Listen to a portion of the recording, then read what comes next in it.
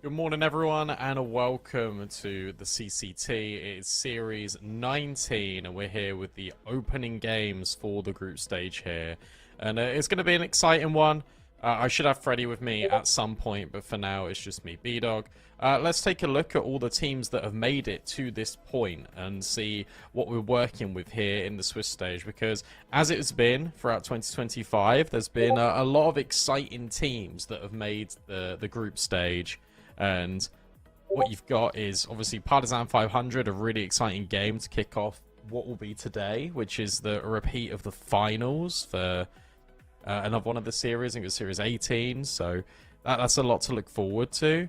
You've got also Fnatic versus BC game, the Spirit Academy tomorrow, Monte 9 Pandas, Sinners, Guns, Navi Junior, Vision with Jame. Like there's an awful lot of quality with the teams here, so it's going to be an exciting one. Here's the schedule for today. A lot of those teams that I just mentioned are playing, as mentioned, Partisan versus 500. Then we go to GTZ versus Sashi. And to round out the day, Navi Junior versus Vision and Fnatic versus BC game. Bangers. Some very good games indeed. And for now, we have to watch Partisan versus 500. It's a repeat of the grand final of CCT. This one, I think, caused a lot of outreach in the community because people were enjoying the games, and it'd be interesting to sort of see what Partisan and 500 have got to offer. I imagine the Veto would be pretty much the same. For Partisan, I've got a lot of respect for them now, and I didn't initially, but I got proved wrong. I'm happy to be proved wrong. That's the thing about sort of being a caster and catching some of the games, but not all of them. You have an expectation in your mind about how teams should be performing, and you watch them, and you're like, oh, okay, no, this team has improved quite a lot. And I think what's cool for Partisan is that I'm not sure 100% if Emmy is playing today, because I know that Madden was standing in for Partisan a little bit last week. It might be the case this week as well, but Emmy in-game leader. You've got Vladen, Dragon, and Kindo.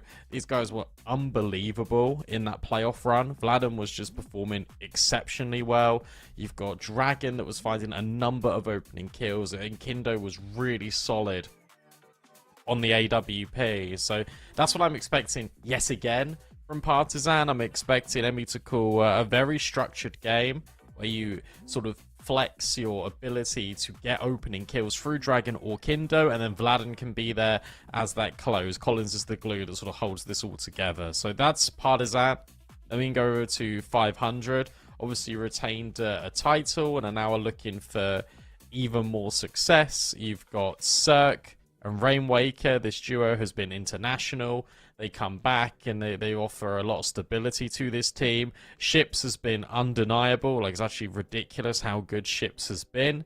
And Oxygen as well. Oxygen's been a very good player of recent time, and it'll be interesting to see sort of how he kicks on and how he gets on against this Partisan team, because he was the reason why 500 were able to win so proficiently against Partisan overall in that grand final. So all eyes will be on him to see if he can deliver the same results.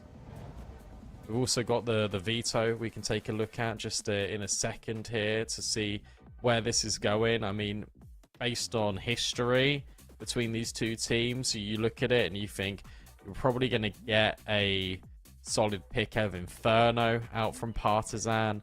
500 that then got the option to really take it anywhere. It normally is Anubis or Mirage, so they could maybe just take it in that direction. Train Nuke being the bans coming in, I think it's actually a little bit interesting because both these teams do sort of perma-train. So the fact that Partisan just get rid of it. Ancient being the pick for 500 is a good one because it's not a great map for Partisan at the moment. 7 times played, 30% win rate, which means they've only won it twice.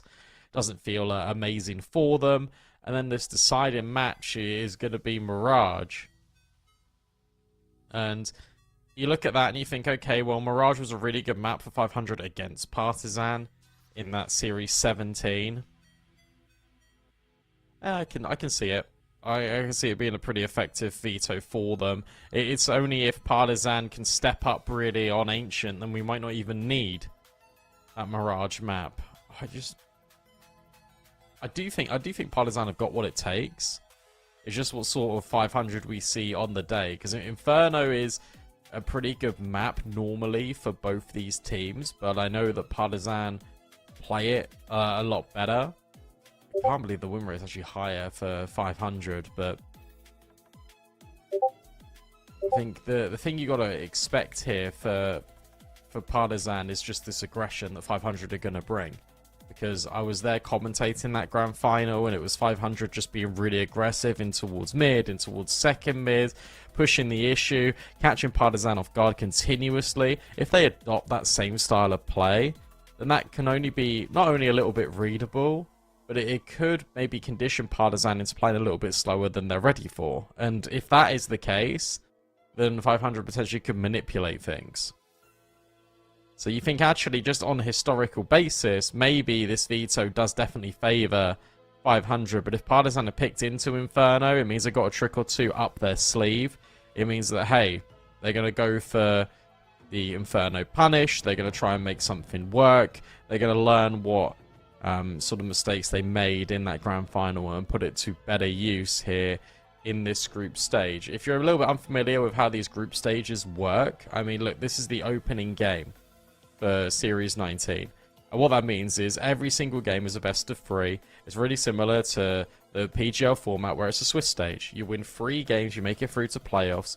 You lose 3 games, you're out of the tournament. It's as simple as that. So this first game, yeah, it's got a little bit of weight on it because if you win this, you start off your campaign strong. But if you lose this, it really isn't the end of the world. There's still a lot of time to be able to sort of mold your successes in Series 19. And this one group stage game doesn't matter all that much. With that being said, given how stacked this group is, just in general, because the group stages have just got better and better, you're going to have a hard time with every opponent. So you obviously want to be winning your games.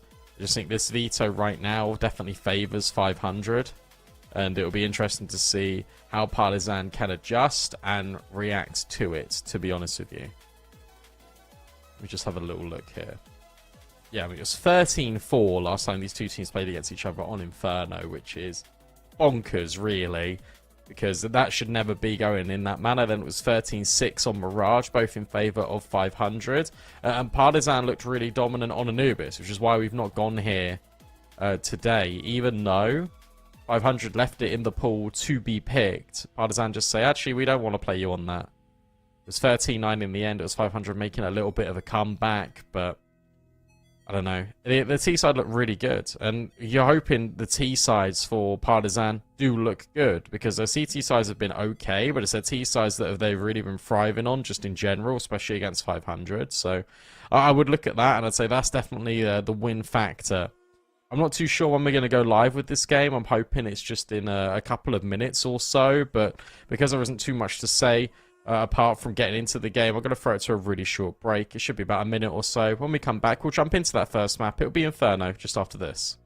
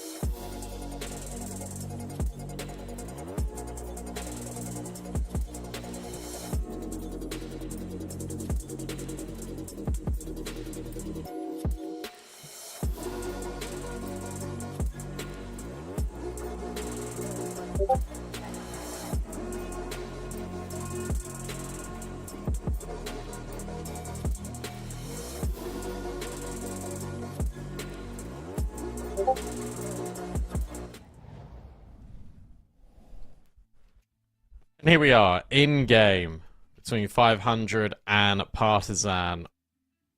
Sorry about the delay, everyone. But now we can get straight into the action.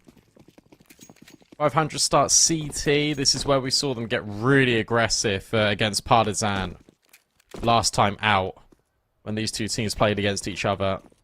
Chips was at the helm of all of it.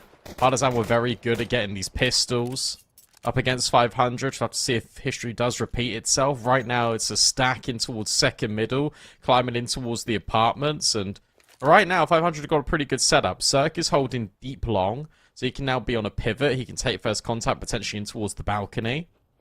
We've also got this double pit and mini pit setup, with Auction just on the balk.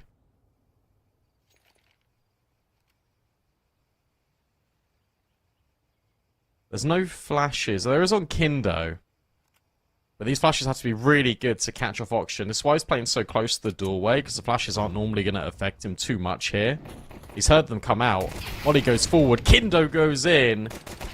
And between him and Vladen, they're able to make things work. Emmy double headshot instantly in towards this A site. And Alpha Spellan and Ships, they're on a really difficult rotation. Kindo will remove Spellan and now knows the location of Ships, who is out of there, I think. A 1v4. You want to save your Kevlar. Maybe you can try and do a little bit of damage. Bomb's already halfway gone. There's no kit. He's just seen one player crossing towards pit. He's out of there.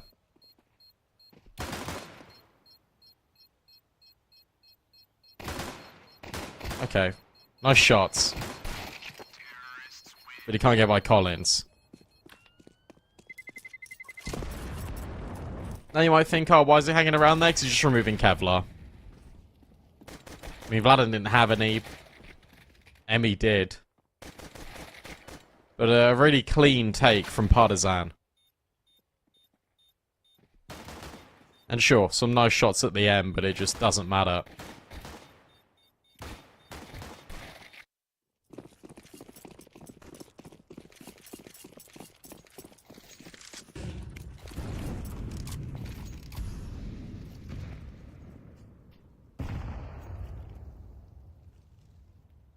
Ships and Deeg, patrolling top middle. Thinking about forcing the issue, but doesn't. It's actually Auction and Spellan that are going to go on a little adventure here in towards second mid.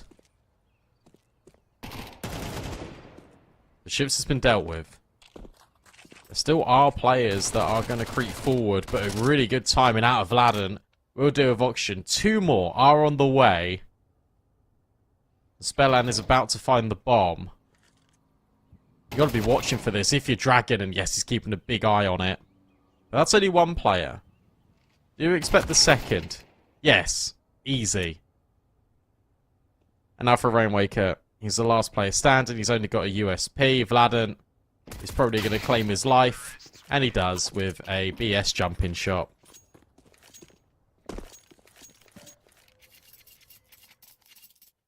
Lovely stuff.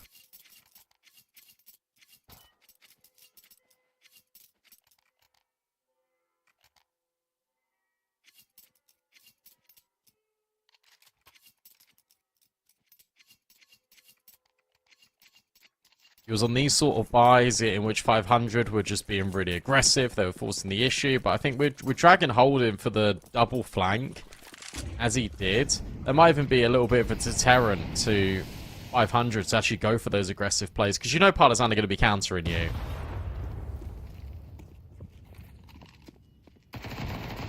Based on what happened last time. A small exchange in util. It's Emmy was scaling towards Banana.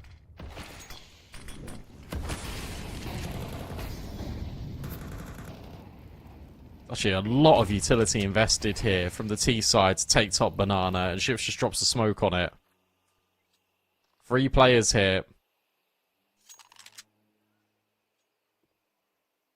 It's been a dangerous game, just tucked in towards the car.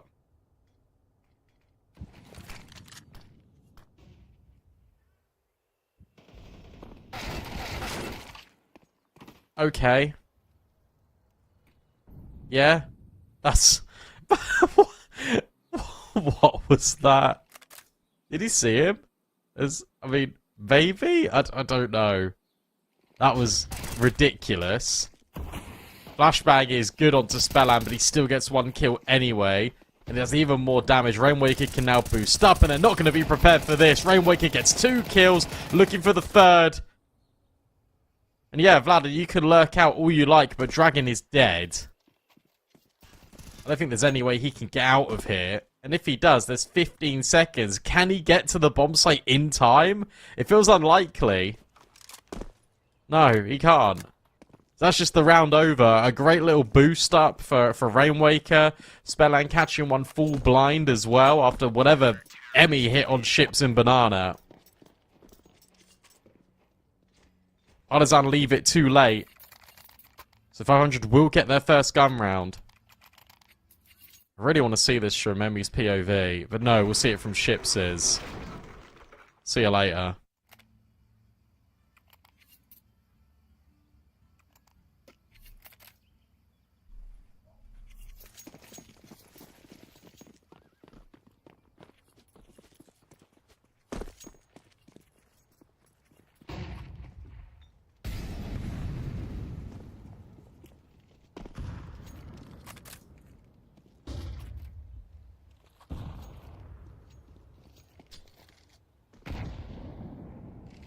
Brutal nade.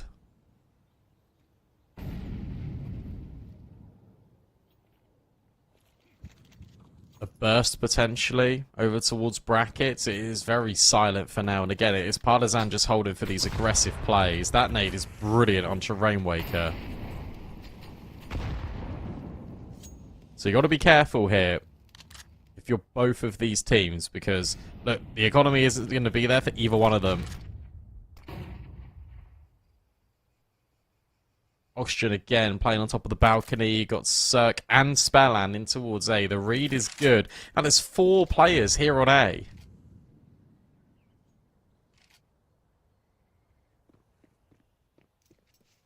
But then a double rotate? What's been the tell to double rotate players Banana? Because that is not the right call. Smokes out to wrap long. Oxygen starts pushing. Vladen gets overwhelmed. And another dink. A successful conversion for Oxygen. He finds 2 immediately. This is getting out of control. This is really getting out of control. Collins might trade, but everyone else just chimes in for 500. Great timing on that push. You hear the comms from 500 that's long. It is smoked when it comes to arches and libraries. So Oxygen has to take this space in towards apartments. He's able to find 3 quick kills off the back of it.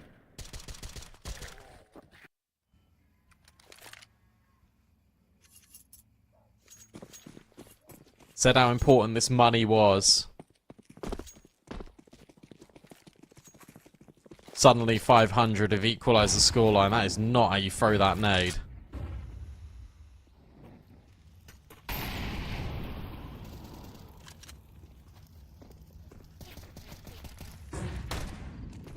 Great flash. Collins looking to push forward and just gets barraged with util. Not only just the incendiary, but also the grenade.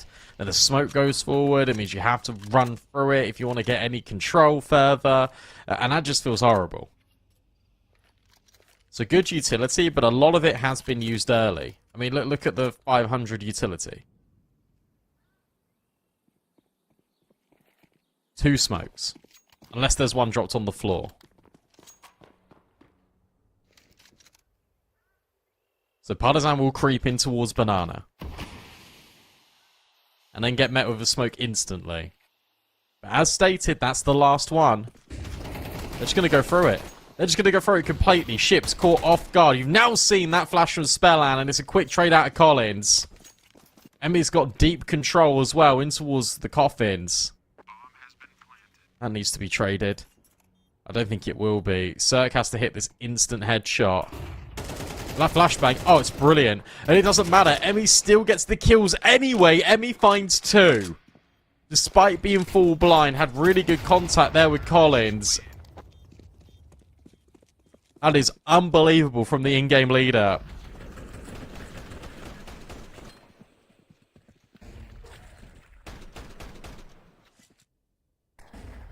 He's full blind.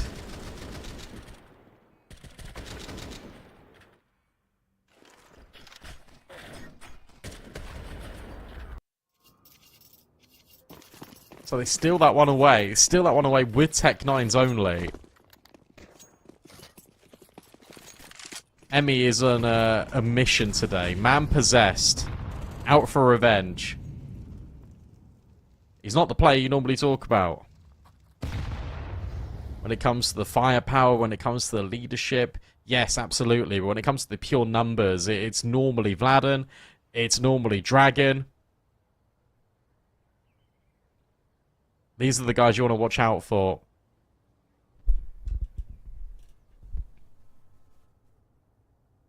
$500 are all in.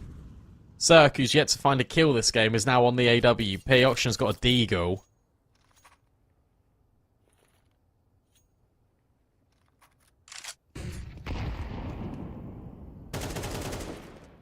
Meanwhile, in top banana, again, it's a break of smokes. It is being annoying towards 500. It's keeping the pressure on. You now know that one player's in boiler, but Rainwaker's got to move back. Ships goes in forward. Great flashbang, but an even better trade. Oh, these flashes have just been brilliant. Good shot out of Oxygen. And he isn't the only defender here. But Partisan are just going to move over towards B anyway. I'll just creep through this smoke. So Spellan's got a big task on his hands. Got to clear out new box. Dragon, waiting. And securing off Oxygen. But it's Spellan at the back of sight. We told him we need to keep an eye on him. And he's found 2 headshots. So now this doesn't even matter. Cirque will re-walk onto Dragon. Spellan does more than enough to get 500 the round back.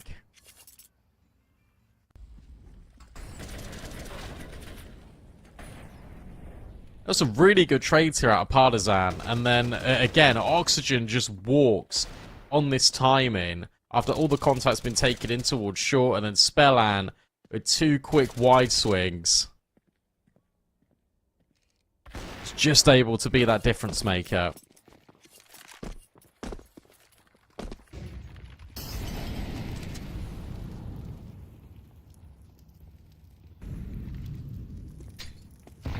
At least it was expensive for 500. That's the only saving grace. These util sets are now being even more brutal. On towards Partisan.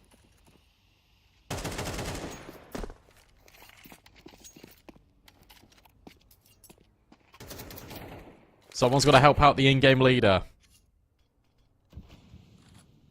Another round in which you've got pretty good map control, right? You've got all of apps, you've got top banana to a certain extent, but look at the stack.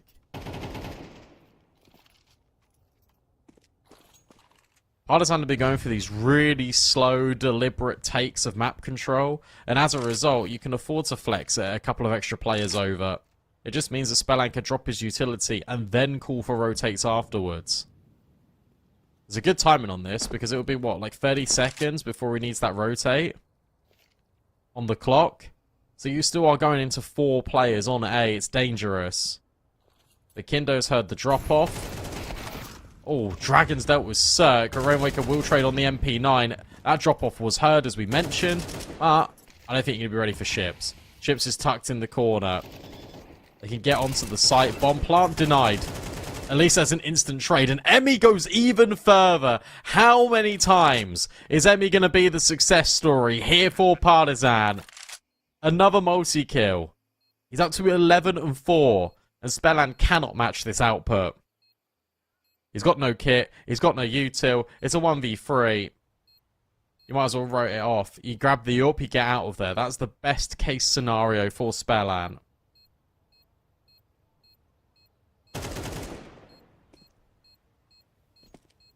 He's done for. Bad flash. Now he looks to walk back to get the AWP. But can't get by Emmy. Emmy with a 4K. Emmy is playing unbelievable Counter-Strike right now.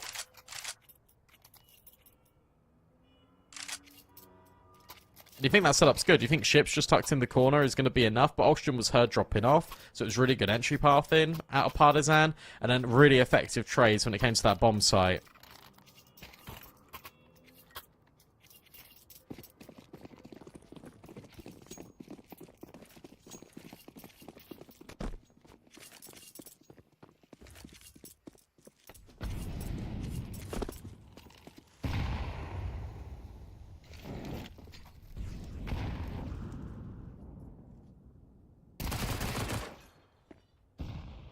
And now it's Rainwaker that gets the opening kill on Dragon. He just walks into Boiler.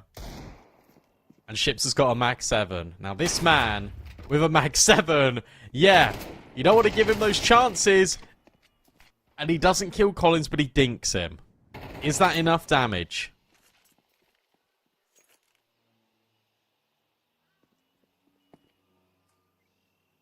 Another read in which you've got 500 just starting 4B.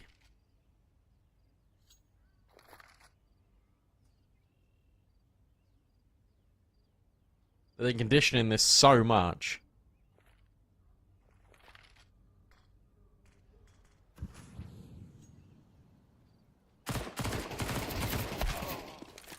And that timing is brutal.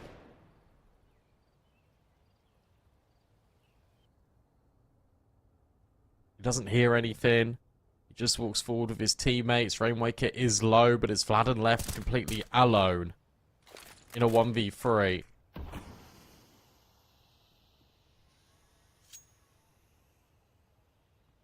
If he goes B, this is perfect. But it doesn't look like he's doing that. Because, I mean, how would he know? He just wouldn't. Oh. And Rainwaker on low HP is able to find him because he's playing a headshot angle. So 500 on MP9s and a Mag 7 are able to make things work. They equalise the scoreline once more.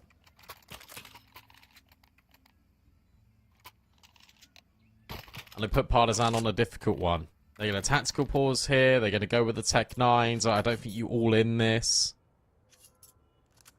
But you know what? The landscape of this game looks a lot better than it did in that grand final. The key differences, obviously, are the fact that Emmy is having an unbelievable game individual. And no one is helping him. And yeah, it can be like this sometimes on Inferno. But someone's going to help out my man Emmy. Look at the rest for 500. Get rid of Cirque. Like, just remove him. Put your hand over it. Everyone else 6, 6, 7, 7. Like, so a lot more consistent.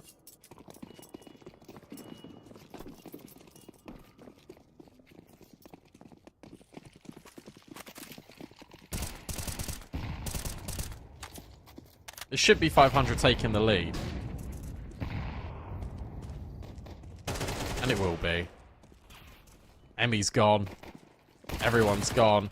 These are the faster rounds that I spoke about previously that they were implementing in the grand final, but it wasn't just against pistols, it was against, like, full gun rounds. And it was Ships just being a menace. Getting down into mid so fast, you couldn't really handle it. It was tough. And now a tech pause.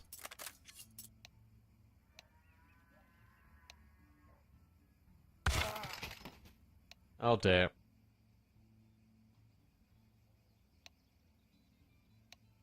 Well,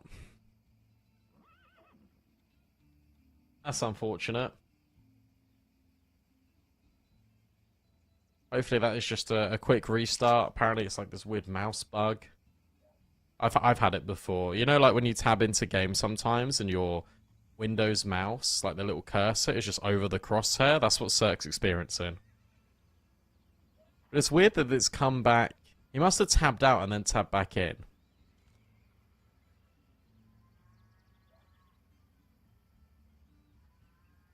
Because it doesn't normally just appear randomly.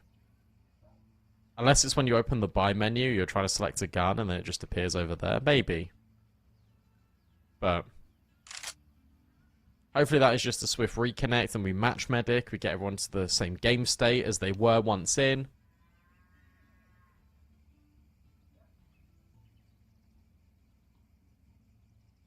And it all can be okay. Again, one of those where we've had 9 rounds of play on Inferno. It's our first map of the day. Not a whole lot to speak about, but there we go. There's that reconnect instantly. There's Cirque picking up all his stuff. I imagine they'll want to match medic this so he gets his Kevlar back. Yep. Admin's going to reset it. And then we can go again. Perfect. It's nice when you can sort of identify these tech pauses and you go, okay, right. We've seen this before. This is how long it takes. It's normally going to be a quick one. And this time it was, thankfully. So let's kick things off. 500 take a slight lead on their CT side. Partisan looking to fight back. However, this buy is not amazing. Emmy's on a Mac 10. I think you give him an AK at this point, honestly. Here's that aggression, but anticipated by Kindo. Traded immediately by Cirque.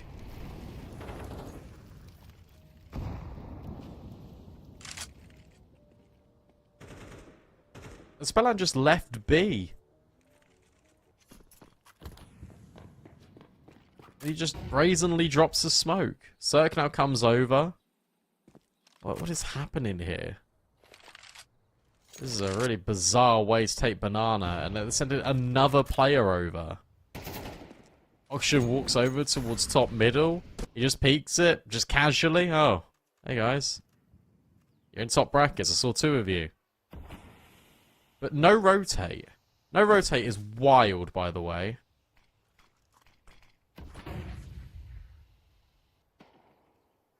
Smoke onto Moto. If they wrap... Oh, this is going to be really bizarre. They're wrapping. And 500 are just taking Banana. It all comes down to this fight right here. Vladen? Oh. Wait, did he not? I swear he just... Yeah, saw him. Now Spellan's got to get out of there. Vladen has killed both. And yes, Cirque can stand and deliver. If he denies the bomb, well, now we're talking, but Collins is able to get the kill. Oxygen. Can't deny this now. And Dragon makes sure that it's locked in. What a really weird round. Out of 500. Spellan drops the smoke at 130, even though he hasn't heard any utility. Then they just flash, double warp, push Banana. I mean, that's the right call, because Oxygen is saying, look, they're not on A. They smoked me off Moto. They can be long. They can walk CT. That's why the Banana space is taken. The timing was just horrible for 500, and Vladen's able to get 2 kills.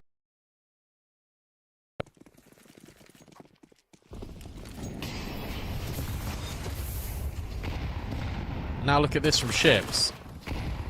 Ridiculous. He's run through a molly, he's run through a nade, and these double flashbang plays are just working out exceptionally. How did that nade not land on him? It just bounced back. It just bounced back off the wall. That's so rough. Back and forth again.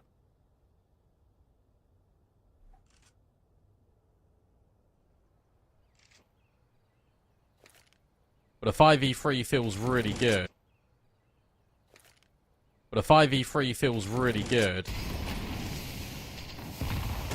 That molly doesn't spread. The nade breaks open and Ships is just still in the corner.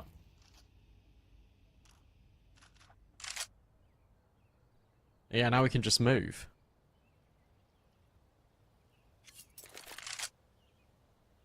There's not a lot you can really do here with 30 seconds left, apart from save, which feels horrible, but actually I think it's the right decision. You have no map control.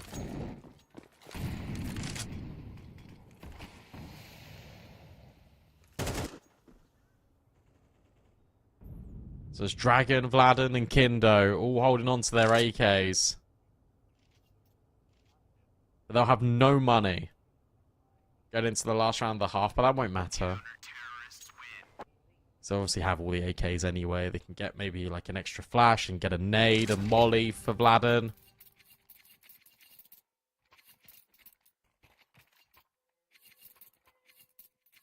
Looks like Dragon's dropped a Galil over.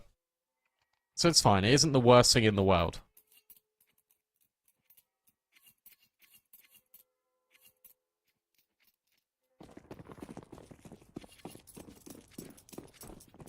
So many crazy rounds already on Inferno. Round 12 might be another half of the course. Awesome nade. Kindo's now had to be relegated to a Tech 9. And Emmy says, well, no problems. I can pick up this AK. I can get the kill on Oxygen. Now there's another gun that we could potentially try and scavenge. Awesome opener. This time it's Cirque with the AWP solo in towards B. And unless there's been a smoke dropped for him, he hasn't got one. Ships has got an AWP from CT spawn. The 500 are on double AWPs in this round. Cirque's full blind. I'm just going to run at him. Yeah, I love this. Might as well. Put the pressure on him. Up and over goes Emmy. Again, another multi-kill. It feels like every single time Partisan win a round, it's because Emmy finds a multi-kill. And now he's on the AWP, for goodness sake. 4v3, it will be a retake that absolutely 500 go for. They've got kits. They've got the boost. But no one's peeking it. Blue Dragon can find Rainwaker. That's the way to lock in the round. Kindo just tucked in the corner. Oh, and even pre-firing on towards ships. Spellan dropped in the meantime through Emmy's AWP. Another 3k for the in-game leader. And Partisan will at least find 6 to close out this first half.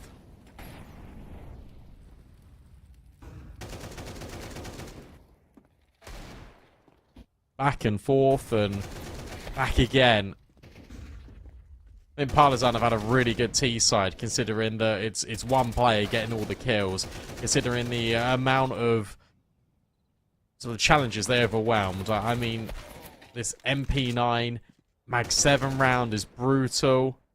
This was just really good decision making here in that last round of play. You know that Circuit is firing off with the AWP. You didn't even peek the corner, you just flashed him. And by that point, you can just rush. Overwhelm him. You know you're going to get a trade. It makes so much sense. And if the AWP is playing like that, more than often than not, they're just on their own.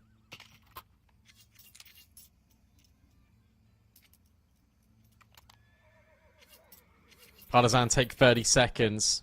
They've already done better than they did on Inferno last outing against 500.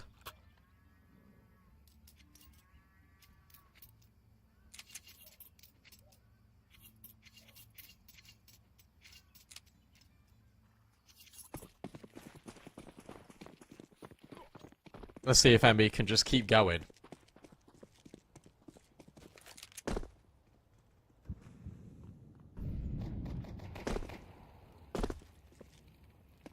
Might be Kindo to be tested first with the dual Berettas, actually. Oh! What? Oh, right! You see all those bullets on the wall? Well, one of them just hit ships in the head. He's able to follow up and get another one. Dragon chimes in with one more. It's a 4 versus 2. It's a smoke in towards top banana. It's not happening. For Ocean and Rainwaker. Unless they hit some ridiculous shots. It is effectively a 2 versus 2 on these bomb sites.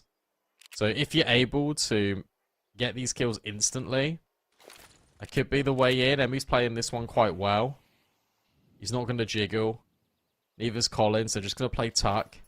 Oh, in fact, it will be Emmy just to let people know that he's here. Auction will find the first. There's that trade out of Collins. Now he knows that Rainwaker is trying to trap him in the position. Rainwaker will find one. Can get the bomb down as well. Anything more is going to be a bit of a tough task. He needs to isolate this fight in towards Coffins. Look at how well Dragon's playing this. He's waiting for Vladen. Pressure is on them, though. 10 seconds to make this work. Rainwaker. Oh, overwhelmed. Not ready for how slow Dragon was maneuvering. It gets close. That's a 4v2 that turns into a 1v2. Yeah, I don't know. I don't know about that one. I don't know how he's got that kill on ships. Oh, CS2.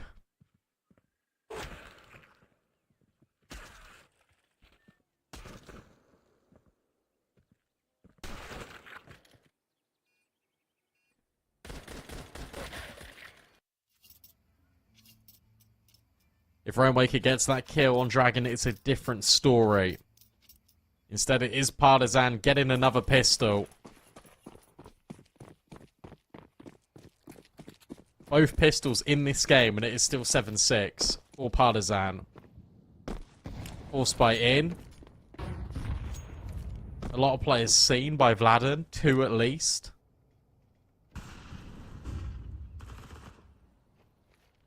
And now he just lies in wait.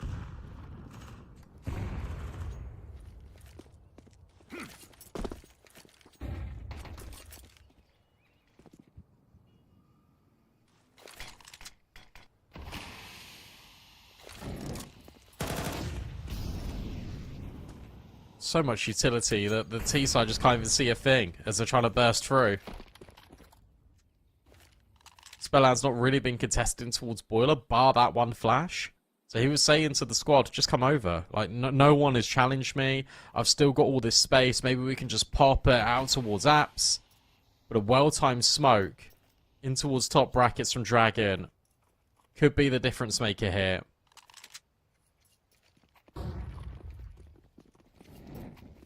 They're going to start to outpour. I love this angle out of Dragon. It's a shame the spray is windy. Now Kindo has to try and just collect the damages, and he can't get by Cirque. Speller's now dropped in towards the pit. It's another 1-for-1. This is not going well here for Partisan. And we continue to be at this stalemate where no team can get 2 rounds in a row outside of Partisan going 2-0 up.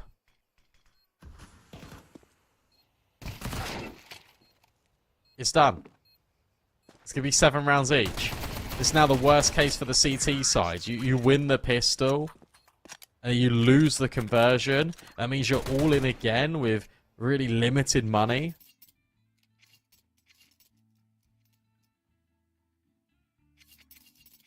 It's all about making sure, though, that you are able to get this force buy over the line. Otherwise, it will be 9-7. It will be 500 taking the lead, having a little bit more control on the game. I actually feel like that's a bit unfair, because Partisan, in my opinion, have been playing the better Counter-Strike. It's just been the individuals of 500 really getting them over the line when it matters.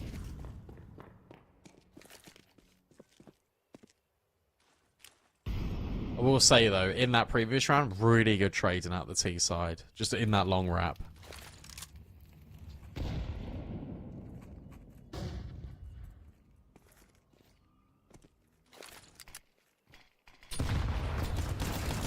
Oh, okay, Collins. Okay, Collins. He's found 2. He's found 2 kills and now he's been able to get an AK. Oh dear. That is not the start that 500 were hoping for. Maybe we were just going to continuously get this back and forth, where no one can win a round in a row.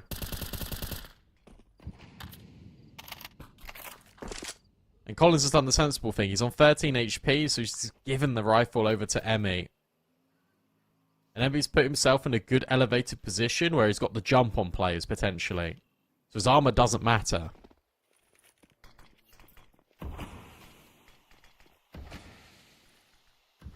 Good timing on that smoke.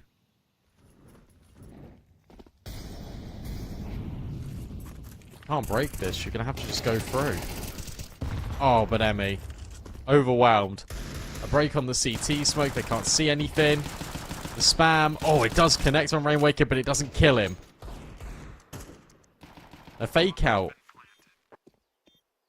Potentially, no. Spelland will stick the digits in. 4v3, no util for Partisan. So if anything, you just have got to wait for the smokes to fade. Or just all swing in tandem. Nice find out of Cirque, and he wants even more. But Kindo and Vladen are doing the damage, and yet again it's left to Spellan, the in-game leader. And he does it just about. He lives on 14 HP. And the spray transfer does connect. Partisan make that expensive. They make that 3v5 look ever so deadly. The 500 need a miracle, and they get one in the form of Spellan. I don't even know how he gets this. It doesn't look like that should be possible. You think Kindo's going to just kill him?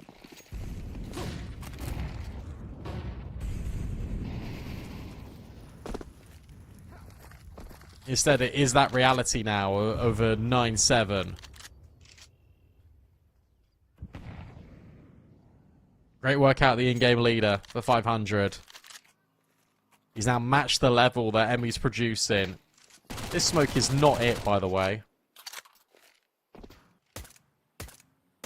Don't know what you've done here. That's better.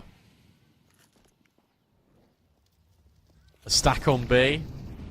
I rate this little boost on the fountain. Oh, Chips doesn't. Chips actually hates your boost. He thinks it's awful. And Rainwaker has just found a ridiculous headshot through the smoke on Vladen. It's happening again. 500 are taking the lead now in more of a commanding way. It's a 2-round lead, something they haven't had for a very long time, if not ever, against Partisan on this map. Ever.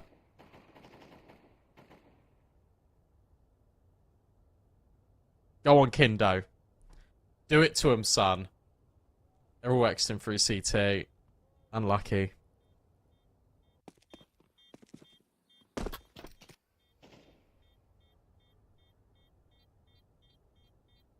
$500 love a B hit. And that's what we know about them on Inferno. They absolutely love a B hit.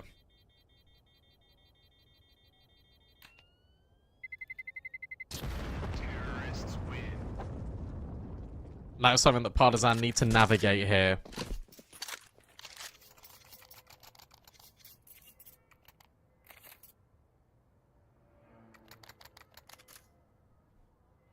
Wouldn't mind a pause coming in now as well for Partisan. Speak about what's next. No AWP for Kindo either. At least there isn't one just in the server. At least Cirque is not uncontested.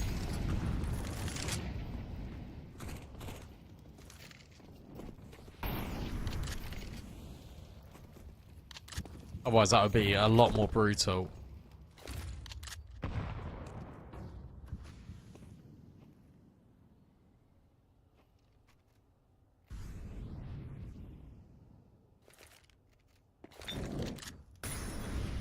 Just simple util. Rainwaker's got apps. Molly goes in towards short to give you a bit more space, but the intention I don't think is brackets.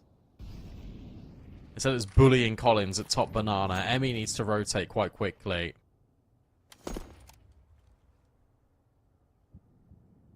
Dragon. Gun barrel. Spotted, but Rainwaker's sleeping. That should have been an easy kill for Rainwaker. Instead it's Dragon finding the opening. Now he's looking for even more. He's got to be careful because Spellan is just on the other side. But how would you expect Spellan to clear this? You wouldn't. But Cirque does. That is unreal. Why would you clear that? Spellan is literally in apartments. Kindo now tucked in the corner. Chips overwhelmed. 20 seconds left. They need to trade him. Finally, they do. And it's Cirque again with the double. He's got the lineup on Vladen.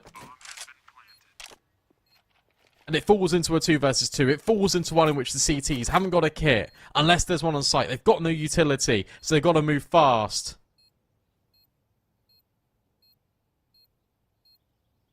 Did Collins spot one in towards mini pit? It's a classic setup. this Cirque still with the kills. He was on for the ace, but didn't get it. Spellan now tucked in the corner and will win the fight on Emmy. Again, the in-game leader of 500 overwhelms the one of Partisan. And Cirque has just had a monster couple of rounds.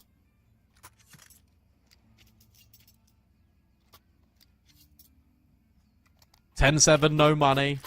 Kindo's going to be saving for the AWP. Tell you what, Cirque doesn't need the AWP. He's got the AK and he's delivering in a massive way.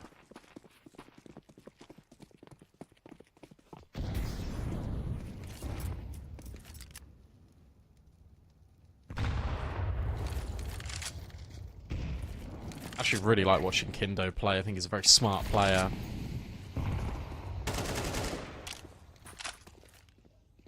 So hoping to see more of him on the AWP. We can get a little bit of a flavour of it before Inferno ends. These 5.7s are deadly. They do pack a punch when in Partisan hands.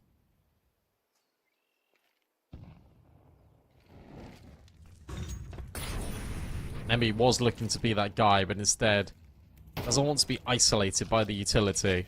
Just gets out of dodge.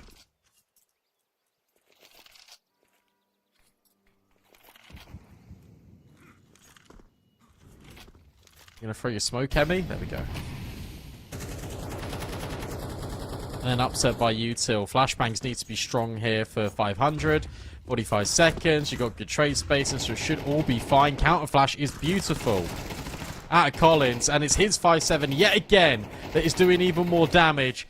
Spellan will deal with Emmy, but it's Collins on the AK. That's what you got to watch out for, because he's found Cirque. And nearly finds Spellan, but can't quite do it. Rainwake is holding for the lurker, and suddenly it feels a lot more comfy.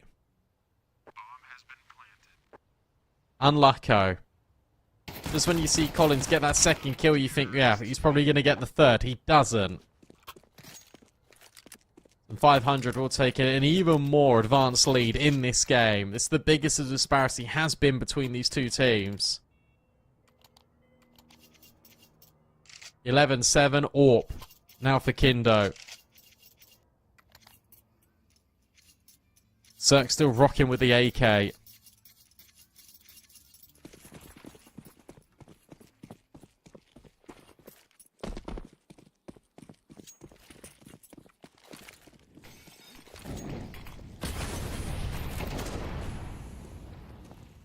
And Emmy does see oxygen.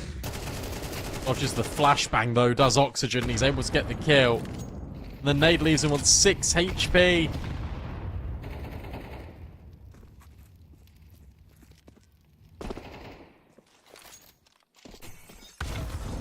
Oh, that one hurts a bit more.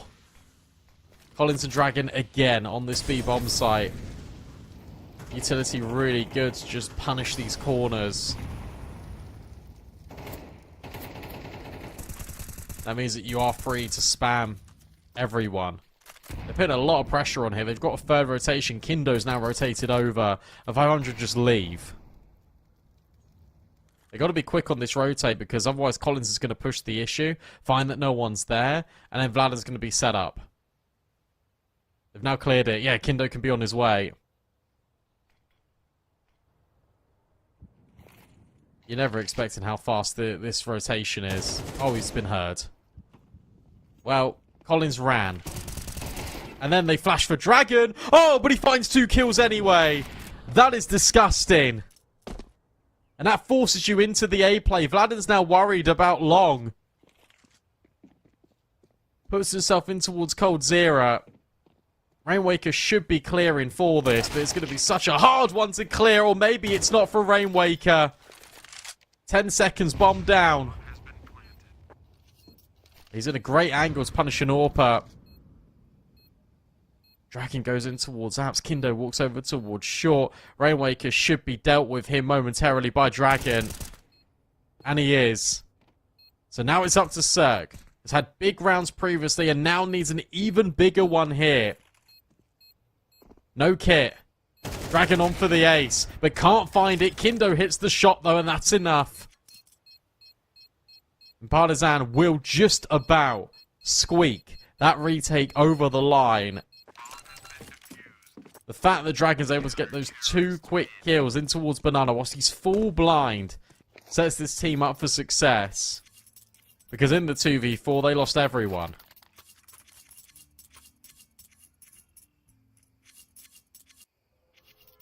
A necessary round, and now you've got confirmation that Kindo is on the AWP. Cirque will bring out his.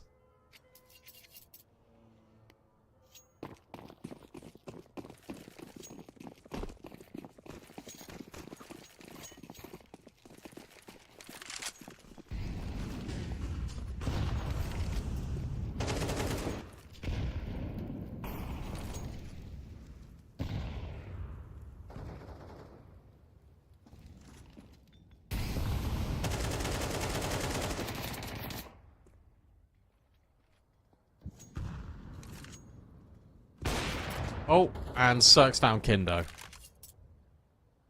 There's also been an astronomical amount of utility damage put on towards Emmy and Collins, as there always is. Collins is a magnet for these grenades. Where's that smoke gone? It's so deep in library. So deep.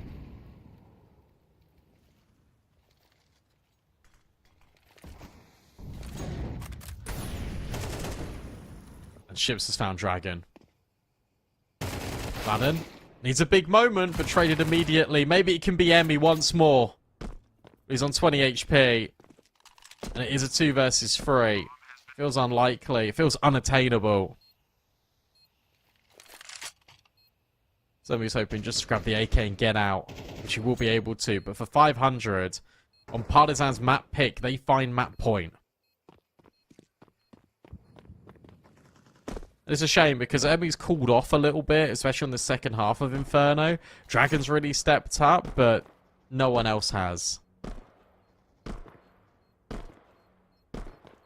Ships has been just climbing up to 17 kills very silently. Cirque's had some huge impact rounds for 500.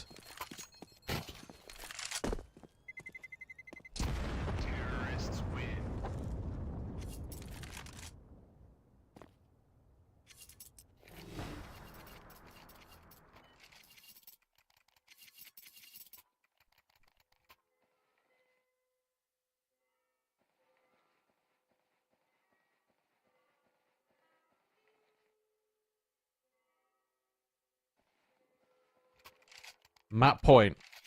You got 4 of them, 500.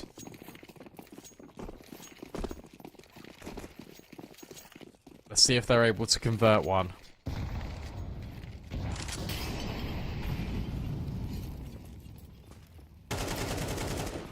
Great start out of Emmy. Just what you want out of Emmy. And he's able to get out a dodge as well. Yeah, he's... Oh, no. He's not able to get out. I was like, yeah, he's on 20 HP, but he's still being a menace. He's still jiggling. He really wants to take this fight, and it was because he wanted to take the fight that he was overwhelmed. Dragon caught really underprepared by that swing. But if you walk into this, that means you're going into the AWP. Great bait and switch. Out of Spellan and Cirque. Vladen tucked now in towards the corner of the balcony. Kindo moving forward on towards Library as well. I don't think he knows about oxygen, or maybe he does. Great adjustment. Vladen with the swing on to Spellan. But between Cirque and Rainwaker, they've traded effectively. And now it is up to Collins. Done his best work in this game with a 5-7. Has to do it with the M4, but Cirque is holding for that walk through the smoke. And this was a really crazy game. One in which it was just so back and forth. It was 4-4, then 5-5, then 6-6, 7-7. You get the point. But once 500 were able to break the economy once, get consecutive rounds in a row on Partisan, that was more than enough for them to take the map win. And now we head on to Ancient, a map that is very tricky for Partisan, and one in which 500 have been thriving on in recent times. We'll have to see how this series pans out. It's map 2 is Ancient, coming up after this break.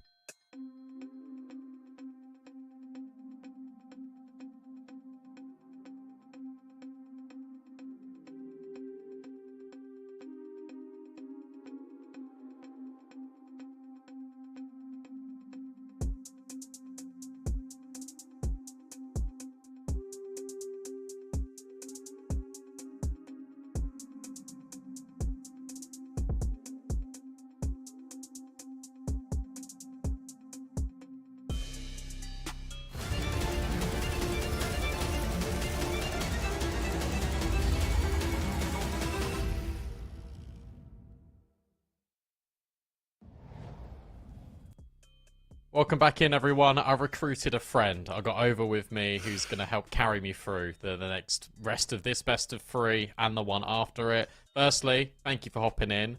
Secondly, hey, no worries, man. You've just missed Inferno. It was a back and forth. It was just ridiculous. Like, no team could win a round in a row.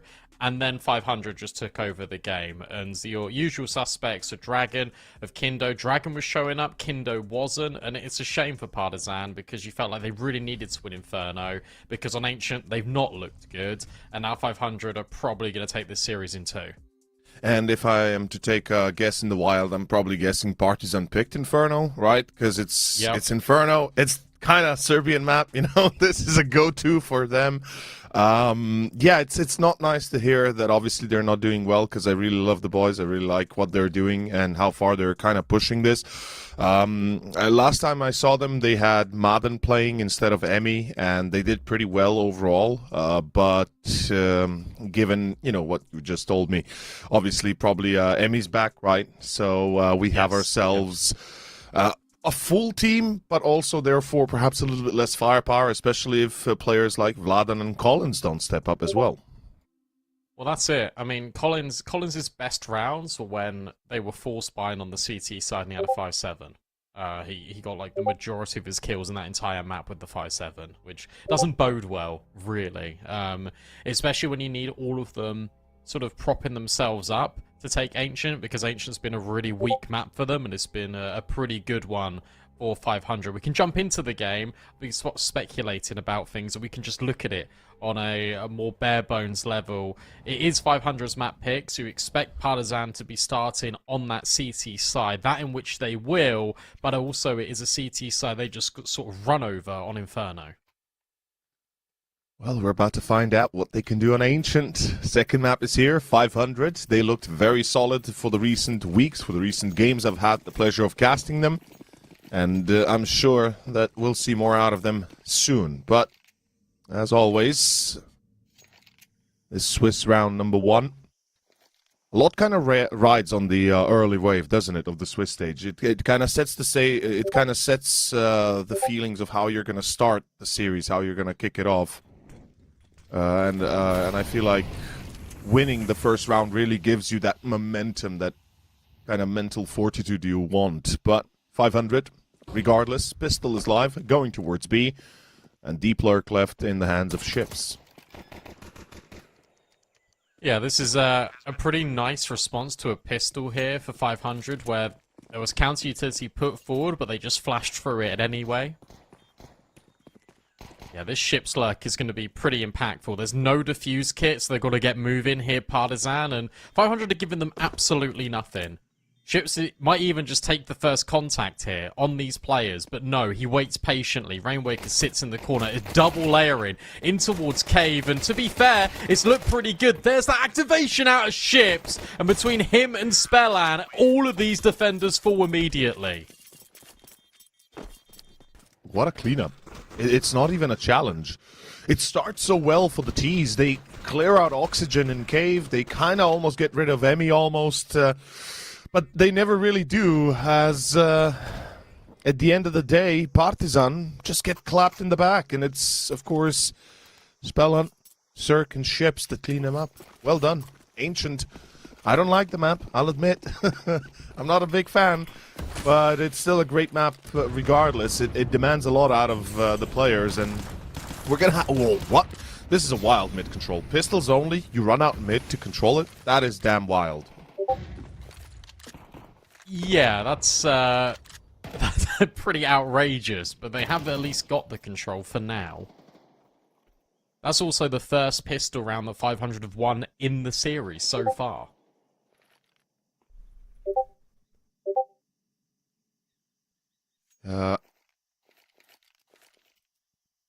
Little bit crazy.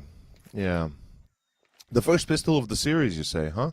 So Yep. Partizan really gave them a beating on Inferno. I mean, that too is to be expected, but given how much I know about 500 and how much I've seen them of the past, I am a bit surprised they've struggled on Inferno to begin with, at least, knowing how well equipped they are for it. But I don't know how, but the 5-7 actually gets a kill there. Spellan decides to crouch into the smoke and keep on shooting. I mean, respect for the hustle doesn't really change the outcome, though, I'm afraid. Ships is already in red room, and I think they might actually swing back towards towards A here. I feel like they're going to be a bit more comfortable, perhaps, given that they... No. The thing is, there's 25 seconds. The only space you've really got is in that red room and in cave. So you got to kind of work your way in. You've seen one player out long. You got to expect one player up close, and Dragon actually just swings into them. 10 seconds left. You've got to try and plant the bomb. They will eventually go down. You can't spam away this bomb denial. Kindo will try, but their ships again in the back lines, just mopping up these kills. Vladden can't really achieve too much here, completely on his own. He's just hoping for a kill on the way out. Trying to do something with his Kevlar. And ships will just neutralize him. 4 players staying alive is perfect here for 500 into what otherwise could have been a pretty scary force round. Especially with, what, about 20 seconds left on the clock when they enter site, even less perhaps. But I have to highlight one thing. I really like how Rainwaker played there. I'm not sure who went to bomb plant, like who had the C4 on his back. But I know Rainwaker set himself up between cave and the bomb planter. So in case somebody would be running out as he did, that he'd be there to protect the bomb plant itself. And I really like that. They're cognizant of the many mistakes that can happen due to the time constraints they're in. So they don't even let that kind of chance happen for Partizan. As full eco, yeah, this should be an easy cleanup. And money is rising for 500. They are owning Partizan right now. Yeah, Ships has now got, what, 4 kills on the Mac 10 already. So his money is perfect. And you're right, I really like the thing is with 500 is that it's very much a team effort of a project, and everyone will go and do almost the dirty work to guarantee a round win. Cirque locks it in on Vladden. A 3-0 start. This has been the most concrete start out of any of the games that I've really seen out of 500 and Partizan when they've gone up against each other. Normally there is that back and forth. Normally there is that contention with getting the conversions, getting the ecos. But fortunately for 500, they started off this game strong. We finally get to see Kindo on an AWP really early into his series, which is nice. And he got the Mac 10s. Yeah. This is essentially a bonus, so this could be a little bit quicker here out of 500. We could expect a fast B play, and I wouldn't even be surprised. I wouldn't even blink an eye, and I think Oxygen exactly wants to do that. He spots the player in long. This is a problem. Nade in hand with the player, but he wins the first duel. It's Emmy. It's the IGL. As Collins adds on top of it, it seems to be enough. Partizan stabilizing under the pressure, and it seems that they've got it. I think they've held on to B at least long enough to put some doubt in the minds of 500, though Collins, with himself getting caught, it's a 3 versus 2 now. I'm not saying this is a done deal exactly, but Partizan surely a 4v2, excuse me, not a 3v2. Shouldn't be too problematic now on. Though never say never, right? Especially when Cirque and Rainwaker are alive. Yeah, but at the same time, like, Vladden's position means that these players can stay in towards B. So it's always going to be unfair. Rainwaker gets upset by the molly, so he can't currently plant. Flashbang. Oh! You thought it was going to be good enough, but it isn't. Hang on a second. This is now achievable. A 1 versus 2. The bomb gets planted by Cirque, and there's an internal timer now ticking in his head. Look, you can see him considering cave. And that means he needs to consider ramp, but Vladen will hit the headshot. It gets dicey for a moment, but Partizan are able to convert that 4 versus 2. There's too many players. Yeah, the numbers just worked in their favor a little bit too much, even with subtraction, even with additions. It just wasn't enough at the end for 500. And honestly, if Cirque had perhaps had a second longer, right? If you give him 1 more second to walk down B ramp a bit more comfortably, I'm fairly certain that duel goes perhaps the other way and then we see a 1v1. But the fact that it doesn't happen, Partizan persevere. They've got the first.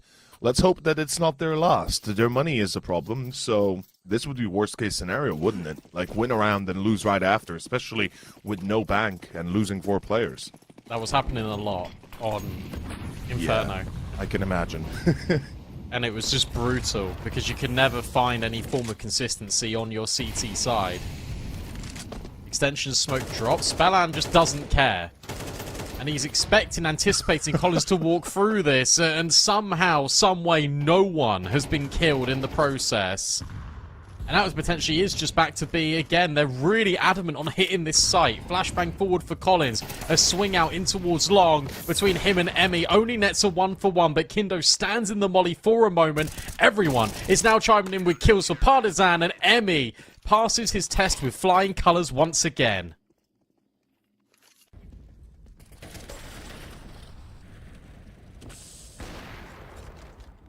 Well done. Absolutely well done. And the fact that he can hold his position on long, it's even better. Doesn't even feel the pressure there. At least doesn't show it. 6 kills to his name. He's doing really good. You said it yourself, right? He was the highest fragger on map 1. Dragon and Kindle were trying to surpass him. Didn't really get too close, but still tried.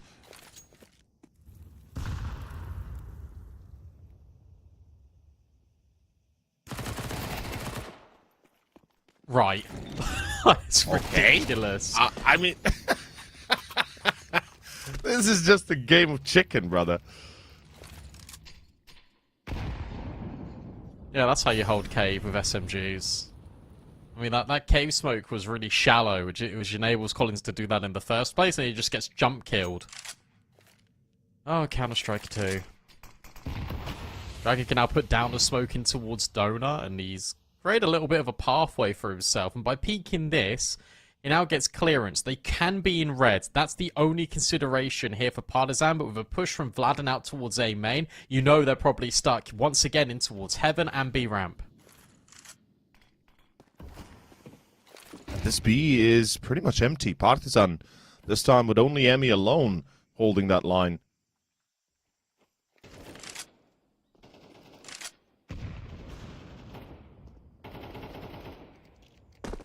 This is a troublesome retake. They do find Cirque, but the bomb is still planted. Now, let's see what exactly happens in the next few seconds. Ships. Yeah, that's a free kill. Vladen thought he had the 1-up over Rainwaker. Unfortunately, it's now a 3v3. And with Emmy going in first, the op still in the hands of Kindup. There is no smoke, but Dragon wins the duel. They don't check cave. They don't check cave. No, you gotta be kidding me. They don't do the basic checkup. And Rainwaker, he can't stop the defuse, can he? He cannot. Retake successful. Well played. And that is going to be round done for Partizan. Well played. Well played indeed. Kindo on 3. Yeah, look, you get rid of ships. There's deep in cave. You don't expect another one close. But what's important there is that there are trades. Because if Oxygen's just able to get a follow-through on towards Kindo, that round goes the other way in its entirety. It's a good little fundamentals from Partizan. Sure, you're not clearing every single corner, but you are guaranteeing these immediate trades. This shot here out of Kindo is so necessary. And from there, the bomb can be defused. Finally, you say money is broken to a certain extent because there are Tech 9s in play, but there's still an AK and Oxygen. There's still a Galil. in the hands of Cirque. These rounds can still potentially spiral out of control, but I mean, this is so one-dimensional. It feels like 500 are smashing their head against the wall round after round after round. B, they've been getting in, sure. But you really want to go here again? And now you've just been spotted by Emmy. A bit of a giveaway. And, well, this is a classic spot you usually try to spray through. And you'd be surprised how many times people get kills. Like, that spot is kind of crazy, kind of cracked, really. I just hope they don't walk into Rainwaker's Deagle here, because he's hunting. He's hunting for kills, and I think he smelled something to his left. Oh, yeah, it's a giveaway.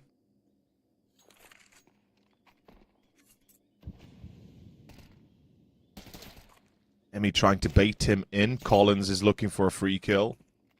I kind of like the slow approach from 500, but then again, I'm not a big fan on rounds like these where I think you need to, you kind of need to take the momentum in your own favor if you want to win. One by one, you're just going to get clapped. There's not much you can do. Ships is accurate still, but 4v4 and what? Back towards B? That's a crazy shout. That is a crazy shout, but it could work. Rainwaker finds another. That's Vladan.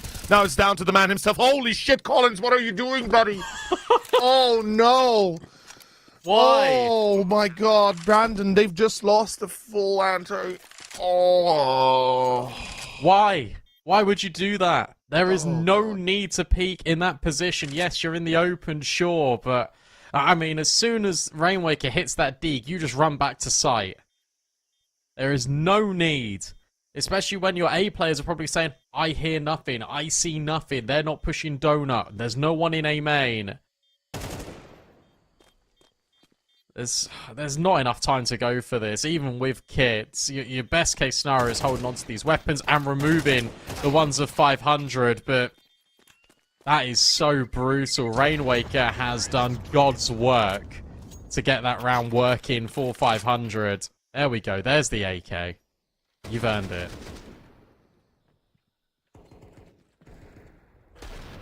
It's as soon as this Rainwaker deke comes in here, you do not need to be swinging this if you're Collins.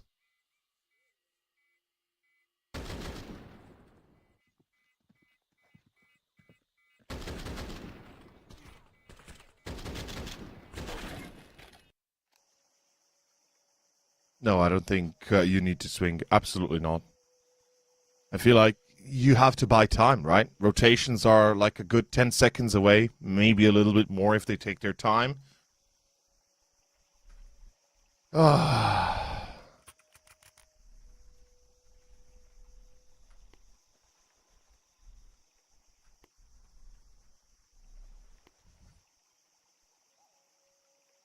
It's tough. It's tough. Partizan, I don't know how they let that one slip that easily, but it shouldn't have happened. And they're going to be paying the price for it.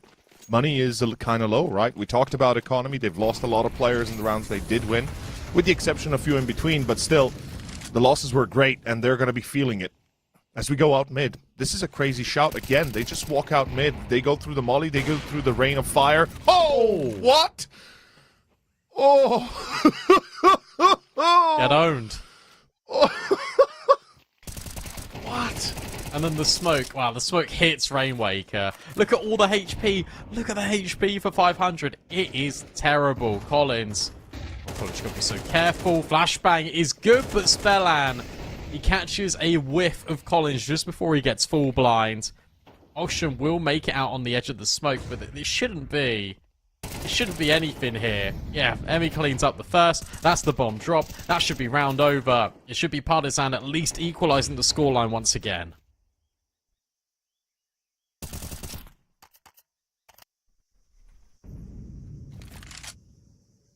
That is definitely going to be 4-4. I mean, Cirque, he's not really going to be looking to do much. And I just have to see that kill again from Kindo. I don't know how, like, the timing there. Did he, maybe was there a gap on the left bottom side of the smoke and that he saw a foot or something? Like, because I know there was a bit of a gap on the left side of the bottom of that smoke he was watching. There was a bit of a gap. But for some reason, I didn't see anything at all to insinuate that somebody's crossing. So yeah, it's crazy moves, but they somehow work. Partizan strike back in kind, and it in fact damages 500 economy enough. This will leave them in a bit of a tough spot. Pretty much forced to eco, right? Unless they buy with Cirque surviving. Yeah. Oh, yeah. Oh, okay. Oh, Yeah. Okay, yeah, that makes more sense. Because it happened so quick, I didn't even realize it happened. Like, that was the case. Thank God for slow-mo. It's true. It's true, actually. Really good nades in towards middle as well. Stops all the aggression and actually separated Ships completely. Ships loves trying to get in towards Red Room. He does it almost every round if he can help it. This buy actually feels a lot better than the one that 500 previously won with. This time it is 3 AKs rather than 1 AK, 1 Galil. And a lot more utility. Ships and Rainwaker taking patrol in towards mid. And it's just a contact play. Oxygen's got the time in. Sees the swing. There's no chance. There's no chance to check. Okay. He actually checks it. What Unlucky. a boss. What a boss. I mean, you and I think we both would have gone there without ever thinking on that spot, and we would have probably been knifed or, you know, dead on arrival. But regardless of what it would have been outside of the game, inside, it's 500 on 5. And yeah, they're cleaning up Partizan. And this is the same problem. I just mentioned it a few rounds ago, how, you know, Partizan win a round and then lose right after. And you said that was a consistent issue on map 1 as well, on Inferno, which I would argue... oh god, they cleaned them up completely. So I would argue in Inferno, it's that much more important to keep the economy going for the CTs, because you need that util, right? Without it, you're effectively dead in the water. Oh... Timeout, okay. This is the second timeout while they was in the first half. So that's a little bit concerning if the game runs deep. You're going to be consistently holding on to just 30 seconds. When's the right time to use it? I mean, I don't hate the decision to use this from Partizan because they are falling back into the same rhythm as they did on Inferno. Whereas as soon as 500 break this economy, it suddenly turns into like 2-3 rounds. If 500 win this, we're actually potentially looking at an 8-4 half, which, considering what the game state was in, that feels a little bit unfair to Partizan, but that's just the nature of the rounds that they've been winning and the economy in check. Exactly. That's just the way, you know, the cookie crumbles, we can say, to simplify it. Exactly. And 500, they've been abusing those mini mistakes. They've been abusing those mini errors consistently. Not to mention, obviously, Oxygen hitting the double on site B. It's kind of crazy. Usually, he would never get that in under normal circumstances. But setting the stage for another mid-take, Partizan gonna fight for B ramp. They're full force here. I mean, they have no choice, right? I believe Vladen had 1.8, 1.9k, and the rest weren't doing that much better. So yeah, 2 rifles, 1 FAMAS, 1 MP9, 1 pistol.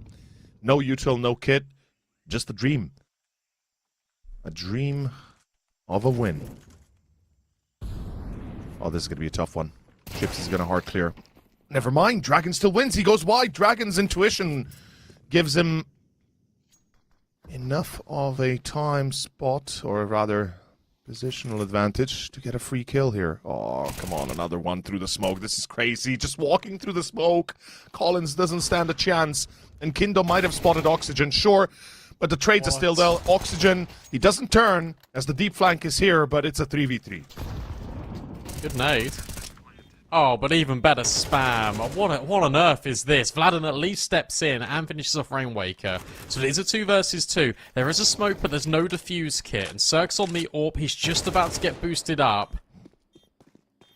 You have to know that there's probably not a kit in play here if you're 500. Oh, that smoke. Forward, it feels good, but...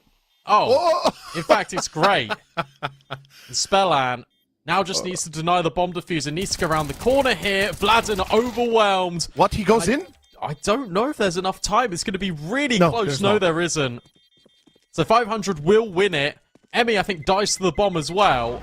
He does. They've got no money. And now 500, that's the opening they needed to take away this series. This is yeah. It's a hectic match, and we see from the get-go, it starts super well, beginning with the first skillful Partizan, and then 500 kind of scrambling to return the favor. It's the problem when you start losing those flanks. I mean, the first one is great, the PT-50 from Vladan. The fact that it gets a free kill is awesome. The problem is you still haven't found out the secondaries. You got a bit lucky with the shot through the smoke on the AWPer. And in the end, nobody's watching the defuse. What? I think that's just a mouse bug. It has to be. Because you know how. Oh my god! Wait, they're doing it. Oh no! No shot. You know how sometimes if you got a dirty sensor or laser on your mouse, like it's just gonna, it's gonna do the crazy around the world move. Well, I think that's just happened. Poor Vladan, or needs a new mousepad. I don't know, but Partizan, hook him up with a new mousepad, please. Oh. This, I mean... That's 7. Yeah. You said you're looking at potential 8-4. I mean, that we are looking at potentially 8-4, and certainly the feeling is mutual, I think, here. Yeah, it definitely feels that way, right? And, I mean... 500s... both their CT and their T records are really good. For Partizan, their T sides, they win a third of the rounds that they play on T side, which doesn't fill you with a lot of confidence here. Especially after being, what, potentially 7-5-8-4. Pretty much, yeah. See, my worry for Partizan is right now that Vladan's completely cooled off. Ever since joining the team, he hasn't been, you know, fragging as much as perhaps we'd expect him to. I mean, he had a few great times, a few great moments, but in general, it's been more of a 50-50 or perhaps even more of a on the low end of performances of what we'd usually expect. What is this? How did they... Oh my god, they've already walked into A. Brandon, they're already on A side. They're planting the bomb. They got control of the site somehow. They got a deep flank by ships. Should be checked, at least should be killed, sure. But it's a 3v5, nonetheless, retake of A. It is, and look, you've been conditioning B so much that you're going to accelerate in towards A and no one's going to be there. Like, it makes sense for Spellan. There's a re-smoke on Oxygen. He should be deploying that in towards CT, and he is. There's no kit. There's no kit on these retakes. So you got to make sure that you get the kills and you get the trades. Then they're not really happening. Finally, there is a trade, but that's a 3 versus 5 that comes down to a 1 versus 1. Vladan will get the defuse, I think, just. He will. Oh, he will. He got it just. Oh my god, this game. Thank God I was brought in for it, because I would be mad if I had missed it. Partizan, the rounds they're winning are like neck-breaking rounds. Like, every other round is just closer and closer, and it gets tougher and tougher. Oh, I'll tell you what's crazy as well in that round. I don't know if we're going to see it in the replay, but pretty much what happened is 500 threw a molly, and they were trying to molly, like, deep mid, and it hit Dragon's, like, shoulder, and then landed on him and burned him out of middle. Like, as all of this was happening as well. It's just like, come on, like, they can't even catch a break. It's just ridiculous. It kind of really is, isn't it? As we switch the sides, you said it yourself, Partizan T side is not exactly an awe-inspiring game, or rather performance, but perhaps they can prove us wrong. I certainly want to see Collins, I certainly want to see Vladan step up. Like, these two players I consider to be still a great duet, still a great team, teammates. And it's going to be a B take. Smokes deployed, same with the Molly on long. 5v5B retake is never easy to play. No way. Okay, for a second there I thought Oxygen might get a few through the smoke. That'd be crazy. And he still goes wide on long. There's a smoke and a defuse available. Oh boy. As they fight for long control, Collins and Dragon, they clean it up. That's enough. That should be technically enough. You'd hope so. They push around the corner now in towards long, and oh, Rainwaker knows this. Rainwaker's spinning. trying to pirouette into headshots, but it doesn't amount to anything. Ships is now last alive. He knows he can't win the round. So that's Partisan going 3 for 4 out of pistols, which feels amazing. But then it isn't when you look at the landscape of the series. This is still a 1-round game, and this is still them a map down. And it's them on their opponent's map pick. It's them on their opponent's very strong map pick, in fact. I mean, technically speaking, it's up there when it comes for 500, right? Ancient has been their go-to map in most series. If it wasn't Ancient, it was Mirage or it was Dust. Maybe even Anubis at times, depending how they felt. It's round 14, full eco. We're looking at a tie most likely. I mean, that I say most likely. I've seen full eco victories. Oh my god, Brandon, yesterday I did solo games. Oh my god. That was... We had some of the craziest rounds I've seen in a long time. Like, I'm talking full eco victories against full buys. Not even joking. Like, not even joking. And not as in, like, a surprise full eco. Like, 5v5 full eco victories. It's okay. No, it's all good. It's all good. They stabilize. They don't repeat yesterday's shenanigans. But yeah, it was tough. I watched Fireflux versus Wild Lotus. You know Wild Lotus, right? Smuyak squad. Yes. Yeah. Yeah. That was a tough one. That was definitely a tough one. And I think beforehand, NIP versus Tricked. Oh, that was even worse. That was just not it. 7-7. And honestly, I expect Partizan to at least make a bit of a bump here. I feel like they are good enough to still stand up to 500, especially if the fortitude, or rather the momentum, switches in their favor. Because both of these two teams, now, correct me if I'm wrong, but my initial thought and intuition is they play off of momentum. They play off of the energy they're able to gather early on. And I think there's just a lot of tier 2 Counter-Strike at the moment. Like, that's fair. As soon as you can get a little bit of a lead, potentially you can run with it. Dragon has been brutalized by Util in towards mid. Needs to be careful. For Partisan right now, it feels like we're just probing in towards mid. You got this Heaven Lurk out of Collins, and you're just going to transition in towards an A hit with a split in main. And now Rainwaker is here, as is Ships. Vladden needs to clear all these angles. He's only got a Mach 10, and as he goes around the corner, Rainwaker sideswiped. What is this position for Rainwaker? I don't get it. Collins finds oxygen. I am perplexed by the decision-making here of Rainwaker. Then Ships walks into Donut, gets killed. That's round, unless Spellan goes big. A double here required. He gets one. Kindo's right there. Oh no, you lose Dragon. Wait, hold up. Hold up, Kindo.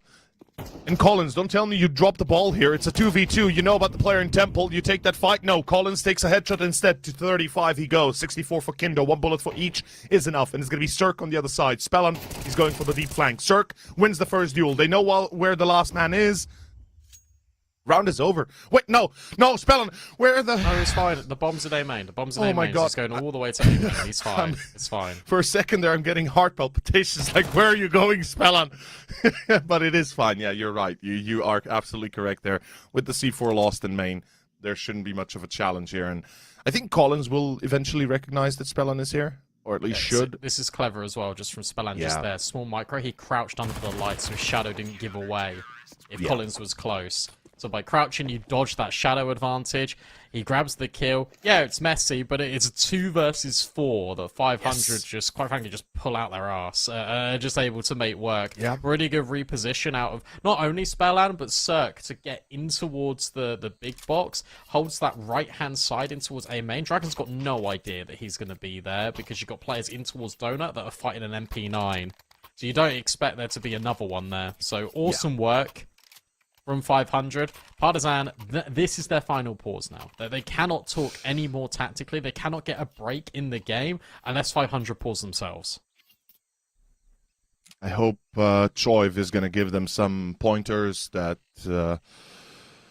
they kind of were able to recognize a few of the, let's say, the gaps in the armor of 500, right? Because there certainly are a few. The fact that Rainwaker plays the position in A main. And I'm not saying that's the worst position, right? If you have somebody that kind of baits for you at least a little bit, so the opponents don't think of that spot, you're fine. But whoever goes into A main and lurks from the T side will always check the corner at the light. It's like it has to be like second, second appendix. You always have to check that. In any case, Partizan back towards A. I love the fact they leave Collins on the lurk, and Vladan will find the entry. Rainwaker gets caught second time without a kill here, and it's down to Ships, who's somehow surviving for as long as he is. Oh boy. Oh, you gotta be shitting me. Wow. No way. Okay. No way. Okay, wait. Well, it's still weirdly okay. But the double up in towards CT is what potentially is going to catch them off guard. Cirque just jumps through the smoke. And Collins is one bullet away from death. So is Cirque. And you got to remember that Collins has got the one headshot weapon in the AK. So maybe he can make this work. Last known location of Collins was deep in towards elbow. So Cirque needs to move back. He needs to be careful of Red Room. There's a time in here between Donut, A main, and Red. That's what they got to consider. 40 seconds left. Collins needs to go and get the bomb.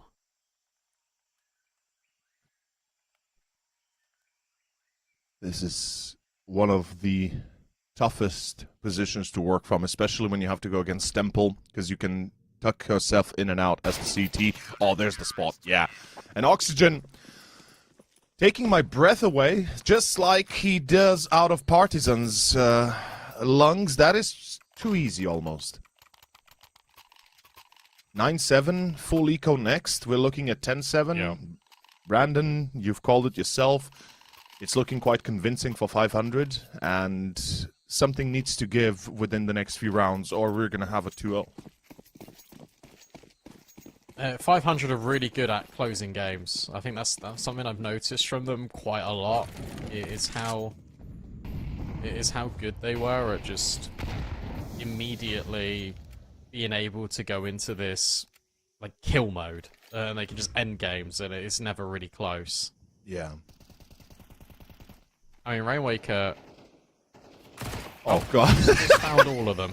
Hi, I mean, guys. look, it's a French pause, right? So they're trying to use this time to talk it through to find some sort of a solution or something to those that don't recognize it. And that's a lovely way to utilize an eco, I think, especially under the circumstances they're in.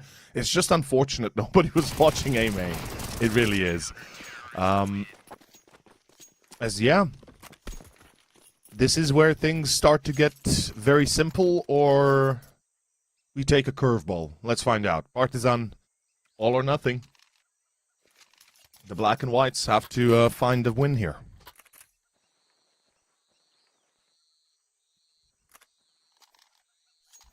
One thing that's been brutal and is a win condition normally for Partizan is the fact that Kindo hasn't had an AWP all half. That's kind of crazy, yeah. Though, to be fair, I've seen many teams decide to not play AWP on T side, lately at least. Though that doesn't need to be the exception necessarily.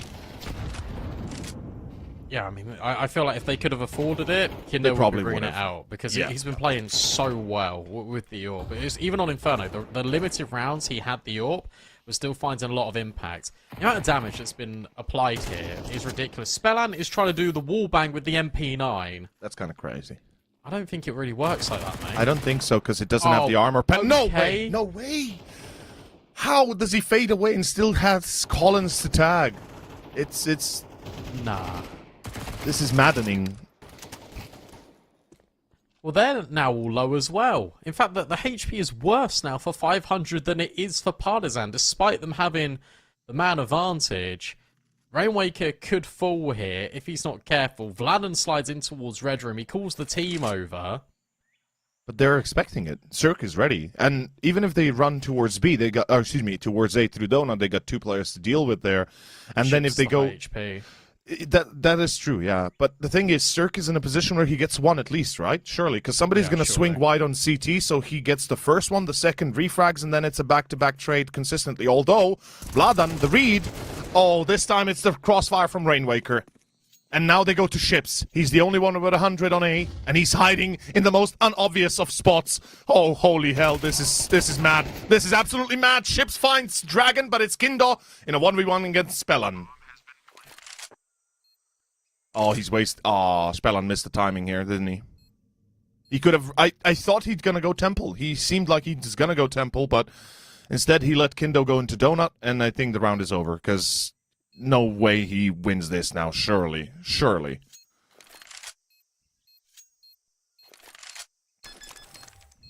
He's just going to try to stick it.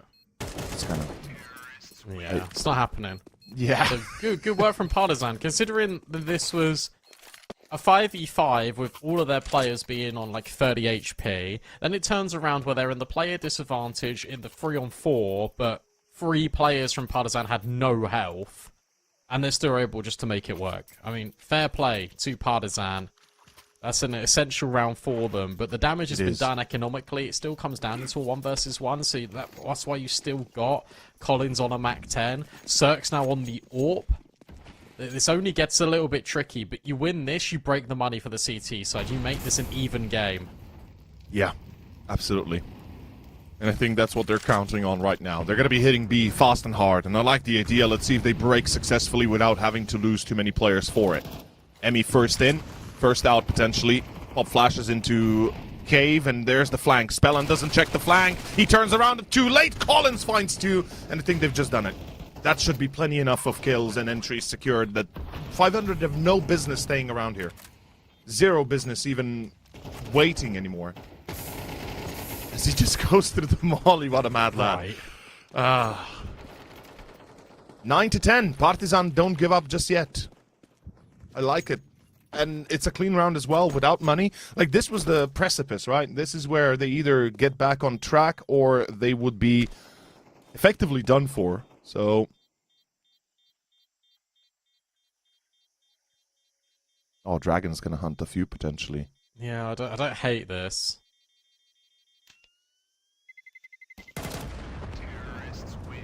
You don't swing now if you're Rainwaker.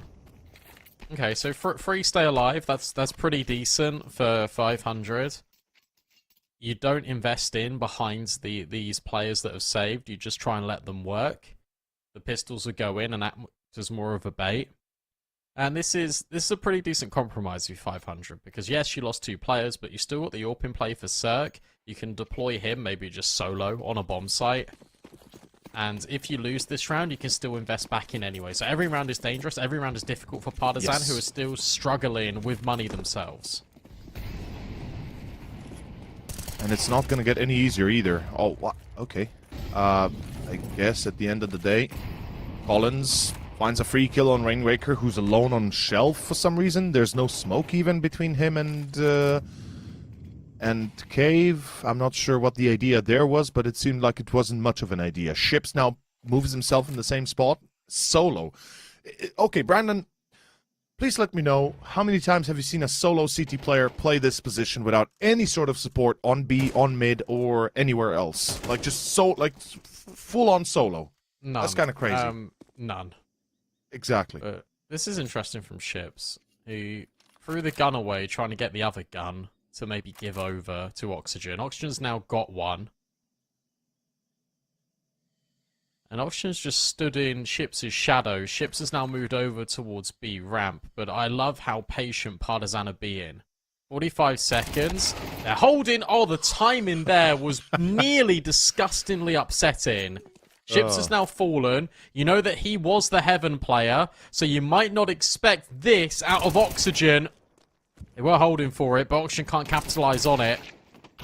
And he just stands in the open. Yeah, that's round over. Cirque will save his AWP. Spellan maybe will go on an adventure to try and get one of the rifles, but Partisan, just by being patient, have now really worked their way back into this map. Well played. Surely well played. Good recognition from Emmy. What's going to be coming around the block, or rather around the corners. A little bit dangerous, as you said yourself, with Ships pushing down B ramp and almost catching 2, because if both would have turned, or God forbid had weapons, or rather grenades in their hands, there's a chance that is a double, and then all of a sudden it's a 3v3, and well, good luck getting out of that one. But tied up. We are on Ancient, and Partizan have yet to say their last. Zerk and Spellen save weapons. They'll be buying absolutely into a full commitment next. I imagine that they will probably fight for middle. They've been pretty consistent with that so far. Or do they switch it up completely, right, and fight for ramp B? Because that's something that we have yet to see out of them, right? 2 players ramp, or 2 players cave and 1 ramp. Kind of split their aggression, molly, smoke, and push Partizan back from B. They got to do something with Zerk, because they tried to boost him in the last round, and if they actually had him boosted for a long period of time, he would have found success, but obviously how are they supposed to know that? But he's just not done anything with this orb. It's now been, what, 3 rounds, 4 rounds, and he's yet to be involved in the game. I want to see him being a little bit more dynamic, getting involved in the fights a little bit more actively. Emmy trying to do that himself and has found oxygen immediately. This is a very similar round to what we saw previously out of Partizan, just the quick scaling up towards B. This time there is help on the way. 2 players in cave, and already Rainwake with a very quick flank. Flashbang is exceptional. Unbelievable flash from Kindo. Perfect. And that's it. Whoa. Huh? What? Did he hear him? Did Dragon make steps? Because I didn't see him run. Yeah, he did. He did. He did, right? Surely. That was a crazy 180, by the way. Though it doesn't matter. Round is done. It's 11-10. Partizan is winning, and the Serbian squad is bringing back the action here, as 500 is struggling to get anything on the board CT-wise. And damage, sure, it's still there to a degree, but it doesn't matter. It literally does not matter anymore. Ooh. And you talked about Zerk, how they need to play on him, and they absolutely have. Like, I'm not sure why they don't give him the opportunity to make a few beautiful shots. Well, yeah, there goes the op. So there goes that much of the idea. I mean, that round that Emmy just called was exactly the rounds that they won their third sort of T round in, where Emmy just goes up ramp, hits the instant headshot, and they just take long. It was exactly the same. It was a really clever callback, because why would you expect something a little bit faster now that you stabilized here? Maybe you're expecting 500 to go aggressive. In fact, they did, but they also didn't. They really wanted to crunch on towards heaven, but it didn't happen because Emmy got the kill up ramp. Yeah. And you lose 1 player, you lose Oxygen early, who's been having a rough go of it on Ancient, and you just think, oh, well, that's the round over, we have to save. And that's an upsetting mentality, but that is the reality for 500, who now have to work with MP9s. They were up 7-5, you felt like they had a really good chance to close this out, and then they fumbled. And not the first time either. That's all after I went, oh yeah, they're really good at closing out games. Of course. Yeah, you know that I wanted to contradict you. I wanted to be like, well, I do specifically remember them fumbling a lot of games in the past, but I haven't seen a lot of them recently, so I can't say for sure what their current form is looking like. No, you're fine. You should. Oh wait, that's the bomb. No way. Come on, this is the second time Partizan let this happen to them. They let mid be lost, and then they are being flanked somehow. Oh my god, they're gonna be isolated. No, not like this, Partizan, not like this. You can't be dropping the ball like this. I mean, A is free, but why are they holding things in hands? What are they doing? No, my god, I'm losing my mind. Why would you be out in the open with a nade in hand? Oh, it's still winnable. Vladan, can you do it? Yes, you can. Whew.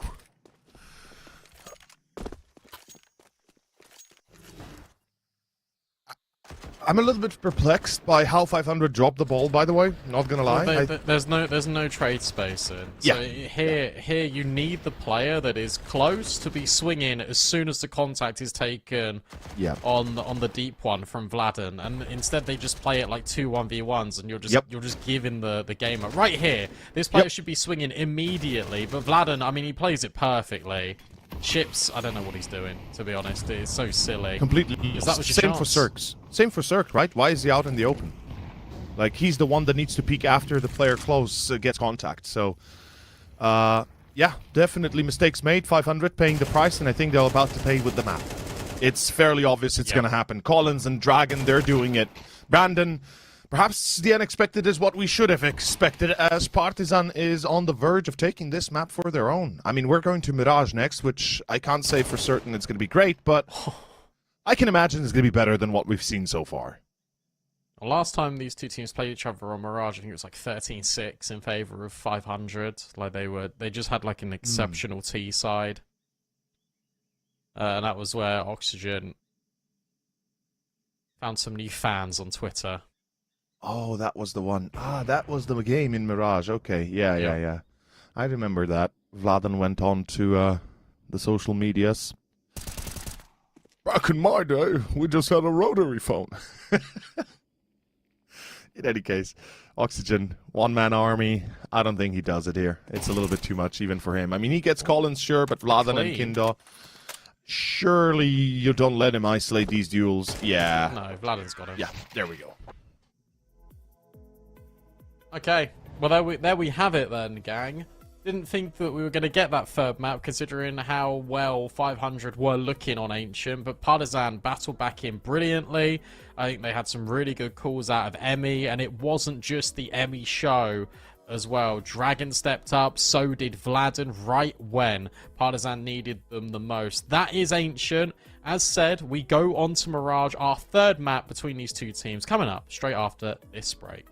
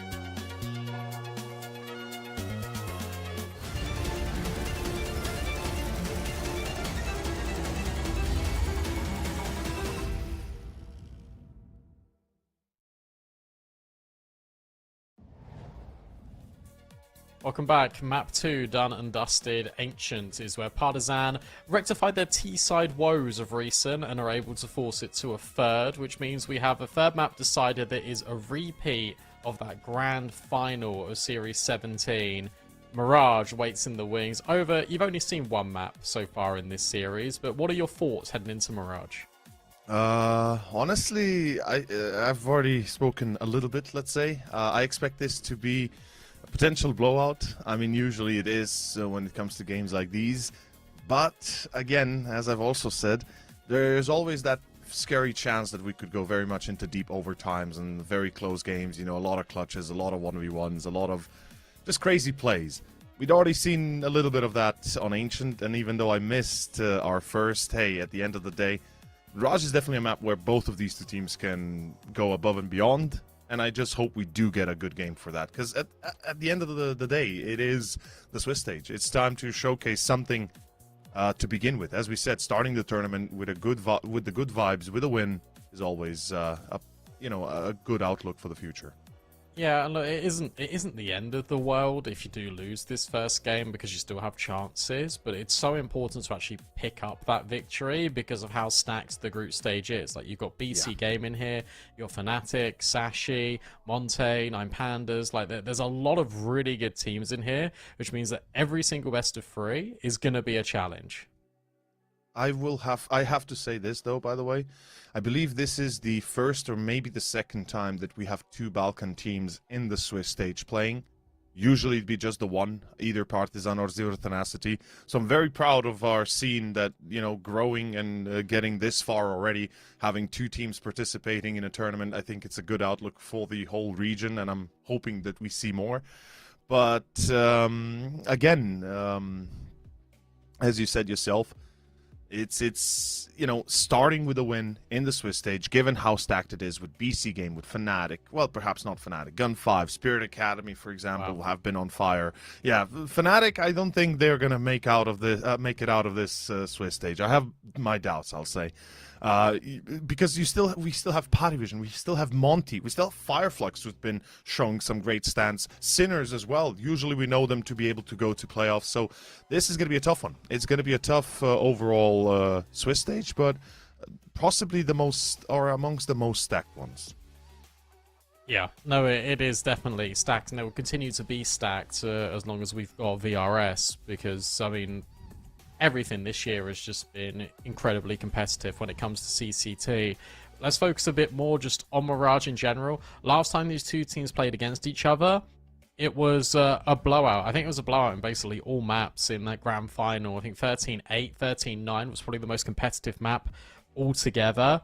Mirage was one in which 500 were consistently exploiting the A bomb site, had some really good reads on the situation, and Partizan couldn't keep up. And now, if you're Partizan, to be honest with you, I think you want to start on the T side. You want to sort of set the pace, you want to get the momentum going for you, and you want to start commanding the game.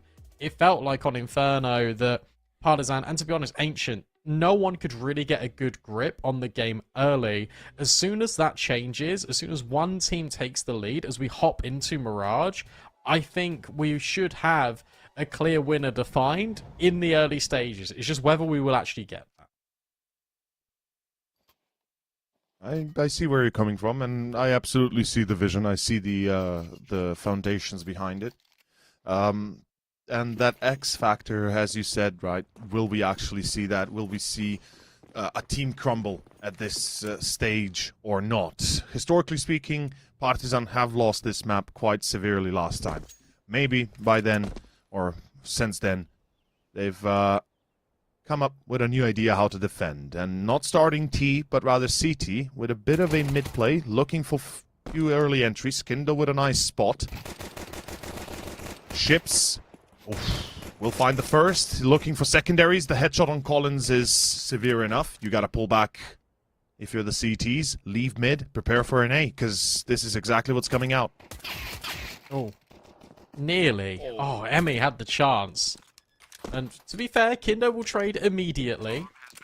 Bomb has been planted, 3 versus 3. The game state is roughly the same between these 2 teams. There's no utility, although Kindo has just walked over Emmy's body, has picked up a smoke and a defuse kit. So now potentially he can just smoke the bomb, get on it, and that could be a cause of concern here for 500. But Oxygen's position is potentially round winning. It really is, if he plays it smart. I believe he's made steps, but he still checks Vlad down. He's gonna take the diffuser down. He will. He's accurate, and Cirque finds Collins in between the smoke. 500. What a good end to the pistol, given that at one point it could have easily been swinging back in the favor of Partizan almost instantaneously. That shot from Rainwaker, by the way. The fact that Emmy dies here is a big lockout from the actual round, and obviously this spam into the smoke, the accuracy of it, near perfect. Fair enough. I mean, Partizan do force. Perhaps I'm not a big fan, but if they can do damage at the very least, we can talk about some success. Yeah, we can. Wow. Okay, there's damage. Vladan goes to jump spot, and he just gets obliterated by the grenade. Spellan now searching and taking the space off the back of it. It's just going to be this mid to B split. It's going to be another nade in towards the connector. Dragon has to be so careful. Emmy waits on the other side of the smoke, doesn't see anything.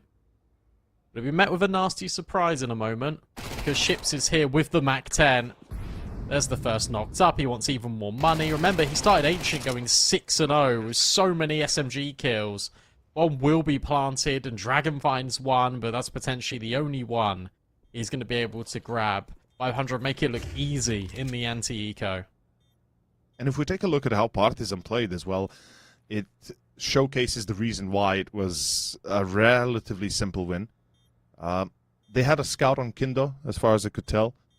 And if we look at the kills on the map where the CTs died, 2 guys towards Con, 1 in kitchen and 1 towards B. That was, I believe, Collins jump spotting, and then I think first hit by a shot or a nade, and then a secondary nade to bring him down.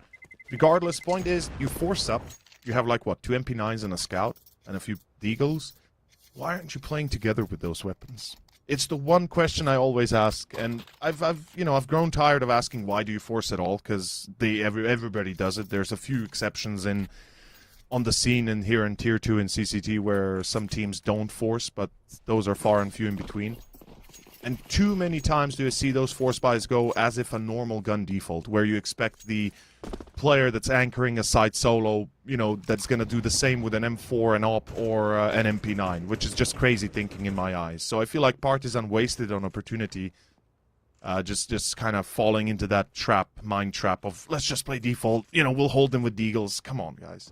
You gotta be better than that. As 500, they're looking at a 3-0 possibly, if they play smart, again. This is the same round. This is exactly the same round as the previous. Same outcome. Ships finding a kill. Now breaking the smoke, just being a pain and a nuisance. Spamming every single corner.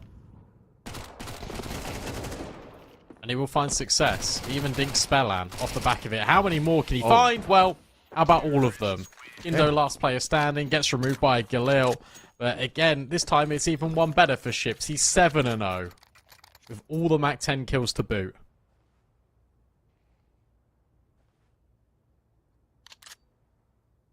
That was pretty simple. But this is where it begins. Partizan, this is the round where you have to glow up. Effectively. I mean, 3 players are 0 and 3. Come on. Some change has to be brought up. We got Dragon on 1, Kind on 2, the rest are yet to report to the scoreboard. And they're going to be fighting mid. I like the determination here. Without first contact, they pull back, they read the B push. It's going to be Vladan, and it's going to be Dragon holding. As Dragon finds one, traded off by Ship. Still running through short, it's down to Vladan to stay alive. He's the anchor that has to survive for as long as possible. Gets caught towards doors, and that's effectively round. Emmy's almost dead as Collins can't even get out safely. Bomb is planted. 4v3 after plant. Now, how much space do 500 give them? That's the question. The answer is none. And yeah, Partizan realized they gotta pull back. No defuse kit as well. And that's as simple as the last 2 previous rounds you've been taking this mid-fight.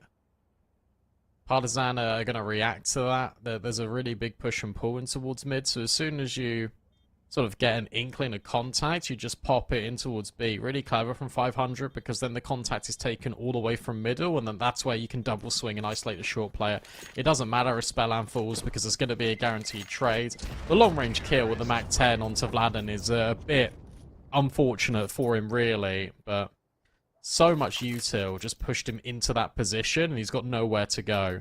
This is looking a lot more dominant, a lot more concrete out of 500. Kindo will hold on to his AWP. There will be an M4 retained as well for Collins, but aside from that, you're taking a pause and you're thinking, right, how do we adjust to this? Because they put a lot of conditioning down in towards mid, they put a lot of conditioning down in towards B, but it was the A hits that were the most scary last time these two teams played against each other. And now they are hitting them towards B, which is, yeah, it's got to be a little bit frustrating for sure. And finding the op on Kindo might just be the difference maker. We've already mentioned this on Ancient. He had barely the chance to use it T-side at all. CT, I don't even recall having seen him a lot on the op. Maybe a few select rounds here and there.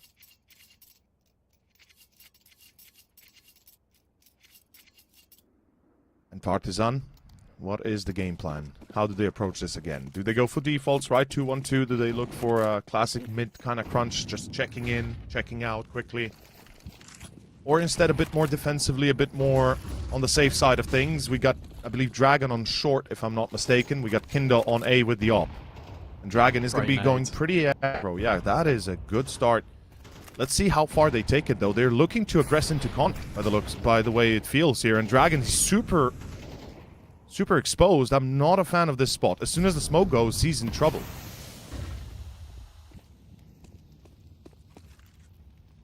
It's fine now, because he is in towards ladder, but Spellan, completely aware that he could be there. It's all by design, right? The deep molly in towards short, the flashbangs in towards ladder. Of course, you're going to clear that area of the map if you're Spellan. Spams are good, but not enough to get Dragon out this corner. Vladen, oh no, this timing, oh, it's really good. I thought Ships might have had the jump on him, he doesn't. So Vladen passes the anchor test. Kindo's now holding con, but Cirque, oh, he's maneuvered perfectly. Kindo will remove oxygen. He knows there's another player in towards con. It's going to be an A split, and Partizan need to hold on with 35 seconds. Yes, they do. It's down to Collins to make sure this doesn't cross onto site until it's too late, and already he's burning. He still finds the one. The trade here positive. Partizan with a man up. And Dragon, if he plays his cards right, he's going to be the pincer here. He's going to be the man that's going to make this possible, and they still expect him out of jungle. Oh, the timing, though, just not connecting. Rainwaker checking CT, and this is where Dragon finishes the job. Kills the planter, he does.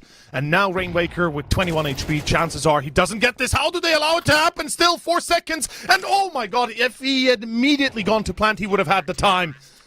Kindo at least is waiting in CT, and he doesn't get killed in the mean moment. As that is... The fact that Dragon goes wide to stairs is super concerning, because all of a sudden, it's 5 seconds till the end of the round. Rainwaker's on site with, with the C4 effectively in his hands. And if he just reacts quick enough, he plants before the AWP can get him. That's a 1v1 situation that 500 can win.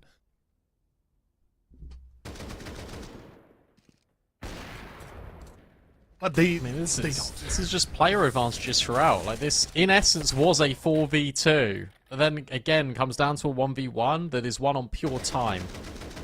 Dragon does play his cards right, which is important. Rainwaker is unfortunate, actually, not to land that spam on Kindo, because if he gets that double, and Dragon has still gone wide, the round's won the other way. Another pause for Partizan. They've used 2 pauses already in 5 rounds of play. I respect that. I really do like this. They take a moment here to calm themselves. They know this victory is important. They know they can't drop the ball now, because if they fail, this is going to be a runaway train. This is going to be quickly 6-1, maybe 7-1 even for 500 if Partizan do not pick this round up. Emmy's still at 0. Usually he's the one we talk about. He's been the hard carry for the squad since they formed, and he's done great things with the team. Oxygen, super aggro. What? How does the AK land that? I don't know, but Dragon at least is holding on. He's keeping this at a 4v4. Don't get yourself killed now. It was a 6 shot, by the way, wasn't it? Oh, okay. That works.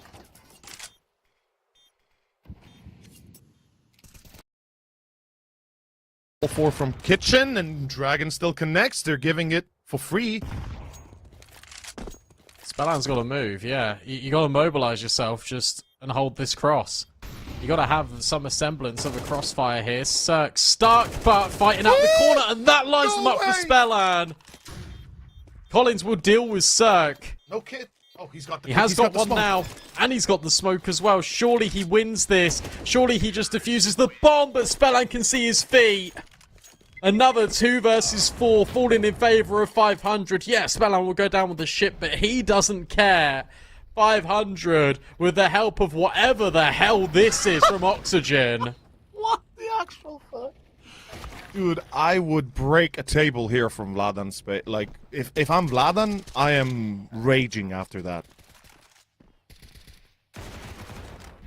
It's insane that you can hit a flying headshot. And the thing is, to be fair, Madden, and I think it was either Collins or Kindod that had some crazy flying shots last time they played.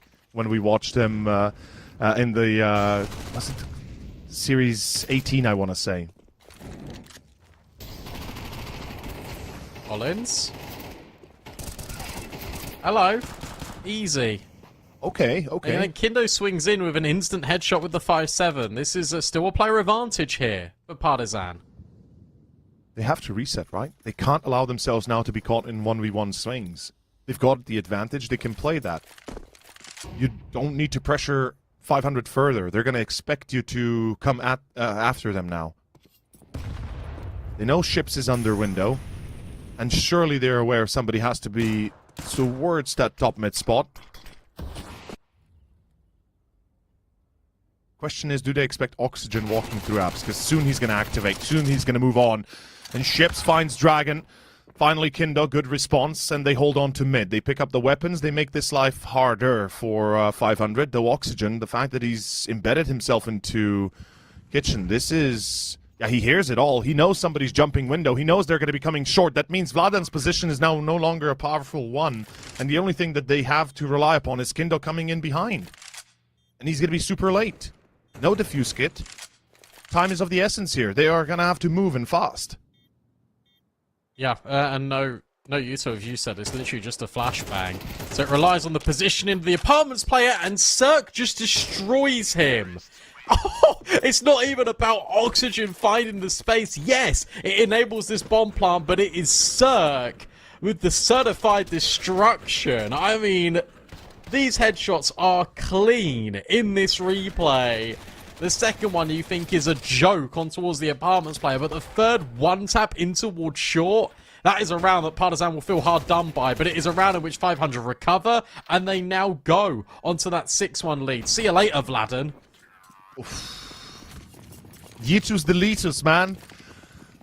This is, it's starting to spin out of control. Partizan, I mean, the rounds are somewhat close, but then they just completely turn the other way. It's like a coin flip and somehow always landing on the other side of what you predict, as all of a sudden 500, 6-1 lead. We talked about a potential 7-1. That's definitely still out there. The money is gone for Partizan. Now they have to hold. It's going to be Kindo for the entry. Good start. Spellan still catches him in the back. That's crazy. Collins, he misses that timing, lets his teammate get killed, and that means B-side is now vulnerable. There's only 2 defenders. Luckily, 500 are not taking the chance here. They realize, oh, hold up, they got one from short, they got one from side. Surely there's one more kitchen, aka there's at least 3 already here. Let's pull back, let's reset, let's find space again. Let's find our, let's clear our flanks, making sure we don't get surprised. And meanwhile, whilst 500 is doing that, Partizan is so scared, they're not even moving out of their positions. They're staying still for the last minute already here. Man, this is... Yuto again. Yeah, this is crazy. The only kit is on Vladan, who's on B and will not move. I mean, they gotta take some space, right? You get some info here. Surely Yeah. you don't let them walk into A without knowing it beforehand. Because that's what's about to happen. That's crazy. This is madness in my eyes for Partizan. I don't know how they can let this one happen.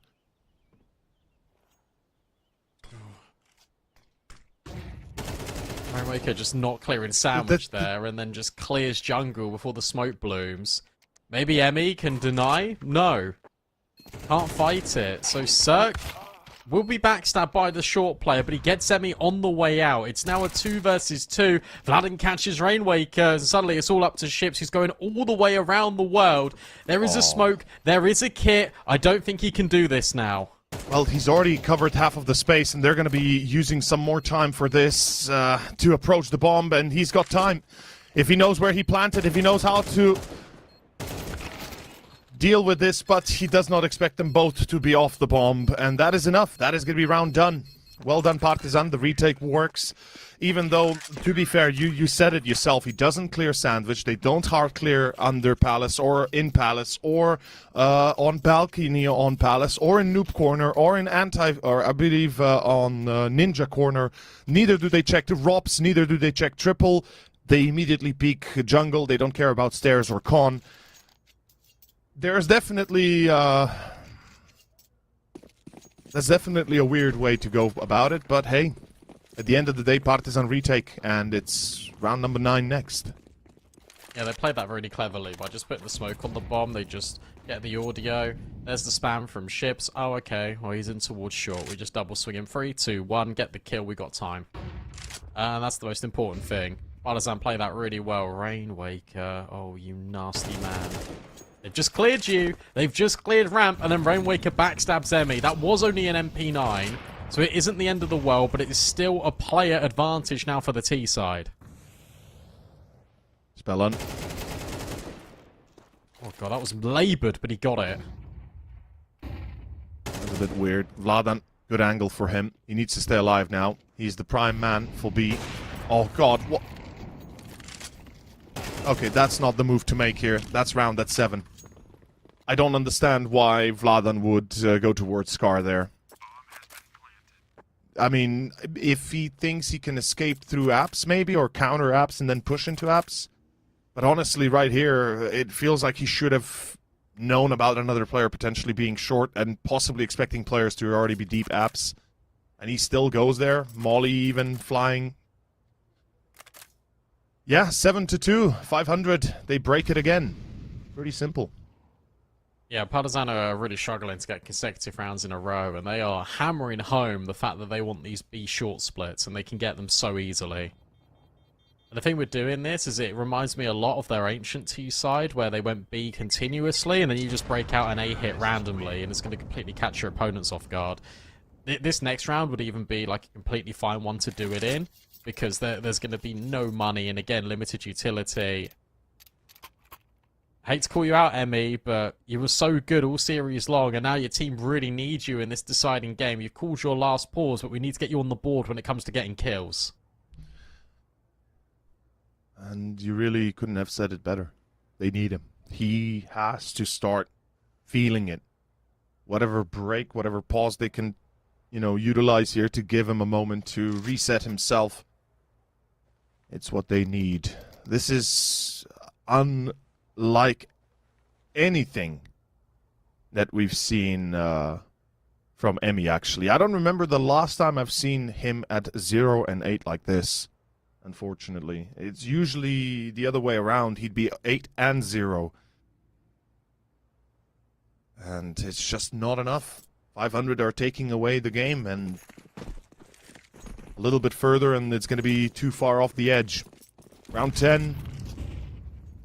Obviously an eco effectively here, and I'm not sure it's... Not sure it's going to work, but let's see. Oh, Ships just dodges the flash. Vladin just can't do anything in this series. Just removed another opening kill, fall in favour towards 500. Need Collins and Dragon to be a little bit more active here. One's on B, one's on A. But they haven't taken any space. That just gives so much real estate. It's a great nade on towards Ships, who's now just cornered in connector. But the bomb is once more making its way. Dragon's rotated over, so Kindo is alone at B in at Van with a 5-7. It's kind of a cracked move, to be fair, right? Oh, and he's Molly. Come on. Usually all Mollies flew towards Scar. But this time goes on balcony and default. They clear it, hard clear it, and that's it. That's round. They didn't molly behind couch, did they? But I guess they suspect that it should be free. And Partizan, of course, they can't do much. They have to save these weapons. Already, Emmy's dead again. Oh. What are you doing? Oh, Ships is just trying to BM. Oh, no. There's no way. No, it's a oh, it's left, right, man. That's crazy. And it's not even holding left mouse button. It's double clicking left mouse button. So you even give him like an extra time. So if Emmy had a knife, he could have won that knife if he had immediately went into a knife with him. And, oh man, come on.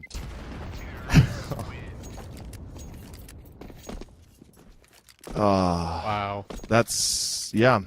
It's harsh. It's harsh, but the reality is, regardless of how 500 are getting these rounds, right here, you see, it's not even holding left. It's like click, click, and then right. Like left, left, and then right. Oh, man.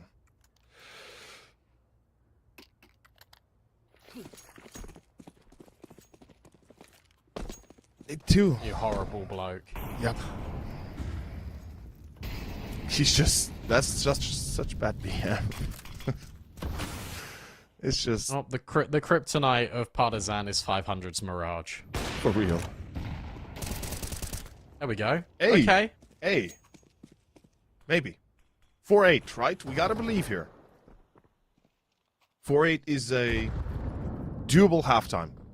It's not perfect, it's not great, but better than whatever comes after you lose here.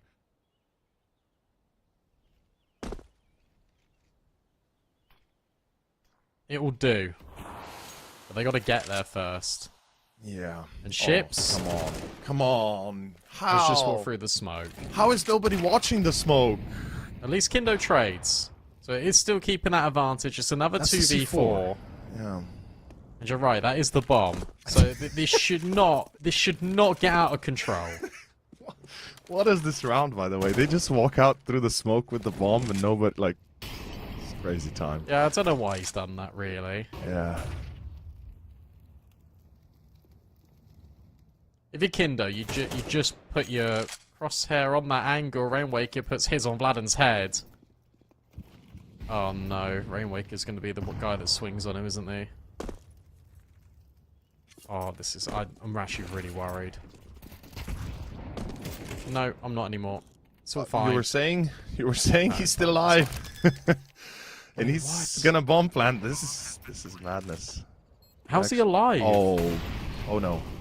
Oh, that molly. It's incendiary. It doesn't go wide enough. The incendiary doesn't go wide enough. Luckily, Kindo doesn't miss. That's what matters. He is. Whew. God. What? This round. How? It's the fact that it's a 2 versus 5, right? Or 2 versus 4. Yeah. Yeah. It's just, and they have bomb control as well, by the way. Just let that sink in to everybody watching. Partizan have C4 control on. Look, you can literally see it on Tetris. It's like wide up on the box before they took it. Oh, this is something. But as we said, 4-8, it's doable. It's something. It's potentially the light at the end of the tunnel instead of pure blackness. As round 12 is here and... mid-crunch? Not really. Just checking lower. Yeah, they're going back to what was working for 500. These slow defaults into a mid-take, into scaling short, into killing Vladden.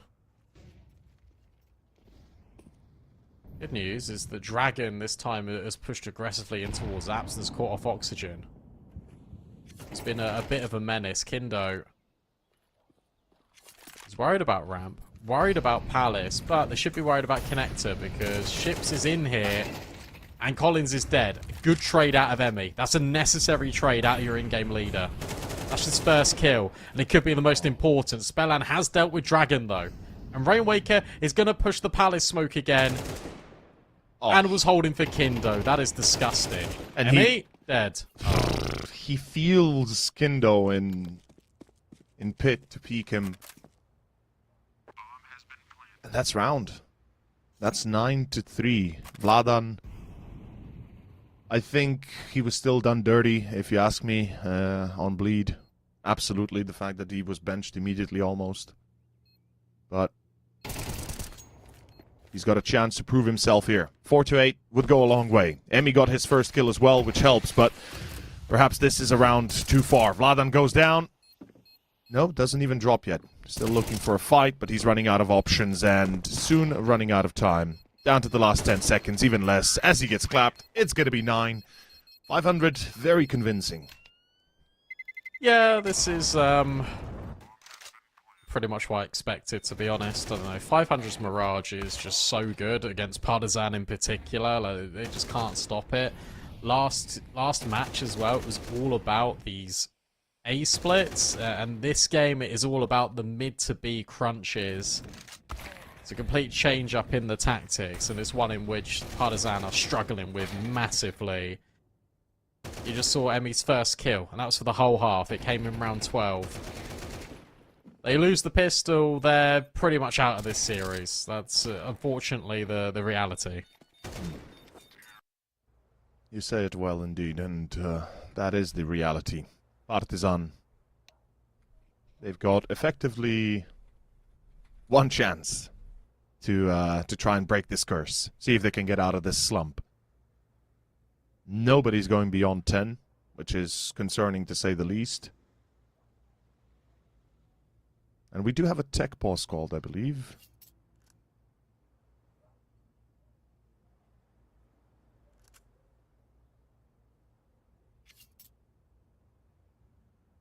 We do. Well, I think it will be a short one, which is good.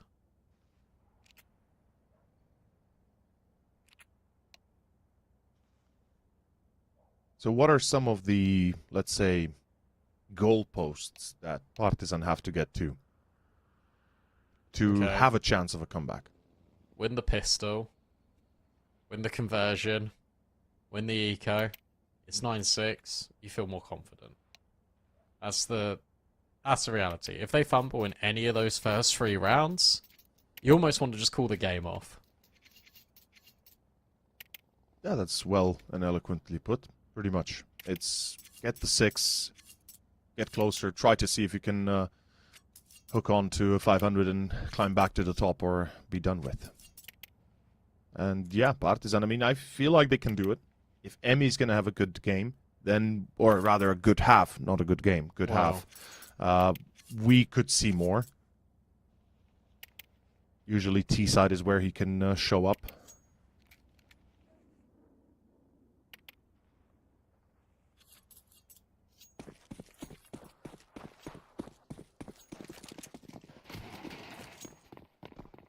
But here we go.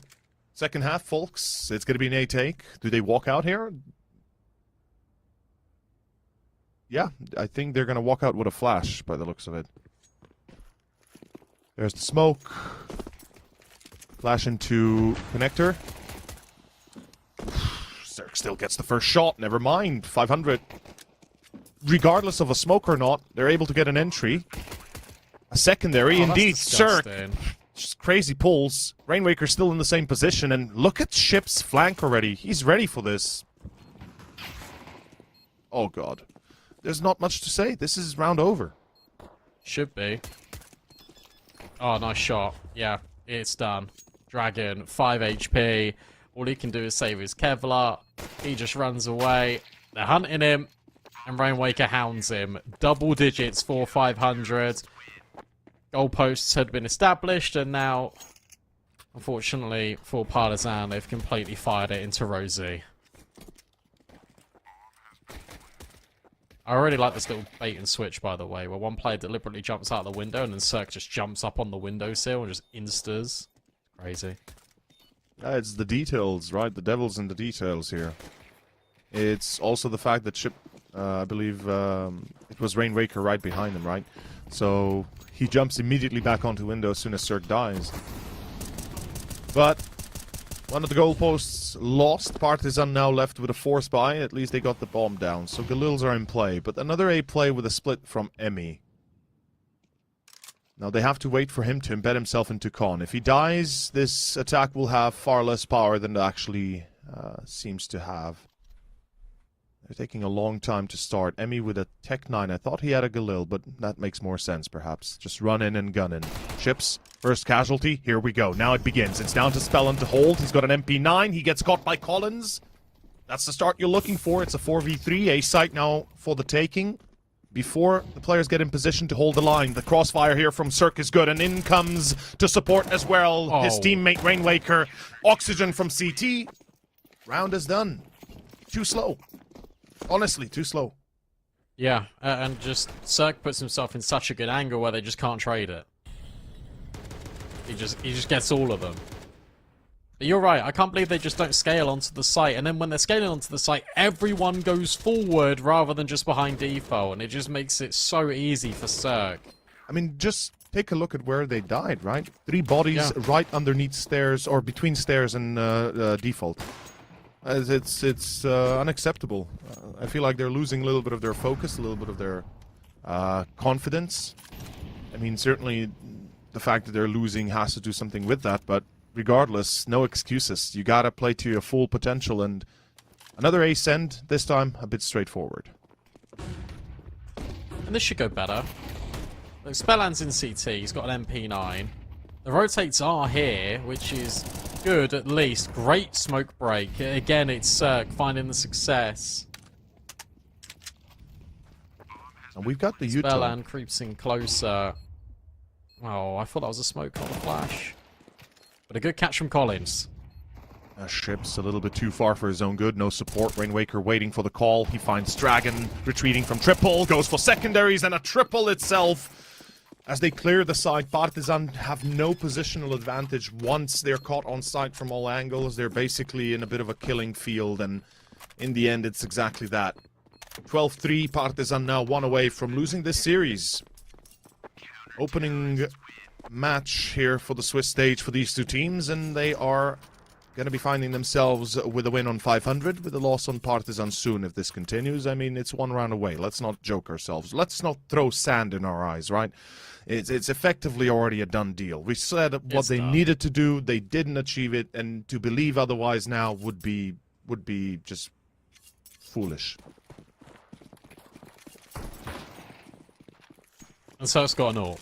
And he's already got a free KD, so yeah, there's no reason to assume why there would be anything different.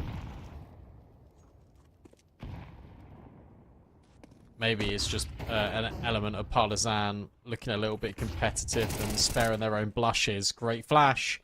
Chips just has the confidence to swing on Collins. Vladden tries to go forward and can't get by him. 5 versus 3. This one is looking more and more over the longer you stare at it. Yes, and I have to mention this. Vladden slow peeks the corner. That's all you need to know about this series so far. Like, he loses his teammate, he goes for the refrag, he slow peeks it, he shift walks it. That's all. Thank you for coming to my TED Talk. As, game is over. Emmy. Yeah, Emmy just, he's not having a good time here on Mirage. And it really is the kryptonite of Partizan.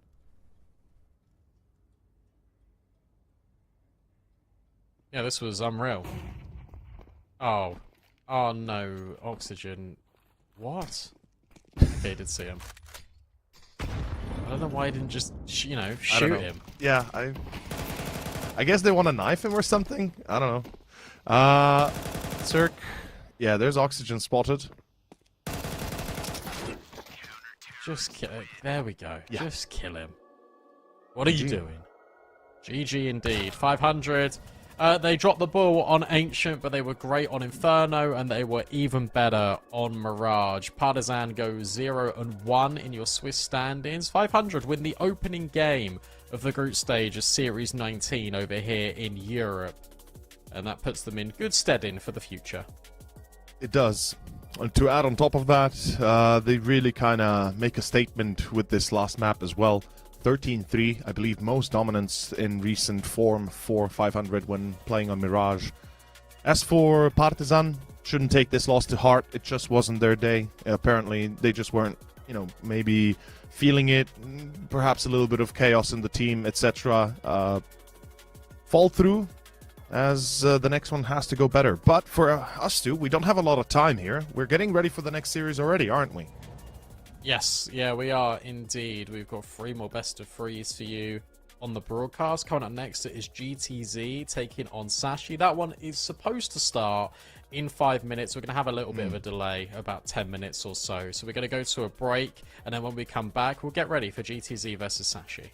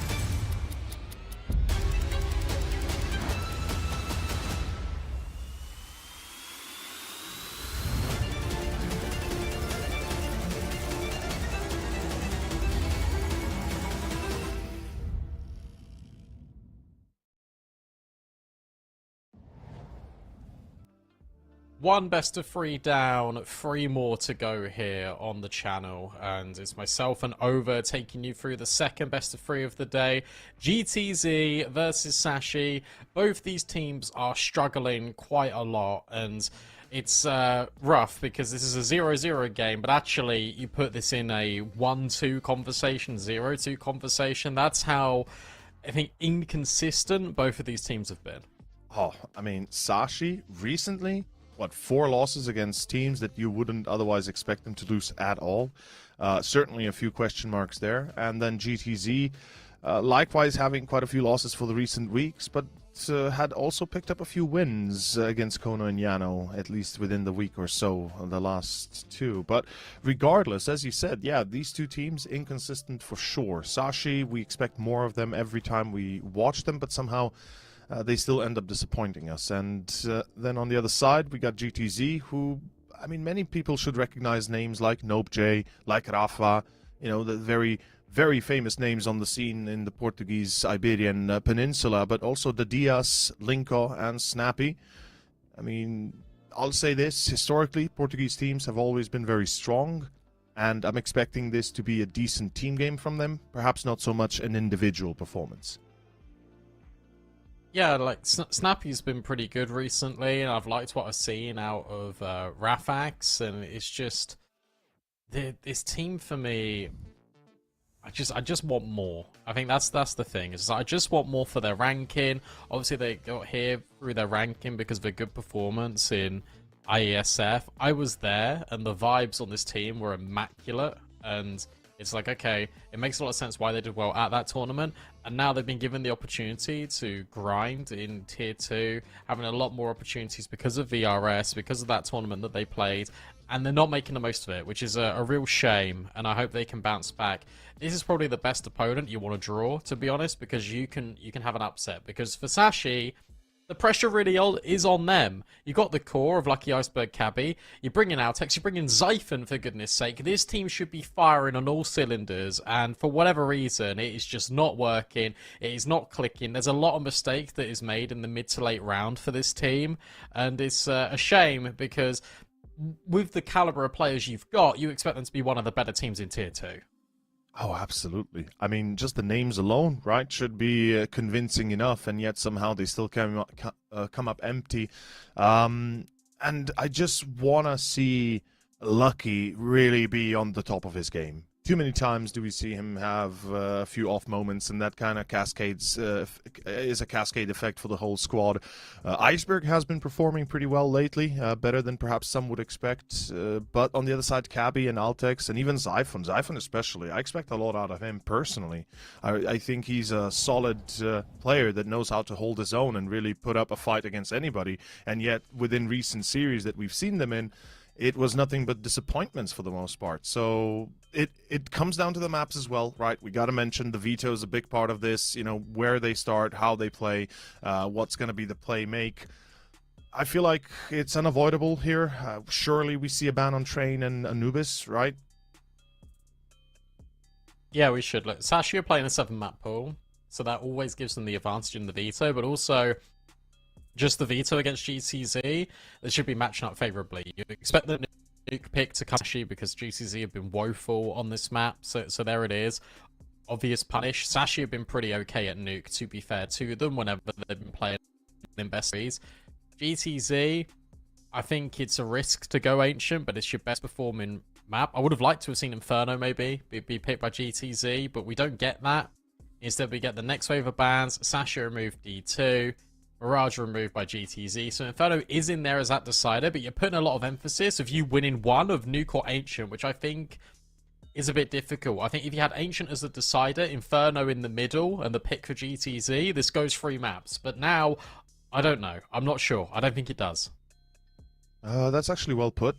That is very well put, in fact, because it would have seemed like the logical choice to put Inferno second and not let Ancient be that make or break kind of map for you, especially after starting on Nuke. We can see the scores will be fixed. That's no issue. So for me, GTZ, I mean, we already talk about like Ancient should be a foregone conclusion then. You know, they have to win it effectively because we consider Nuke a foregone conclusion in the case of Sashi. It's a map they consistently play. It's their best map. Historically speaking, they've mostly won it every time they've played it. And even recently, having some good showcases on it.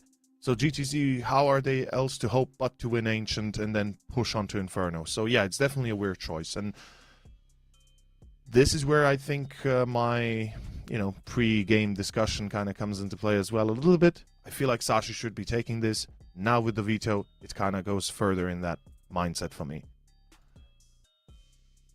I'm even looking at the results here in which Sashi have been losing, just in general. We'll go into the game, but it's like losing against Batera as well. Like, you just don't expect that at all. That is like the Height, Cynics, Vert lineup.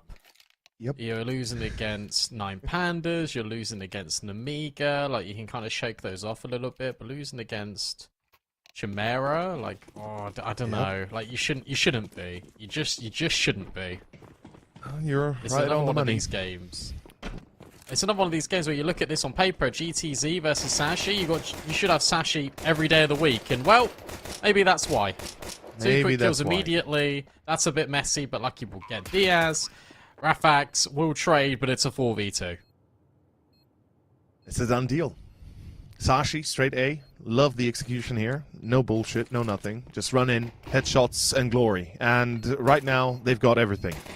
Do they expect Hut? They're looking at it. I believe Rafa is expected. Nope. Finds one, and it's still a 3 versus 2, but with that, it comes to a close. Off to a glorious start. Their map pick, their best map. I like how everybody had Kevlar. This wasn't even a question of what are we doing, just run A. That's literally the answer here. Immediately, 5 Kevlars, run in, headshots, good night, goodbye.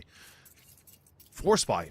Now, a lot of times I mention this, and I feel like I am, at least, I should say this again. I am not a fan. Nuke, perhaps we can make an exception, and Inferno in some cases, but generally speaking, I'm not a fan. I feel like GTZ, just like every other team these days, kind of wastes the opportunity of actually playing the guns in the third.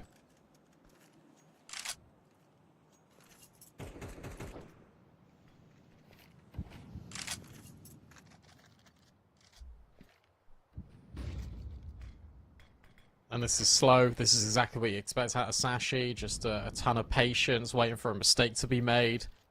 A double up in towards Secret for GTZ with 1 player in towards ramp leaves A incredibly vulnerable. In fact, there's 2 players ramp, 2 Secret. Linko is completely solo on A. And Sashi are holding for a lobby push. Will Zyphon be ready for Secret? Of course he will. Instant deletion. Now holding in case there's a second player. That's your Secret element dealt with.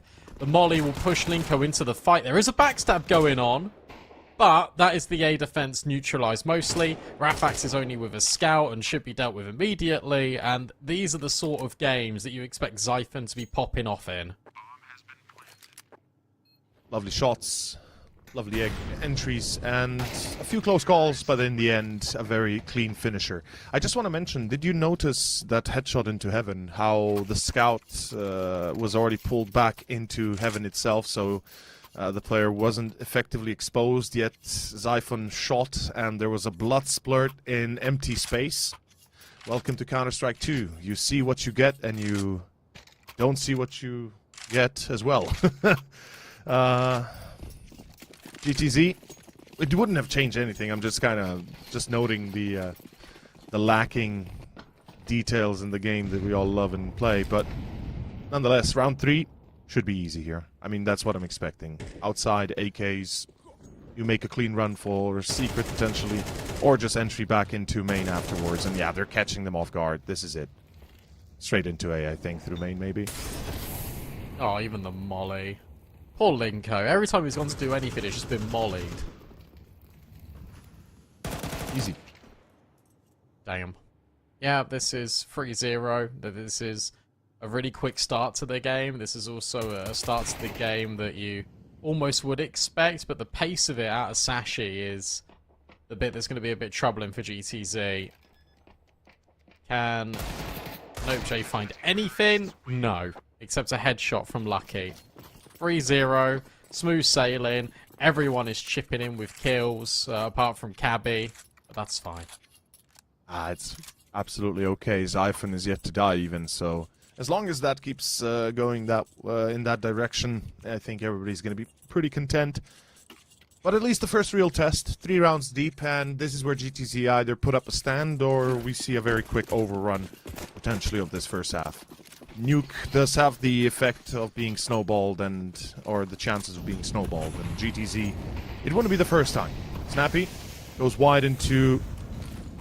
H? I thought he was going to spray that. Okay, now he does. There we go. There we go. Just takes a moment longer. Nades as well. Altex is gone. Good start, to be fair. But no outside control from what I can tell. They're letting them pass as Rafa checks and finds Lucky. The timing is perfect. Cabby does not expect the Diaz in main, and with that, the assault is gone. Sashi left with 2. I mean, I'm not saying they can't, but it's unlikely, surely, right? Yep. Very unlikely.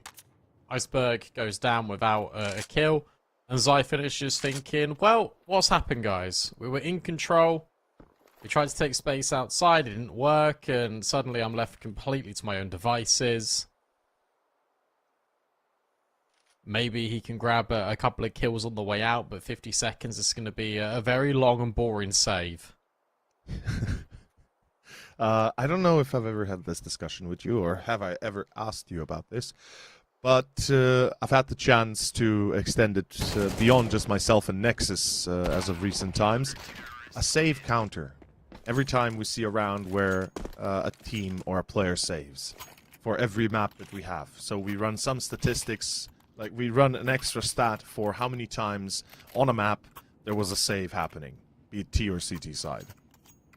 Okay. Does that count as one? I wouldn't say. He didn't survive, so that wouldn't count as a save, right? No. But yeah. Is there like a breakdown in this? Is it like attempted saves? Yeah, we see. Okay, yeah, I like where you're going with this. I like how you're already thinking deeper, even. Yeah, like attempted opportunities to save, and how many times were they hunted down? How many times they weren't hunted down? What's the correlation between being hunted down? What maps, you know, positions? Is it 1v2? Whoa, is it? What's this? Wait, hang on. Can we look at Lucky's POV at all? Oh, he's moved off. They would triple boost into look into heaven. Oh, damn. That's a crazy pull, Sorry, by the way. I saw that out the corner of my eye. No, that's a good shout. That's a good spot. That used to be possible, but I think they made the skybox now in a way that it forces you off that second player, right? That you are basically consistently moving off. This was what you did on overpass, but you had a little bit of a ledge on that overpass boost, right? If you recall, a little bit of a bank on that cement that you could hook onto, so you wouldn't be pushed off the angle. That's why you could boost in T-base at the start with 4 man. The Diaz. Oof.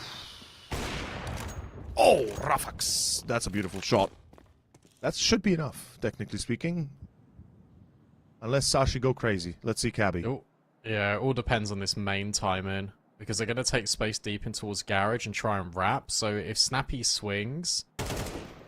Oh, never mind. Even if he doesn't, he gets caught off. Lucky can molly in towards CT vent. You feel like they are going to be considering CT vent. You would hope that the contact would come in through heaven. Instead, it comes through absolutely everywhere. And then Rafax comes up the vent to get the kill. Good repositions out of GTZ. I like the way they just completely collapsed on the position to make sure that nothing could really get out of hand there. It was good work in the end by all the CT players just to react accordingly to their player being removed over at main. And successfully win the round with that. Like a good reaction and... kind of keeping themselves stable. Second round secured means now they're going up against pistols.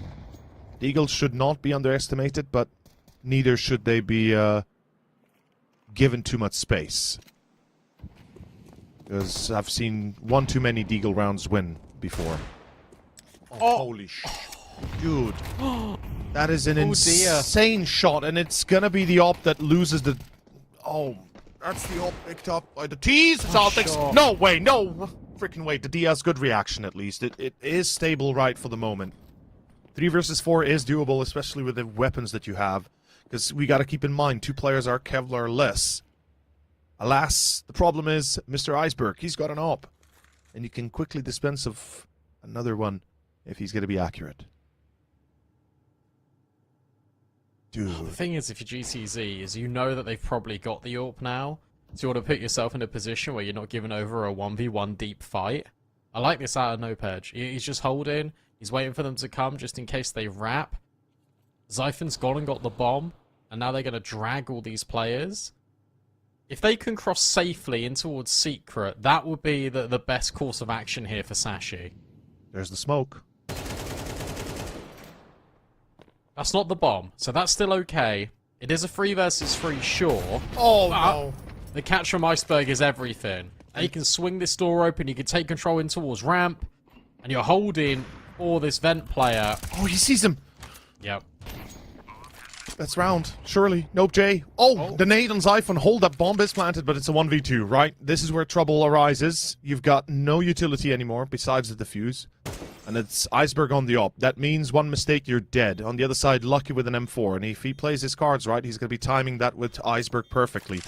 Yeah, you got to close the doors. At least you're going to get sound cue if somebody's there. Through control room, the AWP takes a shot. And I think the round is done.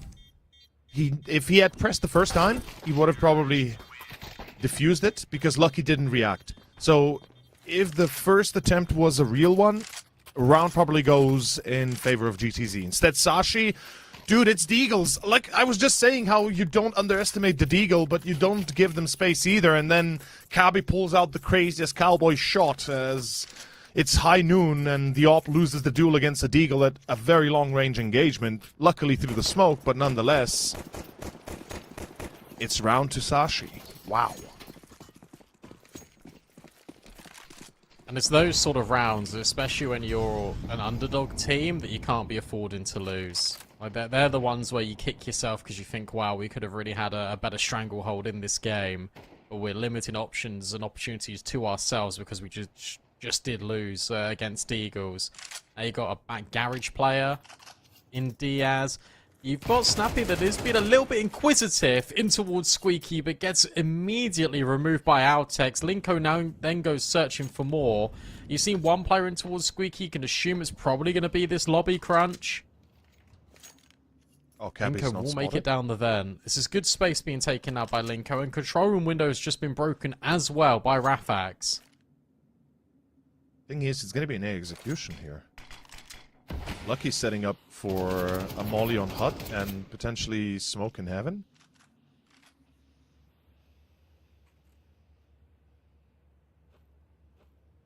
Though that smoke in Squeaky gives me the heebie-jeebies. If I'm Sashi, I would love to wait that out. Though maybe they don't have that fortune. Whoa!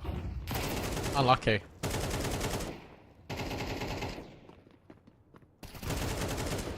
That's an important kill. That's a really important kill. They're going to swing it in towards a ramp play. Iceberg is just killing everyone. It doesn't matter. Wait. Roll back the time. Hold up. Brandon, how did Zyphon not... What? Did he jump... Like, surely you checked below you. Wow, that I would love to see that from Zyphon's perspective. How the hell did he didn't see the player at main? Regardless. I mean, they are a nuke man. Oh, Snappy misses the chance. Yeah. And this is just Snappy out of Zyphon and Iceberg. Yeah, this is... They had the chance, then they got deagled, and now it is 6 rounds on T side. It's potentially going to grow even more, and it's beginning to look like a no contest here. Pretty much. It's gonna... I mean, at this point, we gotta talk about the halftime ending at around 8-4, maybe 9-3. I mean, they've got 6. They've already got enough. They've got plenty enough, absolutely. Sashi are doing great. They're gonna be happy if this goes... Okay, maybe not if this goes 6-6 for sure, but 7-5, you know, they'll be perfectly content. I mean, it's plenty enough. Yet, somehow, I feel like they are going to be deepening this score further. This is not the end of it, because somehow GTZ is yet to convince me fully that they have what it takes to win this. thing is, they've not really fought for anything proactively. They went for that lobby crunch, but when it comes to outside, it's like they're breaking the smoke, but they're not shooting behind it. They're not getting any advanced info. We haven't really seen Rafax really be that dynamic. I guess we saw one round with him start secret, sure, but aside from that, it's not been great. I like this angle, just because of that. Oh, and Snappy goes searching for Altex. Much better. Starts to around here. Great trade out of Xiphon. Diaz hits the deck again. Cannot win that head-to-head between him and Xiphon. And this smoke over at Unbreakable gives a lot of deliberate angles. But not only Lucky, but also the main player to potentially go searching. If the main player goes searching and Sashi are holding for him, then that's a free kill. It felt like they were supposed to clear main here, but Xiphon still gets Nope J. That's a crazy shot. Now, surely the main player has to either go back into Site A and Lobby. Yeah, they're going to link up together here. As they'll clear Lobby, sure, but it's a 3v3 where it's about to be a B hit. Though, oh, he hears Rafa. He just heard the scope. This is a free kill for Lucky. Maybe even a knife. Yep, let's go. And that sucks. They don't need to go A here, but Lucky's going to try and sell this as an A play, but Snappy, he's read this well. Oh, no way! Snappy, not like this! Holy sh... He got the bomb. He got the bomb. It's okay. He got the bomb, and he's able to go back and deal with Xiphon. He's giving me a heart attack, in the end. That's like a wide swing, the whiff of an age. But luckily at the end they get it still, yeah. Well done by Snappy, to have the intuition to go into vents. The read was on point, apparently, from the side of GTZ. They recognize, okay, Lucky probably playing, you know, the hard-to-get A play, but instead, down B they go, and Sashi get caught in the swing. It's round 10. Well, at least 3 on the board, perhaps a 4th could be waiting. That's a lot of utility for a lot of nothing right now. Great clear. And now Linko will trade Altex. That's so important. It has given a little bit of leverage to these players to go outside, but the bomb's dropped. And if you're a CT player that's taken lobby, you should be looking for this. You should actually be proactively pushing around the corner to see if they've dropped the bomb. But that hasn't been scooped yet by the CT side instead of the Xiphon to pick that one up. And now they have to clear lobby a little bit more diligently. I'm a little bit surprised nobody goes up ladder onto rooftop. It's like free access to potentially, not, as you said, only the C4 control, but rather, you know, maybe the round itself. Regardless, Rafax is effectively getting a free kill. Iceberg is gone, and that's a done deal. Link was about to deliver the deathly blow as Mr. Lucky. I guess we can say he should be saving. Yeah, he should be. So again, another good response here out of GTZ. Money is built up enough to the point where Lucky can drop players over. Altex can also have an AK. Cabby's more than well enough equipped to buy. So these rounds are still going to be a little bit difficult, but it's them being aggressive, it's them being assertive here, GTZ. And Sashi not having enough players in towards lobby. They're running this 4 outside, 1 lobby presence, and as a result, they're just shutting down these players continuously because it's Altex that comes over to help out Cabby, but there's just no trades available. They're trying to play for this passive lobby setup, but it's really easy to pick off these players if you're the CT side because they're all 1v1s. Pretty much isolating them consistently, and yeah, number 5 potentially even coming up. Let's see if GTC have got the perseverance here, or rather the energy to persevere. Sashi, meanwhile, I think they'll stick to the tried and tested here. Probably just take silo control, slowly lurk out mid, outside, and then kind of make their way either A through main or back off to B, but Lucky up out to silo indeed. AZ on point, and now here comes the cat and mouse game. Rafax, I believe he's posted on ramp, if I'm seeing that correctly, right? Yeah. Oh, Okay, why has he jumped there? I That's for don't... info, but... Yeah, but you don't need to jump, right? No, you don't. You can peek your eyes out very... Good molly. Oh! Oh! Was it a good molly? I guess, but it comes at a very big consequence. Altex has deleted the A hit, and, well, see you later, Rafax. That's round over. Jesus. It was technically a good molly. The problem is, you don't allow it to do its job effectively enough. Altex just crouches there. And yeah, I mean, the confidence is booming from him. It's oozing from him. Like, legitimately, they take their fights standing on their aim. And Sashi, because of it, 7-4, looking at potential 8. Money is tight for GTZ. The loss bonus, I believe, has just been lowered to 1.9, if not lower. As Nope J might survive. See, this is where, if I am Sashi, I'm hunting, 100%. I don't care about my own money, I just care to take care of CT's economy and making sure that they can't really reinvest. There you go. And he does die. Why does he... Wait, why doesn't... Oh yeah, what? Why didn't he go in the corner? Surely he'd survive, right? It would have been close.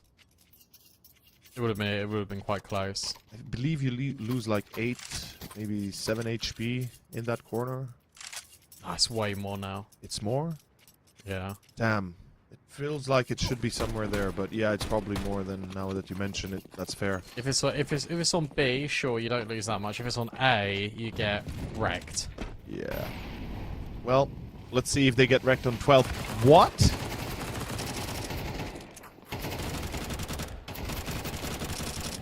Alright. Yeah, that's one way to go for round 12. Why? Just a quick burst through the molly in towards hut, change up the pace. You've not really gone ramp once. And it didn't work. Or stay alive, GTZ will at least get 5, which, considering the landscape of this first half, I think they'll be more than happy with. Yeah, I mean, same as Sashi, right? 7-5, same result, kind of resonates with them, I think, in the case of, yeah, we tried, we failed a few times, we got caught off, but at the end of the day, 7 is decent. I'm still perplexed as to a choice to rush through a molly and a smoke on ramp on a full buy. I wouldn't say if you had 20 seconds, sure, but it's like the start of the round, that's kind of... I mean, it's a crazy move. As you said it yourself, they haven't yet tried it. You know, they haven't really tried it at all, really, on too much on this first half. But at the end, it still feels like a crazy move. Irregardless. Second half, second pistol, and this is where GTZ either glow up or, well, are going to be extinguished. Let's see. Cool flash being set up here that just bounces off the box. Go into ramp. Snappy will get the first on Xiphon. And they've overwhelmed ramp as well. Now, you don't need to commit in towards B, but I guess with the vent kill, you just want to scale it. Great catch. Cabby and Lucky are still finding kills somehow. Cabby got a kill at the back of the bomb site after being dinked. Lucky is just trying to be a menace. And he will be caught off guard. And wow, that could have been a chance for Altex, but he gets removed instantly. GTZ win the pistol in dramatic fashion. That was a lot closer than it should have been. As soon as ramp is lost, you can see Sashi scrambling for control. They lose Cabby on site. And then, as you said, Lucky with a few beautiful play shots before he is taken out of commission. A few opportunities that could have gone the way for Sashi, though, none taken. And with that, all of a sudden, we've got a close game on our hands. I love the fact that we see an eco from the CTs. Finally, we see somebody with some sense, and common sense, rather. As a stack on ramp kind of makes sense, I guess. Again, just hoping to get lucky. And with that, GTZ... I mean, they got Mac 10s. They should be sending players forward to check for these first few corners, see what's up. 7-7, tied up. I don't think you and I expected this to go as close as it does here. Perhaps not in the same fashion, at least. GTZ, the fact that they are now equaling Sashi and potentially taking advantage next, which is very much a possibility. Well, it's pistol, it's conversion. No, yeah, wait till that's fair. Wait till the guns. That's yeah, what I'm worried about, you know? I think this has been respectable. I think 7-7 looks and feels really good. Already. You get any more with the Mac 10? Any more? Yeah, lovely. Lots of money that's been made there. The Snappy. You're we'll right. See what Sashi can bring. But you're right, yeah, I mean if GTZ are able to take this map pick away from Sashi, then they're in deep trouble, the Danes. Thing is, it wouldn't be the first time I see Sashi lose a map after having a relatively decent first half. So I hope not to experience that again, because as we said, this is a team that should be doing far better than they actually recently are. But gun round is here, M4s are out, and Sashi, they don't take any chances. They have 5 helmets as well. Nobody's going to be playing the hero tonight. Iceberg, the timing to avoid that spray, perfect nearly. Actually is perfect. So this smells like a potential fast A split. Though with 2 players deep in ramp, they could run into secret, I guess, and split that way. It's a bit more devious, a bit harder to do effectively. Snappy goes into main. Iceberg. Oh, the audio cues are on point, and they go through ramp. Cabby falls back already. Oh, Wait. Good timing. It's all a little bit of a ruse. It's trying to keep the A players on A and maybe scale back. I mean, you got to go back now.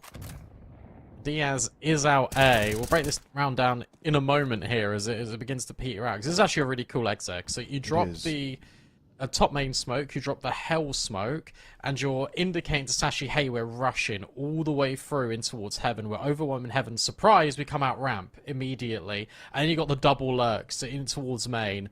And the idea is you take the ramp space, you overwhelm the ramp player, you then force those rotations down, you come back up. But because the ramp hit didn't go as well as they were hoping for, because the main play got exposed as well with Iceberg's initial kill, they committed down towards the B bomb site. They went into that crossfire that they actually forced down in the first place, and then they got stuck. So it's the right idea out of GTZ. It's a very clever execute. It's just poorly executed. It starts with that kill for Iceberg through the smoke, right? It kind of stops them in their tracks, as you say. They have to divert. Cabby stayed alive whilst they pushed ramp, which means he's going to be down there fighting against them and possibly with rotations in tow. It's exactly what happens, and hopefully we'll see more of that. Lovely little action that perhaps if taken a few more moments to execute could have even worked better.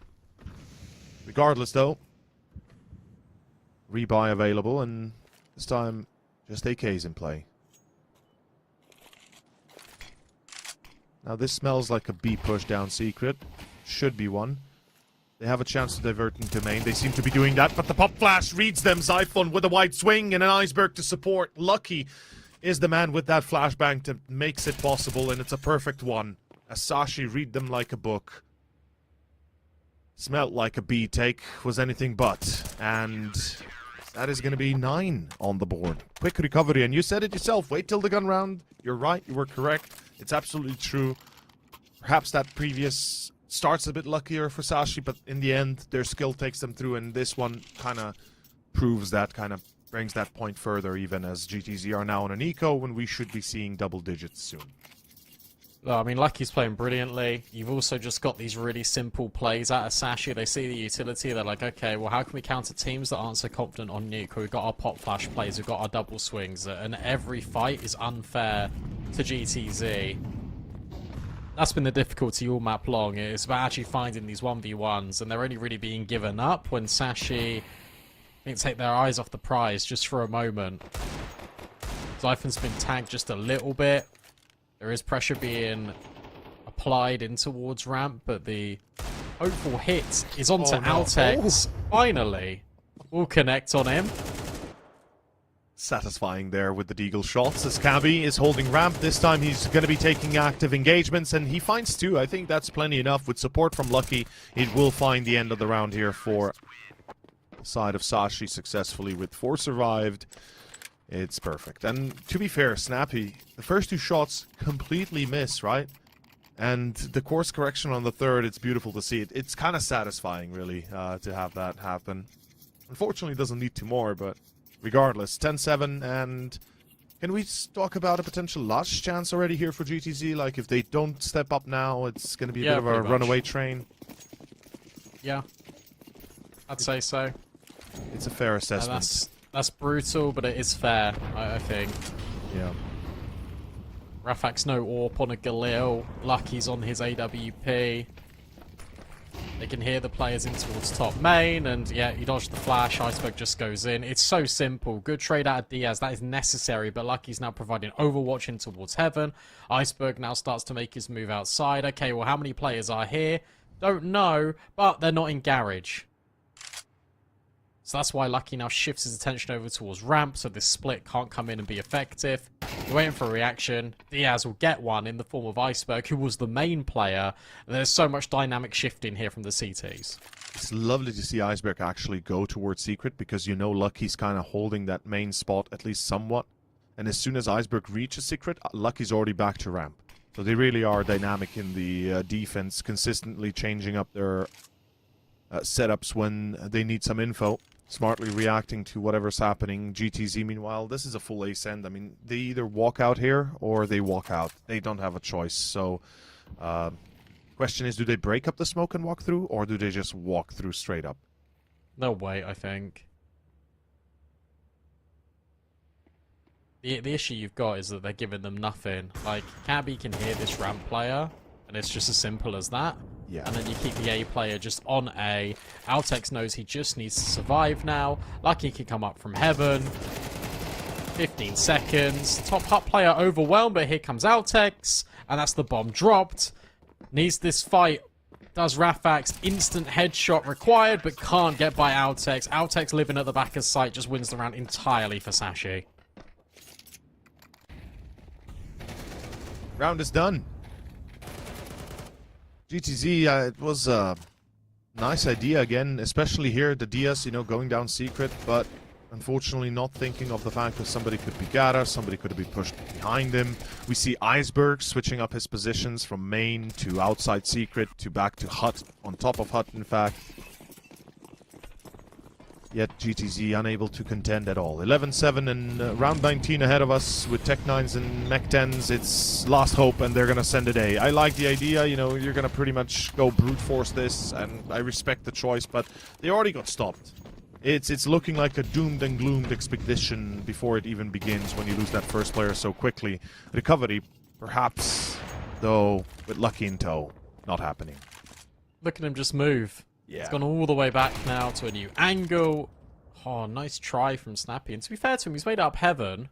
Nobody's Altex is going to be none the wiser. Wait, nobody... Silent dropped. Ooh.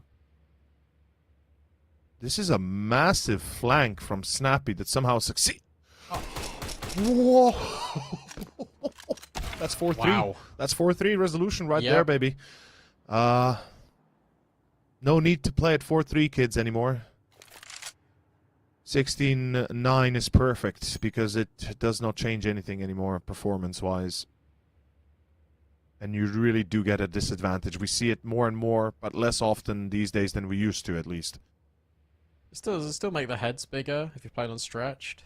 Yeah, but then again, you miss out on vital info, potentially. Oh, easy nade break. And the molly missed. Oh no, so now Lucky can just come straight out of heaven. Flashbang lands on Rafax's head. And now you know exactly where he is. Nice shot, but Zyphon through the smoke with the USP will lock it in. This will be map point now for Sashi. And outside of the pistol and the eco, GTZ have not won a single round on T side.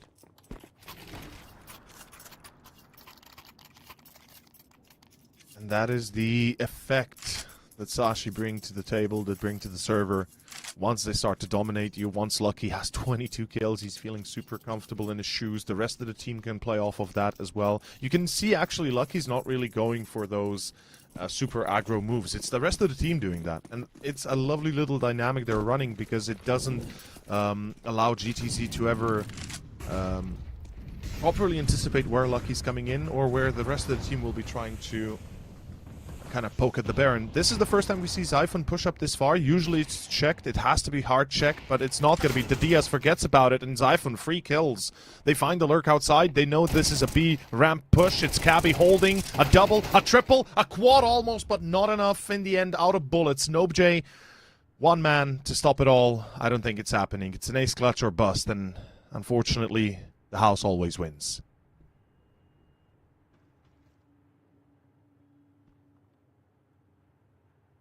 Oh, you set that up so perfectly. I was ready for one of them just to get the kill. But yeah. now we wait. Now we wait. Yeah.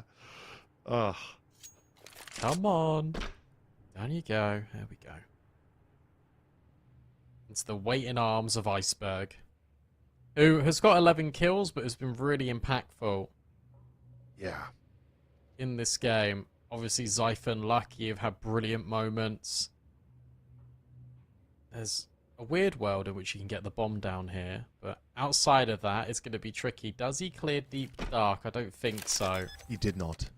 So bomb planted. Iceberg is now making steps. He's just taking a straight up fight. He's like, you know what? I got this. I got this, guys. Don't worry. And that's exactly what happens. 13-7 final score. I gotta be honest with you, whilst Lucky and Xiphon played a brilliant game of their own, the rest of the squad, as you said yourself, we see some impact rounds from pretty much every single player, from Altex to Iceberg to Xiphon, and hopefully we'll see more of that in the coming rounds, right? Surely. Or yeah, maps. I'm sure we will. It was much better from Sashi. This is what you expect out of this team. This is what we want out of this team. Map 1 done and dusted. We go to GTZ's pick of Ancient. Wondered whether they were going to pick this or Inferno. They went with Ancient. It's going to be tough. Let's see if they can bounce back after the break.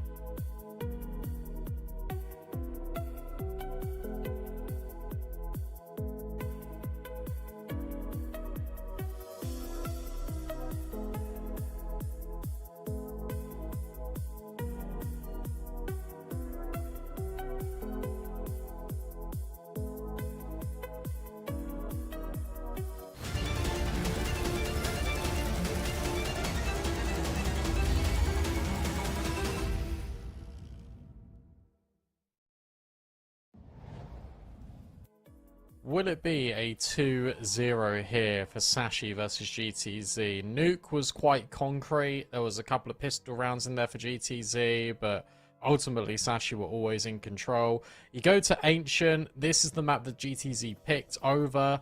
We had our questions going into the veto, but do you think they've got what it takes on Ancient? I believe they do. I think that Sashi Wait, let me rephrase myself. You asked me if GTZ have what it takes, Yes. right? yeah, sorry. Well, I think they can give us a good game. That's what I believe in. I believe that they will give us a decent performance. They will let Sashi know, this is not going to go easily. But at the end of the day, I am still a firm believer that Sashi should take this 2-0, just because it is Ancient second. If it was Inferno, I'd have a much higher chance of believing GTZ could succeed. Otherwise, with Ancient here second, Sashi historically and otherwise right now on fire. And how many kills did GTZ end up having? I believe it was Xiphon with sorry, not Xiphon. What am I talking about? I'm completely blanking here. I believe it was... Yeah, it was Snappy with 14, the highest amount of kills that they had, which tells you that certainly some changes need to be made and somebody else has to step up to the plate. Yes, yeah, they absolutely do. And it has to come from Rafax, to be honest with you. I think Diaz had some good lurk kills, but you can't always rely on that being the bailout factor. It needs to be more consistent from GTZ, who obviously have gone through a roster change recently and are looking to sort of strengthen themselves. But I think Sashi looked lucky, was incredible. Xiphon was brilliant. And Iceberg had some really crucial moments. And when you've got the team performing in that way, it's always going to be a little bit tricky. We go into the game, we go into Ancient. Sashi also starts CT side because it isn't their map pick. So this is going to be a bit challenging if GTZ can't get the ball rolling early. Yes, it will. And mentioning Iceberg, mentioning Lucky, I feel like we need to bring up Altex as well. There were at least 1 or 2 rounds where I remember him getting multi-frags and that being the gist of the round for why they would win. So, again, the whole team really deserves a lot of praise. GTZ, meanwhile, decide to open up. We've got a Molly and 2 smokes available with 2 flashbangs to support. A full B execution. Here we go.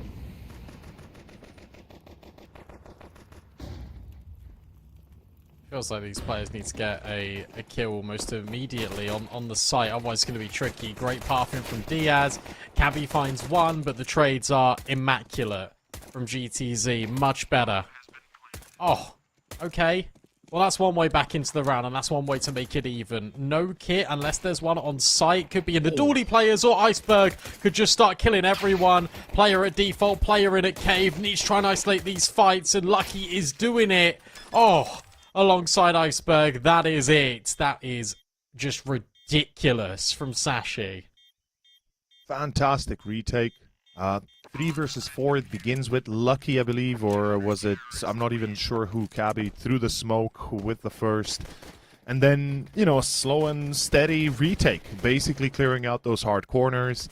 GTZ kind of allowing themselves to be caught a little bit too early. Yes, Snappy, Iceberg through the smoke on Snappy, in fact. But yeah, he continued with that high performance. And in the end, Lucky finishes the job. 1v1. A clutch and a round. GTZ immediately into Galils. Don't even blame them. I think they're going to rush A here. It definitely feels like a round where they could pull it off. Yeah, it's a good call. You know that Sashi are going to be fighting for mid-control early. Xiphon doesn't see anything, so he's immediately just escaping back into Donut. Diaz has been removed. Iceberg will catch Snappy. So that means that Xiphon's attention is fully focused on Donut. I like the space in here at GTC. They've cleared all of Donut before planting. Now just drop a couple of flashbangs in to keep the play away from this position. So it is an area of shored up map control. Linko holding. But here comes the retake. Donut smoke thrown in by Sashi. There's no kit again, so time is going to be a factor. Indeed, and Xiphon's going to be playing the connecting agent here. He's going to have to go after the team starts to retake, even if they fail or not. Rafax will find one. Xiphon, he jumps into action, springs into doubles here. It's a 3 versus 1. Time is ticking. They can't stop the defuse, and they've got it in time. They've clicked it just before the clock went critical, and they will get the second one. Successfully retaking a 5-3 on A. With a tough spot in Donut, to be fair. If Xiphon doesn't get 2, it's a guaranteed win for GTZ, because they can delay the defuse, And with that, Sashi probably don't have enough space to cover the cross from Temple to Donut itself. Yeah, really good work by Sashi. Just the retake smokes as well, just knowing that they've got to go immediately, and they do, and then you've got that late lurk out of Xiphon. Cleaning up trouble.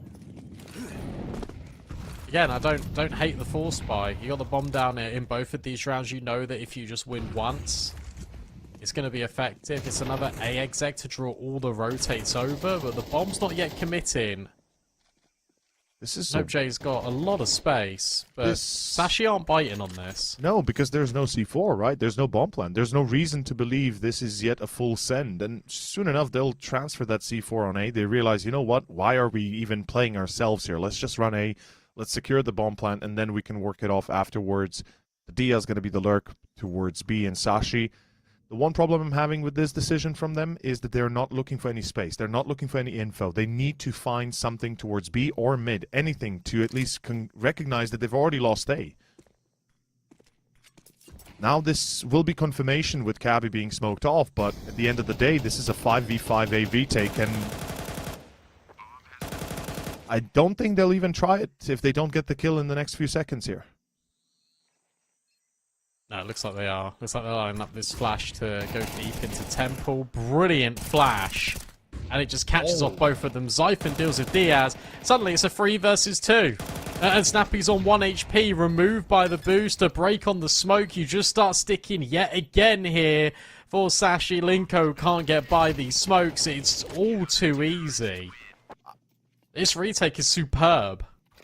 It is, and I am, you know, as I said, I'm a little bit shocked at how easy it was to get the first 2 kills, in fact.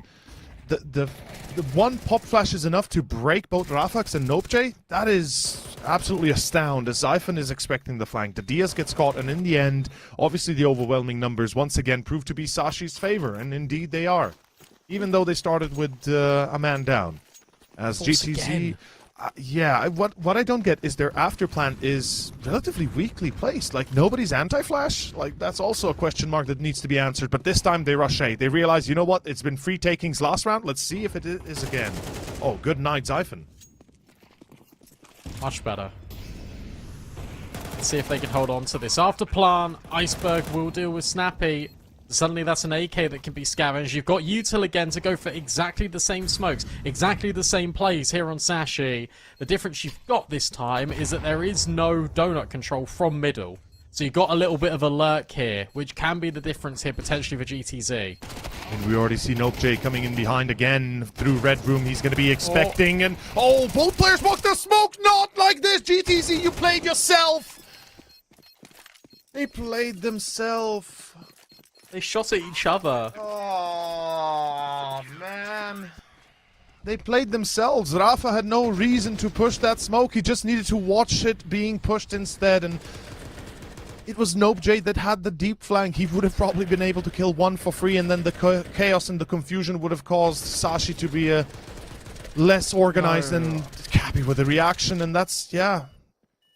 Yeah, that's rough. So Rafax... he doesn't actually get shot at by his teammate, he just sort of trades places with the CT player. Yeah. Another force. I mean, they got max loss bonus, they got bomb plans. I can see why they go for this buy. It's not even that bad of a buy, but the problem is they're getting nowhere with them, even on after plans where they are in a better spot, and they're going to lose the entry again. Snappy is unable to duel Cabby straight up. No, there's no nade. Never mind. I thought they might have an HE to throw there. Linko has one.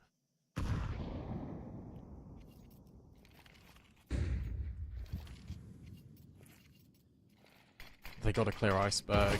And he sees the shadow. As soon as he sees the shadow, he just drops the utility. Yeah. He's not moving.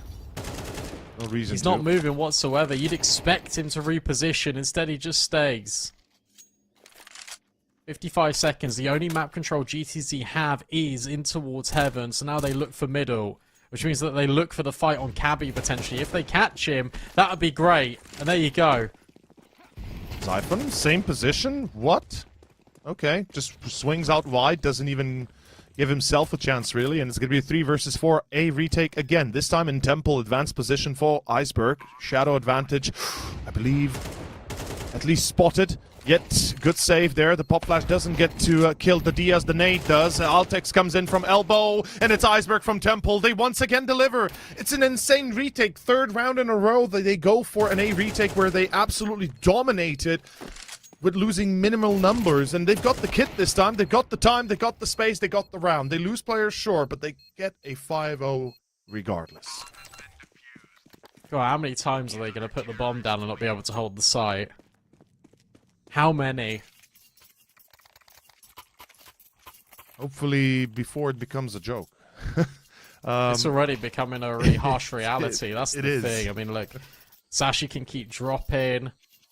Yes, it makes sense for GTZ to keep investing. Rafax has now got an AWP. You expect maybe a little bit of a slower round, but I think the minute they go slow, it is the minute that they play into Sashi's hands. This explosive gameplay, the Portuguese firepower, it is working at catching Sashi off guard, but the minute it becomes Sashi's control, it is the moment it just stops working. And they send it A again.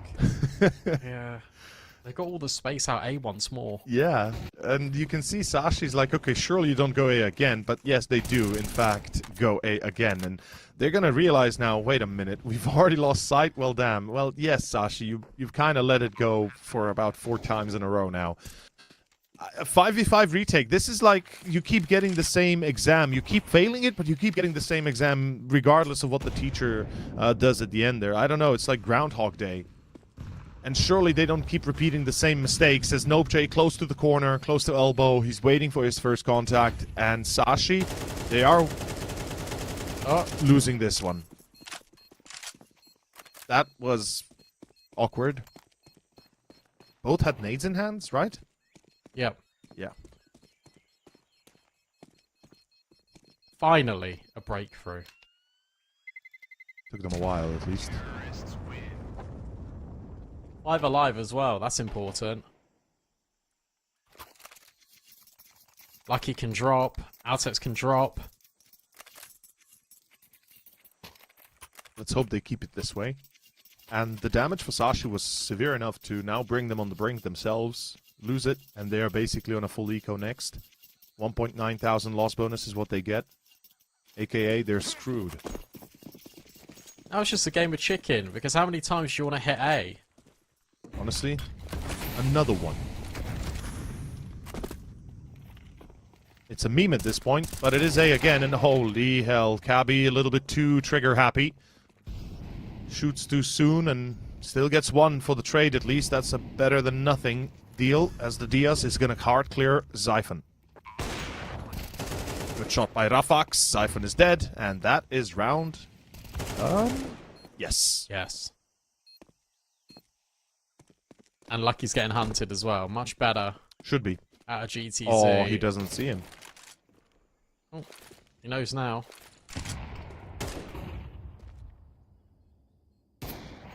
Love the bait.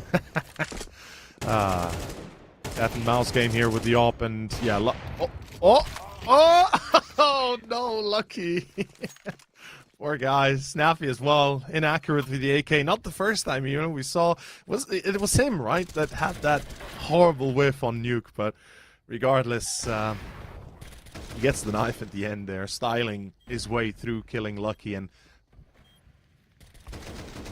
fair enough, GTZ, it is their map pick. We gotta keep in mind that they should be somewhat accustomed to their T side, though a start like a 5-0 doesn't bode too well, but alas, at least an eco.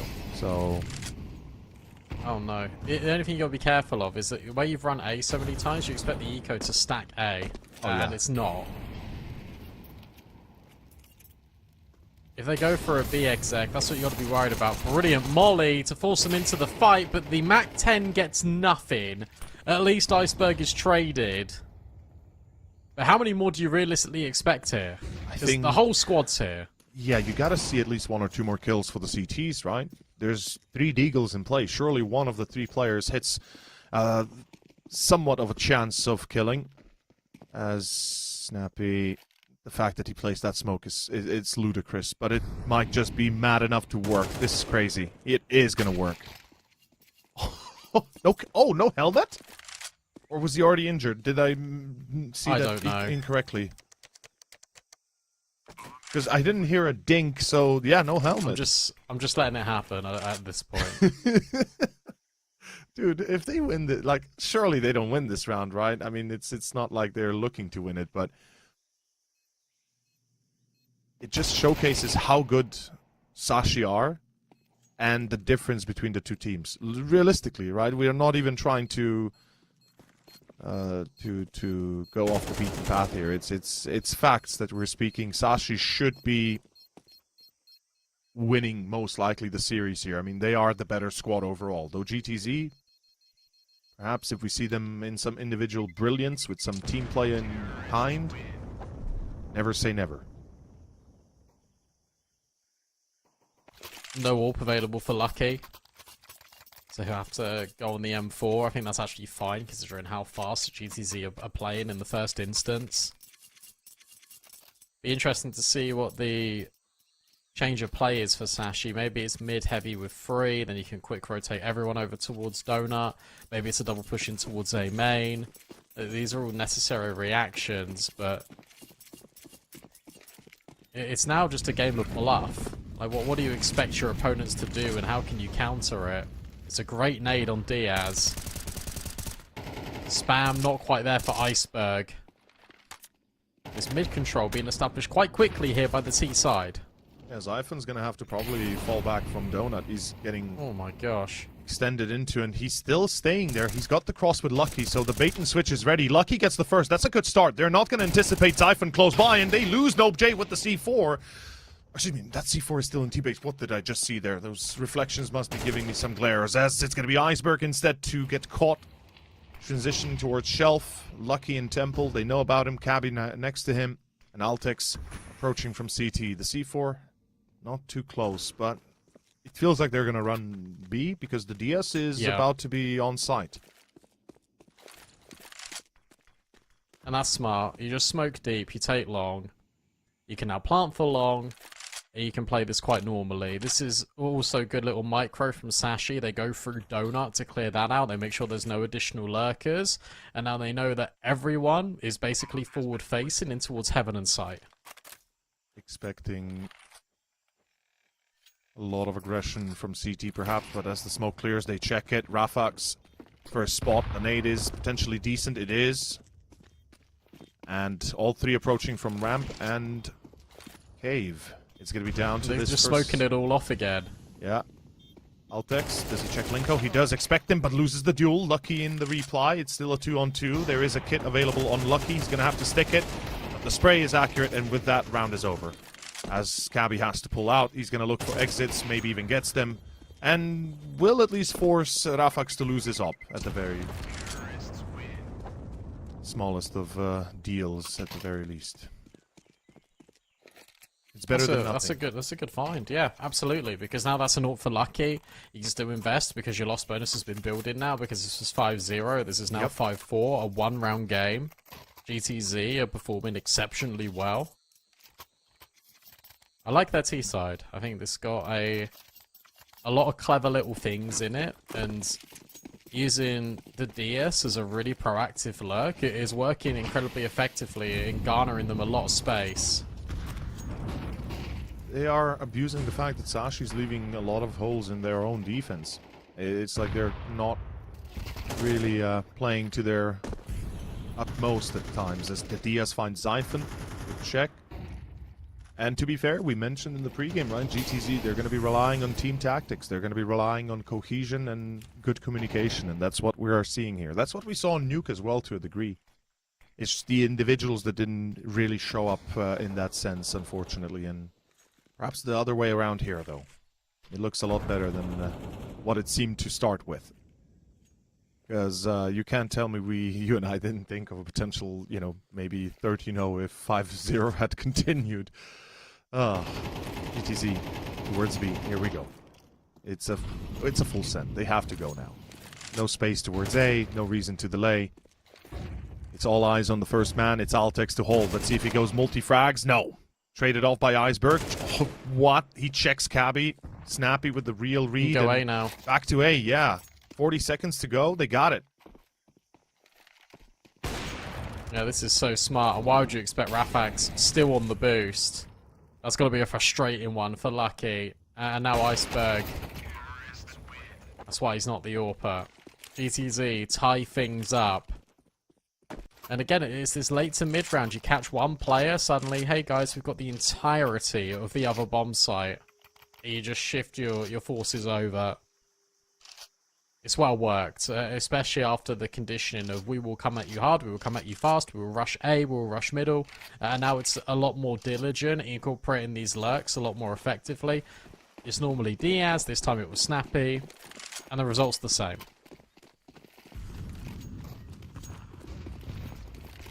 Tie it up, force them onto another eco, and these rounds are going rather smooth as Rafax is expecting an aggressive move. Altex gets caught. Oh, they spot Iceberg. The IGL is down, and by the way, the IGL is carrying right now, which is another fantastic little detail that we're not used to seeing a lot of from Iceberg, right? The fact that he's on 9 kills is a good sign for Sashi. Let's hope they kind of step up as a whole as well. Rafa's really woken up, by the way. He's hitting some beautiful shots and good intuition as well, where to expect them. Another save. Would have thought. What's the save counter up to now? Keeping tally? I think this is number 4 or 5 save. Last round they didn't... Yeah, last round they saved the op, so this is number 5 then. Of saved rounds.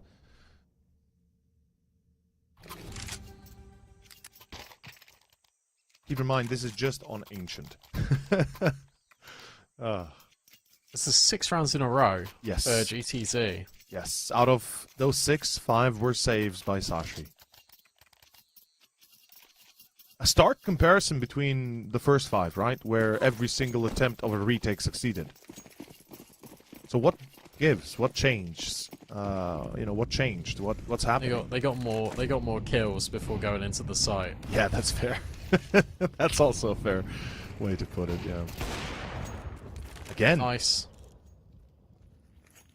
Look at him go. Oh my god, he's zooming. Just keeps on pressuring. He's gonna get another kill. That's a guarantee. That Molly, it doesn't stop him. It stops the CT from pressuring him. As he spots Altex. That's actually the Diaz. Cabby takes charge, and finally we see a little bit of a reply. It seems like Sashi have had enough of the games, have had enough of the losses. Wow. Also, why is Zyphon situated... I mean, he's watching mid, sure, but surely he somehow needs to start suspecting A as well. Oh, that's a free kill. Oof. It's a good catch. You have to get by Zyphon in Donut still. And I don't think they're going to be aware of him in there. Lucky. Rafax has now been heard running away. So Lucky can shift over to join a link arms with Zyphon, but this is a double AWP retake. They don't have a choice. First peek is the most important. He checks Temple, they hear the scope. Lucky, good on the reaction. Still going to be a 2v2, and Rafa... It's better than well done. It's absolutely perfect because... It's better than well done. It's absolutely perfect because they were losing 5-0. And then find 7 in a row? Yeah, that's going to propel you up. That momentum, all of a sudden, in your favor heavily. I mean, this has got to be feeling really good for GTZ. It has to. Especially because you were being shut down no matter what you did. And now it's the other way. You've been bullying Sashi towards the end of that first half.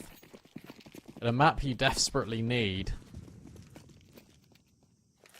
GTC just went and said, I am the bully now. As towards B, Sashi's just send the molly, deep smoke into A, but towards B is where they go. Molly into Donut, deep smoke, Iceberg, I don't understand the slow walk. I will be honest with you. The bomb. That's the C4 as well. I don't understand the fact that they leave the C4 alone, as it's a 5v3 in fact, with very low chances that Sashi can retrieve this successfully, though Altex finds that Afax. Linko close by. He needs to survive for as long as he can. He finds one, maybe a second, no. Or falls back, still alive. Nobj helps, and Nobj with a wallbang headshot to finish the job. GTZ on number 8. Damn. That's a fun pistol, but also a complicated one. And if Lucky doesn't swing there, the round doesn't go awry. Because what you're going to see from GTZ is them pushing ramp. You don't expect them to go by the double doors, and Lucky would have time in. But instead, he swings, he gives the bomb over, and that's the whole reason the round collapses. Unlucko. I gotta say, though, you still leave that bomb alone. There's always a chance somebody's going to be pushing it. And I feel like that's a mistake that you can't let happen regardless. But I do agree, timing just wasn't there as well. That adds on top, well, insult to injury in a way. Sashi, I mean, they know it's either a full buy win or it's nothing at all. And they will be taken care of, mode out and mode down. 9-5, I didn't think we'd see GTZ in such a light, but it's lovely to have Rafax on 15, Snappy on 12. I mean, everybody's kind of chiming in by themselves, effectively. Linko's been a bit quiet, sure, but he's had a few impact rounds as well, as far as I recall. I hate it when people do that to me. I absolutely hate it when the MP9 just... Grr. Yeah, well, boils your blood, doesn't it? Yep. It makes me very sad. Welcome to Counter-Strike 2, everybody. Never gets old. But what is about to get old is ancient, because Sashi is on the verge of losing it. It's all or nothing, if you ask me. They either come back in style to 9, or they are going to spin out of control here. It feels like they're very much on the edge of it. Oh, this is what Zyphon does best. Ooh. Oh, wow. Oh. See you later, Rafax. Nobj is still walking wounded. Zyphon hasn't lost a single hit point in all of that. There has been a double push down B ramp, which is cool to see. Cabby's got to be careful. I don't think he ever expects Linko.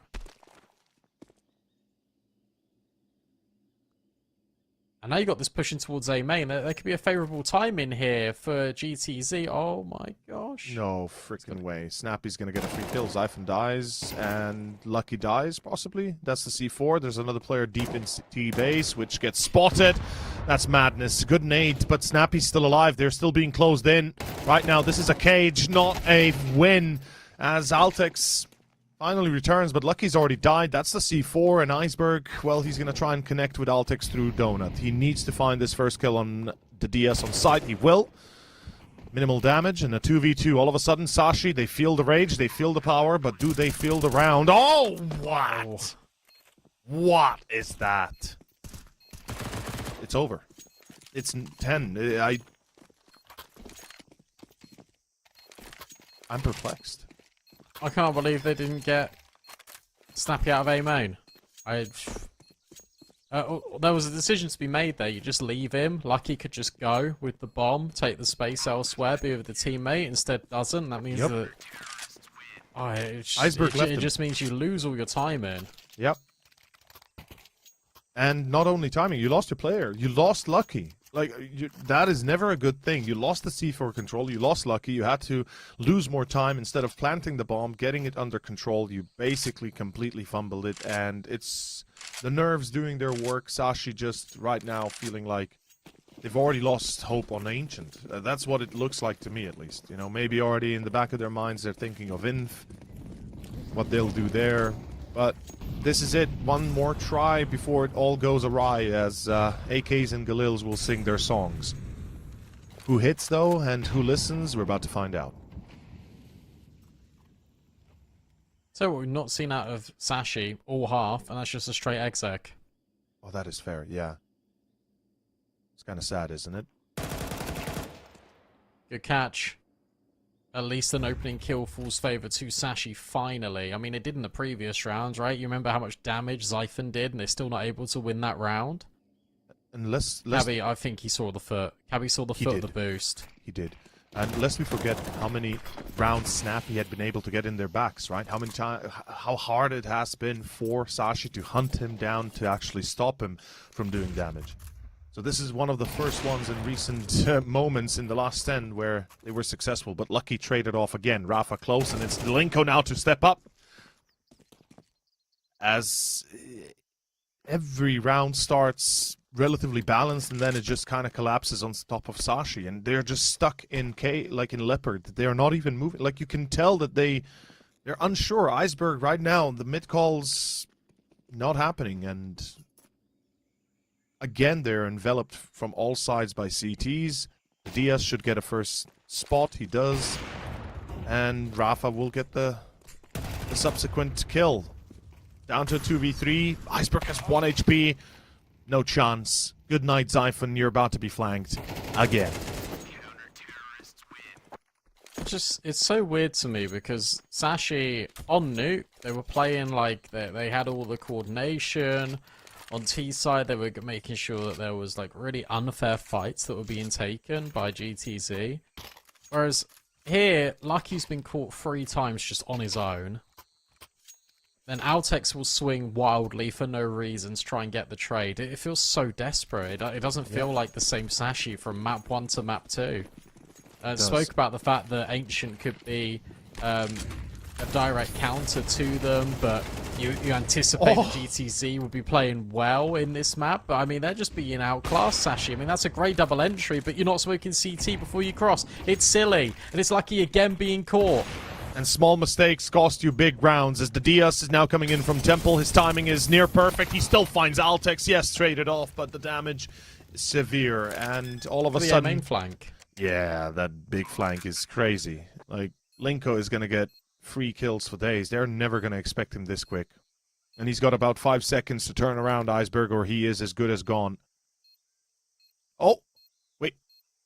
All that... Who's that? Sixth sense. He's still turning. He's still thinking. Iceberg. Whew. Intuition. Or the call of a teammate. But that's the round. Sashi. Finally, also, they speed it up, right? They put the aggression a notch up as Zyphon through middle. We gotta speak about this man. I said that he's another factor for Sashi that needs to be observed. And in games that he's quiet, Sashi just straight up lose without even a challenge. And here, the double entry on mid again. Blinded, just sprays it, still gets it. Masterful. They got to utilize him more, though. I think that's the key thing with Sashi on T side, is they don't utilize him enough. Just, you know he's good to get that double entry if you set him up with utility. We know how good Sashi's utility is. Just go flash him in, because he's more than happy to try and just take these fights. Just go do it again. Just say to Zyphon, okay, go entry, because he will.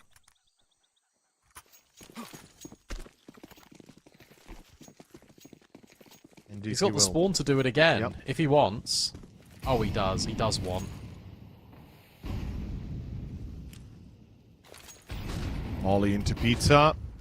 And here comes the aggression now. Zyphon's going to go out, as you said, first. Damage on Cabby's severe, but he's going to challenge this.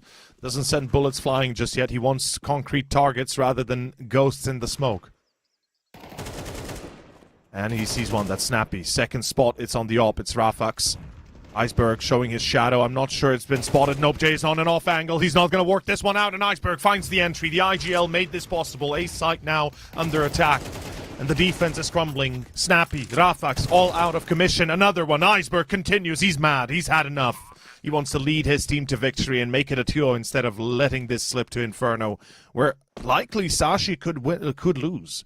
Like, Inferno is an untested kind of scenario here a little bit. GTZ, well tuned to it, and Sashi, recent days, perhaps not the best for them.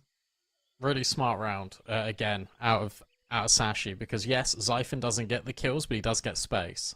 He's putting so much pressure on it. He pushed the Red Room player back. He pushed the AWP off Donut. If you got an AWP in Donut, you know there's going to be a rifler close by on the A site, so Iceberg just takes the risk.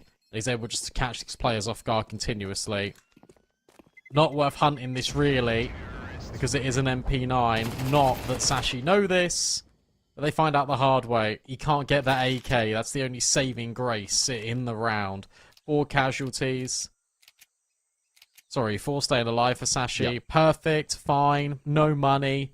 really, for GTZ. It has to be an eco, blended in with an MP9. It's game on. It still is game on. It is. It is. They're going to fight for this tooth and nail, and GTZ, it would not be the first time we see them fumble. Hopefully, that's not the case, but regardless, Sashi, this time, a bit more passive approach towards mid. They don't want to risk their lives immediately. Zyphon's going to play their solo. The rest of the squad focused on B, and they seem to want to walk into B. I respect this choice. And you talked about how we haven't seen a lot of Sashi in just straight-up executions, like where they feel like, okay, we can go for a comfortable take. Oh, come on. That's a USP. Oh, that's another headshot. Look at the HP. All three are weirdly winnable. Oh, my God. No way. Come on. No. Okay. As I was saying, straight execution to B. Yeah, finally.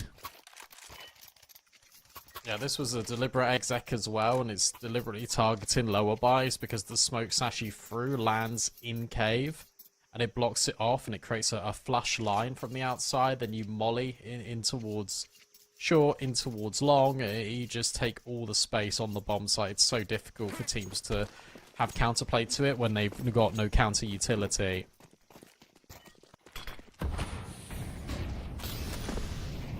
Snappy full blind. Gotta be careful about middle yet again. Zyphon wants to play him. Oh, missed molly. That's gonna force them to either use another and kind of expend whatever precious util they have left, or dry peek it later with a pop flash or something, or just peek it. In any case,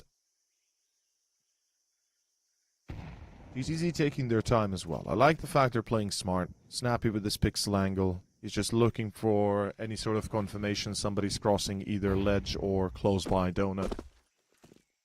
That pop flash is a bit of a giveaway. He's soon to throw this smoke regardless. Clear back Might donut. Beat it though. Yeah. Oh boy. That smoke is too late though, maybe. Nope. Jay still finds two. Can he get a third? Altix? No. Trades off. 3 versus 3. It's an A retake. And surely they check the smoke this time. The DS walks through. Seen, I believe. No, Altix still loses the duel. That's crazy. And it's Rafak's unlucky. Brandon, this is a 1v2 for Iceberg, the IGL. He gets the first. He tries to flash forward in. Rafak's lead in with the orb, but it's a quick scope from Rafax. He's been hitting everything all game. I cannot believe there's this 3 kills in Donut that define the round. Cabby gets the opening, but you check out this hold from Nope J, and then the walk through the smoke on Altex is enough to win this round. Iceberg tries his best, but when you got Rafax hitting every single shot under the sun, it proves to be impossible. GTZ up to map point on their map pick. And finally, the straw that breaks the camel's back. It's a sick quick scope indeed. Rafax ready to take the mantle of the best opera on Ancient right here between these two teams right now. Lucky on 13 only. And we're going to have a mid-crunch with a fast lobby controller, Zimmerman lane control.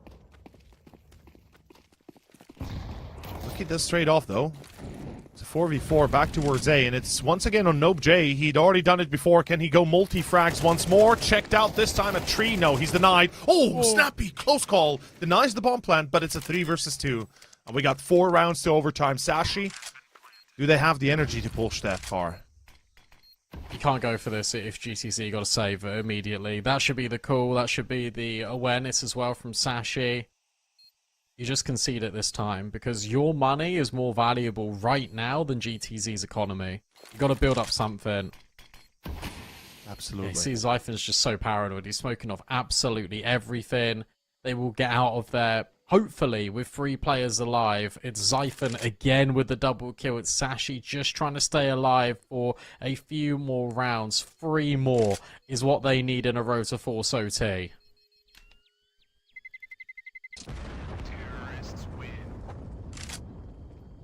Quite a tough match for Sashi.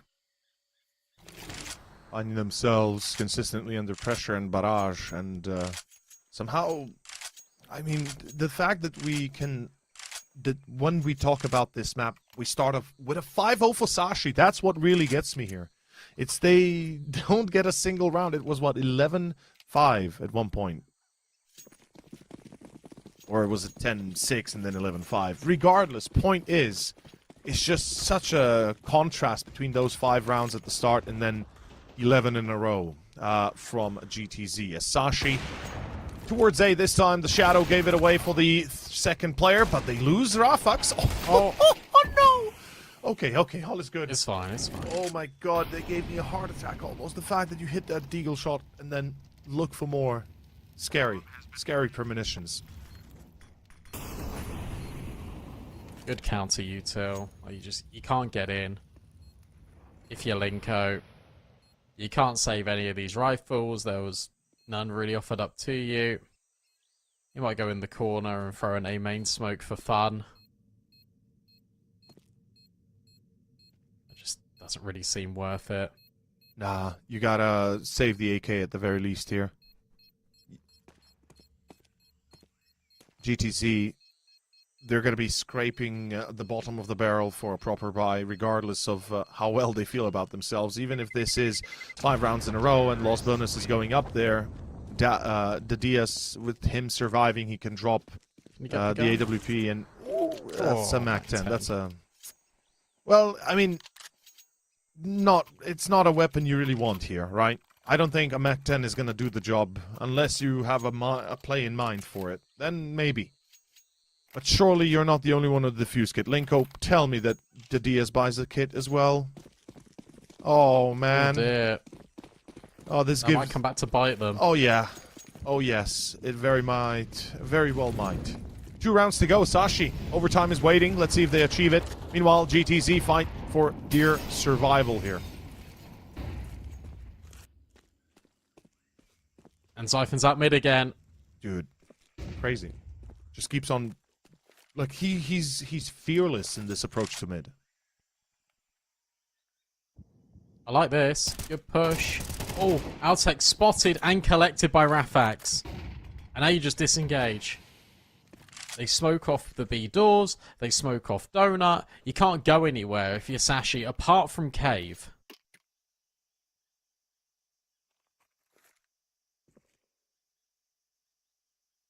This would be really good if they fade that donut smoke. They come over with Rafax, they take all of middle. That's exactly what they're doing GTZ. This is really good macro. Yes, it is.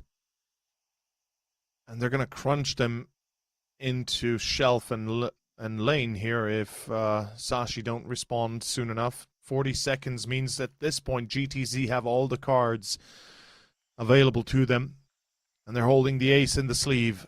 Because Snappy's about to activate, and he gets a free kill here. Iceberg dies for sure, if not lucky even. Yep, it's... Oh, this is plenty enough. GG. It's map done. We're going to a 3rd and final of Inferno. That's a guarantee right here. Brilliant. I mean, what more can you say about that? That was perfect Counter-Strike to close out that game. The walk push on the extremity, the reset in towards middle...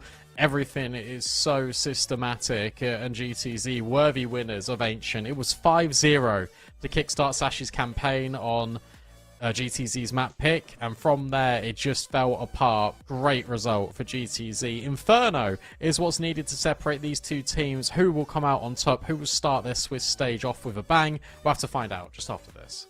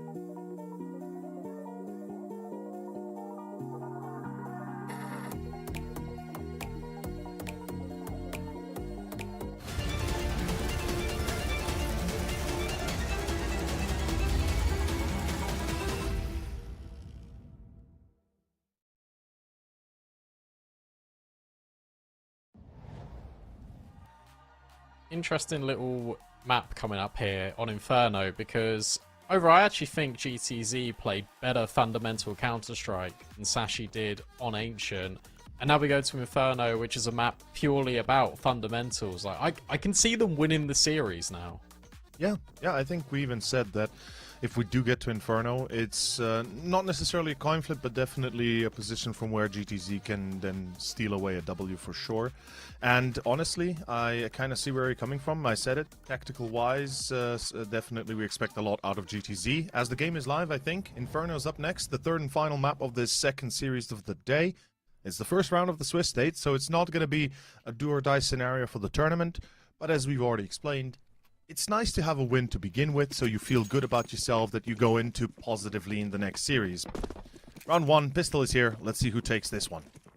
I think especially for Sashi, because I think this is a team that you look at getting GTZ, and no disrespect to them, but you feel like you should be beating them. Oh, yeah. So if GTZ can pull off this run, they're able to beat Sashi, that'll put them in a really uncomfy position. I'm loving this control. Already taken out and towards B.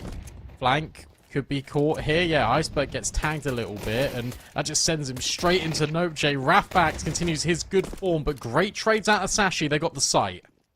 They've got pit control, which is pretty much the key to this bomb plant. The C4 still yet to be picked up, but they clear out Snappy and the Diaz both on short. As unfortunately, Nope J had no way of entering here due to the smoke up on long, and with that out of the way, round should safely be in the hands of the Dane. Unless something goes very wrong with Nope J and no Kevlar. Nope, not happening. Exactly. Yeah, great round out of Lucky. I think obviously the free kills are exceptional, but it's the double one towards short. It can get a bit uncomfy when the bomb is dropped here in no man's land. Iceberg's already been pressured and forced into the fight he didn't want in Library. So yeah, really important trades, just coming straight out of A. GTZ get off on the back foot for what feels like a while. Look, this did start 5-0 to Sashi on Ancient, but that was on their CT side. On T side, it never really felt like they were in the running all that much. Had to wait a very long time for them to get their first round. So it's almost a sigh of relief that they've got map 3 off to a better start. Oh, you know it. And I gotta say, Sashi 5-0, losing in 11 in a row, and then winning 5 more, and then unfortunately the last one obviously going the way for GTZ. So yeah, almost had a comeback if a few things went right. But on Inferno, with the win on the pistol, I think they'll feel pretty good about themselves. T-side always difficult to play, even against the force buy. This is one of the maps where a force buy I would very much recommend for the CTs. The 5-7s are excellent around these close corners. Yet 3 defenders remain, and Linko just goes out wide, dies, and that pretty much leaves the 2 on the site dead or waiting to die. As Rafax and Diaz reply, it's still 3v2, and it would be fair to say we're not seeing much else out of the CTs. No, we're not. Stampy is just maybe just trying to get a kill on the way out. He's very committed in this position. In Moto, they know exactly where he is now. There is a slight chance he could have disappeared in towards B, but Zyphon will clear all of these angles out. And one thing that has been consistent, which is very good, is Zyphon. Like, this series, he's been exceptional. Has always started off the game really strong. He does get dinked there, but that's not a problem. Because he needs to start running. He will get round the corner. And he will survive, yeah. He should do. They all should. Yeah.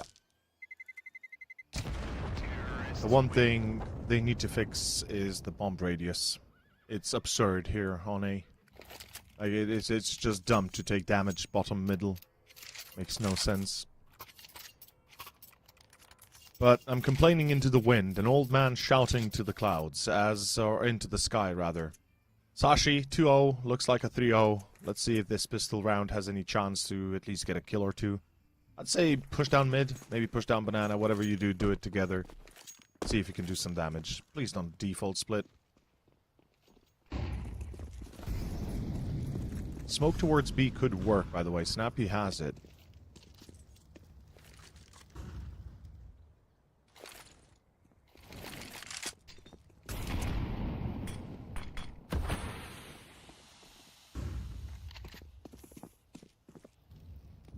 Rafa will push that smoke, I think, once he hears the second player pass. Yeah. Unlucky. It was a bait by Cabby as far as I could tell as well. He passed the smoke and then slow walked back, making it look like, you know, both players pushed through already. And a clean round, clean cut. Good job by Sashi keeping that economy going, and very akin to what we saw in Ancient to begin with. Let's see if it continues like that. Gun round out, Rafa on the op, and what, he had 22 kills, I believe, map 2 there on Ancient, maybe more even. Yeah, in that area. Yeah. 23, just to make sure that we're not going to be fact-checked by chat. As round 4. Brandon, this is the round where GTZ usually showed their teeth, but that's not the way to do it. Yeah, just no U2 in Banana, and just a dry fight, which allowed for the swing. Rafax misses a shot in towards Apps, and now you know that there is an AWP in this round. You know exactly where he is as well. Normally with AWPers, they're incredibly dynamic, and they'll immediately rotate away. So Altex just standing his ground, flashbangs out, but not effective onto Linko. He gets 2. Altex, though, with the trade immediately, and Lucky had his gun out. In fact, rather, he didn't. He had his knife out, which enabled the kill. And now Zyphon's been left on a really weird island in the 1v2, thinking, how have we got into this position? How has Linko been allowed to get 2 kills? And Zyphon just gets destroyed. That round crumbles apart when it feels like it really shouldn't have. Yeah, Altex goes through Apps. He finds the entry onto the actual balcony. And then Linko's... In the meanwhile, Altex is doing that. Just pushes on short, gets the final kill there on whoever it was. Lucky. Lucky, yeah. As you said, knife out. And it's a disaster. Sashi crumble. It's a Thanos snap as GTZ, first gun round is theirs. Let's see if they sustain this. 3 players towards Banana means they're going to be fighting for it, at least from the get-go. And oh, the spot, the angle, this is horrible. What is that? Rafa actually goes wide. That is mad. If Zyphon had focused himself onto the corner, he'd found Rafa as well. Luckily, it's not the case, and GTZ persevere. And now he's being dynamic with the AWP, immediately rotating towards A. Cabby stationed over in Apps. Lucky holding this angle that Rafak should never swing into.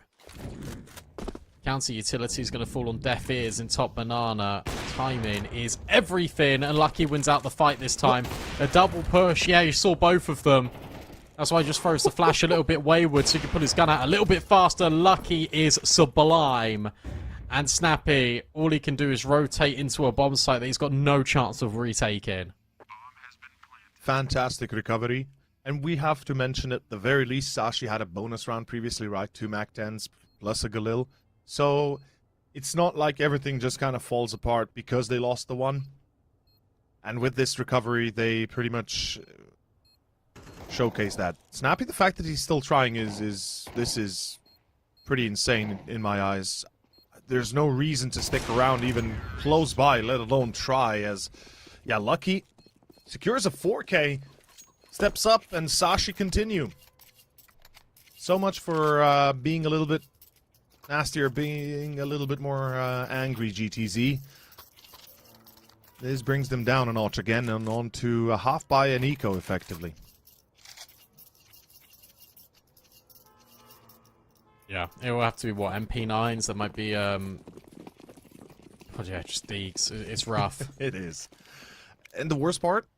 It's Inferno, which makes life so much worse for GTZ, having to start CT Inferno with a lost second round, right?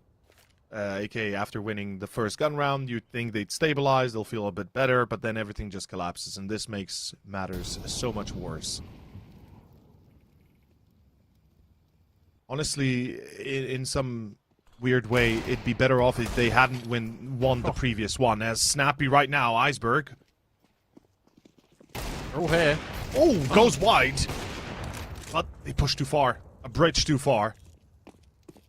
It's still okay. Weirdly, yeah. Like he's going to throw the AWP out. He's not satisfied with how this is going, and he doesn't want to give over any additional weaponry. Swaps to the AK, finds the first, not quite the second, and nope, Jay and Linko swing together. Yes, they won't get the AWP, but they win a round on 5-7s. That is impressive, to say the least, and very poor from Sashi, yes. It's kind of disturbing to let themselves be taken apart like that. No utility deployed. I didn't see a Molotov. I saw smoke, I believe, and a molly into Cubby, right? But beyond that, they kind of let themselves be locked in and, well, locked out of the round. 2-4. Somehow GTZ make that work as we go back to normality and banana control contested. The DS pop flash works, finds one, and it should be okay from this point forward. Are they really pressuring further? Good night, Altex. Again, lurking through abs. They are pressuring Iceberg with the refrag, though. The loss still on the side of Sashi. Yet to take control of B, and rotations are coming. Oh, just what are they doing? It's so poor. It's so poor from Sashi. That's another round in which Lucky goes to swing a corner and he's got his knife out. Again, it doesn't make any fundamental sense. That's way too easy. That is way too easy for GTZ. Oh, I don't know. There's a breakdown of comms, or there's just something not going right in the mid to late stages of some of these rounds. Saw it on Ancient with Snappy getting isolated continuously. I wonder where is Hunden in all of this? Where's the timeout?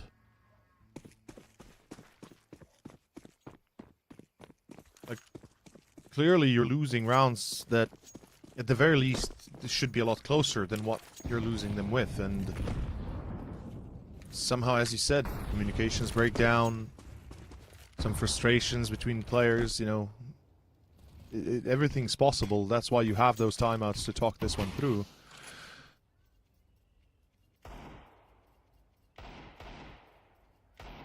Round 8.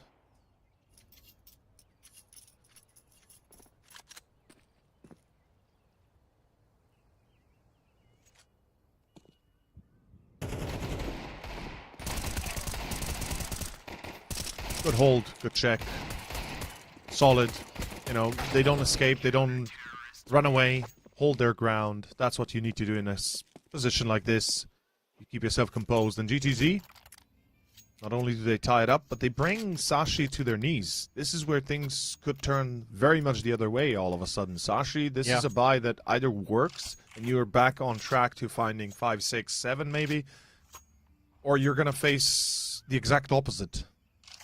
Not even as well, right? Because they've got money now. Like, yeah, that's fair. They've got so many rounds in a row.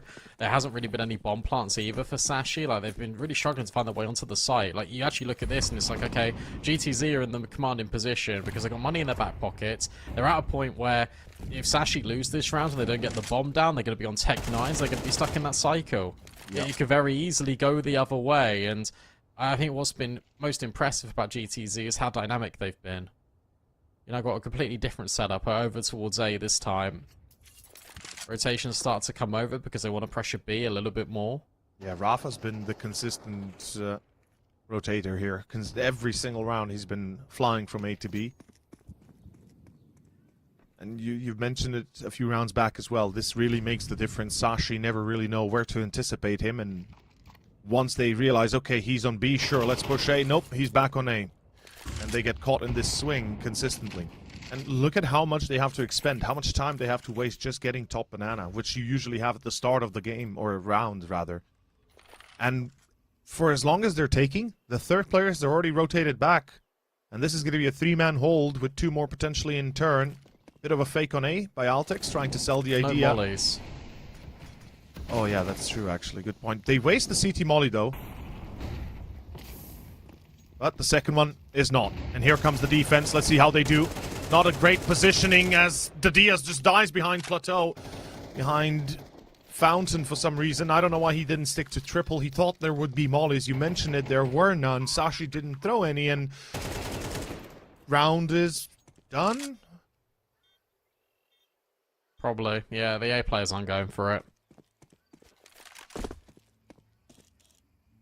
Yeah. Simply because he was fountain because he anticipated a molly. Yeah. One either goes into oranges, that's really common now on T side, or one goes into new box.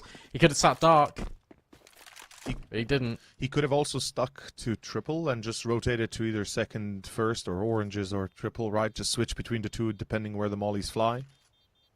But regardless, he hoped that, or he gambled on the fact that both spots will be under threat, and unfortunately he gambled wrong. The pop flashes work, the Diaz gets caught, Snappy goes through the smoke, dies, and Rafa never had a chance to shoot his shot.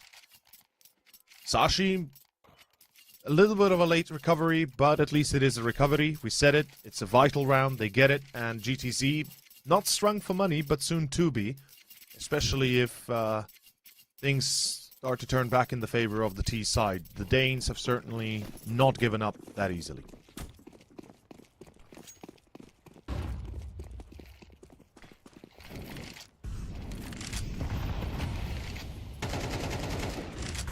Same banana control.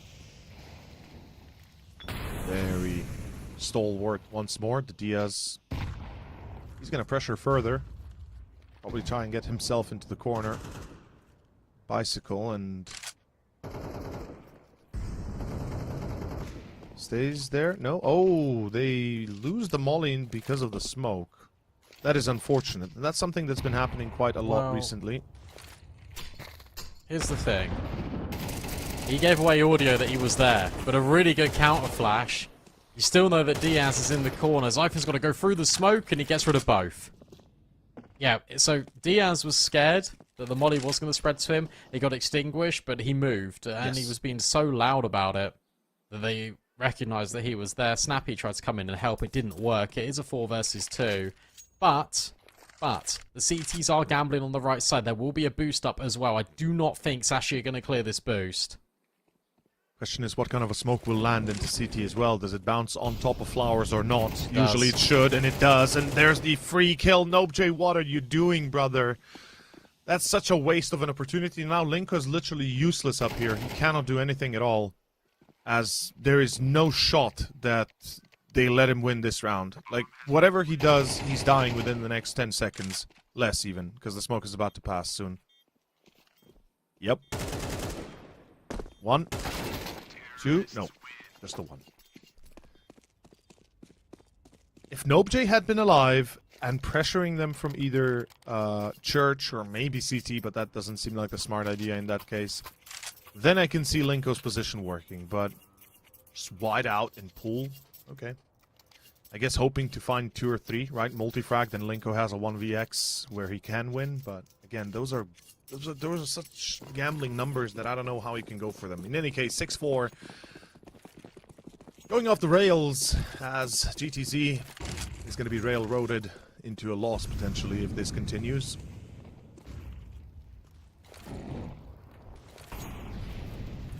Finally some apps control, finally some defaults. Oh, double boost? Okay. I've seen this before, and usually one is anti-flash, right? But it can easily be countered by basically double flashing. That's it. Don't even need the molly.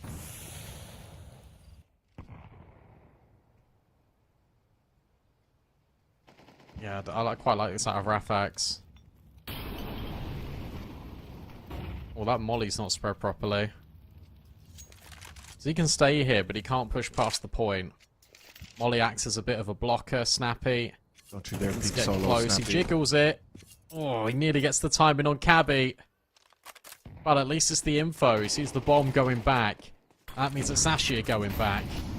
Counter util dropped by Diaz. They try and burst their way through the smoke, and they are through. Counter flash is good, and the kills only 1 for Diaz. Not enough. Multifrag required to hold this site a little bit longer. Rotations are still slow. Nobjay still on A. And it seems like GTZ, they're going to be basically waiting for him. They have to, honestly, in fact. 4v4. What a save. I mean, that's something that I considered, but with Nobjay now coming into play, surely they don't think... surely they don't save, but regardless, or dude, I mean, honestly, yeah, they do. I mean, I don't even know why Nobji comes here. Honestly, such a slow reaction, right? That it feels like there's a 10-second delay between the call and the actual play afterwards for GTZ in this instance. Oh my gosh, Xiphon. Dude is firing here everywhere. They're losing everything. They're losing everyone. Xiphon flashes the corner. Nobj will get the kill and the AK, but they lost 2 rifles there. It's still not great. The buyer's going to be sparing, and Sashi can end this half with 8 rounds. That is a fantastic first half T-side. It could not have gone better. I mean, the only way it would have been probably a 13 afterwards probably. But in any case, if they get the 8th, they're pretty much set to begin the second half with a massive W already.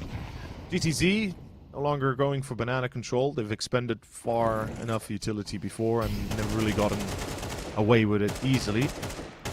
So now, for some reason, it's just Dedaius playing alone here on banana. Pop flash, sure, but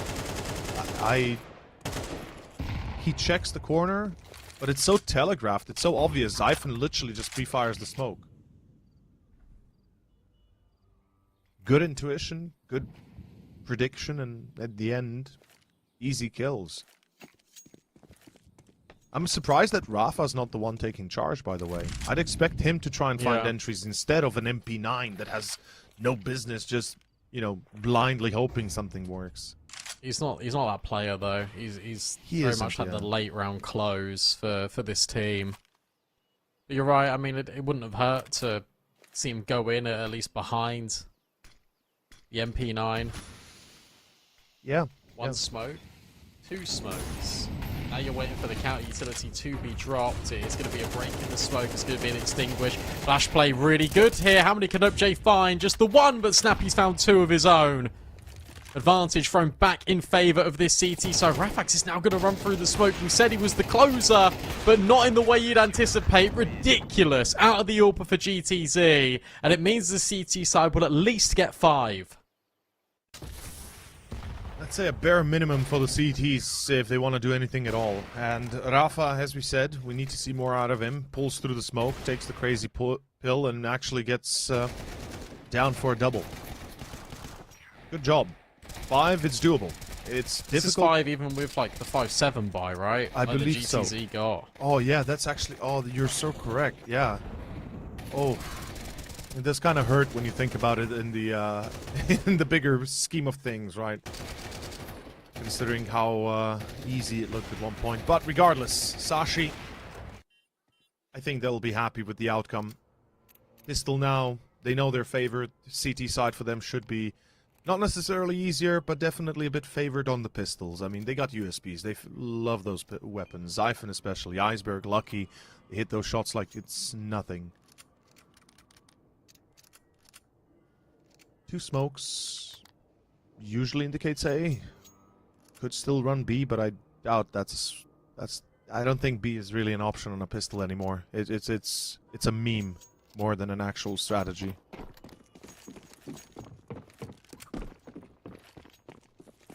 I mean, I won't lie. Every time we play Pugs and you know we're on Inferno, we obviously go rush B, but that's just because it's B. And yeah, that's why you don't rush B. There's the molly. There's the nades. Sashi like, yeah, you want to try this? As free entries on the Diaz, and Iceberg is pushing through. Expected, but still gets Rafa. That's mad. Back to A they go. They have to move now. They have to spring into action. They're going to be delayed by everything. They are about to be enclosed. This is not going to work out. It's free range for Sashi here. It's done. The fact the long player didn't get the kill immediately, I mean, you're so pressured. The bomb's on balcony. You can molly out, but they can just double swing you as well.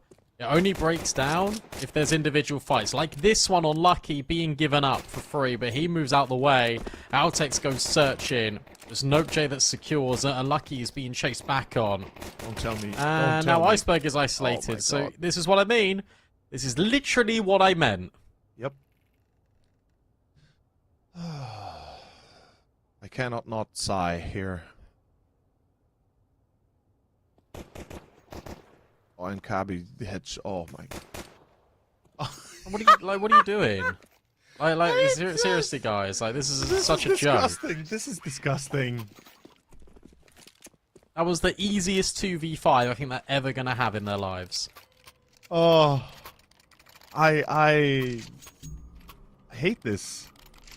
I hate this so much. I can't even, like, I cannot not laugh because otherwise I'm gonna lose my cool. Like, how do you let this one? Oh man.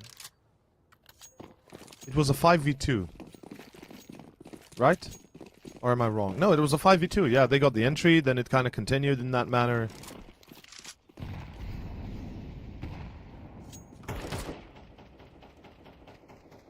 Sashi, trying to make up for it, pushing down middle. Zyphon, well done with the FAMAS. It's been buffed, so it's a worthwhile weapon these days. Oh! Uh-oh. Oh, but it's fine. What? Linko has just hit mega timing in Boiler, and now the round is back in their favour.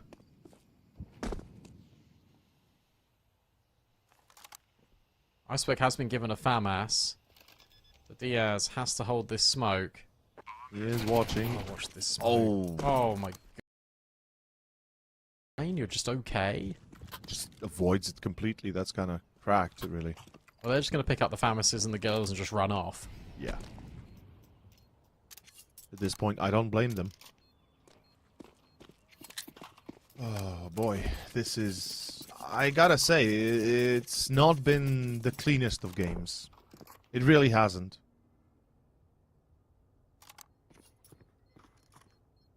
So I think one can pray that... Yeah, understandable. Feels like it should be a therapy session, rather.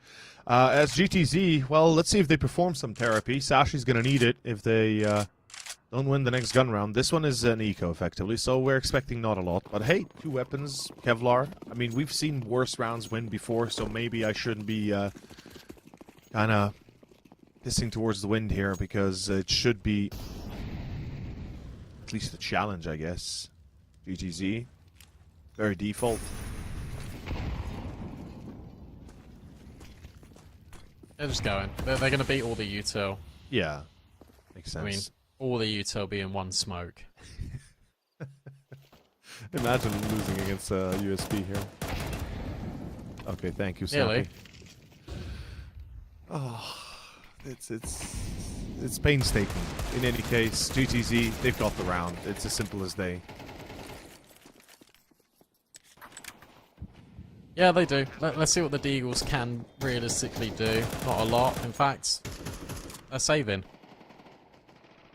This is literally Jame time to the extreme. Like, we're now saving little bits of Kevlar. We're saving before full buy. I mean, look, we're laughing because, you know, we're used to seeing better saves, I guess, in a way. And for Sashi, this is no laugh. This is real. They need those Kevlars that will help them in the long run. But it nonetheless, it's funny and, well, deservedly so, as they are going to clean them up. Goddamn. They will clean them up. That's good. Yep. No, that's good. Free kills on a Galil FAMAS. Absolutely fine. Perfect. Force rebuys, all little bits of damage are now just starting to add up incrementally.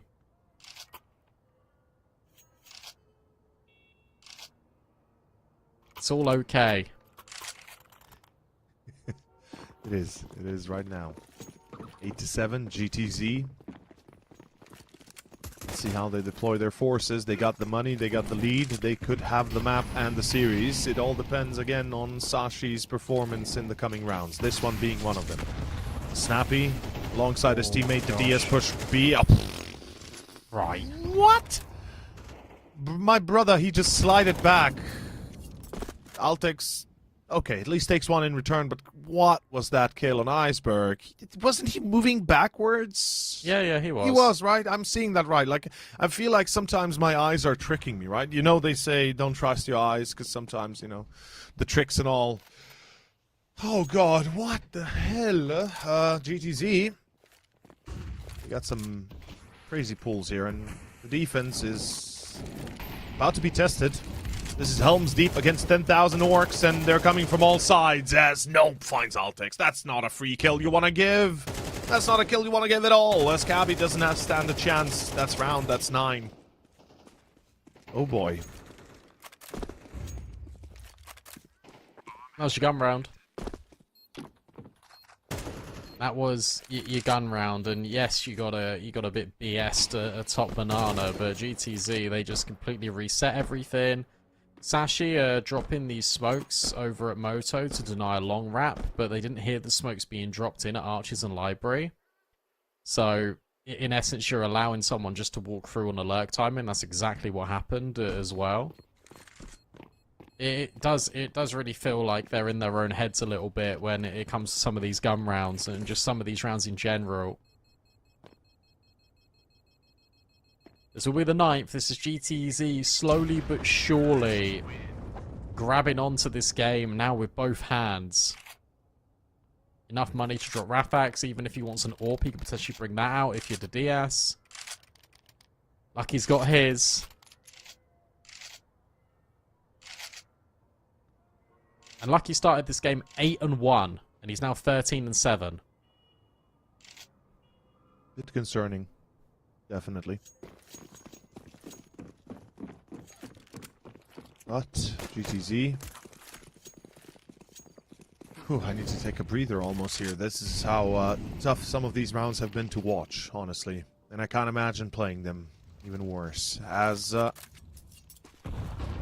we're going to have a bit of a default. Finally, Banana's going to calm down for a second. There's no need to put yourself out there with all the util you have to then left to be expended afterwards. Lucky this time. Oh! Sick shot. Okay. Yeah, we love that. Alright, Lucky.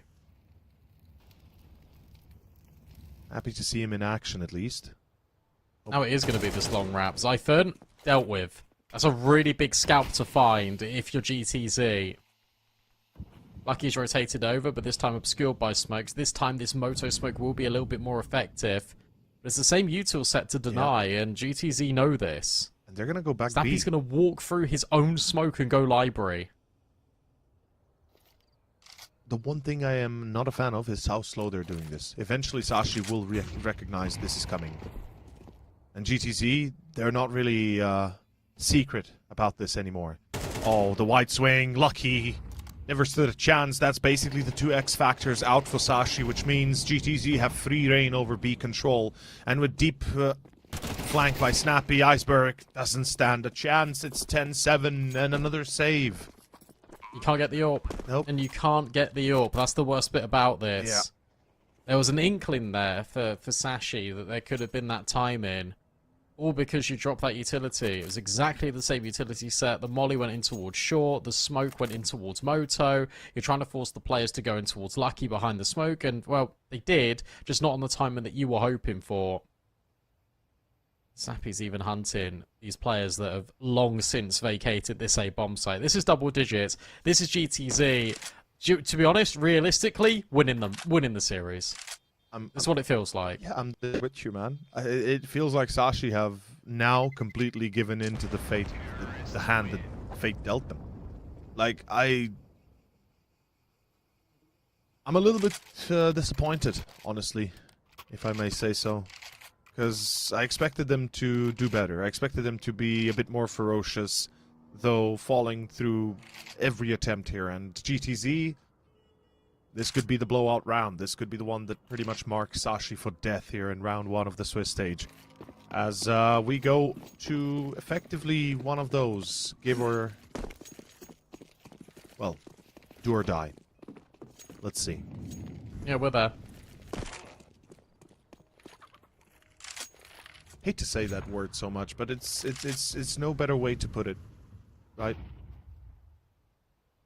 It's like you either win... I like this decision. This decision's really cool. So what they're going to go for now is a faster play, just straight out A. Every single time they've gone A, they've been conditioning this long play, which is why Lucky's here. Yeah. So Altex needs to survive on the balcony. They're just going to pop. It's a crazy call to go on a full buy for a waterfall, but hey, maybe if it works. Altix is somehow anticipating this somewhat. Smoke up on long, it's going to allow Lucky now to rotate into side. He should be watching it from side instead of staying there. As Altix, yeah, he's expecting something here. Linko's going to be first challenged. Does he slow walk this? He does. Crouch peeks, that's basically a free kill for Altix, but secondaries, it's the Diaz. And the swing in is good enough. The rest of the T's get some control, and they get some. And hold on to the site. 11-7 seems like the next scoreline, because it's Zyphon and Iceberg for the retake, and they're far off from succeeding just yet. The nade misses as well. Both so low, yet... Wait. Pushes Moto? Yeah. Gets the kill through the smoke. Winnable. The thing is, you can't get Nope J out of pit. That's the biggest issue now. So you just have to wait and bide your time. The Apps player will always peak second here. Smoke in towards the pit. That could be something. You try to put enough pressure on. You got to start tapping the bomb next. That's the key thing. Or misses. Zyphon sticking, and I think he's done it. He has. Just a smoke up on the bomb and the defuse. Zashi systematically work out where these players are coming from. No contention up short, no contention in long, has to be pit, okay, we'll smoke it, has to be apps, cool, we'll just smoke the bomb. You hear the AWP, you know you can just stick. GG, great retake. Yes it is, and Altex, he still gets the first kill, right, so he allows that retake to actually begin succeeding from the get-go. But the two trades afterwards with what kind of gets me by surprise, and GTZ, it looked like they might have been effectively already on a winning round. Instead, it all just kind of comes together, and once again we're going to go into defaults. Banana control contested. A lot of util expended already by GTZ to take top control. Oh, 3 kills for Icebergs for days. Doesn't care why he's here. Snappy, not sure want to stick into the smoke, and yeah, pulls back, play it safe. Sashi revitalized in the final moments. They've still got their mollies. Sashi's still got 2 mollies to take banana control. I'd argue not to even use them right now. Yeah, no, I agree. You just use them as block. Yeah, exactly. Iceberg's still got his smoke. Zyphon's still got his smoke. Utility's been dropped off clearly. A banana for these CTs. But there's no way in hell you can go over towards B whatsoever if you're GTZ, unless you find the gap in long. There it is. There's the gap in long. There's a smoke and a molly. It's going to be an A-wrap. They're going to try. Which means these defenders need to hold again. And it's the same util set once more. Altix is ready in mini pit. Meanwhile, Nope still accurate. And the the nade directly on the D on Cabby, excuse me, is enough to disorient him for a second. And it's going to be another retake required. Sashi, Zyphon, and Iceberg once more have to go into the pit of despair here. A 2v3 action on the hardest site to retake in the game. Iceberg first in, through short. Finds Linko. That's a start. Yop now trained on him, and it's ready. Rafa doesn't miss, and I think Zyphon knows he has to pull back. That's 11. I'd argue with you that the 2B site's harder, but it is still, I will concede the point that it is a very, very difficult site to retake when they're in post plants. So, B site on... D2. Oh, Dust 2. Oh, yes, absolutely.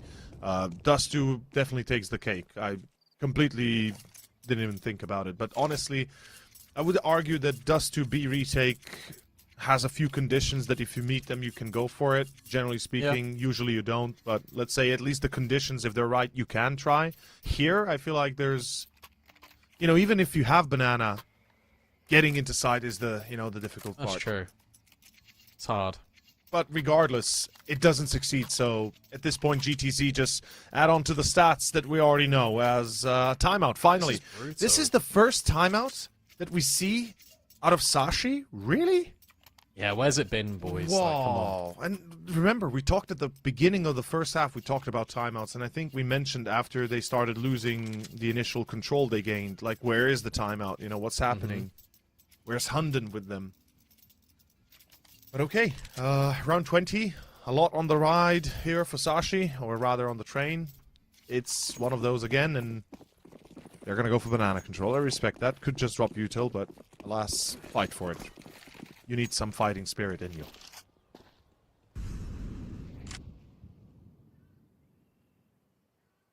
never mind. They're just gonna drop util. I was like, yeah, they're gonna fight for it, you know. They're Danish. Yeah. I mean, you know, historically, famous warriors, mythologically embedded into our own culture and history.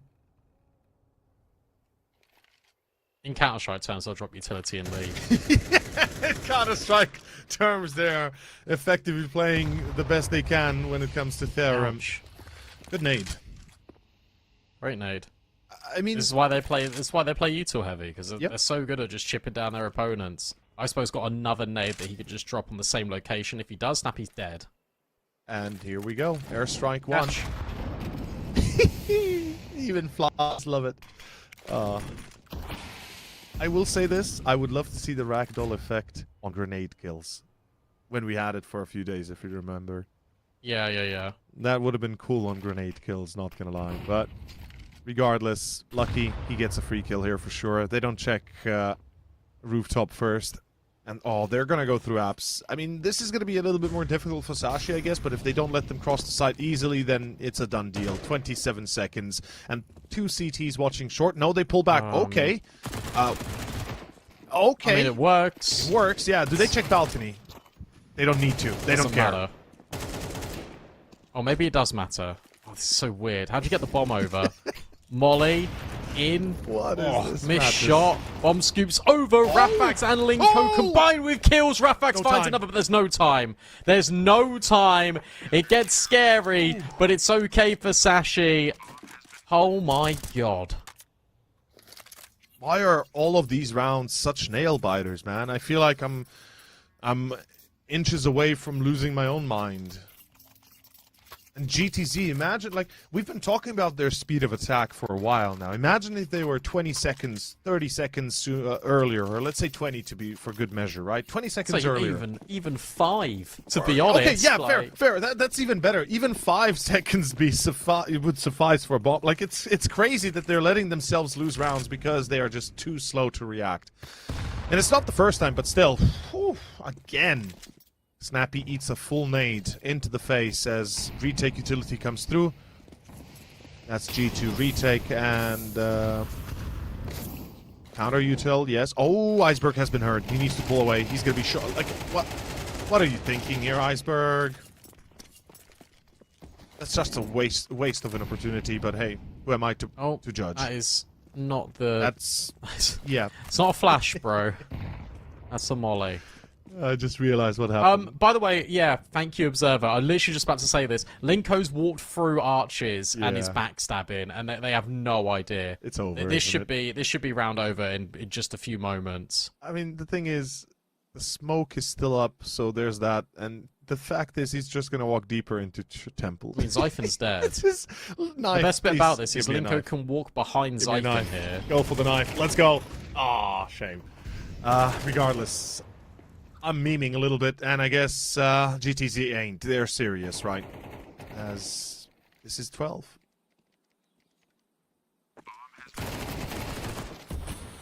It should be 12. It's a 2v5 with next to no util. Cabby is so far away. You've even got the AWPer in spawn holding for a flank, for God's sake. Like, this is just ridiculous. Yeah, Rafax has heard him.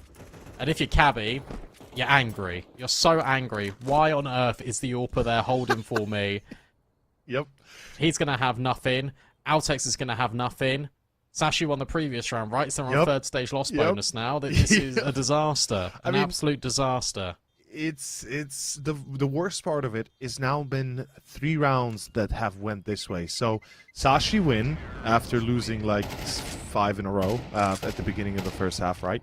They win one, they defuse, then they lose one, their loss bonus is somewhat reset, and then they win again because time runs out, and now they lose again, which means their loss bonus is again reset, which means they are broken to pieces. I mean, Zyphon, if he hadn't survived, they wouldn't even have...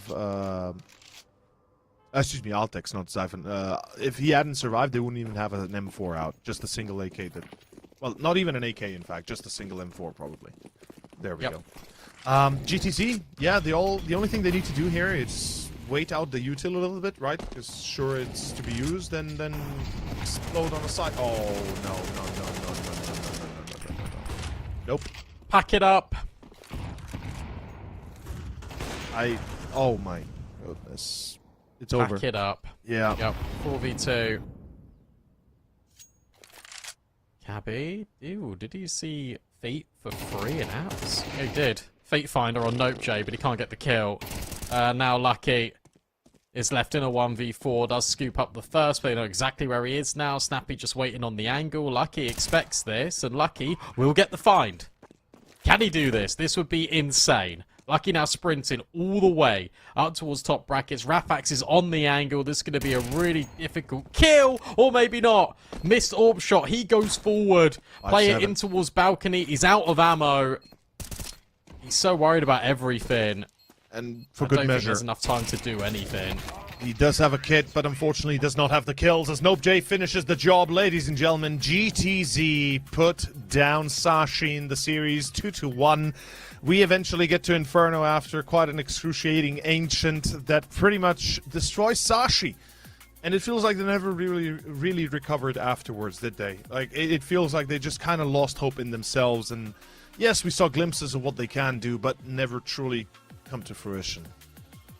Yeah, respect, to be honest, because I think for GTZ as well in this game, this does wonders for the VRS. I'm just gonna try and take a look at it. I'm not too sure, but like they're ranked lower than Sashi, so that would definitely help them out quite a bit.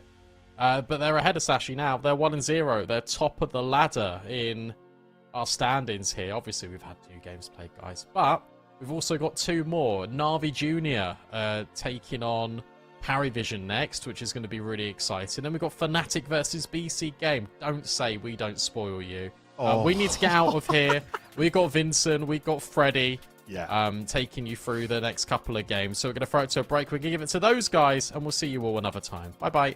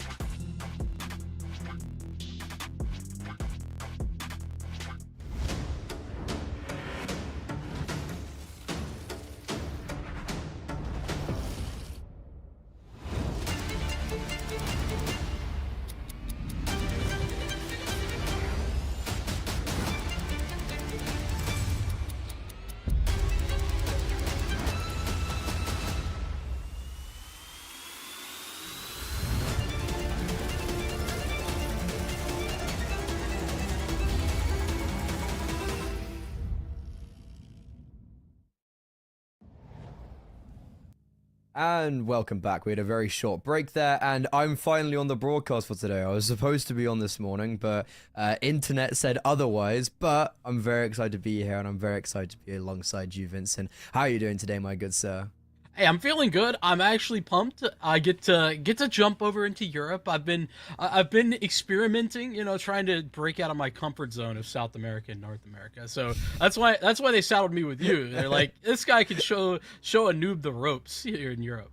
How has your time been on North America? I assume you kind of got. Well, I guess it wouldn't be that bad of a thing for you because it'd be like me just casting UKCS, but like actually paid to do it. So I can't imagine it's like that bad of a thing from your perspective. No, not at all. I love NACS, and I know it's bad, but it is what it is, And I am a South America enjoyer as well.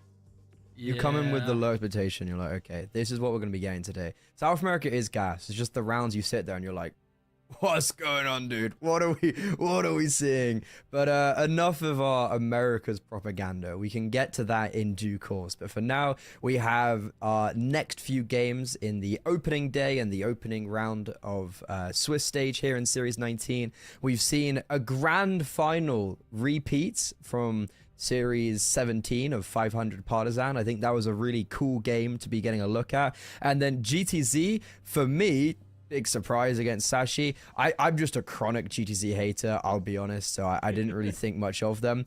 But we're going to end off our days with, from my perspective, probably the best two games, arguably. Maybe Nine Pandas Monty, you could throw that in there.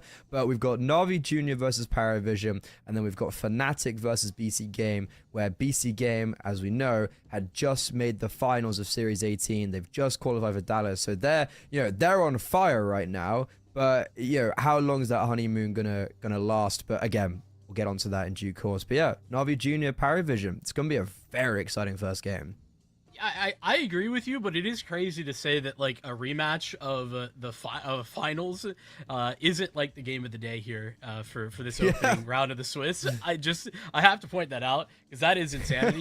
But I think that goes to show how cool these European series have been actually here recently. Just a lot of teams fighting for important spots, important VRS points as well. But yeah, Na'Vi Junior. Listen, it wasn't necessarily a final, but they made it deep. I mean, the third, fourth place in 18, that's absolutely stunning. And it was a loss, funny enough, to BC Game that stalled that out. But it was a competitive game. The fact that they beat Ints as well is fun to say. But I was telling you in the green room, this is a team I haven't had the privilege to watch that much, but apparently you're a bit of a fan.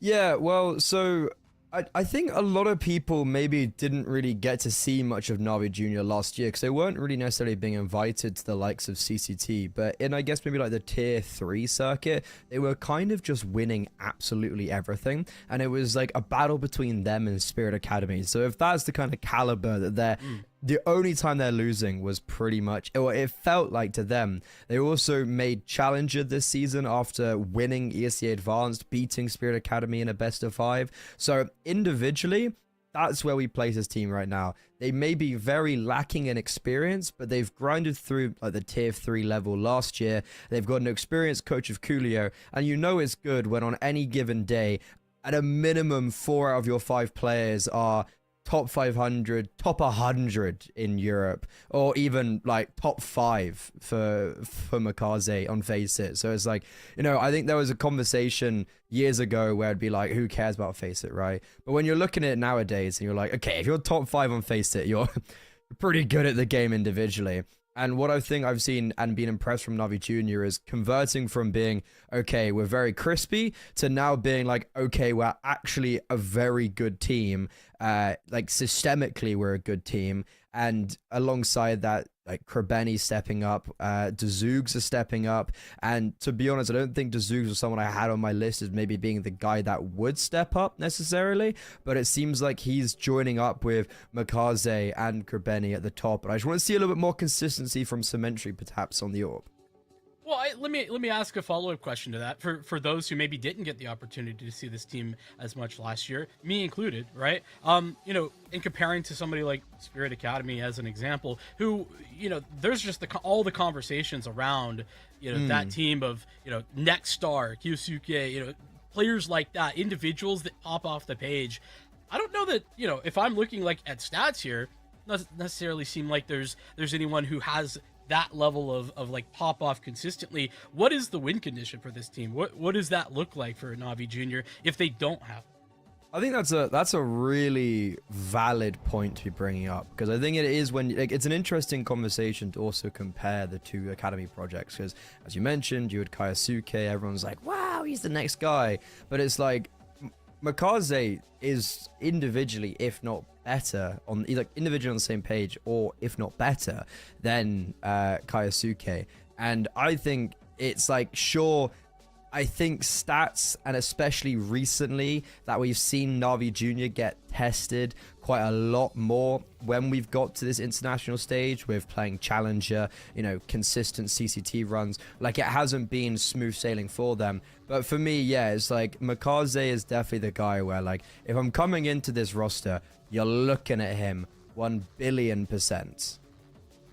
Fair enough, yeah. We'll be looking out and continuing forward to talk a little bit about Paravision. This is a team that I had lost faith in last year. I think most people wanted to be a fan. Yeah, most people wanted to be a fan, and then it was just bad showing after bad showing, inconsistent result after inconsistent result, and a huge swap up here coming into this year. I mean, gotta be a fan of like just the management to be able to like get the right pieces into place, like the Jane pickup. How could you find a better upgrade? I don't know that there was any other ones available, and everybody looks re-energized as well. You bring Nota in, he looks phenomenal. I've been a fan. We were talking in the green room of Travis for quite a while now, and Belchanok looks revitalized in the same way. And I think that you had a piece in kicker that honestly he was kind of there pretty much the whole time, at a decent enough level, but the pieces around him were what wasn't performing. Now, as a whole, this team not only has a vision behind it, but they also are starting to get the results as well. I mean, a win here in Series 16, that's massive. A second place in RES, that also is impressive. A loss to Astralis there, but I don't think that Paravision themselves can be too disappointed in that. This is a team that I think everybody is getting behind once again, because it's just been very shrewd from a organizational perspective putting together these pieces. Yeah, I think I first caught one of the debut games, or maybe actually the debut game of Paravision, and I don't think I was sold on them when I first saw them. And it's quite hard for us to kind of sit here and create narratives day in and day out, because we see this team today, we see them tomorrow. It's like, okay, what's really changed? But Paravision is certainly one of those teams where I saw a fairly immediate step up of being like, okay, this team's very legit. And I mean, it's kind of been a perfect start for them. The Series 16 was very unfortunate, it being a non-ranked event, and that didn't add to their VRS. But it's like that RES showdown, that was also the qualification to Blast Lisbon. And they're beating tier 1 teams, they're taking maps off tier 1 teams. Jame hasn't come down to Paravision to play in tier 2 and CCT's his whole career. He's come down here to be qualifying for tier 1 events, and right now he kind of has to abide by the VRS guidelines going through these processes, and it's like they're pretty much flawless, and they're beating just consistent top level opponents. James got this insane level that he's showing right now individually. And as we take a look at the Veto as well, Nota's someone who I've always been a big fan of from the Rush B days. Got a bit weird with that whole Amcal project, but I think he's someone who's going to be growing more and more and more and more. And right now, he's already showing a level that's tier 1 worthy. So I'm very terrified to see what his kind of future level would be. As we go into the Vetoes, Okay, Navi Jr., I always kind of saw them as an ancient team, to be honest. It felt like they were always really good on that map. And that is the decider. But I'm surprised they've picked into a Mirage here, because they haven't been... Like, it's not been perfect for them this year, right? Yeah, it's not bad, but it's not good. There's some good wins in there, like a win against Ints. Just like, speaking of that Mirage, right? That's legit, an impressive showing. But amongst those are some other losses. Loss to BC Game again. I think that one is understandable. Fine, yeah. Yeah, that is something I'm not too worried about. But then at the start of the year, and to be fair, this is over a month ago, so maybe a lot has changed since then for these guys. But a loss to Eyeballers in Frost and Fire, like, that can't happen. I don't think that, you know, a team that's making deep playoff runs here in CCT, losing to Eyeballers is just not, it's just not something that I can see happening. You know, as a one-off, okay, fair enough, and maybe that's what it was. But that's where the Mirage gets shaky for me. Yeah, I'm kind of looking at the recent results though, and I think I'm not sure if I've jumped the gun here, because it's like, you know, that Series 18 run, which is the first good showing we've seen from them, is like Mirage, big part of that. But that's not gonna be the first map we're seeing. The first map will be the map pick of Paravision. It is going to be Dust 2. They've looked really, really strong on this map recently, and the only time they're losing is like a Bait, an Astralis, a BC game. So I think Na'Vi Junior have just, for now, really got their work cut out for them, even though it's not necessarily a bad map for them. And I think this is still going to be a contentious performance. Paravision 100% at the minimum look to take the first map. I'd consider them the heavy favorites in this series, and especially that theme accentuated by Dust 2 being our opening map. Well, especially when you're talking about the guy that you want to see step up the most, like a little bit more, maybe on Na'Vi Junior, you know, being in the AWP slot, where we're talking about James and some incredible performances that he's been having. It's a little bit of a stark contrast, right? But we'll get into it. This is a cat setup that is going to be perfect. Absolutely phenomenal. Demon. Those are 2 Swiss shots that come in the blink of an eye. How about a third? Not got the bullets to continue fighting forward, but that's plenty. That's in the dualies. Demon for 4. And the entirety of that cat push dismantled by one man. So, you know that conversation I was having of, like, Na'Vi Juniors have an like insulting amount of firepower that is just kind of disgusting. Like, at any given day, you have someone within the top, like, multiple players in the top 10 of the EU Face It ladder. Yeah, Demons just kind of put that on exhibition right there. I don't even know what to say. Those first 3 shots in particular were crazy, dude. And, well, that certainly sets the tone for Paravision, being like, hey, you know how you guys won majors and you're kind of like maybe our older brothers in a sense, in a weird way, like Paravision, Na'Vi Junior type beat. Yeah, but we're still going to ace you and give you no respect on the pistol round, so watch out for that. Hey, listen, absolutely true, all the things you said. Also, shout out Na'Vi. I don't know if that's just preparation, but that 3-man cat setup was fantastic to put Demon into a position where, you know, he didn't actually have to get an ace there. It's phenomenal that he does, but there was the backup on scene. The planning for Na'Vi was actually quite strong as well. So when you can rely on individual skill and you have the backup plan in case it doesn't come to fruition, I love to see that. Yeah, it's always a bit weird when you look at pistol anti-strats. It is really, especially at this level, it's really hard to... It is and it isn't, because I don't know if you've heard of Skybox, that it's like Anders' thing. Yes, that's broken, man. Like, and I guarantee both teams will be using it. It costs like $1.5 grand a month. Oh my gosh. And like it like in like 10 seconds or something like that just gives you a detailed breakdown of like everything, and like it just writes your anti-strat for you. So pistol rounds anti-stratting is like such a it's such a fickle mistress, where it's like it's because like it just changes on the fly. Like teams just call pistol rounds from their spawn, be like, oh yeah, we'll just do this, or they may be more prepared. So either way, regardless of what happened, completely agree. That was a great read from Na'Vi Junior. Great setup, and it works to perfection. We just had an eco round there. Nothing really much happened. It's just not really much to note on that. So we're finally into the kind of real meat and potatoes this round of this series. And look at this. James is 1 minute and 40 just down mid. Like, he just takes all of the space instantly. Yeah, and I mean, he's playing fearlessly too. He bought into the scout last round, so he's got like no utility. That is a bit of a pain point for Paravision in this round.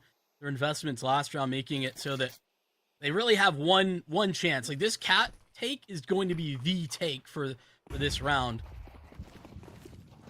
So mid to B smoke invested as well, and now head towards A. Symmetry going to be the One guy who is actually here on scene, gonna provide some support from long though here soon. Oh no. Gotta be careful. Fire's hot. I don't know who we were flashing, but it wasn't the other team. I'm sorry, it's just what Didn't happened. want to say it, but I was also looking at those flashbangs being like, yeah, that's not how you throw them. That was an awkward retake. What retake? I think that's the Yeah, problem. I was gonna say, I don't think they're really, like, I mean, Paravision on one hand play that really well, where they throw the mid to B smoke, they're very quick about everything, and the mid to B smoke, it kind of forced, I think, Cementry to be very cautious of middle, even though we had 3 players towards B, and it kind of pulls him away from directly focusing on the bomb site, and it just allows creating more space for Paravision to thrive. But yeah, that retake, there was a lot of smokes down, and there was a lot of lack of vision, and it felt like Na'Vi Jr. tried to really rush it and fight as the bomb was being planted. So we throw the window flashes, but we throw them like at the window. So they bounced back and he threw 2 of them and it just completely blinded his teammates, but not Paravision. So as we've got all this commotion, Na'Vi Jr. are blind, they don't know where they are, there's smokes everywhere, and Paravision is like, oh, okay, boom, boom, boom. And talk about value, right? I mentioned the lack of utility for Paravision. They had 2 smokes to actually get onto the bomb site, and they used one of them as that mid to B smoke, and it does, you know, pull Na'Vi. They had 3 players looking towards B at that point in time, and you were talking about Symmetry just having to be respectful of it. Yeah, it makes it difficult. The bomb site. How about a crunch? Oh, and it's a crunch that's working wonders. Get something done with the USP. Upgrade onto 8Ks for a couple of more. Response out of Paravision is going to be good as they scale up long, but they're not that fast about it. This is still going to be a little bit scary for them. Yeah, there's no cross smoke. They've smoked short instead, and James needs to be careful because he's just been shot in the side of the head. Now, Vincent, I'm scared. They've taken a long time, as you mentioned, to get onto the bomb site, so the bomb shall finally get planted, but everyone for Na'Vi Jr. is here, ready to go. Krebeni's got 2 flashbang, he's also got 2 kills and armor with the AK. He was the only player to save anything from the previous. Flashbang's used, not to any effectiveness just yet, and Kikut drive-by Cementry on for a double, and now him and Belchnok just instituting this really nice crossfire, but Kikut gets encapsulated. No kit. Is there enough time for the defuse? I think Krebeni just has it, and a massive hat trick coming out from him for Na'Vi Jr. to win a full eco and what, a save for Mass? Yeah, 1 FAMAS, and genuinely, I think that was it. There was USPs otherwise into this one. I don't know why more teams don't do this. I love to see Na'Vi just trying to crunch towards upper B early into a round when you don't have a lot, but maybe you have a rifle to lean on, and maybe you can shuffle that around as well if you get a trade frag. That's just a phenomenal eco strat to go into. And then the retake, it isn't pretty, but how could it be when you don't have armor on the vast majority of players? Done in the end, and that's a steal. Paravision gonna be in shambles after that one, and honestly, their economy's not much better. They get an op-out, but it's at the cost of Travis's gun. He's gone to a Deagle. It's just, for me, it was very unnecessary to see James waiting top middle. Like, did he really have to separate from his teammates? Did he have to give away yet another kill? And speaking about giving away another kill, he tries to get quite gimmicky with a boost top middle, and as he drops off, Cementry finds the opening frag for Na'Vi Jr., and all of a sudden, a really poor first gun round for the CT side. Actually, ultimately, they're now in the driver's seat, and it feels like a lot of very early momentum's in their favor if they're able to now complete this round where they've got the opening kill. Triple short setup. We're good. We're going to get out, and we're going to maintain the man advantage. And maintain the op. Na'Vi really favoring this this short setup pretty often already. I do think it's interesting. Maybe that's part of the reason Paravision go for a cat smoke instead of the cross smoke in that previous round. Would be something that they're reading into. Regardless, the B hit incoming. It's going to have to be Demon. Follow up, a good pistol round, but unfortunately, he follows it with nothing. Literally just a few bits of damage done. Down now. A 3v3, not an unwinnable retake. Gonna be hard though. I'm not a fan of Mikaze using his utility early. I feel like it'd be really good to have that Molo and Flash right now, but instead, I really don't see this as being a winnable retake, to be honest. Like, we do have a kit, we do have time, but look at the crossfires of Parry Vision. This is gonna be so hard to break through, to crack that nut. And yeah, I mean, they're barely even going for it. Now they're going to try and saunter their way in, but they're just walking into Nota's demise. He lines up all three of them, and Parry Vision somehow end up winning a round where they were consistently at a mad disadvantage. It's a flurry of bad decisions from Na'Vi, as you were highlighting all the way through here. Obviously, you'd love to get something from Demon, but if we're going for this retake, I'm right there with you. What are we throwing a bunch of utility out there in the hope that you can find a freebie and that somebody's overstepping? Don't know why we're seeing that. I think it was Mikaze, but regardless, if then the answer is let's save, well then let's get these guns and leave. No need to stick around for, so much time hoping that Paravision are going to give that away. I mean, I know it's sort of a, long-term conversation point, but, a Jame-led team I just don't think is doing that. Not consistently. It's not something you can rely on them to do. Okay. Well, I wanted to pick up on your point, but I'm going to have to wait for a second. Because we've had an opening kill towards long, and then Nota's decided, yeah, I'm going to win this round. We go for that short play yet again, but Nota unravels it with 2 kills for himself, and he's going to get out of dodge for free. There's no one towards the B bomb site. We got to get this smoke down towards doors. Cementry doesn't anticipate them to be out, and I don't entirely blame him because there was no util out. He's lucky to have his life still alive, but Demon suggests this round is still alive. He, if I'm not mistaken, had a pistol, so he's picked up that FAMAS. He's done very well with it. And now as the bomb gets planted, we sit ourselves in a very similar position.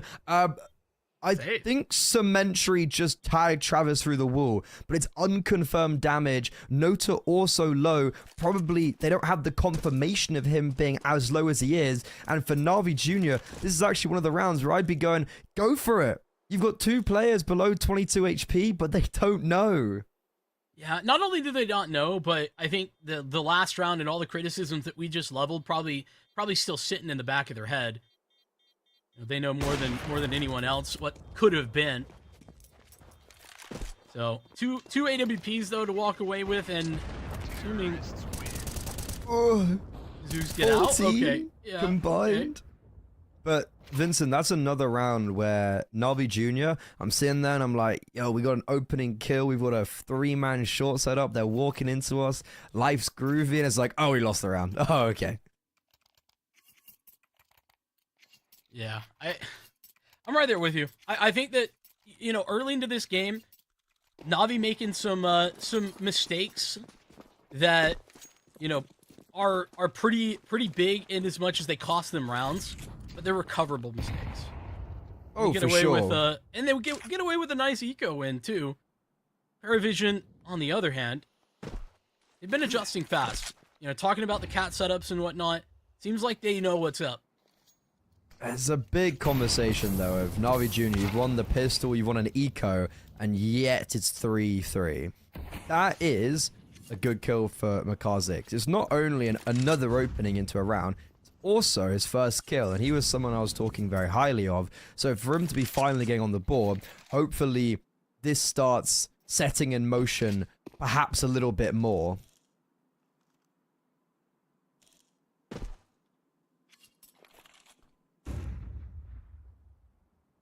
Another guy, though, that's been, playing well in general, but hasn't arrived on scene just yet. That's Jame. That's another AWP in hand. It'll be the time to get that party started.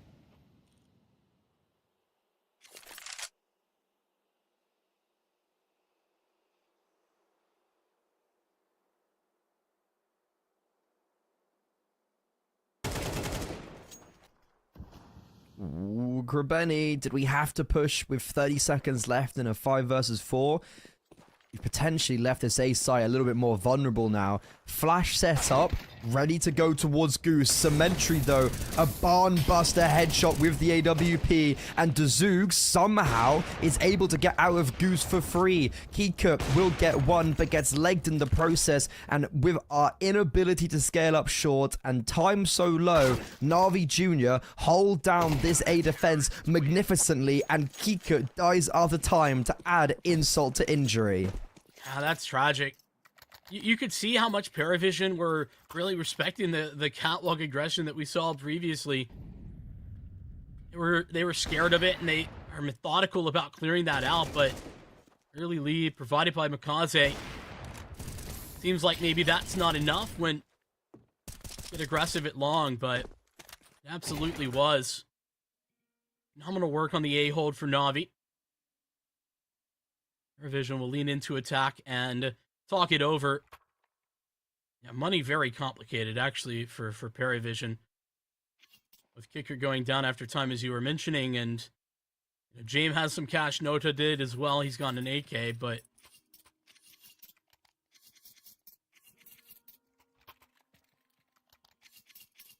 I guess we just have to purchase in really around Kika and him having no money. It's not ideal. I mean, it's double eco as well, so kind of makes sense.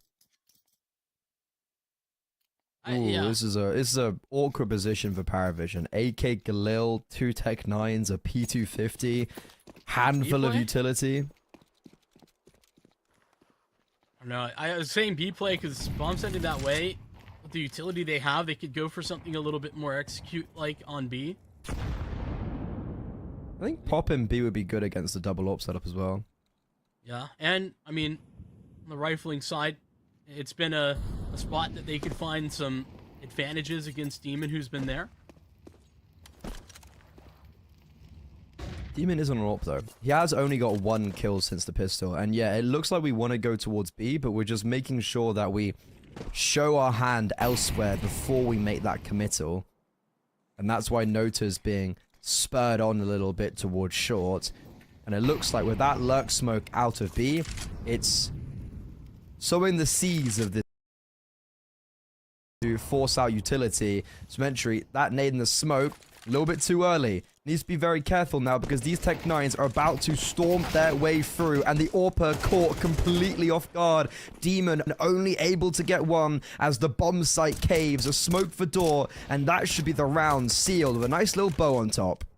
Yeah, and it's a bit of a surprise factor for Na'Vi there, because notice that Paravision had, I'll say, quote-unquote, execute utility. They had a couple of smokes. They could have gone for, like, the full take with the flashes and everything, but they go with the lurk smoke, and that's something that, you know, your B player is going to be seeing, more, you know, very often in this map, and then they pop through it instead, not setting it up in the traditional execute style. So I think that's part of the reason that it's so much more of a surprise for Symmetry.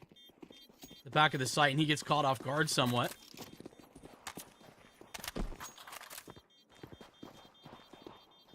Na'Vi doing well to save this, but Paravision impressed with what they did with so very little. Like you said, they were backed into a corner, and in that corner, they performed.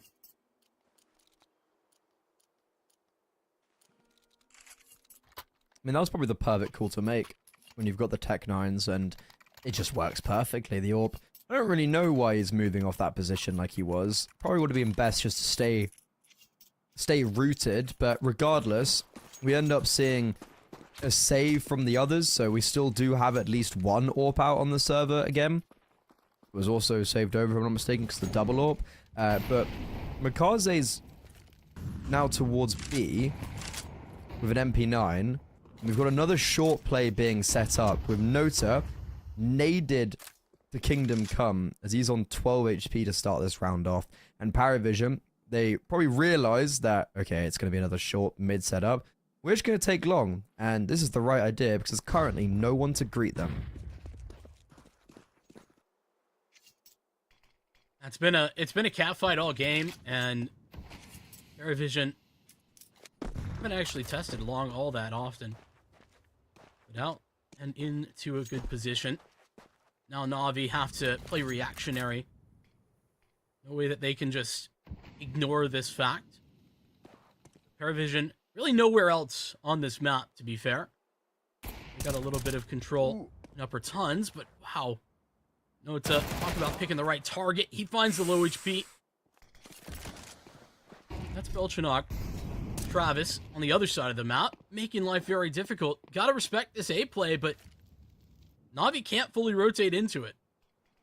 Yeah, this is a very scary round. Symmetry doesn't have a nade, but he is going to throw a smoke up on, just kind of in front of Gandalf to give Dzoogs a little bit more coverage. Got 20 seconds left. Time is certainly an issue. And Dzoogs, he could be a real thorn in the side of Paravision right now.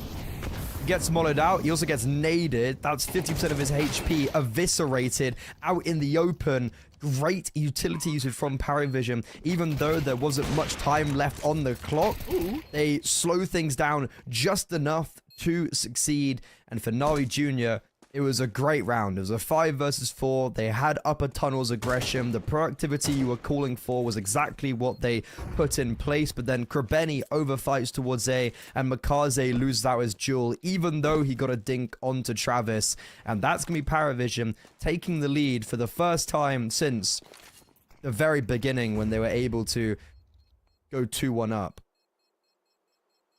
And this is just, honestly feels like just a classic Paravision round where when they get the early advantage, they rarely give it up. The 4-1 setup as well, you can lean on the fact that Belchanok is effective on the extremity. That's a fantastic relief so many times. Excuse me, I said Belchanok, and I meant Travis, but you knew what I meant. He says, hopefully. I knew what you meant. Thank you. I always know what you mean. We got that telekinesis in it. Connection. But yeah, Paravision, classically able to close effectively. That's the point I was getting towards. Is this the first eco of the game? I think so. For Na'Vi, for sure. I think definitely for Na'Vi. And I don't think Paravision have actually... Oh no, Na'Vi did win that full eco, I guess, actually. On round 4, when they got the saves. They had a save from that. This is the first full eco. Let's put it that way. Paravision saved round 2. Yeah, they kept on saving. Oh, Paravision eco second round. My bad. Round 2. We're just hallucinating. But shouldn't be a difficult round. Symmetry has picked up the AK. But the battle of the spams, Nota succeeds, and he's been doing really well in this lower tunnels, close, mid, short region. Obviously, this isn't necessarily the round where you'd tip your hat at him because it is an eco, but it's just the fact that he's consistently been able to pick up kills in any scenario, and it's going to be Paravision extending to a 2-round lead.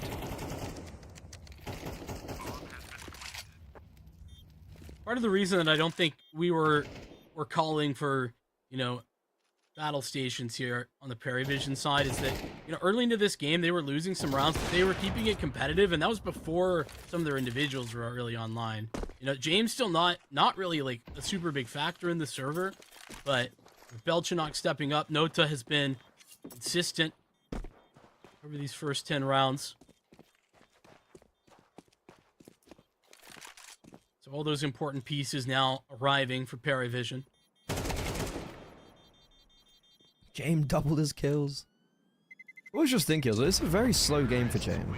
Because he was, you know, top of the scoreboard when they won Series 16.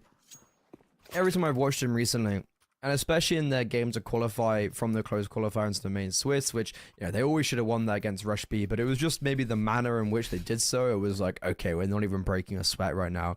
I mean, yeah, James had like over a 2 KD in one of the maps. And I think he's been really fantastic. We've kind of opened him a little bit more to the possibilities of success because of not IGLing. And yeah, he went 35 and 13 in that game, so fair enough. Went 22 and 8 on map 1. Just he's chilling. He was having a good time.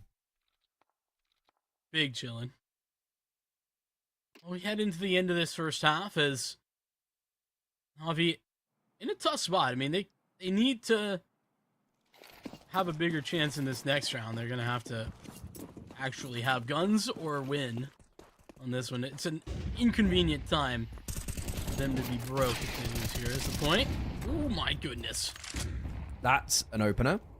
We haven't really had much long congestion, like a full battle out long, really ever. And even this round, we still don't. It was just the pot shot on the fadeaway. Makaze realizes his team are in a man disadvantage and elect to take matters into his own hands. He takes out a very aggressive duel, and he's forcing the issue even further alongside Symmetry.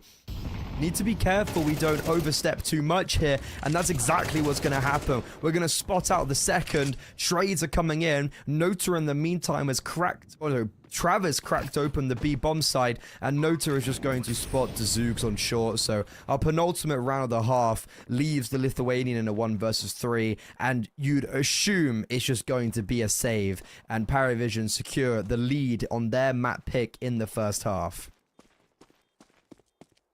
I'm so split right now, man, because I love that round, but it's the good with the bad, because Navi's protocol on the retake of Catwalk there is phenomenal. The utility was wonderful. They got a nade Molly combo that does like 50 damage onto Nota and to Belgianok, or maybe it was Kicker. Either way, like the protocol, the setup there was phenomenal. And then, as you're talking about, right, they're just taking that step too far.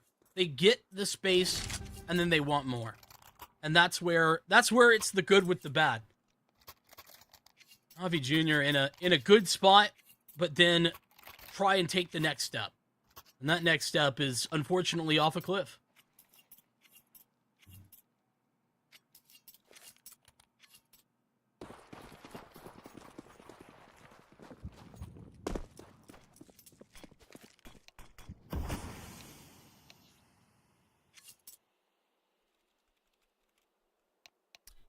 Final round of the half, and it seems like we have a tech issue.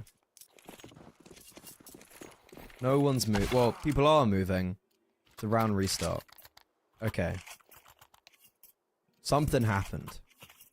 Someone DC'd. There you go. Symmetry's DC'd. Okay, so we get maybe a good time for Navi Jr. to chillax a little bit. Maybe take a breather.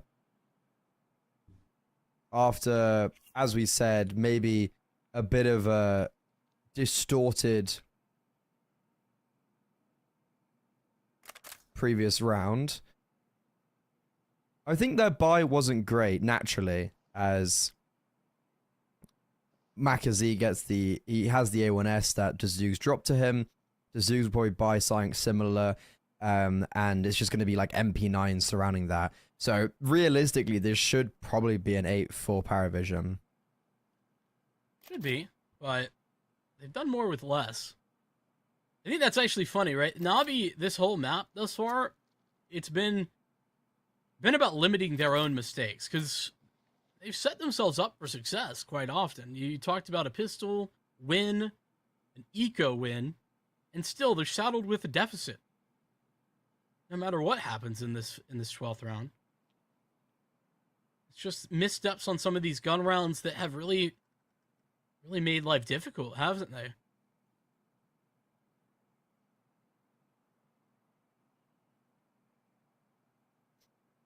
Yeah, it's kind of weird to think that we won pistol and eco round, and yet we're still only on 4, which to me just shows how one-sided this game really is.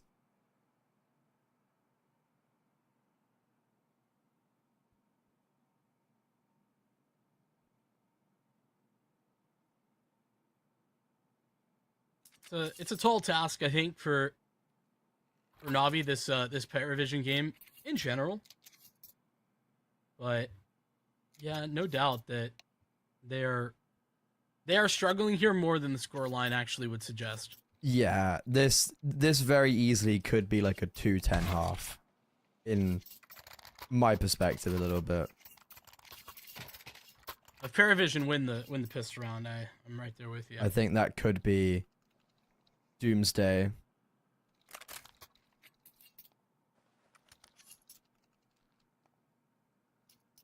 Here's a question. What's Navi T-side like here on Dust 2? I would assume their T-side would probably be maybe a little bit stronger, just because it's gonna be. I could definitely like 50-50 if you're looking at stats. Little worse off though on the T side.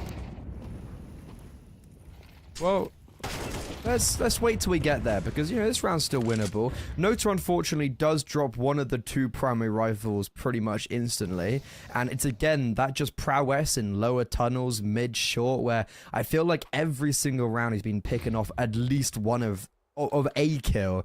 It just continuously been a massive deterrent for Navi Jr. And for Paravision, they weren't even setting up for their default yet. They were just chilling, they were holding, and now they're starting to make their moves, and they do it with a man advantage. Yeah, it is a late start to those moves, though, to be fair, Paravision. But when you have the man advantage so early, you have the freedom to do this. You really just need to have an effective game plan and trade onto a site. Doesn't even matter if you pick the right site per se. Regroup for Navi as they try and push mid. It's into the fire, it seems. No! Breaking his way out, almost.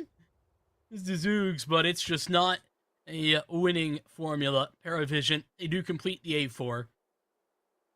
And it is a struggling half for Navi, despite what was fireworks on the pistol round. Yeah, Demon starts it off, as we see here, so 3 1-taps, and then he follows the last 2 up with the dual Berettas in similar fashion. We win a Felico on round 4. We're 2-2, it looks pretty good for Navi Jr. Also, we're 3-1 up, it looks very good. And then it all just kind of falls apart for them. So yeah, only getting 4 rounds on their CT side there. It feels very question marky. And even when they went on to 4, do you remember when it was like killing Kika after time? Like, there was so many things for, they reset the economy of Navi Jr. and they won on the Tech 9s popping out B. It's like, Paravision always were in the palm of the hands for Navi Jr. And maybe we see another ace from Demon, because as on the pistol round, he's Mr. Utility. He's actually got a smoke and a flash, but he's the one to trade out to his fallen teammate. And now we go for an A pop, one dropping into CT, and it's gonna be Demon again, adding further to his tally. No way we see back-to-back aces. Okay, the Zoogs denies that possibility, but regardless, Demon has now single-handedly won both pistol rounds for Navi Jr., and they're still on 5 rounds. Yeah, I mean, I guess that's a big relief if you can have Demon win you these rounds, but you got to take advantage of them. Nota, I mean, sticking around here, but round is done. Looking for an exit, potentially. Doubtful that he will be given it. Might take it, though. No dice. He'll get his armor into the next round, but incredible work from Demon. And it's actually not, not as flashy as the CT pistol was, but it's just phenomenal trading. Genuinely, like, look at this. First bullet. And he's right on target. Again, not the first guy out. He's the one you said, mentioned, saddled with the utility, but he knows what his role is in that, and that is to be in there, not first, but second, and I mean, I'll have him coming in second any day.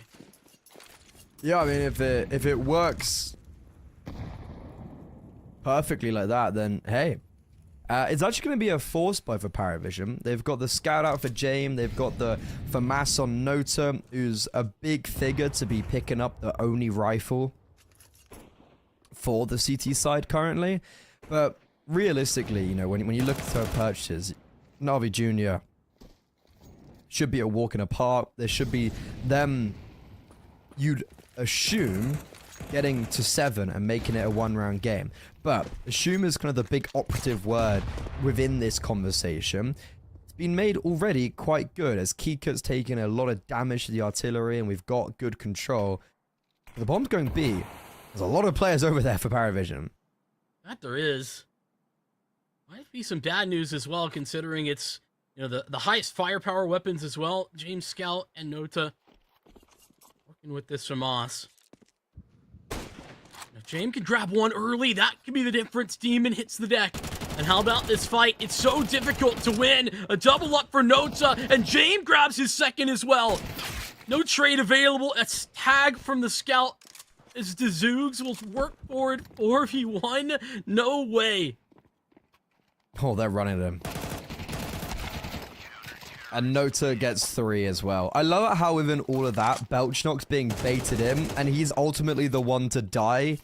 And it's Nota to get a triple. I said if there's anyone you want to have on the rifle, the only rifle you have, well, it's the man who just picked up 3 kills. And I did say a lot of players there, and you went, yeah, it's a little bit scary. And it's turned out very bad for Na'Vi Jr. as they can just not, they can't capitalize on any of their success. It felt like they thought they could just rock up to the B site and walk in, and they didn't realize what they were running into. You know, Scout from the back of Big Box. It's a terrifying prospect, especially when James hitting headshots. Stalls out the tunnel side of that attack, and Nota has the coverage from door. I just don't know. I don't know how Na'Vi are ever winning that. We'll try it again at B. This time, it's a pop with the pistols. Great counter utility, though. That really helps to stall this out. Paravision, get a shooting gallery. And Benny will wonder where his team's gone first and foremost, but now have to drop away that he can get something out of this round. They have nothing. This is, for me, it's already looking like game is over. Paravision double digits. Na'Vi Jr., they've won both pistol rounds of full eco and are on 5 rounds. Half of that of Paravision, and that was a force buy. Now, as an eco comes in, Paravision should be looking to go to 11, and on their map pick, even though they've been met with hardships, it feels like they're really setting the law down. And even though we are then going on to Na'Vi Jr.'s map pick, look, Paravision, they've won, I'm pretty sure they've lost 1 or 2 series outside of their, yeah, they've lost 2 series outside of their first 3 losses with the inauguration of this roster. So they're doing pretty well right now. On just, it feels like no matter what map, they're on a 6 map winning streak. It would be 11 or 10 if it wasn't for a very close-knit loss to Astralis, a tier 1 team, a team that's top 10 in the world. So it's like, okay, if we're losing to anyone, I'm not going to be sad about the fact that it's Astralis. So I think even though we are going to maybe one of the maps that Paravision have been contested on a little bit more, I really just don't see them losing this series, especially after kind of how we've gone about Dust 2 here.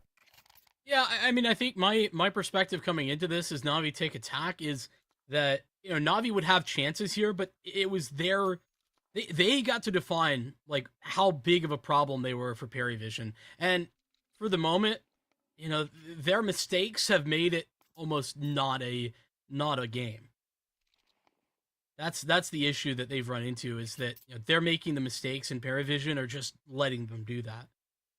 I think where we get down to the nitty gritty is actually, you know, Mirage, because that to me is the, you know, risky pick from Na'Vi, considering their recent results there. You know, you can understand where they are going, but yeah, for Na'Vi, it's definitely like, so where do we go? They're good on everything. Yeah. And okay, it's not going well. The Zoogs, who, you know, he caught off the odd person towards long on their CT side, but within moments of the round starting, he's the first of fools. So in arguably the most important round for Na'Vi Jr., as this might be their final full buy of the map, they're already starting straight away in a 4 versus 5. Can I shout out, though, the Paravision bait setup that was at long there? Like, he got baited into that move. That was phenomenal. It was Kicker playing off of the contact, and I don't know who it was up close, but I think it was Travis. He was making the audio cues. That's why Zeus goes so aggressively. Makes it hard, though, for Na'Vi to move forward. They're going to go back to B. Ultranaut. Oh! They read into it. Great work for Demon. And now they have the B site, but the smoke for door is not yet here. And there isn't one. Oh boy.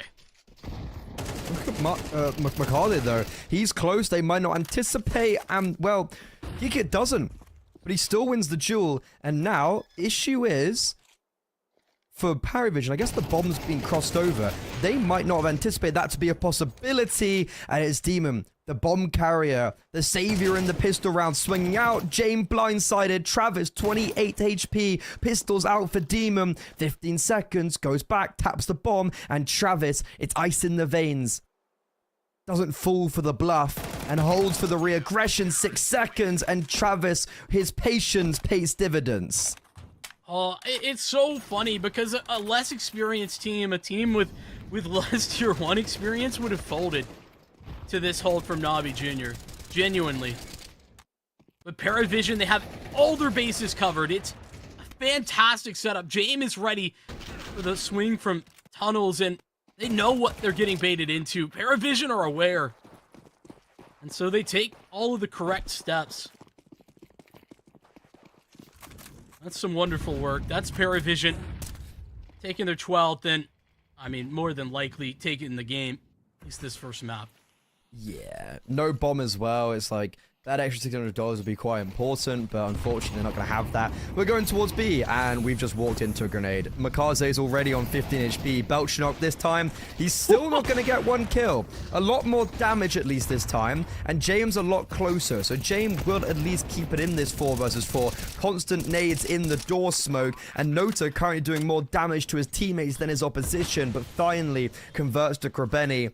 Makaze still low HP from the early utility damage, and in this 3 versus 4 post plant, we have one solitary rifle in the hands of Cementary. He has just picked up a Molotov though, so he's going to place that over towards windows. James boosted up, misses an opening kill. We've got utility. We've got a lot of utility to work with for Paravision, and we're just running in. Trade so far effective to Zoobs with the Tech 9. Unfortunately, no more than one. Time's ticking down. James, though, with perfect coverage, allows for his IGL to defuse the bomb in the nick of time as Paravision secure and reign dominion over their Academy opposition. 13-5. That was, well, near flawless from them.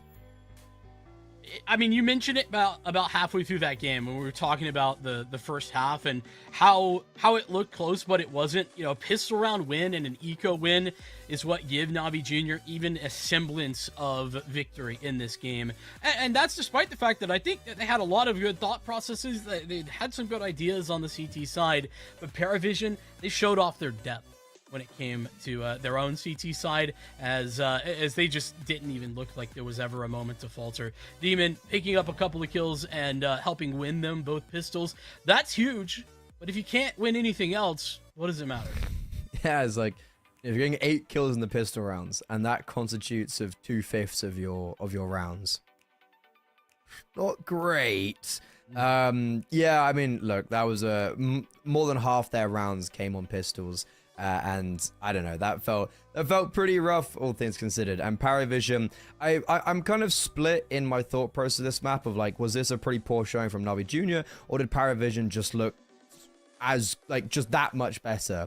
And I think a lot of those questions are gonna get answered on map 2 of Mirage, because if we see the same continuation, I'm probably gonna come away with this and be like, yeah, Paravision, they just look super legit right now. They've just turned up the heat on whoever's in their crosshairs. So with that in mind, Navi Jr., it is their map pick up next. They've got 10 minutes to process, recalibrate, and they're gonna need that time because they do not want to start their campaign in CCT Series 19-0-1. Let's find out if that is the case, or can it be pushed to a third map? Is Ancient still a possibility? All those answers will be answered after the break.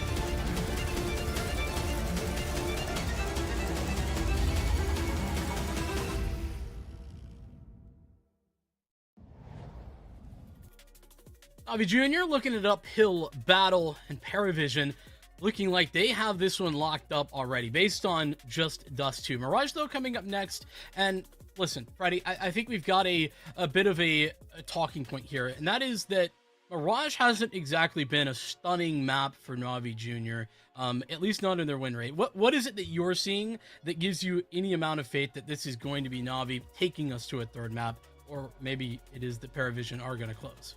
I don't know if this is going to a third map, to be honest. I have a lot of feeling this is going to end here. The fact that, you know, like Navi Jr. are a team that I expect them to pick into Ancient, because that's something they have been doing quite a lot. But look, they picked into Mirage against Ents and 13-3 them, and that was in the round of 16 of the last CCT. Guns picked into Mirage against them, and they also beat them quite comfortably. So, like, they have got immediately some really good results as teams pick this map into them, and they're still able to thrive. But yeah, again, I feel like the Ancient pick, that is what I thought would be the most comfortable for Navi Jr. But I guess there's an element of Paravision, you know, 4-map win streak, excluding Astralis loss. So, and it's a map for Navi Jr. Like, I remember seeing them in one of the qualifiers last year. They beat Sangao when it was like, you know, towards the end of the year when Sangao were really good. They beat them like 13-1 on Ancient on like the second round of the qualifiers. You know, like they're really good on Ancient, or were very good. Don't know if they're maybe like as good as they potentially were. But like, I think the Ancient was what I expect when I come into a game like this. So it's going to be interesting now seeing a Mirage where I think recently they have had some very good results as teams pick it into them as they start on the T side. So I feel like we're going to have a lot of comfortability though for Paravision as they start on the CT side. And a big part of me feels like they're going to end this 2-0.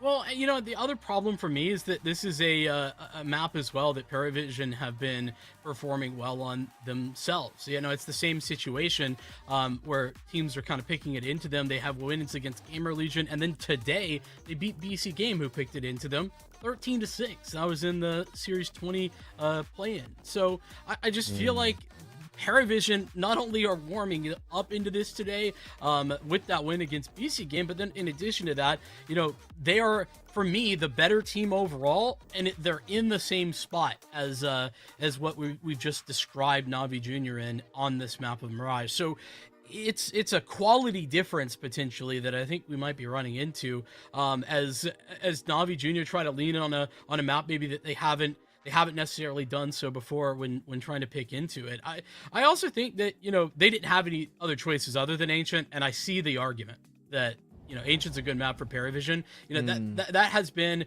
like, historically, even before this iteration, a good Paravision map, and they still have been showing up very well on that Ancient. So I understand. I'm not hating on the decision.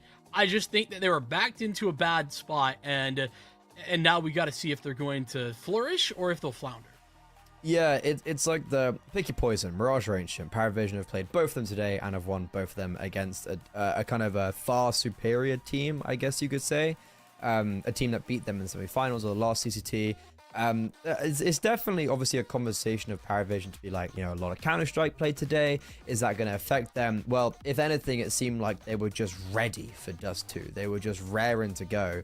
And I think that spells disaster. Look, they had a 10-2 CT half against BC Game this morning, and that's a 10-2 half where they lost the pistol round. And we've seen how they do like to maybe lose the pistol round, and then that's about it. So, and that's also just another conversation to bring up of like, not only is it quite bad that we win all the pistol rounds and Econ we get 5 rounds, but it just shows how when we got onto those gun rounds, when we got into like the proper rounds and the substance of this game, it was all Paravision in the more important rounds consistently. They weren't even really necessarily that close. So as we do get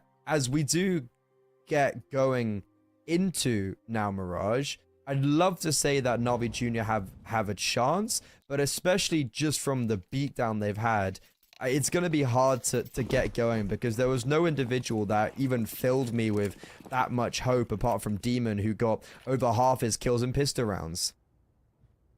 Yeah, we didn't quite see that firepower, I think, that Navi have We'll have to see that come alive here. James, though, off to a much better start, and Belchanok do double up on Cap, make it a third if he gets another fight from Kerbeni. Demon's gonna be trying to find his way back to provide support to the bomb carrier. He does have a flash to do so. So it's just a waiting game for Navi Jr. at the moment.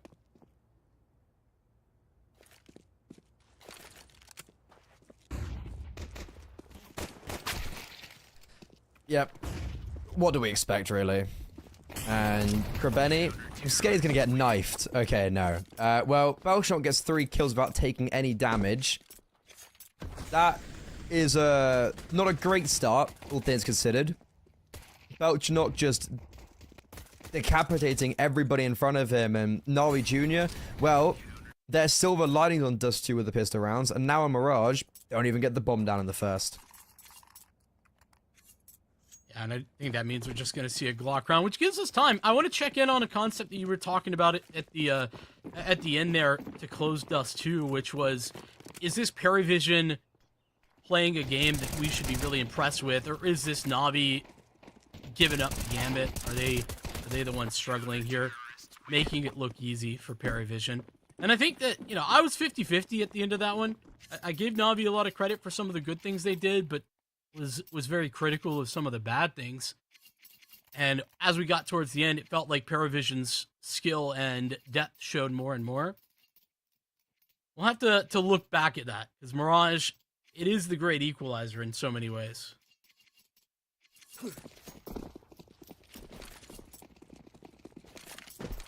Yeah, I'm very excited to see how this unravels. It's the same thing I said before. I was like, I do just kind of want to see maybe just glimmers of hope for Navi Jr. And as we haven't had too great of a start, it's also not great towards B as Demon eats a grenade. Zoogs also gets tagged down a fair bit. As Travis getting very active in apartments. He needs to be careful once this smoke fades, and he's going to make the right decision to retreat temporarily, provide some space, and it does seem like we do want to end towards B, as the bomb currently in top middle. I haven't got much map control for Navi Jr., and I think that's going to be the issue with the big lack of utility to maybe take that map control before we go into the execute. So Paravision are going to be very free-flowing around this map, and yeah, James just able to basically focus on B right now.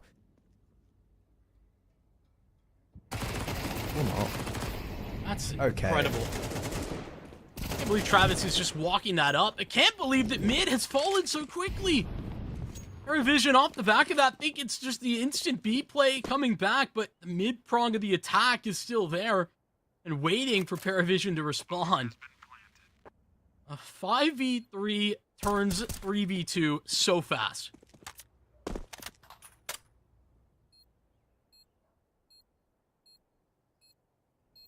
Well, Travis is probably feeling a little bit hard done by. And that's the explosivity of Navi Jr. being very clearly displayed. Round's pretty much over, they have no utility, and they just brawl their way out of middle. James will be doing what we know him and love him for. And it's James time, baby. As sure, no one for Navi Jr. survives, as Travis also picks up the 3rd kill for him in the round. So it will be 2 CTs saved with both collecting AKs at the end. But that's a big round for Navi Jr. where that feels almost impossible. If you play that 10 times, they win one of them.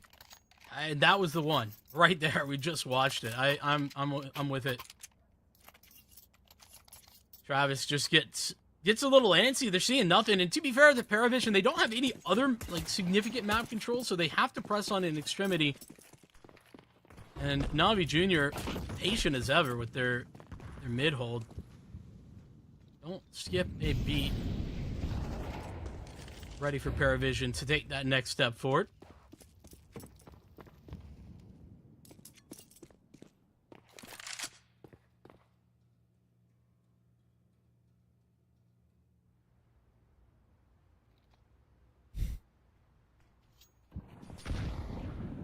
Very simplistic play once again for Na'Vi Jr. And Krebeni, similarly, even though be caught out of position, wins the fight. Kika from Sandwich, a big collection from him.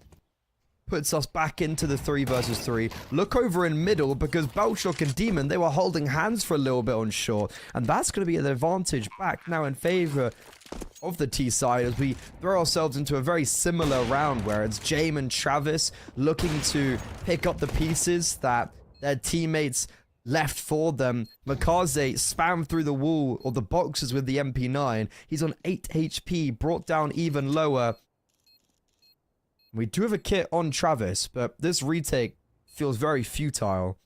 I don't really see a way that we're going to get into this, and Paravision aren't really even trying. They were waiting to see if they could try and collect an opening kill to kickstart that retake, and their patience, unfortunately, in this matter does not pay off as Travis will look to go save the A1S that's dropped by Murder Hole, or the AK rather. And it's another round for Na'Vi Jr. where we sit there and we look at it and be like, what really, how did they win that?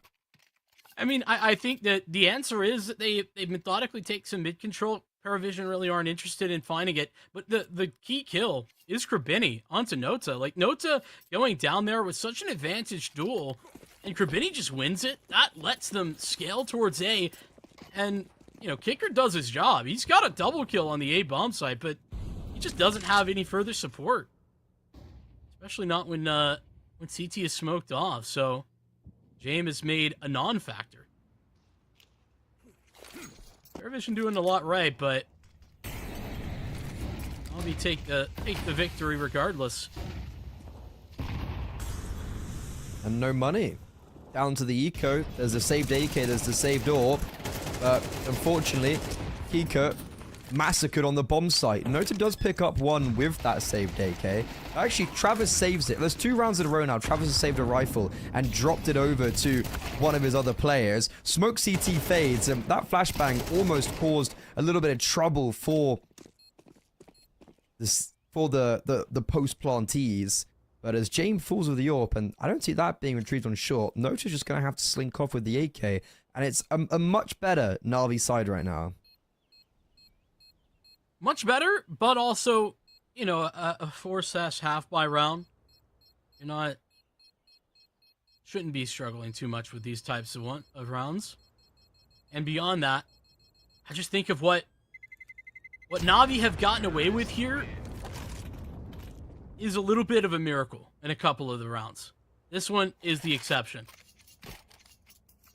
Benny making a fight that should be Nota's all day work. And a 5v3 advantage for Paravision falls apart. Not really to Paravision's discredit either. More to Na'Vi's credit, but all these things worry me, Ready? They just worry me. Yeah. The fact that we're kind of just walking into these rounds and walking out the other side, even though we're maybe not playing the rounds well, we're saving ourselves because of our individualism. With Paravision yet to get a round on the rifles, they'll look for this to be their first opportunity. Kika, in a world of worry towards Palace, his defensive smoke and a smoke towards ramp is gonna save his bacon for the time being. You can see Na'Vi Jr., they do look to re-execute onto this A-bomb site. And once again, we're going to have to call upon Kika for potentially a multi-frag. A double wasn't enough in the previous, but he does this time have support of James, which is an element he didn't before. On off angle, but flashes are good. And so Mikaze ensures that Ikrit doesn't get that double kill that he's had before. Ott holds the line, but James still wins it. That's a bit of a devastating loss for Symmetry, but Demon's got the backup. Unfortunately, he's backing up the wrong team.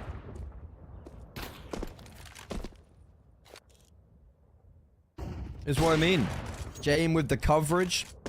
He'll pick up the penultimate kill, and Krebeni on 14 HP. Not going to have much to say about this. I say that. He does get a nice headshot on a fairly over-aggressive James. But surely nothing more, right? And yeah, he won't expect CT. That is a ridiculous first bullet headshot. A massive whiff from Travis, and ultimately a round made far too expensive for a CT side that's economically not viable yet. They can't afford that. Absolutely can't afford it. James does a phenomenal job, though. This is James, you know, at some of his best. Like you said, maybe a step too far, but credit to Krabeni for getting an extra one off of that one. 3-3. And I think the takeaway here for Navi Jr.'s T side thus far, Freddy, is that, you know, a little bit one-dimensional. These are very, very basic calls. And it's often, from the very beginning, the plan is obvious. And that's, you know, obvious when we can see the whole map, but it feels like Paravision are kind of getting the same idea.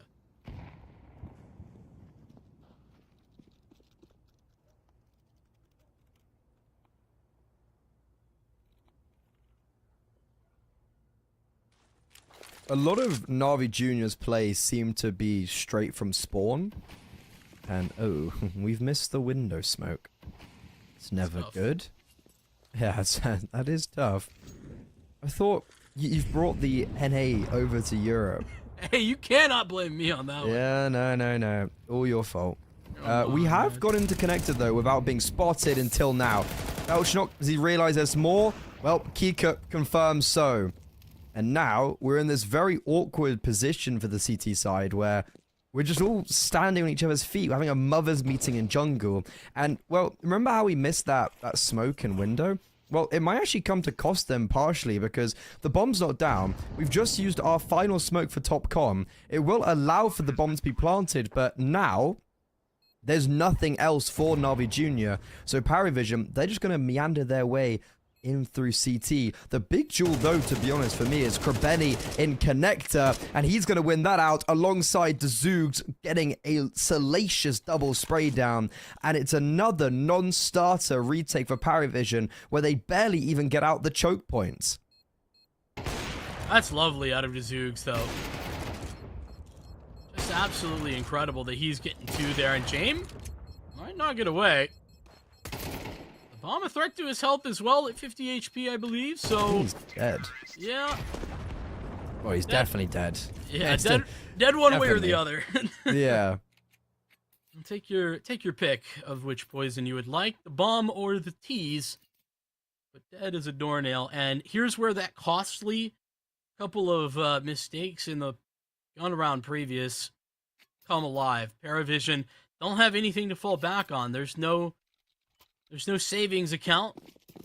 Nothing to dip into. It's just the eco.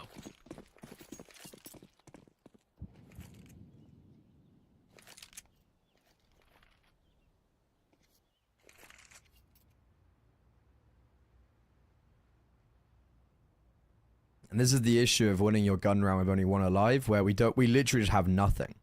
Like there's nothing to fall back on right now, and I'm liking this more competitive Navi Junior side, but again, we're running, I'd say, quite a lot of things just off the spawn, and it's something that I've seen quite a lot at this level, and it's the reason why Passion UA did so well, is that on every map they just had a massive strat book that they would just almost play like strat roulette, and it almost feels like that's what Navi Jr. are doing right now. They've just got this massive strat book and they're just going down the list and being like, this one now, and it's I mean, it's working. I mean, I wouldn't even give it that much credit, though. I felt like that comparison to Passion's almost a little unfair to Passion. In this case, you know, it is just from spawn. It is very one-dimensional. There's very rarely, you know, any sort of presence at another point of the map. 4-1s, 3-2 splits called from the very beginning. And as you said, you know, success is the measuring stick here, no doubt. You know, winning rounds is all that matters at the end of the day. But, you know, Paravision can figure out some of these retakes. In all honesty, I think they'd be looking a lot better.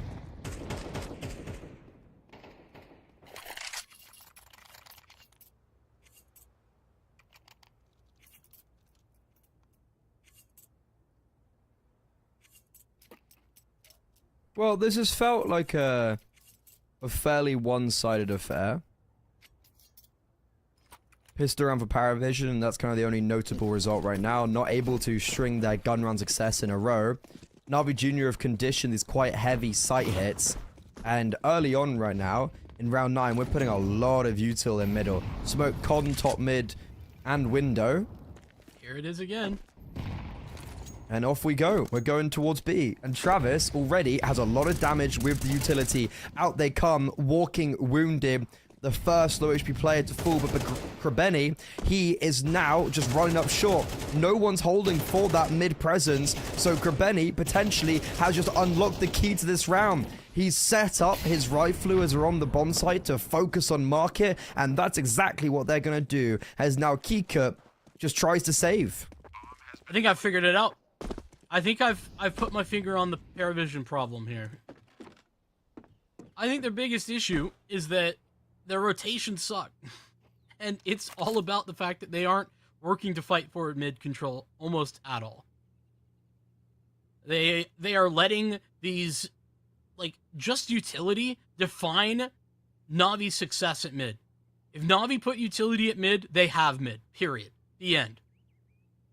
And that's why it becomes difficult when, you know, there's a traffic jam in jungle. In some of those A plays, when there's difficulty trying to find an avenue approach, when 4 guys are coming in through CT to retake A. And in this case, where you have 4 players trying to flood through market and realizing that those are choke points that are very difficult to retake from when you don't have another attack proponent, when you're not coming in from a couple different angles.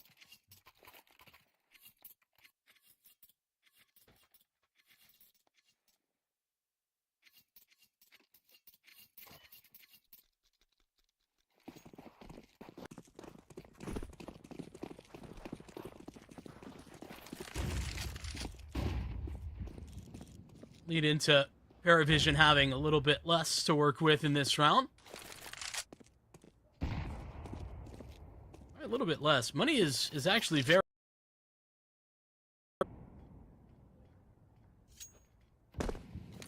Is this max loss? Yeah, they would have max loss, because they've won 1 out of the last 7, so... Yeah, money's looking pretty good for Paravision. Well, I guess the loss bonus, but... It's under the kind of realm that because they're losing so much, and I think maybe I feel like I've had a really different game, and it's again just one of these kind of calls from spawn. It feels like, but it's working, and we're gonna progress up short. We've got all the right util at all the right time. They are drilled in how to make these rounds thrive, and sure, Jane will get one, but. This round shouldn't be winnable, and it's going to be definitely not winnable now as Nota just, well, saunters through that Molo to his death, and Kikut's being held by, and Makaze is definitely looking way better on this map specifically. Yeah, it's been a full team effort for the most part. Symmetry the only one kind of falling a little bit behind in that conversation, but I'm pretty much...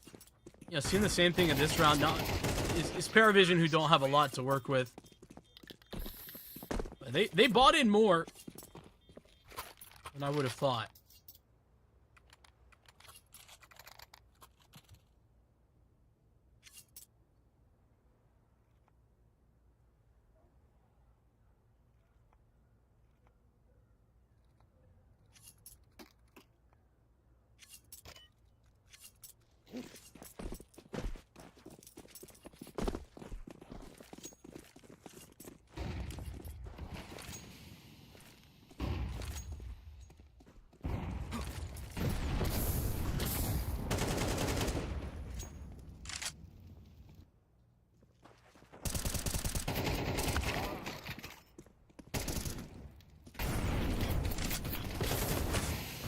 Okay, well, we're getting back into round 11, and it's a reinvestment for Paravision. Well, I guess the investment, as last round wasn't really the full buy, and it's not going well.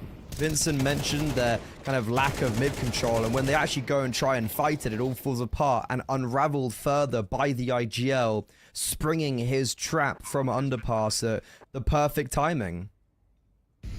Yeah, I like this adjustment though for Paravision. I know that it's maybe unpopular to say that when they lose everyone and they don't get a kill that this was a good adjustment. No, it wasn't an effective adjustment, but this is something that they needed to try. I just wish that they had done it earlier. Unfortunately for them, Na'Vi just very ready to deal with it. So many of these rounds, their mid play or their mid utility has been a bit of a paper tiger. There's not been all that much behind it, but this is the exception to that rule. Na'Vi had everybody there on scene, and the layup underpass, just the icing on the cake. Cherry on top, so to speak, and Paravision stay at 3. I mean, they'll buy, but not great.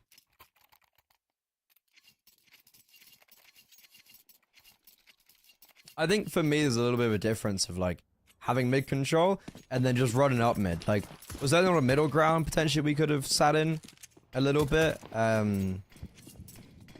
Maybe a retake towards yeah, mid. or just like I don't know. It's like just something, right? We have played like 2 con 1 short before. That hasn't worked. So I guess this was their final like, okay, last ditch effort. We're gonna try running mid, but as this half comes to an end, this map is giving me flashbacks, but in the reverse way. Belchnok could be potentially a shining star, and he shall be, but it's middle again, which is the issue. Kika, perfect timing. Flashbang's really good, but Cemetery, we're playing Call of Duty. No scopes, Kika at close range, but it's Travis on the A anchor who's able to maintain this advantage. Bomb going down is going to be very difficult as Belchnok prowls around short, and Demon left by himself. A 1 versus 3. We've seen what he can do on the pistol rounds. Can he do it on the rifles? He should know Belchnok's towards short. He doesn't have many bullets left, but that doesn't seem to be an issue. No and he's way. going back for Travis. He knows he's running into him, and Travis caught with his pants down. Demon, a 1 versus 3 to pummel Paravision further into the ground as they secure 9 on the T side of their map pick. Bro, it's Travis jumping out. What's he doing? I don't get it. That is an absurd level of confidence, though, being shown by Demon in this round. It's as if he knows he's winning that 1v3 from the very start. Has 3 bullets, as you were mentioning. All good. He only needs 1. And then goes for the fight. Plenty of time to play the post plant. You know, that's the way that you would expect it to be played. And he just searches out the fight. Absurd. That's the decision he's taking, and then winning so handedly. And Travis is, I don't even know what to describe what he was doing, but his pants were certainly on the ground.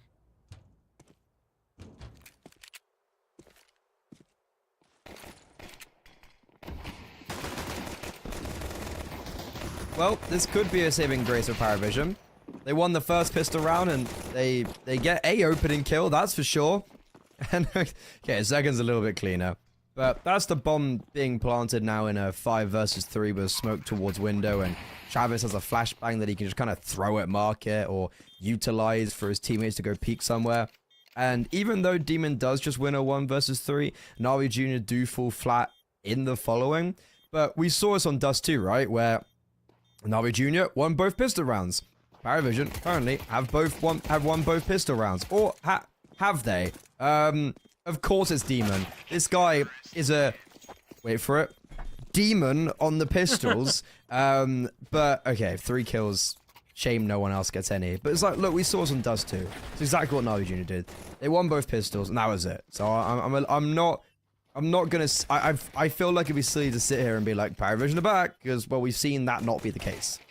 Especially when the T side of this map isn't exactly their bread and butter. It's the CT side that they're doing a lot of the winning on, more than the T side in general. So I'm in agreement. They're not back yet. Can they be back? That's the question. Benny is going to have a singular M for anyone else that Na'Vi Jr. have to work with.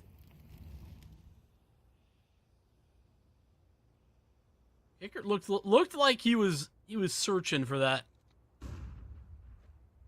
vision over the top of the smoke. Doesn't get it. No sight acquired. Oh, this is... What a read. I can't believe there's 4 at A here. Oh, no. I'm scared. Oh, Vincent. No. Please, this is terrifying. It looks like it should be fine, especially that nade onto Demon. Cemetery. Right. We're playing Flying Scoutsman, apparently. 4th kill, by the way. Yeah, sure. Do it in style, baby. If you ain't gonna do it with some style points, what's the point even doing it in the first place? You gotta get the pizzazz. I understand. The no scope would have been, you know, the creme de la creme. Extra points on that one.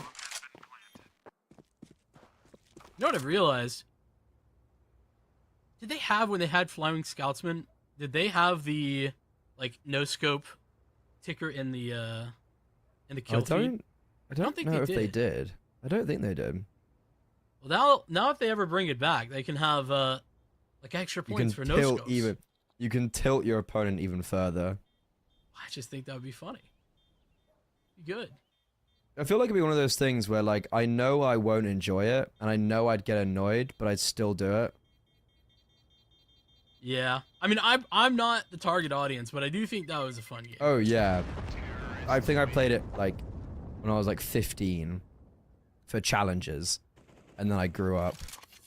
What are you saying? If you enjoy Flying Scouts when you're a child? That's crazy. Well, I guess just, sorry, I got better at the game, and I stopped caring about doing, like, challenges, etc., I guess. Okay.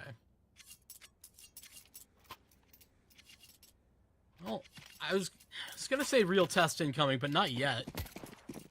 Dimitri's got the save Galil, but otherwise, we're looking at Paravision. Another allegedly free round.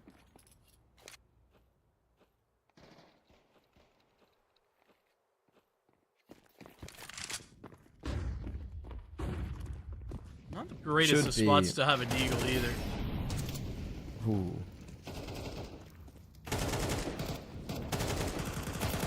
Yeah. Easy around. When would you start to believe for Paravision? Because it's going to be a big gun. Like, you know, it's 9-6. And it's kind of one of those things where I was like, okay, we haven't even seen a gun round yet. So I'm going to, before I put any thought into if they have a chance or not, I just want to see how they can do in the first gun round. I don't know where you're placing yourself with this one. Yeah, I'm in the same spot. Let's talk after the gun round, and then we can see what's happening. Because Paravision, you know, look good in this one.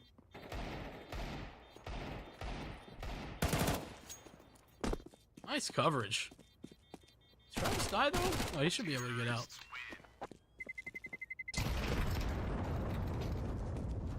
And 5 survive. I mean, this is... I mean, I'm just saying, all of the right pieces in place. 5 survive. They, you know, it's not even really a big bonus round either. They have Galils and AKs. This is a real gun round for Paravision. So there's no excuses. That's the word I was searching for. No excuses in this one. Got everything you'd want. Precisely.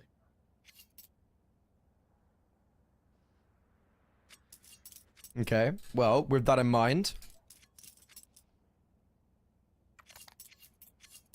I'm wanting to see how Paravision work with mid, because it was obviously quite poor on their CT side. I wonder if that theme continues onto their attack, as now we commence a big tester of a round. It's a good litmus test what we're about to see. Yeah, it's a fast play out mid, or a fast search out mid, as Nota gets flashed over, checks if anyone's there, and it's actually this instant pivot now away from mid after that early util. Kikit's going to be left alone in underpass, and Paravision already grouping and looking over towards this A bomb site. This is just a swift decision, and second round of mid utility, James throwing that from spawn. So now Navi Jr. going to be poking and prodding at mid, you would imagine. Especially as Kickert starts to ramp up the pressure. Oh no! Oh no! Oh, that's just unfair. Great Molotov, Nice return, though. Oh, and goodbye. What a sight. What a hold.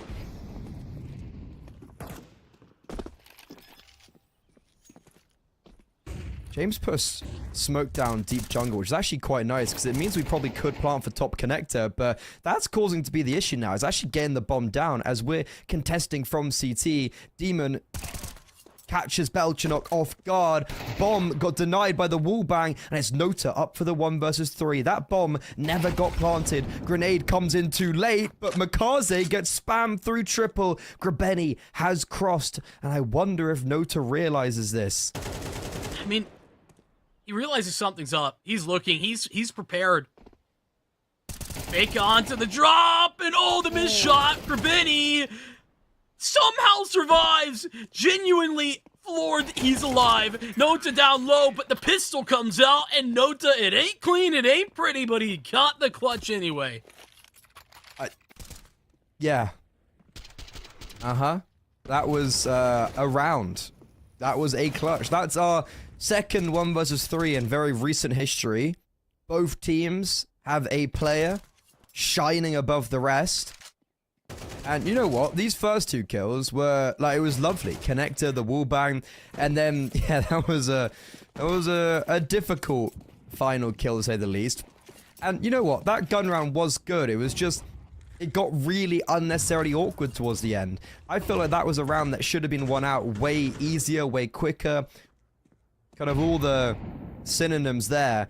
And it took the heroics from someone like Nota. But regardless, it was a good round. And it just got unlucky that Kikit gets spammed through a smoke in middle. And that for some reason we don't plant for connector after a deep jungle smoke. Or instead of smoking deep jungle, why don't we smoke deep con and take jungle, etc. So Na'Vi Jr., I feel like they got lucky to even be in the 3 versus 1 to begin with. I'm in agreement. I also think it's a little bit understandable that they don't plant for jungle there when they lost their mid player. So they don't have like full connector control. You know, it's understandable. And that smoke, it's not a wall. You know, nades exist, so I can see it. Just got to provide better coverage for CT and get that bomb down. Oh, it's another stack. Na'Vi have been in the right spot on these stacks now a couple of times. It's not giving them a round win. Kicker is the courtesy of an opening duel. Now he's handed the AWP. This is scary. Molotov hasn't flushed out Cemetery on lower balcony. Demon, that could be a good deagle shot to start the proceedings, but now we've got to look over as Cemetery gets instantly cleared. Okay, really well done from Belchinok to not overlook that position after players had already died in and around that area. I thought he'd maybe been baited in, but apparently Belchinok's too aware. And as Makaze's just got this A1S, he can't even get away. And it's all of a sudden a 1-round game. Yeah, I mean, we were saying we're going to check in after the first gun round. There was a lot to talk about, so we didn't quite get that check in. Let's do it now. Where are we at? How are we feeling? Because I'm feeling like Paravision haven't even gotten very deep into the playbook yet. They haven't had to. It's been simple, yet good rounds thus far. And as you're saying, Na'Vi Jr. shouldn't have even been in the first gun round.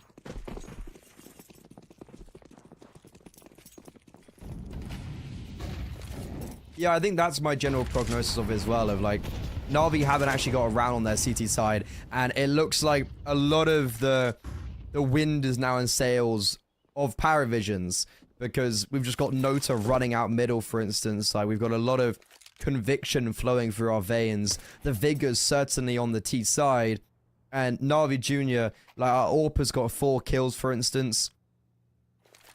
And on another gun round, it looks like the scores are destined to be evened up.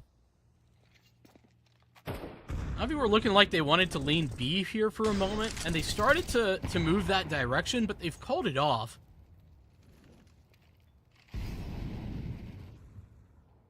Meantime, Paravision continue to put pressure towards mid. What eventually will be a connector play to A. And there's going to be a lot onto Benny and Zoog's shoulders. How about a double? Yes, please. Benny has that. It even tacks on another. 40 seconds left. Great trade. It's Travis. Removes the Zoogs. That Molotov in the flash. That might be enough, but Symmetry's out in front of it. Molly not spreading. Nade on target, but still not dead. Finally. Oh, Dude, Cementary lives for so long and gets that ever-important kill onto Jame. Okay, well that's just all shut down for Paravision. That was an opening kill round against, sure, the rifles, but we're giving away these multi-frags. Krebeni on a dime.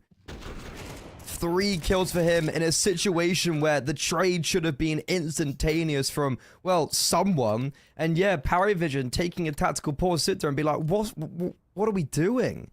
Like, how have we lost that round out? And honestly, Cementary does win it though. Like, even though Krebeni gets the 3k, it's the fact that Cementary, with like 30 seconds left, is able to drop the bomb, still survive towards jungle, allow for his player to creep close. Like, that's the round-winning play for Na'Vi Jr. And you know what? They get their first round on the board. Yeah, for a guy that's had such a bad game, like a bad map, I think you're right. Great decision-making. Sometimes it's hands-off keyboard play that is the right move. And it's not quite hands-off keyboard there, but close to it. And don't overstep after you've gotten your one. I think that this tactical pause, though, for Paravision, it's going to mean that they're adjusting into something a little bit different.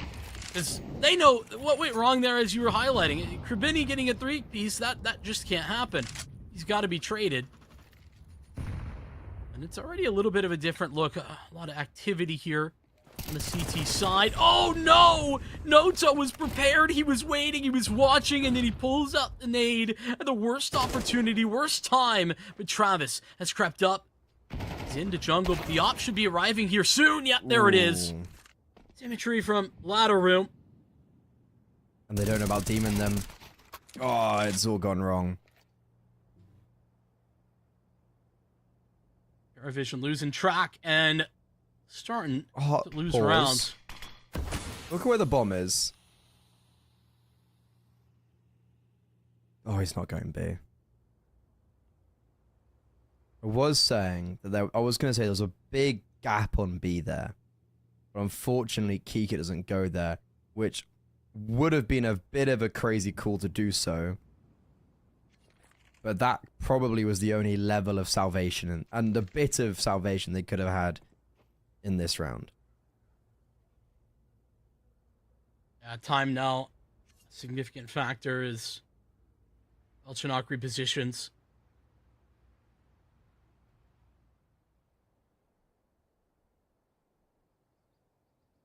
Get settled in though already, so for Na'Vi. And the time, I mean, they've got a smoke. There's just no time left though. It's like 5 seconds to get the bomb planted. Okay, well they do get that objective. That's it though. Nothing else viable for them. And Na'Vi Jr. go to 11. That bomb down, though, might actually mean that we get another purchase out just about for Paravision. I think so. I mean, look at the money. It's not actually bad. Paravision were so dominant in the run of rounds. Oh, that was 4 straight, so... You know, not bad.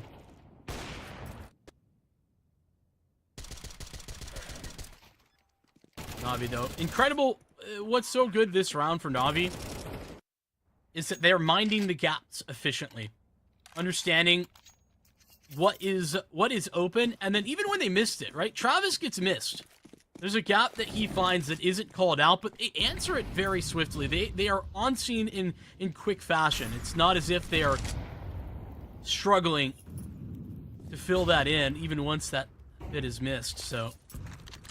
It's good news there.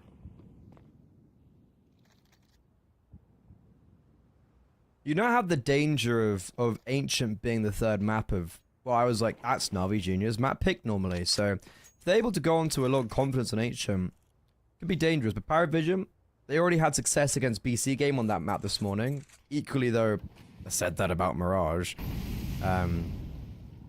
Let's see how the end of this map, though, goes. It's not over till the fat lady sings. But Krebeni Okay, no multi-kill from him in this round, but it is going to be the bomb dropped. And now the identification of that. Travis walking through the smoke. Sweet Jesus, he gets that kill on Cemetery. That is an instant headshot. The Zoogs had nothing he could do about that. And Kikup plays that perfectly, just waiting for his teammate Nota to jump over. But Kikup then throws it all away as he overfights. James holding for CT, but Demon, oh my god.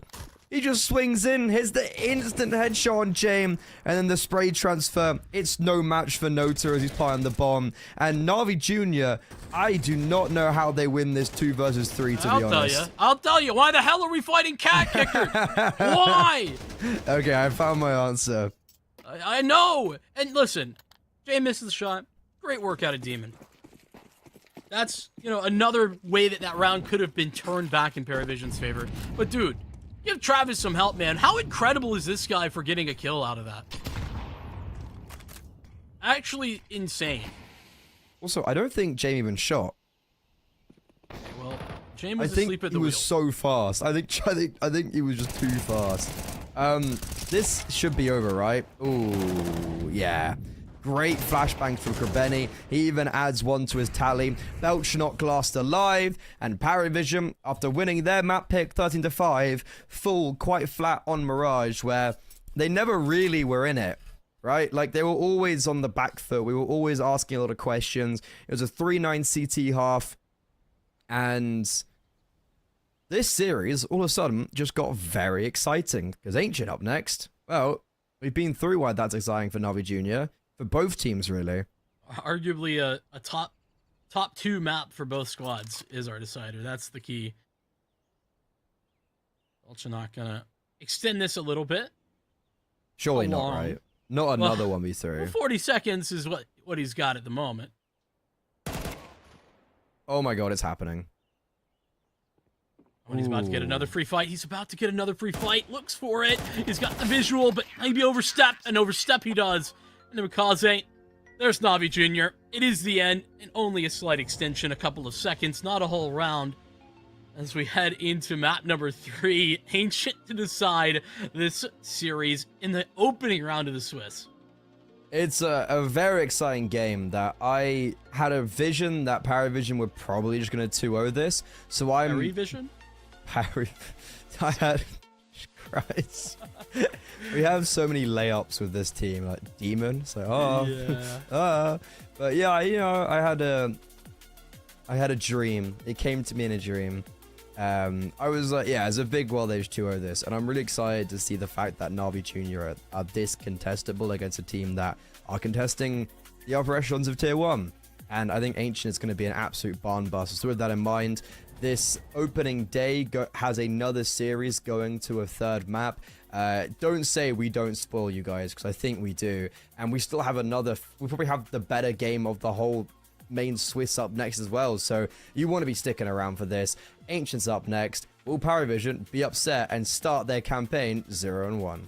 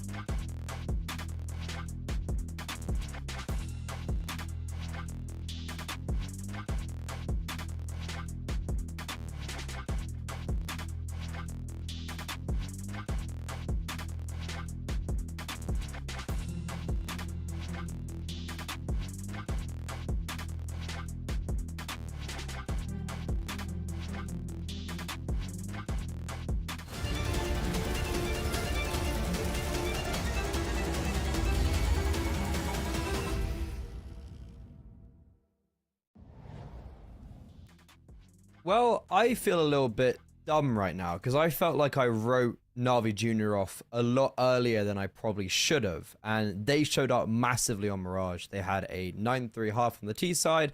And realistically, the second half, even though it may have been a 2-round or a 1-round game at times, it was never massively competitive because it was like a 1v3 from Nota. It was close rounds. So I don't think Paravision really ever actually got into that map, and now Ancient is a decider. This is going to be really exciting. Yeah, I was also a little disappointed at how Paravision were really just unable to make adjustments on their CT side. It felt like they finally did try some of the things that I thought were the biggest issues with their mid setups, but by that point it was the last rounds of the half. So when that didn't initially work, they were kind of cooked from there. But yeah, I think that Navi Jr. come into this, understanding that they fought back, that they were able to step up, and they're moving into one of their best maps. I think the issue that they are going to run into is that this is Paravision, one of their best maps as well, and a map that they are currently on a 5-4 win streak on, with serious wins. 9 Pandas, BCK, Monty, Rush B, less so, but like these are very legitimate victories, and ones where they're also taking wins against Gamer Legion. I think that Paravision here are still strong. They just need to make sure that they didn't mentally get in their own heads after that one, but it didn't look like they were. No, and yeah, even though those the wins against Rush B, it was still done so in the right manner for Paravision. So I believe if there is a map to kind of pick themselves up and collect themselves, it is going to be a Ancient. And for Navi Jr., I think historically for me, I've looked at them and I've gone, okay, they're fantastic on Ancient. They really are a superbly impressive team on this map. Maybe very, very recently, it hasn't looked so cutthroat clean for them. But, they still come off the big back of they come off the back of a nice win on Mirage. And then also, you don't forget how to play Ancient. So I think we are in for a perfect decider right now. I'm really excited to go on to Ancient, as I believe this is going to be a very, very contentious, entertaining affair. I'm right there with you. Entertaining, absolutely. I do think that we need to see more out of Symmetry, though. I mean, listen, it's not as if this is an op map, super heavy or anything like that. It's the opposite of anything. Yeah, it definitely is, but I think we just have to see more. If this is, this is going to be a game that they win, I think Symmetry is going to have a little bit more impact. He's been, almost not a non-factor, but less of a factor than he needs to be in the series as a whole. And he's the one that I'm looking towards to have that step-up performance that could take Navi that little extra step.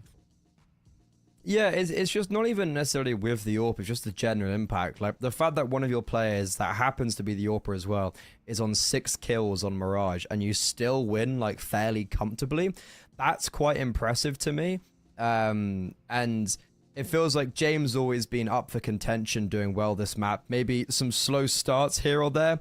I think he still has more to show as well. And someone who I'm very scared of is Demon, because he was not someone I had on my list to go 2 KD, for instance, 1 versus 3, pistol, hero. Those were not things I had on my list. So I think that's going to be a really cool win potential for Navi Jr. But then again, I'm same with you, Symmetry. I'm going to kind of need to see a little bit more from him, as he also wasn't massively apparent in their Series 17 run. And I feel like a big future for Navi Jr. against some of these much stronger teams is going to be that is certainly going to be that elevation of Symmetry. Yeah, a step up required, but I think the good news is that's certainly going to be possible, especially when, all the other pieces have been looking good here for Navi Jr. I've been very interested in as you were kind of referring to, what Demon has been able to do, but Grabini has been incredible in the impact department. Not the very top of the server necessarily, but I'm thinking back to that triple kill where he holds off the connector on Mirage. That was on the first gun round too. Or second gun round, I'm not mistaken, of their CT side, and around that, they needed to win. So, he's popping off in the big moments as well, alongside Demon. So we're looking for that slight step up. It doesn't have to be massive, and it's harder on a map like Ancient. I think it's fair to say, like you were referring to, it is kind of the opposite of an Opper's Paradise. It's very difficult. Yeah, you see a lot of AWPers kind of drop off the face of the earth on Ancient, and especially with it not being maybe used on T side at all, and T side it's very difficult to get like early aggression and sustain kind of frags from it. But right now, it's going to be an A pop for Paravision. Navi Jr. Makaze, he's just peeking ahead of these smokes. Not going to get anything as he's flashed off and misses his shots, but Dzoogs and Demon both find a kill apiece through both Donut and CT. The bomb shall get... Wait. Was it I'm just... Oh, it's a team kill. Oh, Cementary killed his team. So, okay, Demon killed his teammate. That really confused me. But Retake's still alive. We are going to lose our A main presence, and Demon's actually just going to stick the bomb. It's a full 10 seconds defuse. Wait, no way is this actually going to work out. He's hard sticking the bomb, and even though Belchnot does get every single kill, Navi Jr. ice in the veins, balls of steel, 10-second defuse, it actually works. I mean, it takes so long to get into, a position to fight Paravision, and I can understand why. They're so confused that when nobody's looking to take this fight, and they realize, hey, wait a second, hold on. They might just be sitting on this bomb, and they do. That is insane as Belchanok tries his best, but it's not good enough. Bomb plant, though, that's going to keep the pressure up here. Navi Jr. cannot take a step back. They got to fight forward instead. Oh, wow. And Demon does. A deadly dynamic on the B site as Demon picks up the 3-piece that shuts the round down at the forefront. Does Krabena need to peek heaven there through the cave smoke? Probably not. But does it have much effect in the round? Probably not. Demon's done certainly enough. He... again, has won another pistol round technically for Navi Jr. because he was the one on the defuse, so we can give Demon another one to his tally. That's 3 for 5 pistol rounds that he's won single-handedly, and he got a 3K in one of the ones on Mirage as well. But with the bomb firmly in the grasp of Navi Jr. and with the spam on Kika just unfortunately connecting, it's James time, baby. Not even James' fault. He's got to go into James time.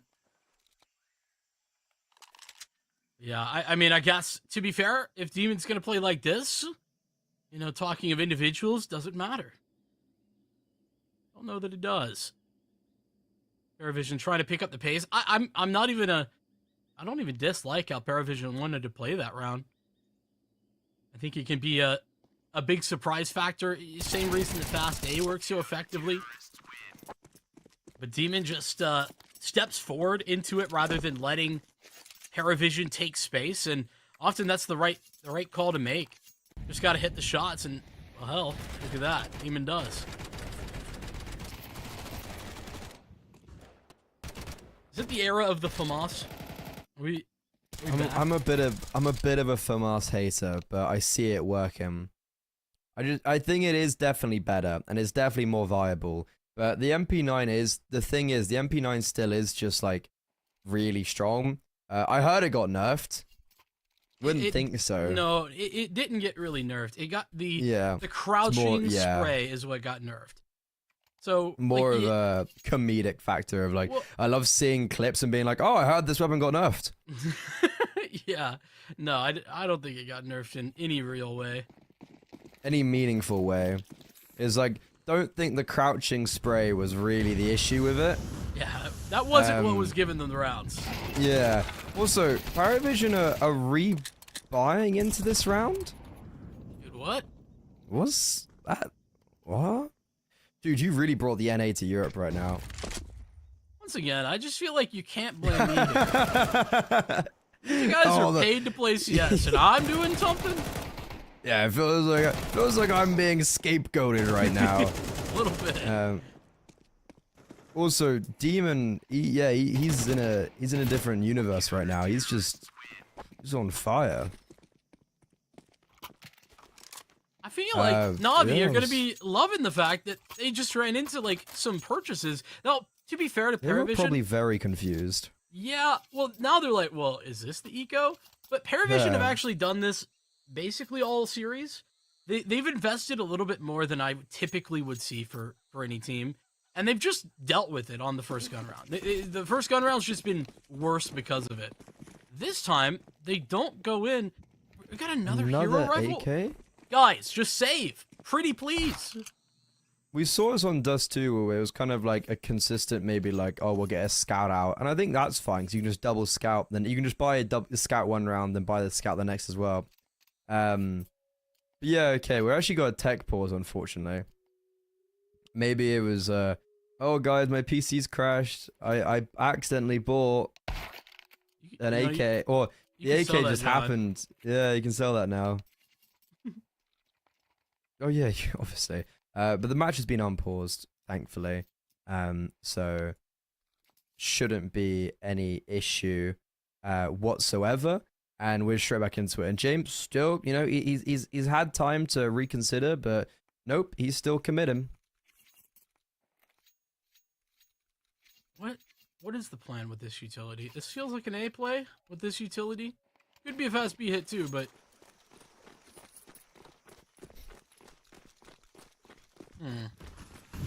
Looks like we're going towards A. Lurk smoke on B. yeah, it's just not the fast play. It's just gonna contact it. Yeah, and that's allowed Symmetry to rotate over. He's actually just put early utility down A main. Doesn't have a smokes, he's used it in middle. That nade's going to go a bit too early. He has got support of Demon though. I was about to say he's quite alone. And Demon can just smoke A main. Needs to be careful of this AK, because they will not expect this to be out. I don't blame them for it. We're going to have a CT smoke most likely. And Belchnok probably can throw a flash over. But yeah, we're just taking way too long. Yeah, I don't know. I'm just really confused at Paravision's plan. Right? Like, sure, early utility towards B to kind of help them out, and they pull the rotate. It was just Symmetry who was there. But they wait so long, they don't contact it out, then they throw utility late when Demon arrives on scene. It's all sorts of confusing here for Paravision on the outset of this map 3.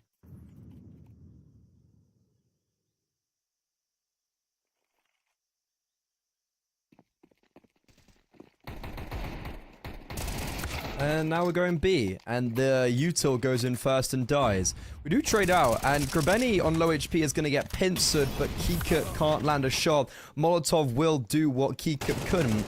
I don't want to say this round has any possibilities, and it probably shouldn't. But the bomb goes down, and okay, I guess that buys back James's AK. James AK. It does, but it does, but at what cost? It's not the cost this round. It's just the cost in the previous when we're forcing in more. Like, he was going to have money for an AK, you know, at least a good deal regardless with the loss bonus. So I'm not a big fan of how Paravision have handled these opening 4 rounds. It's just been sort of an approach that I can get behind if you have a big game plan behind it. If you're working towards a very clear goal, but that goal seemed non-existent.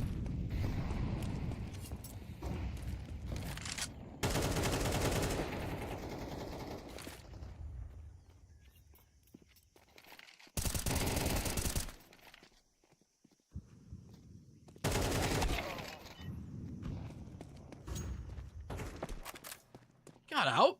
He got out. Mikaze getting out of there is absurd. 2 kills. That's ridiculous. He stuck around. He stuck around. How did he... Okay, that's a... Right. The fact he gets a dink off as well. I'm just still kind of rolling in the fact that James never trades him. Like, how does that happen? How does trade... how is there no trade after Belchnok falls and then Nota gets dinked as well? We're 0-4 down for Paravision. Felt like we've barely started this game, and that narrative's going to continue, but you've got the rifles out. This isn't supposed to be the round where you topple over. Well, they have, and would have been more so if Makaze doesn't overstep his boundaries. Good bait set up right now for Krabini to find success here in Cave. You might have to on the other side of this. Ready, set, go here. Trade, how is it? Non-existent again. Krabini for the double, and oh, this one's over. Nota 1v5 with a chance? No, not at all. 9 HP to start that as well. That was Chris from Krabeni. That was Chris from Makaze. We're seeing instances of Mirage right now where we've just got insane individual level from Na'Vi Jr. and Paravision currently can't really contest or compete against it. It's 5-0. This is a fantastic start to Ancient for them. And Paravision have had one gun round. And again, we're buying into this. And you look at it and you're like, is it necessary? This early? No. I mean, if we weren't buying all the rest of those rounds, if we weren't half investing, I would be more on board with this, but I'm with you. Oh my gosh, Krabini, this is absurd. Bomb's about to be dropped, and now Belchanok, this is a tough fight. Smoke gonna be in his face, so he's first forward. Great job to just wait a moment to get Nota into location. Symmetry, here's the time to step up. It's now, and the quick flick is available. How about another? He's on the site, and the shadow is seen. Throwing utility is not going to be enough for Nota to support his team. Cementry's almost got as many kills as he did on Mirage. And you've done him dirty on a round he's had big kills. I'm starting to see the issue right now is that Na'Vi Jr. are playing with zero respect, and maybe on Dust 2 they were giving a bit too much respect. That probably could have been a bit of an issue, whereas right now, Makaze pushes A one round. The next round, Krabreni's in T-spawn through B. Like, we're just getting hyper-aggressive, and then we have the ability to save the day even when those aggressions do fall. Paravision, we're just buying up every single round. We ain't stopping. Playing a bug? What are we doing? I mean, like, it will work eventually, and we'll call them geniuses, but No, we won't. I don't know. And it's again further aggression. Like, we're just pushing down ramp, we're pushing out middle, and again, oh, I was gonna say Symmetry's here to hold the line, but that is a very awkward missed shot from him, and now throws this round to actually a very awkward situation, unless the Zoogs has something to say about it. James has picked off one of his teammates, and it unfortunately leaves Demon alive with the Zoogs on low HP, but it's James time. Feel bad for James. He's like done a great job in this round. Unfortunately, just too far away. Can't sprint in. Great coverage by Demon. Shout out to him. Makes makes the most of the missed shot there for Symmetry, but I'm gonna be real. I don't know what we're doing in this game for Paravision. It's just like we're not scared Na'Vi Jr. though. It must be terrifying to play against. Like, we're just relentless aggression.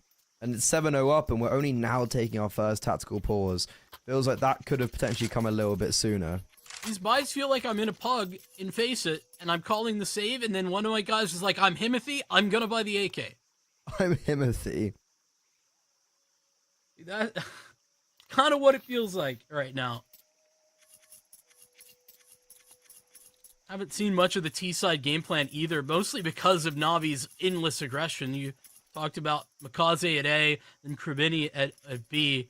You know, that does make it difficult, I won't lie. Demon's been so phenomenal in the early stages of rounds in addition to that. So I'm willing to give Paravision a little bit of leeway, but they aren't setting themselves up for success. No. Oh, and we're just abusing middle. Okay. Paravision, they try to force their way out to no avail.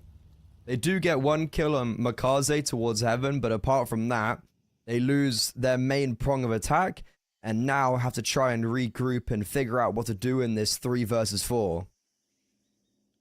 Kicker having the bomb is a little bit frustrating as well. He's very alone now, down to just 2 players to play in this round for Paravision.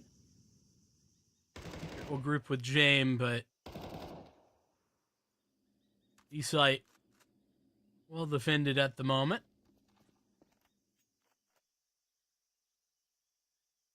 There's not a smoke. There's no utility to hold off cave or clear it out very effectively. So when Paravision eventually walk out here, they're not going to have any sense of safety when they try to get the bomb down. Well, they might. They're going to have to assume that there's a double cave setup, right? Or a cave setup of some regard. Right. And yeah, you can see they're trying to clear it out. And Kika does get one kill. Grubeni has already got a kill in this round, so he's in the known, and we overstep our mark. All of a sudden, a 4 versus 2, we're playing retake B, and we're still playing retake B, but it's a 2 versus 2. Low HP on both, and I'm looking at that Molo, I'm looking at that nade on Cemetery. Those could be juicy. And this retake is the first time that it feels like Na'Vi Jr. have probably been tested. Util goes out, smoke on short, Molo on long. Still has a nade at his disposal. Crossing over to the bomb site. James spotted out. James eliminated. Kika at low HP. Falls to the same fate. And Cemetery, he exceeds his kills on Mirage. Yeah. Once again, hitting the poor guy after he's got a 3K. All good, Yeah, though. All good. You're just a hater. Yeah, it is. Na'Vi, at every turn here, they're just taking duels early into these rounds. A little bit too passive, honestly, in the second half of the round. But when you can do enough damage like this, sets up the double rifle retake. Symmetry goes over to the rifle instead of holding that on. Sets it up for some success when you're down so low. How those nades taste, Kicker. Ooh. Oh, it just gets from bad to worse. It's 8-0. It's 8-0. Paravision, they were our clear favorites going into this series, and they're not even remotely playing like it right now. A team that played Astralis close on this map, beat Gamer Legion, and beat BC Game. Today. There is obviously that conversation of like, there's been a lot of Counter-Strike for them today. And I think that is something we got to throw into the mixture a little bit. But these guys, I mean, you know, Kicker's been doing this for like a couple of years now. James the only one not used to playing this amount of CS every day. Still. And we're running into the stack. They're running into the stack, and oh my god. Oh no, because he's died. Nope, he's still alive, and Krabeni in cave looks and seeks to save the day. It all felt very touch and go for a moment, but still might be. It still might be. I mean, this should be a Na'Vi Junior round, and it always should have been. And okay, Krabeni's here to save the day. 1v3 for the ex-IGL. People do herald him as Jesus. Maybe he's better than that. Unlikely. It's a very difficult clutch. Spam through the smoke is all he's got to rely on right now.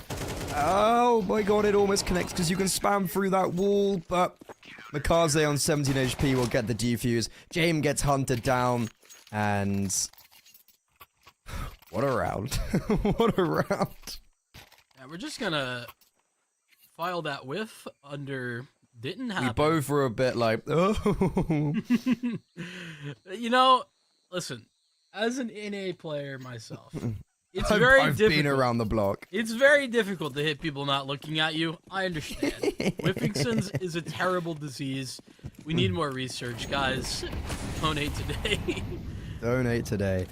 For real, Krabeni's just like, not Krabeni, Cemetery's just like me. He's been watching my demos. He's had a huge step up though in this one, and you know that whiff doesn't change that. Demon handling business on what was meant to be the B extremity. All right. Okay. Well, he's made up for it this round, it appears. Is he just pushing through the CT smoke?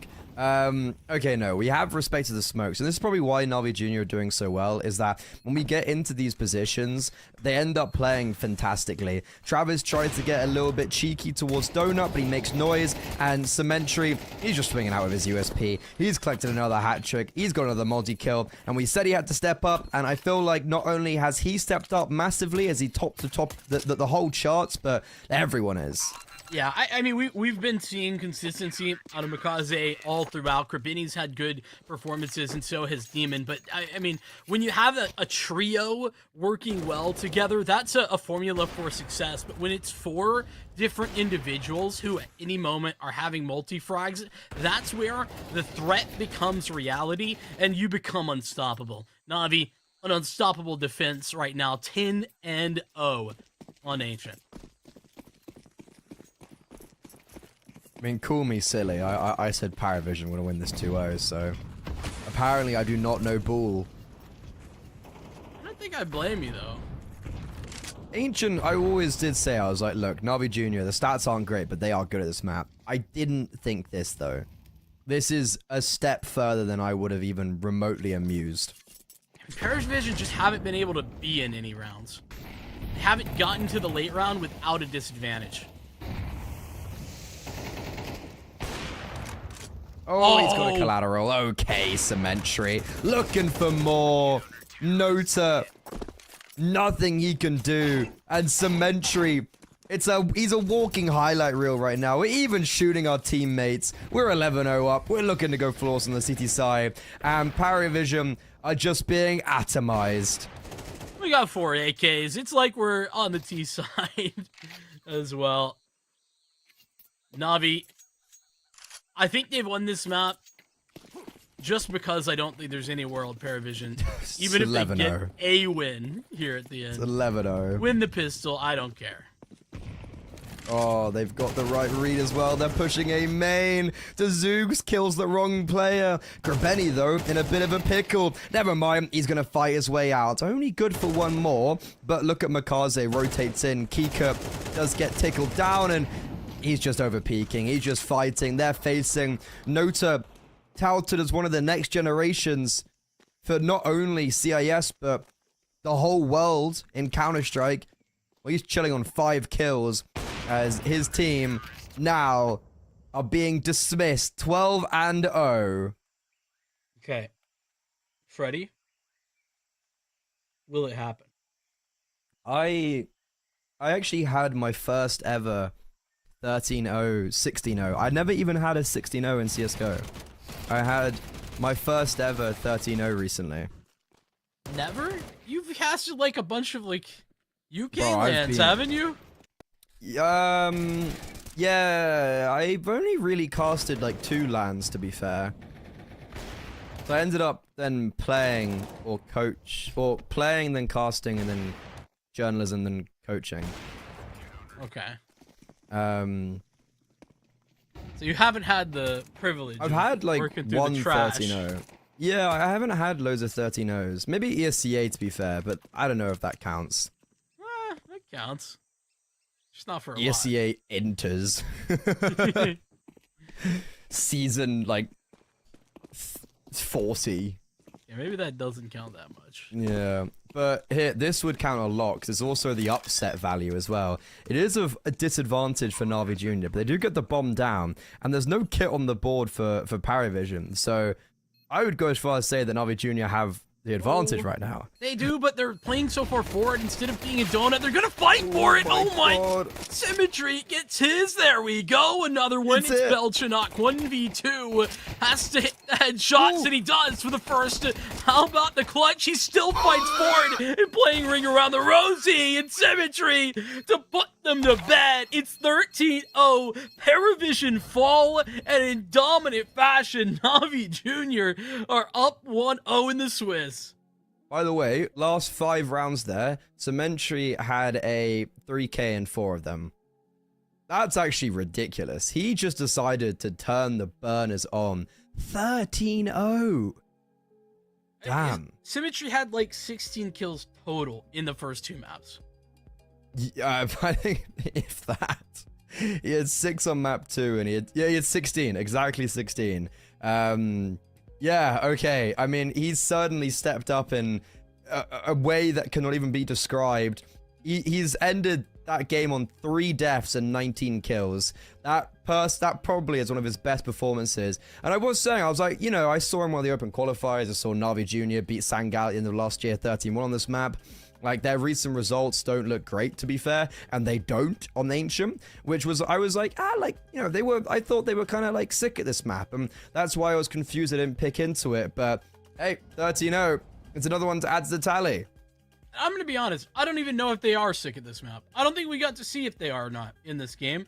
They just had everyone individually firing on all cylinders. When you're pushing A, pushing B, winning mid every single round, it's hard to even say that those are like protocols that are working all the time. What I do know is that Paravision had no answers, and you know what? Fair enough. That is enough to at least make me be impressed with what Navi were able to put together in this one. 13-0 is such a freaking statement.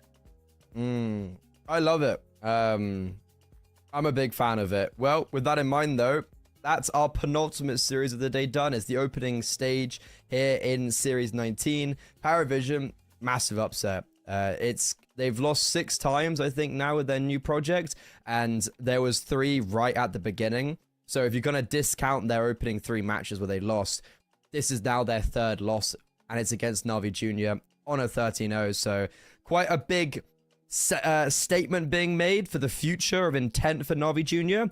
But we've got an absolutely ridiculous game coming up. Fnatic versus BC Game. BC Game just placing 2nd in Series 18. And obviously Fnatic, well, Fnatic, that kind of, I think, speaks for itself. Organizational value. This is going to be a ridiculous game of Counter-Strike. We've got probably 10 minutes before we go live. We're going to take a quick break. Ladies and gentlemen, grab a snack, grab some water. We'll be back with you very soon.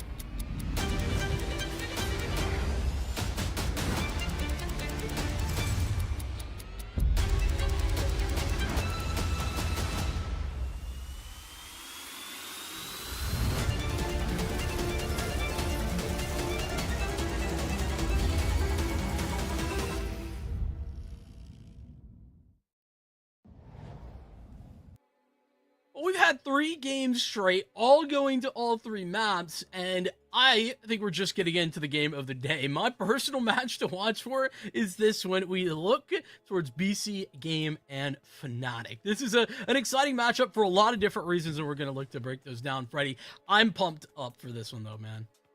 This is going to be a great game, and it's not because we're watching a UK CS player, and it's not because we've got a UK CS org on the other side. You know, I'm bringing it in somehow. Tangibly, we're connecting it to the UK Counter-Strike scene. But this is, you've got BC Game, organizational value name. They don't really have that yet, but they've got a star-studded lineup who have already qualified for a tier 1 event. They were the grand finalists in the last CCT, and you've got this Fnatic who have the organizational value because of it being Fnatic, but they have currently lost in the round of 16 the last 3 CCTs, which is honestly quite disappointing, seeing how they've been pretty much invincible in the group stages. Yeah, it's been a frustrating factor, and to be honest with you, previously when, you know, let's be real, Fnatic were getting invites to CCTs and they were losing, you know, earlier on than I think everybody thought they should beforehand. But now that, you know, they have the ramp up, they're playing through the Swiss and they're looking good against Swiss teams that are better than they've ever been. And then what happens? A genuine question. What happens? Honestly, I'm not too sure. But what I do know is that this is a roster that on paper I'm a big fan of. Right? Like, I think this makes sense. I know not everybody is a Blame F fan. I am. I enjoy watching Blame F, and you probably know this as well, but I was a huge fan of what Passion UA were able to do, so Fear coming into this roster made a lot of sense to me, and getting to see Matty's, like, step up into this Fnatic roster, while it hasn't been, you know, all the bright stars that we were hoping it would have been, he has been good. It's just been a little less consistent than I would have liked. Yeah, the Mags one's a weird conversation because I thought coming up into this year, I thought he wasn't really that impressive. But it's felt like, especially this year, I've been seeing him with, I guess, a different glance. I've been definitely a lot more happy with what I'm seeing out of Matty's, and that's what I expect of him because I've always really rated him. This is a roster that the big gambles are obviously Fear and Burmilov. I think more so than Matty's when he was picked up, because he obviously had like a lot of experience through Sampi as, I guess, the main component, and Enterprise as well, regionally, internationally, all of that jazz. Burmilov, very young. He had a stint on Mouse NXT and then unfortunately got removed because of travel restrictions, which does open up a whole nother conversation for the 17-year-old on Fnatic, but that's not one for me to discuss because, well, I don't know. But I think he's still certainly like unproven at this level, and I don't know if he's got off to a flying start, and I think a lot of people have kind of put him in their crosshairs as maybe like oh, he's not getting all these sick kills just yet, and he's got very big shoes to fill of like a Nork, of an Afro, for instance. But I certainly am a believer of him, and I think for Fear on Twitter they always say, like, the players are always like, sick calls from Fear, sick game from Fear, so he seems to be entirely very appreciated. But for BC Game, Cypher. And that is what we get from the UK.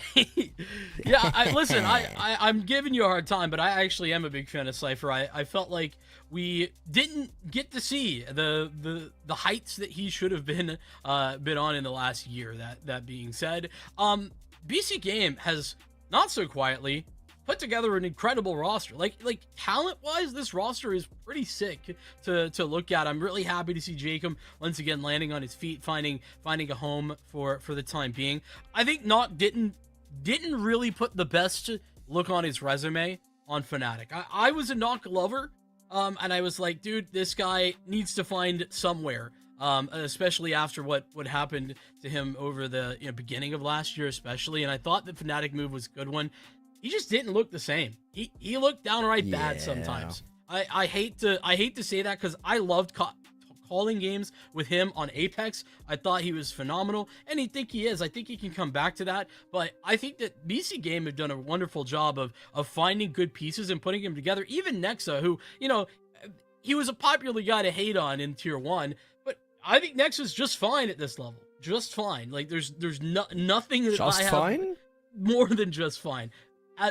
Sorry, not just comma fine. It's just fine. He's good at. I was like, I think he's definitely good at this level. Yeah. Key comma there. Either way, BC Game have done a great job.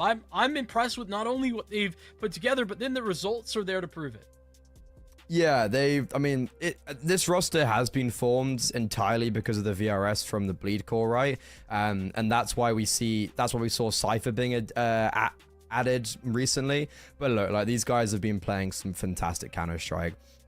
They second place last CCT, qualified for Dallas. Their VRS just like shot through the roof. They're standing 24th in the world right now, and from when the last CCT started to when it ended, they gained 105 points and 24 places, which was also incorporated through the close qualifier run they had. So it's kind of like a mix of both of them. But yeah, this BC Game team, I'm a big fan. I'm a big believer. And it's like that is bias taken out of it. As we get into the Veto, Fnatic picking into Train is a really cool thing for me, because BC Game haven't, I don't feel like, been tested massively on this map just yet. They've beaten a 9 who pick into it, who are quite good in it, and they've beaten Aurora, who I actually saw do quite badly on Train recently, if I'm not mistaken.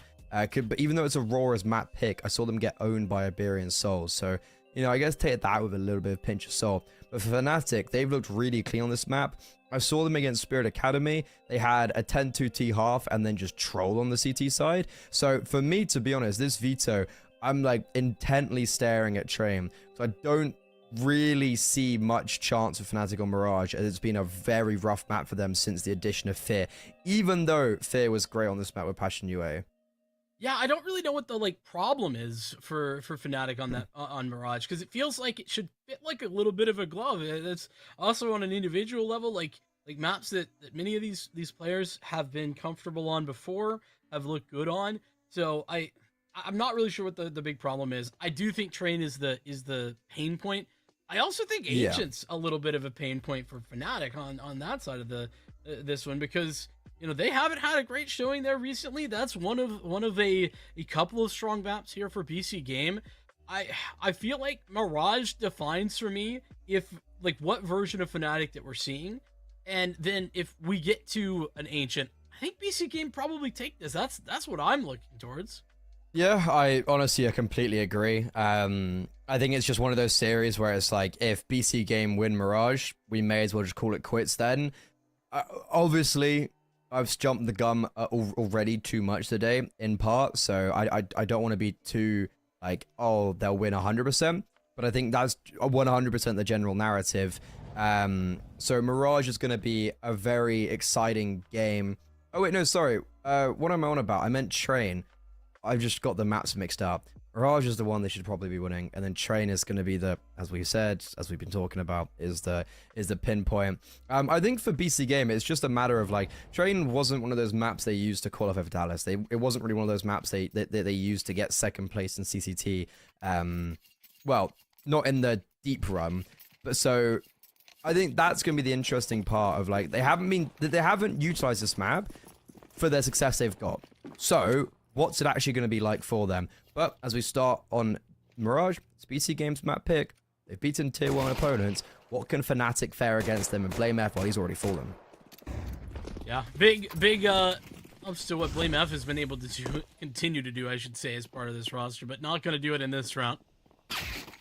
Fnatic have a tough task up in front of them, but very well off handling the business in the first attempt at it. But down to a 4-on-4. Will be cleared out. Nexa falls as well. And then the bomb goes down, the advantage is gone. And it's a crossfire of sorts, but there's just not a lot of bodies here, and that crossfire falls apart when one player goes down. Prime Tap stays alive, and so does Cypher. He's returned into triple box, and here headed with the Prime Taps triple.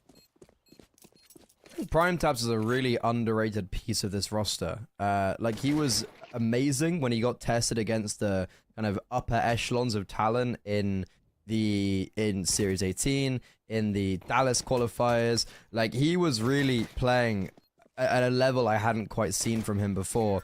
And I think in general, I've always really rated Prime Taps, but we've never quite been able to properly see him in a clear picture because of so many issues around him roster wise. And right there, it's already like 3 kills on the pistol. It got a little bit precarious, but he shuts it all down. And of course, it wouldn't be an online game without a tech issue. Sure it was. Oh, it's unpaused. Vamos. We got it. I've also been a fan of Prime Taps, not so much for like what I've seen from him recently, but I actually liked what I saw from him back when he was on Big Academy. Just didn't think that like that team was going anywhere. So it was pretty decent looking into nothing. But you know, a whole different story here, and he's been moving around ever since then. I just haven't had the privilege to see him as much. Like when I first saw him get picked up to this project, I was like, whoa, who is this kid? And then I was like, whoa, I like this kid straight away. So for me, he's always been like this rogue pickup that instantly paid off. And with the core that you've got here on BC Game, doesn't have to necessarily be a star, but needs to be reliable.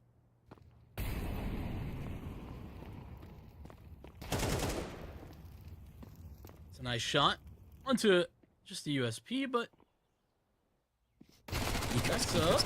Ecos. Yummy. Oh, it doesn't clear his corners. Oh, he still gets okay. Oh, classic blame F. Sorry, joke. We found him. Joke. Put him out. I chewed on it. Joking. Everybody point and laugh at the Blame F hater. No, I think Blame F is sick, and I think he gets very hard done by the community. Yeah, I agree. He doesn't exactly beat the allegations is the real problem. Like there is a vein of truth. Yeah, is the it's issue. It's a lot better than it was, because when like the fact that it was backed up by stats at one stage. Yeah.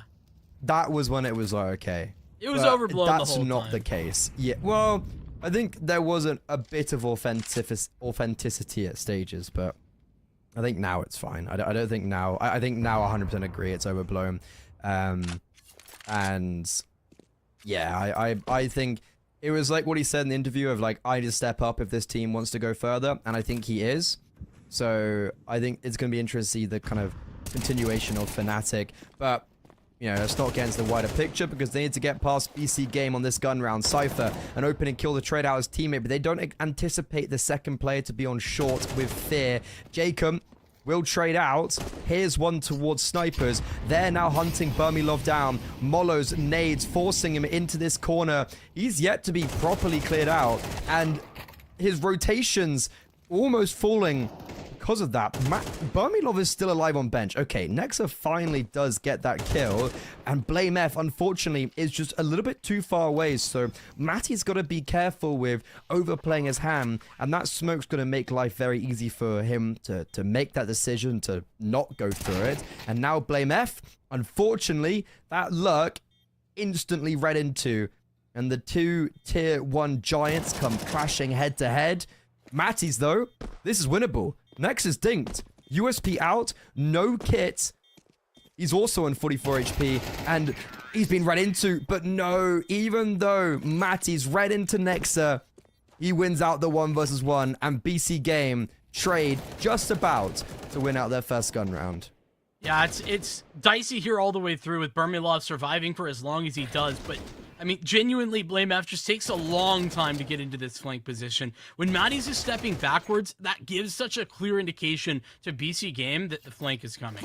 You know, that he's waiting on something, and, you know, Catwalk could be an option, sure, but they already took Fear down. It becomes a bit too of an obvious move. And unfortunately, Fnatic going to pay the price of that one. Getting into a half buy. Ooh. Nade on target. Ooh. And more damage done. BC Games start this round walking wounded. Yeah. It's really softened Jacob up. Makes him very susceptible to these pistols. Gotta be careful if you're BC Game. This is a very, very losable round. We're going to get Cypher into... Oh, it's another nade. I was going to say Cypher's into ladder room, but Nex has already been chalked down 50% of his HP. He's going to spot out Crims towards ladder room. Cypher will eliminate him. His position now revealed. He has to get moving. There's 3 players on this A-bomb site. Now, only 1. The Brit paving a way for his teammates. They're not even going towards A. Bomb's going out B. This round, still dangerous, especially with Cypher turning his back on Burmilov from a 4 versus 2 to now a 2 versus 2, with both players having the ability to pick up primary rifles. I am cautious. Burmilov gets ticked. Now Prime Taps can step forward. Burmilov, I don't think, gonna anticipate the close range angle here. Almost baits him out, but it isn't quite there. Fear coming not from Catwalk, but from Apartments is too late to the play. We'll step away for the save.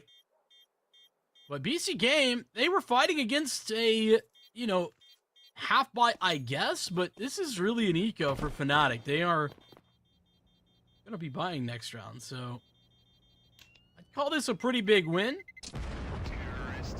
Made life very difficult. That was close. That was certainly a round that I thought was going to go upside down. I really thought Fnatic had that round. So I agree with what you're stating with that wasn't really an investment and shouldn't be a scary round. But the fact that it's even won is okay, breathe. Look at what it's allowed too. Now Burmilov going to get an op out of it. He had an AWP anyways. He didn't buy armor last round. So I guess maybe just a little extra money for the smoke. I guess because he got the kill, right? Yeah. So that's the benefit there. This is the first, I guess, full buy Fnatic, right? In the sense of we've got the AWP, we've got the full utility. It's like the first... I like to say in these type of games when we have the first gun round, the third round, that isn't actually your first full buy. This is your first full buy. See game. Not finding a lot of contact in mid. They crept her all the way down bottom mid through valley and seen no one whatsoever. A lack of contact here would be interesting because Fnatic are not in a perfect position to deal with this A attack, especially as okay. Maddie's getting Molotov'd out. Nice shot at a Burmy. Flame F falls. Fear's been heard on short potentially. I'm not actually sure about that if Jacob does. Okay, definitely because of that utility. Prime taps. Matty's eliminated. They know Burmilov's over towards Ticket. Molotov's raining down upon him and Cypher tracks him through the boxes. And even though we had the numbers and the opening kill from Burmilov, Fnatic, as you mentioned, not quite ready because they just didn't really have the information or already any space to work with. I mean, they put so much trust into Blame F there. He's dedicated to sort of watching 2 very important angles and areas. He's got to deal with jungle, where window is left open, and connector too. Fear are not super active on Catwalk until later, so he's dealing with those 2 areas of attack, and BC Game just absolutely floor him. He doesn't even get 1 kill out of it. That trust, unfortunately, misplaced in this round for Fnatic, and it's part of a losing strategy at the first 5 rounds of this game. That is a disgusting opening kill. This almost went wrong because Jacob makes noise jumping into window. As in, I don't know. I think I don't really know what happened, but he seemingly missed a jump of some sorts. But regardless, his BC Game remaining flawless by the skin of their teeth, but still, regardless, in the lead 5-0 as Fnatic take their first tactical pause. They do have some weaponry now being kind of saved over into this round, and it looks like we are going to try go for not a heavy investment, but certainly a very good buy nonetheless.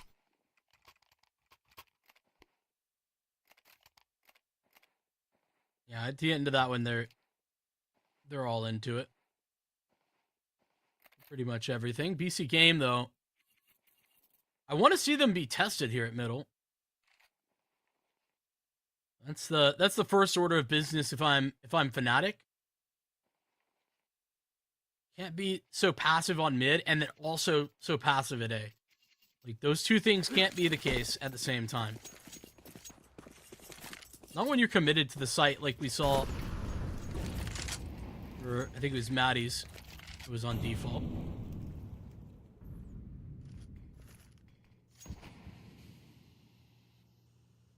Very simple round for BC Game. They throw that early utility, mid, and window, and they're just going to go straight out towards A. With the default util. Currently stuck on the bomb site is Matty's. He's going to be in a world of trouble on triple. No one to really support, but a fantastic double already collected. Nexa will trade with a spam, but Prime Taps somehow has been put onto 4 HP. And with Fnatic forcing the issue as these smokes dissipate, this is going to be a pretty much impossible round for BC Game to get going. This flashbang could get them going, and it's perfect because Burmilov blinded. 3 versus 3. Bomb needs to get over and planted on default or triple, but that's going to be the difficult part. Nork looking to provide Overwatch. Advantage for Fnatic, and Nexa chooses to take the fight by himself instead of getting that bomb down. And unfortunately, the Swede up against his old team. This might be too tall of an order. First kill collected. Bomb can maybe be picked up. Molotov, unfortunately, towards Connector. If it was stairs, that would have flushed Crims out, and Fears also rotated around towards CT perfectly. Nork, though, tapping the bomb, reads into this, but the IGL wins out the aim duel. I think Nexa is trying to force that fight on site because he's thinking, well, there's got to be somebody CT at this point in time. The fact that that wasn't the case is a bit of a surprise, but Maddie's talking about setting a guy up to fail. Like, he's got absolutely no support there, and he's getting a double kill. That's incredible. That's why, you know, Fnatic looked to pick him up, is his ability to make something out of nothing. And that sets Fnatic up to play the numbers game for the rest of the round. They do so beautifully. It's on the board the first time. Flashbang. Oh, it's so perfect. They're so blind. Baby. Utterly incapable of shooting back.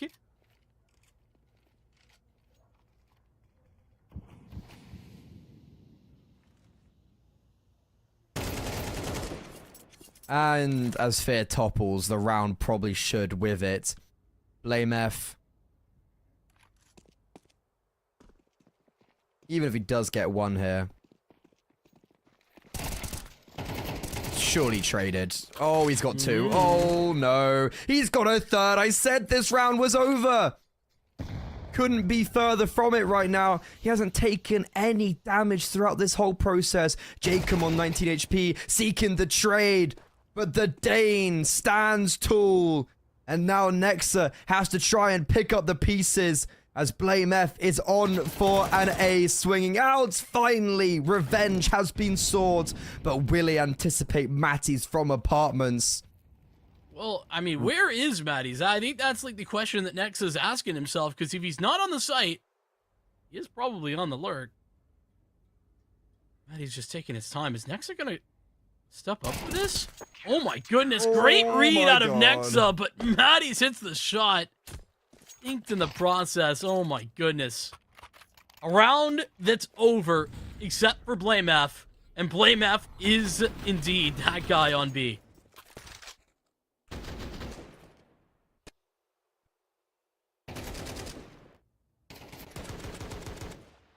That was a ridiculous off from Blame F. It was just like, okay, shall we get traded? Shall we get traded? Okay, shall we get traded now? Okay, he's killed 4. Ooh, Nexa almost wins out the clutch. That would have been a round for the books right there.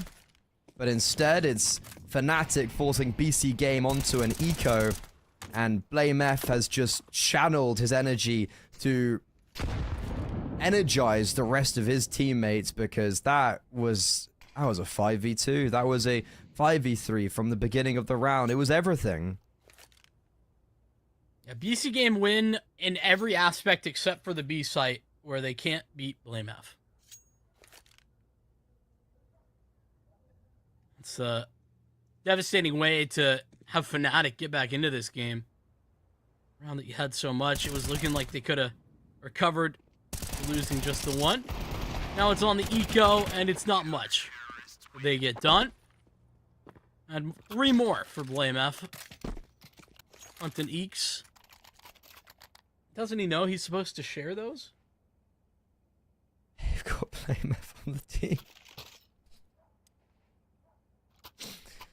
Oh, well, You are not reformed. You're not reformed, Hater. I'm telling you. I see it. That dude, it's just such low-hanging fruit. That's the thing. Yeah. I mean, a reformed man would be able to hold himself back. I can't. The temptation is too strong. And, well, BC Game have kind of thrown away their early momentum because this should be like 6-0, demoralized Fnatic, you know, kind of all of those things. But instead, it's a Fnatic that now has the energy and legs to build their way back into this map.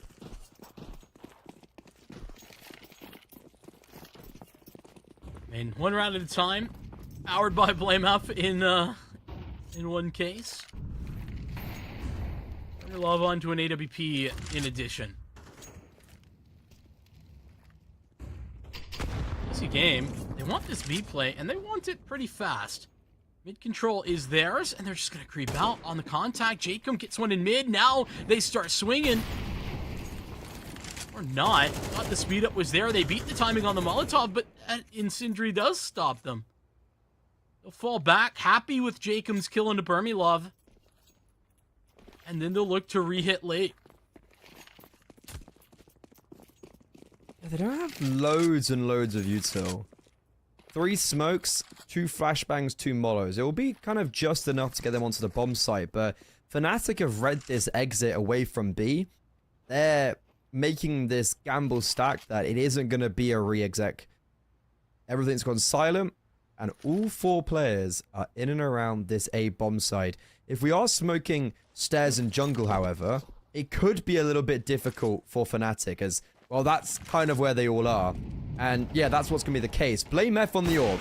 I can't say I've seen this before, but I'm happy to see it because he just got the opening kill. Matties might just be baited in. Instead, it's Nexa with the hard clear. And even though Blame F does get that 1 kill, it's still an advantage for BC Game. A flash in towards CT. They're unfortunately trapped behind that Molotov. There's nothing he can really do about that. And Crims, he's got the experience. He's been in these situations before millions of times. But with only 17 HP and BC Game not giving him anything to work off on, I think even for him, it's a bit too much. As BC Game finally find that 6th that they almost feel like they deserved. Yeah, I mean, even a guy like Crims, who's usually good for a clutch or two, too much to ask.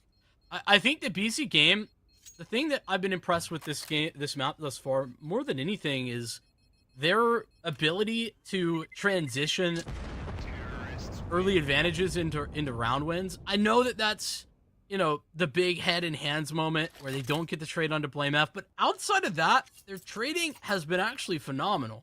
I've been very impressed with that. And, you know, their decision making, sure, Fnatic read into it, but phenomenal clear out of it was Nexa who's ensuring that Matties doesn't get anything. He's dropped into Sandwich. Like, they, as you had highlighted, they didn't have a ton of extra utility BC Game to work with, and they did all their due diligence.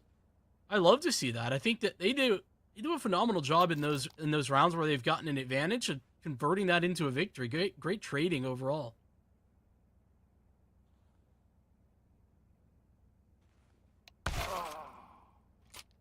Well, as the round gets restarted, it was still quite a costly round for BC Game in general, and because Fnatic have won 3 on the trot, actually even then, they have pretty bad money. It's like 2 FAMASs, 3 rifles, and then BC Game are going to get full AKs out, like, you know, Nexa doesn't have full util, Prime Taps doesn't, for instance, so it's not a perfect by either side. Better, obviously, for BC Game to have the 5 AKs. And for Fnatic, ooh, we're getting aggro. We are running up middle. We are hurtling forward. And it looks like BC Game counter-mollowed? That can't have been on purpose, but if it was, it's worked amazingly because it's chipped off a fair bit of HP from both Fear and Blame F. Yeah, I don't know. That felt like it was not the intention, but hey, we'll take it. You play ready to go. Chunky on the nade. Boom. Well, that's the vision Crims is looking for. He'll be good when first tested. Cypher goes down, and now the utility starts to fly. PC game side, but they still haven't broken their way out. Uh-oh. They can't really walk away from this because look at where Fear's located. There's just too much map control on the other side. Crims grabs another one, and it's falling apart for BC Game. Fear's not going to get cleared as well. Okay, was one enough? Rotations are really far away. Blame F seemingly wasn't sold on the fact that it was B just yet, but even though he's maybe a little bit later to the party and Matty's only getting in towards apartments now, Nork is left into this 1 versus 3 with 20 seconds to go. Taps the bomb, it will force Burmilov out. That is a terrific first shot. Expects Matty's, but he hits the first bullet headshot. And I feel like BC Game are just doing their best to try and lose right now. I don't know if I'd put the last round in that same category, but this round, yeah. Yeah. Unfortunately. Crims does do, like, that first maneuver with the smoke and going back, very high level. And I think that's something you expect from someone who's probably played hundreds of tens of thousands of games on Mirage. And no doubt, you know, big value out of Crims, but I think PC Game just need to be more decisive there. Like, that's the part where, you know, they're quote-unquote not looking to play the winning hand. They're just waiting, hoping that Fnatic are going to give them something for free. And Crims is not that guy to do that. Yeah, Crims, whenever I've watched Fnatic on Mirage, I felt like he's done very well at anchoring that part of the map. Which is, he always seems to get very high impact kills. Speaking of high impact kills, look at Blame F, underpass, big headshot onto Jacob. That's now all the information, not all the information, but he's going to get the information that no one's towards apartments. Issue is false sense security because BC Game are starting to stroll up short. Blame F can't do anything from underpass, and Burmilov, they know exactly where he is towards empty pillar. They're trying to hunt him down, but Mattis has come to rotate in. Prime Taps is able to isolate the jewel, but the spam is effective. Blame F, when he finally does join the party, well, they know exactly about him. And the bomb should work. The bomb's actually very much out in the open, so we're going to have to go for the kill. And luckily for Nexa, Mattis is blindsided. And BC Game, of course, that's the round they win, where Tech 9s.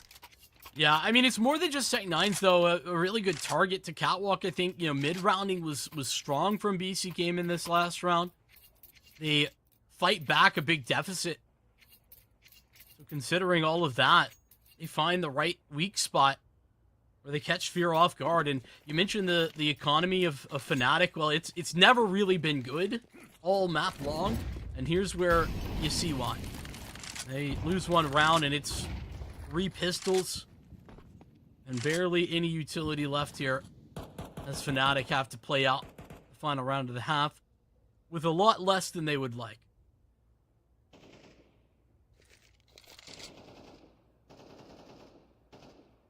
Yeah, it's a walking wounded CT side, 2 rifles, the rest on Deagles. Far stretch from the AWP for Burmilov. And you can see BC Game just approaching this round maybe a little bit more cautiously because of that. They don't want to walk unnecessarily into any pistols, but it's already a good proactive move from Fnatic. Look at that. Matty is already just scaling through Palace. He's going to be very quick behind them.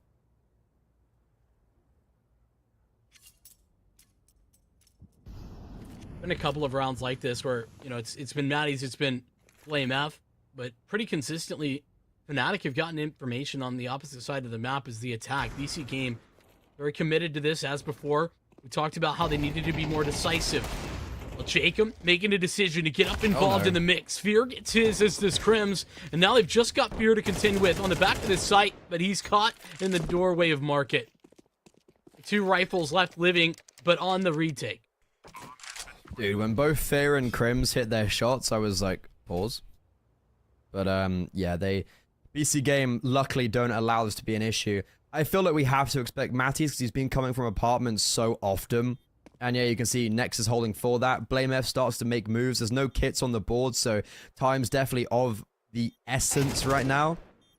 Matty's a dink for a dink, but the AK punches stronger. And Nexa, this time, is able to win that duel on Matty's. Last time it was a Galil, and it was another dink for dink. But it was costing him in the 1 versus 2.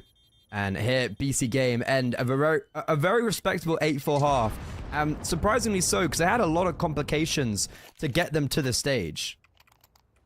I mean, I really think the complications come down to, some of these big rounds from Fnatic. That kickoff Blame F hold that gets Fnatic that round where they were down in a, 2-on-5, 3-on-5?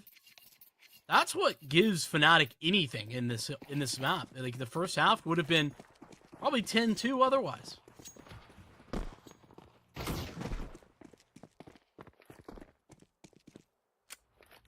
Yeah, I think it's a similar narrative we had on map 1 of the Na'Vi Junior game of like, we had these big rounds, but there was a big, I guess, absence of continuity around it. Cypher drops the Molotov, looking to save himself, and they're running through that into his dual Berettas. Ooh. Oh dear. Yeah, not a pretty sight for Fnatic, especially because now there's rotations and the bomb's being dropped out of apartments. Cypher and Nexa do fall, but Nork with a sublime rotation. And BC Game, that second pistol round could just be what the doctor ordered. Can you play devil's advocate for me? I just don't see a world where we ever run through that molly. I was gonna say, like, they don't last long. No. I don't know if I can play devil's advocate for you here. Okay, that's fair. That's a valid answer, but I'm genuinely curious what the thought process is. Maybe it's just like CT Molly. We can sidestep it. Maybe that. If I'm trying to find a way. In apartments, it clears pretty much all of it. Yeah, it sure does. Yeah, like my thought process there is like, I think we can wait like 4 seconds, right? Yeah, if we're trusting in our execution, we can wait 4 seconds. I'm with it. Like the Molo definitely is like a. Did they just throw a Molotov apps? What? On the pistol? This is like pause. But yeah, I mean, like the Molo gets the first 2 kills for BC Game. It's like Nexa gets it as they're in the Molo. I think Cypher got a tag and then the Molo got the kill. Yeah. Yeah, very unnecessary. Like CT them, and sure, running through them sometimes don't deal too much damage, but if they're shooting you when you're in the Molo, well, yeah. Yeah, I don't know. I think maybe Fluster from Fnatic. That's my only Tenchi question or answer. It's actually going to be a fully execute. Fnatic are fully born to the next round, and we're playing retake. Instead, Jacob decides he just wants to peek the smoke and only kill 1, but a hell of a lot of damage onto 2 more. Yeah, I mean, that 1 kill, though, is plenty. It's enough. It does not matter. Now you can play the spam battle. Out of Burmy Love. He almost gets another, but the round is set. Nah. Prime Taps is holding the defuse. A 10-seconder. They didn't have a kit, believe it or not, but... Yeah, they all bought rifles, that's why. It's like no utility, no kits. It was just 5 rifles. It was like it was 4 rifles and MP9. But I wonder if Fnatic buy back. Yeah, I was going to say, bomb down, they're probably going to buy back into this round. You're 10-4 down, you get a bomb down, you're just going, like, if you're buying after a pistol with no bomb, you're going to buy after this. And it's just going to be straight Galils. I feel like we're making our bed, and BC Gamer digging the grave. Fortunately, it sounds like our bed is a coffin in this hypothetical. Yeah, at least I'll sleep well. I guess so. Ooh, nice shot out of Cypher. I do think, the other side of the booth notwithstanding, all of the bias, that is. I think Cypher is phenomenal at being able to be an aggressive piece on the CT side. Oh yeah, sink it in. Any more? Come on. He's so good at it. He is. What else does he get at? All right. We gotta. Broadcast, okay? Oh, she's getting me a little bit too excited, a little bit hot and flustered over here. I'm your most normal Kai supporter.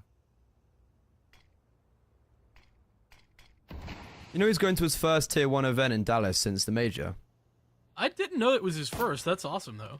It's a kind of crazy fact, right? And, well, this round is over anyways. We can pick up that narrative in a moment because Jacob, well, they're just kind of walking through smokes at him. We know where both Crims and Fear is, and even though Fear will trade out 2 kills, and one of them was on low HP Cypher, there's no real world Crims wins this round. Okay. Over. BC game on to 11. That means no bomb down for Fnatic in this. Surely they don't buy into... I don't know. No. We're either playing for overtime where we then have to win 8 in a row, or we just try and buy here and just pray. And it looks like we're doing the latter. I don't love that. I actually think this is better. What we're doing is neither of those, and it's Fear, Hero, AK, save on the rest so we can get a gun round. Okay. You know, chance at the round, meantime. Yeah, I'm with this. I'm down with it. A little halfway either extremity. Halfway house. Some little American slang for you. Yeah. See, I'm multicultural over here. I'm impressed. It is surprising from a white boarding school kid, but hey, I like to surprise people. Well, you keep your elitism to Counter-Strike elitism, which is the best kind. Ooh. Oh, good evening. Well, that's the Hero AK. Down. Burmilov, who picked it up, is on 14 HP. This chaos in mid will lend a hand to the pistols progressing out of ramp. And, you know, this round is certainly alive. It's going to be hard to get out of it because Burmilov, look, he's got no armor. He's very advanced with this AK where he can't exactly go gift it to anyone or fall back, and well, the bomb's not even gonna get planted. Money should be good, but a bomb down would have been great for Fear's economy because he obviously bought the Hero AK, and sure, that does get a bit costly for BC game, but I don't think they really care as they are 12-4 up. Yeah, I think you're not worried. The same was true for the previous round, the gun round that is, where it got a little bit more costly, only 2 players survived for BC game, but if they have the economy to fall back on, they can knock another up, and we're looking good. Fnatic, on the other hand, they are currently all aboard on the struggle bus.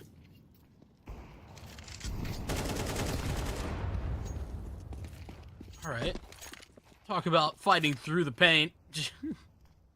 Jacob falls, and it's because Maddie's just eats the nade.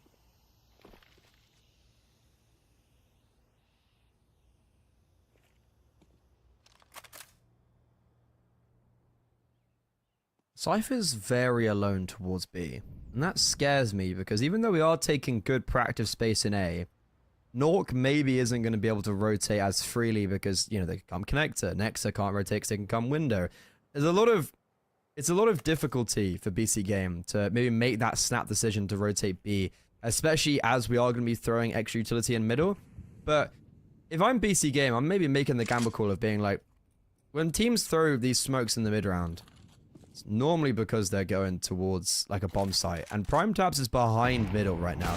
Let's get out the whole of A. Obviously there could be Palace, and now it looks like we're starting to hit towards B. Prime Taps shall be activating with a kill onto Fear. Forces the play a little bit quicker towards B. Cypher does collect the first. Low HP player down. Rotation of Nexa, fantastic. But unfortunately, Burmilov encircles the Brit. Now BlameF left by himself. Will put a mono down to short, so it forces the rotation of Prime Taps. But Nork might just look to deny the bomb being planted. Will be a little bit too late, and now is out in the open. BlameF, he's had some massive rounds. Kind of the reason why I guess Fnatic even have 4 in this 1 versus 2 would keep their head above the water. Prime Taps, he has pivoted over towards Market after that short mollo. He's got a kit, so time, not an issue. Will he expect Blame F towards bench? Yes, but Blame F can't connect the shot, and Prime Taps completes the flawless CT side for BC Game, and they reign victorious on their map pick 13-4.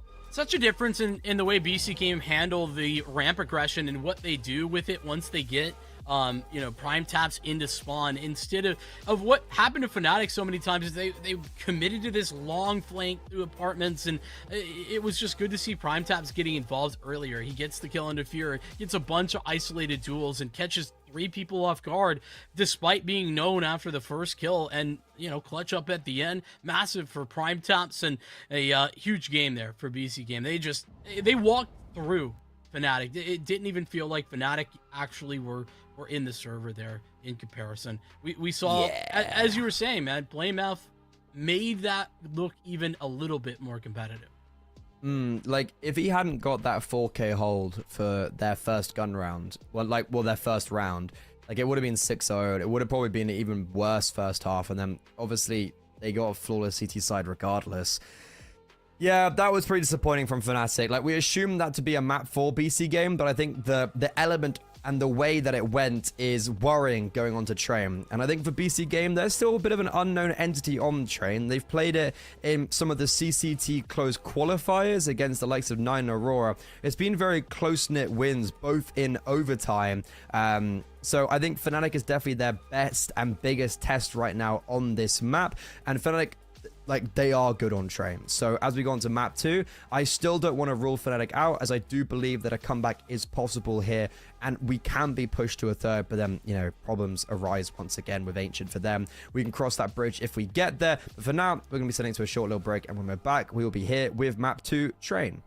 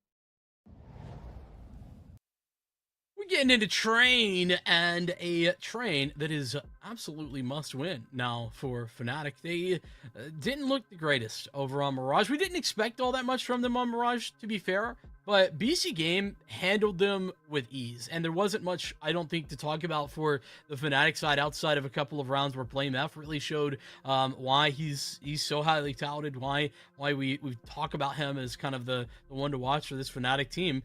Outside of that, though, they didn't have much to say. I think Train will be different, though, Freddie. It's got to be different is the answer. Or Swiss Round 1 is going to be going very poorly. Or will Fnatic be able to hop on the train, or is the train not going to stop for BC Game? Oh, yeah, I had to get that in there. But yeah, I agree. I think it's like, yeah, okay. We didn't expect much from Fnatic on Mirage because they've looked pretty bad on it. Even though, as I mentioned, it was a good map for kind of everyone previously, and especially Fear on Passion UA. But it's like, even if we didn't expect much, and even if they didn't do great, there's still the narrative and conversation of it being like, okay, 13-4 is like really bad. Like, it was a very unacceptable scoreline where they got absolutely obliterated. And for BC Game, you know, they go 5-0 on their CT side. Fnatic are able to string rounds together solely because of Blame F, and I think obviously that's going to have to change come on to Train. And I think for BC Game, there's still a very kind of like unknown entity on this map, playing it twice against 9 and Aurora, both decent teams, especially 9. It's like, it's a very good map for them. And it's a map that but also Aurora pick into, so they've beaten it on 2 teams' map pick, and it's been very even halves for them on both sides. So again, I just don't know where to place BC Game on this map yet. I don't either, especially when you get those wins. But bro, they're both in overtime. Like, how much more can you expect that to go well for you? I don't know.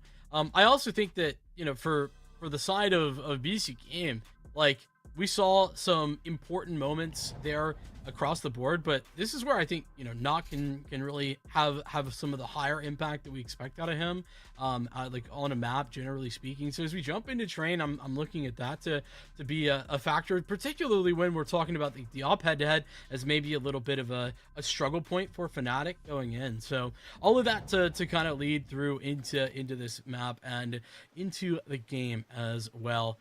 BC Game CT side start as another addition to the conversation.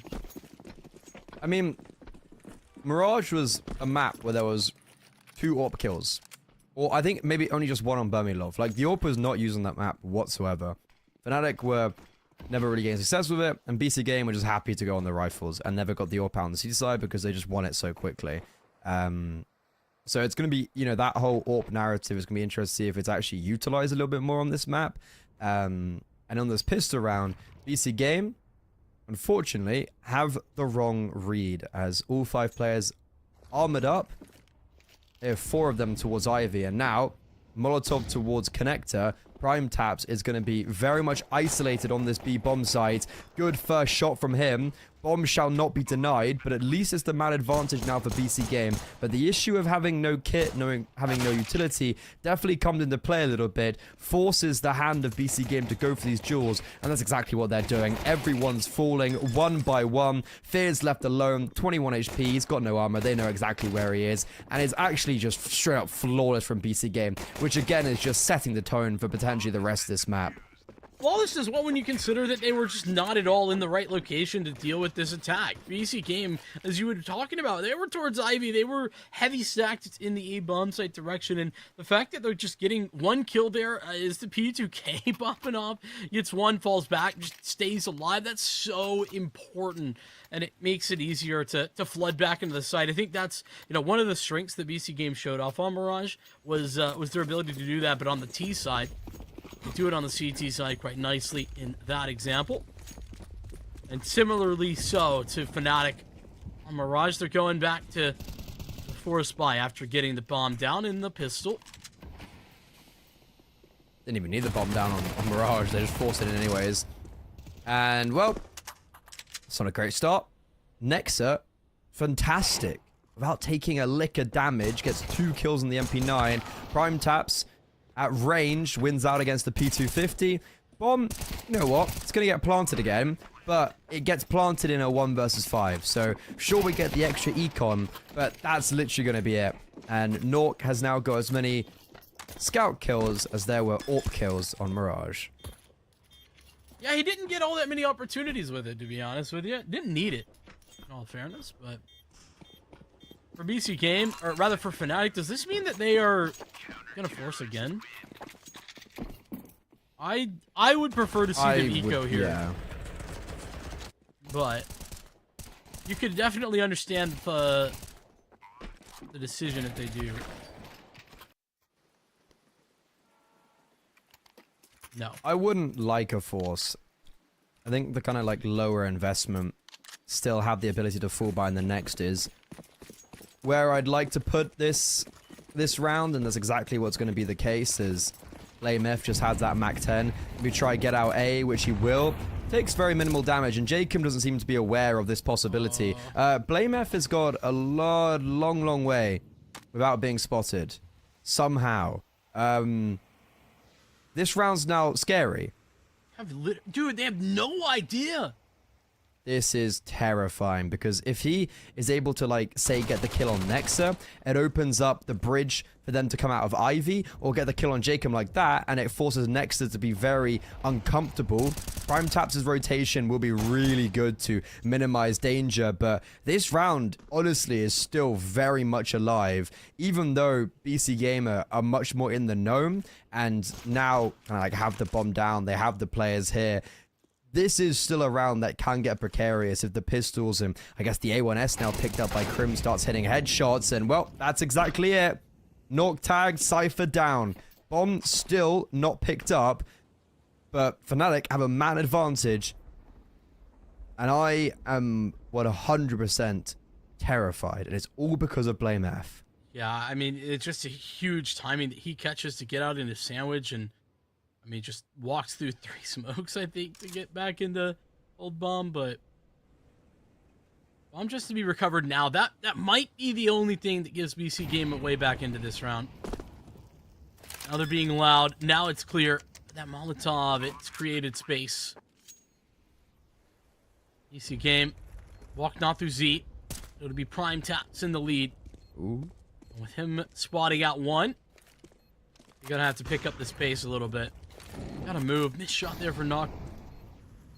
I think the round is done. They can't go. Saving. Yeah. Oh no. And it's all because we allow BlameF to get out of A, for some reason, completely unnoticed, unheard, unscathed.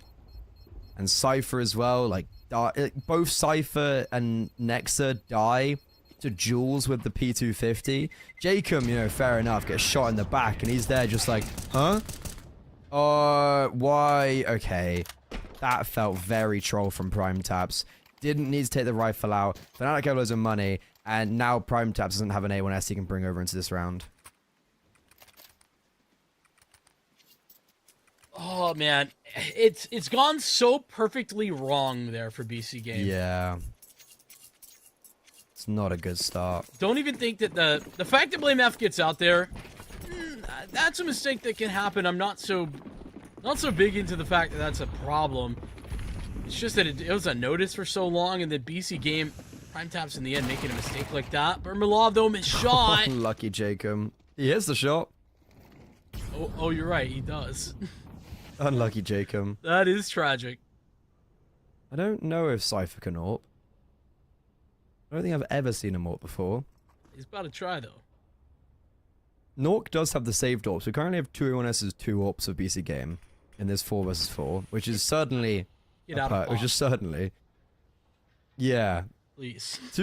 Double AWPing on train, super viable. Put it Ivy, put one on a float position. I love it.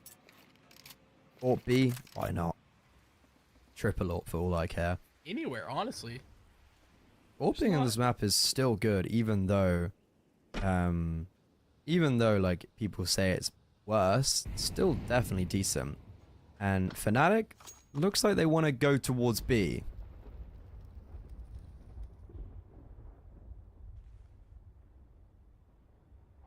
This this the right location? I mean, Cypher playing a little back and forth here. Primetabs is on the scene. Good Molotov, though. That's going to force him back. Primetabs can't deny anyone either on the entryway. Cypher goes down, and Molo. that's Primetabs gone as well. Save angle again. I mean, it's really, really, really good utility.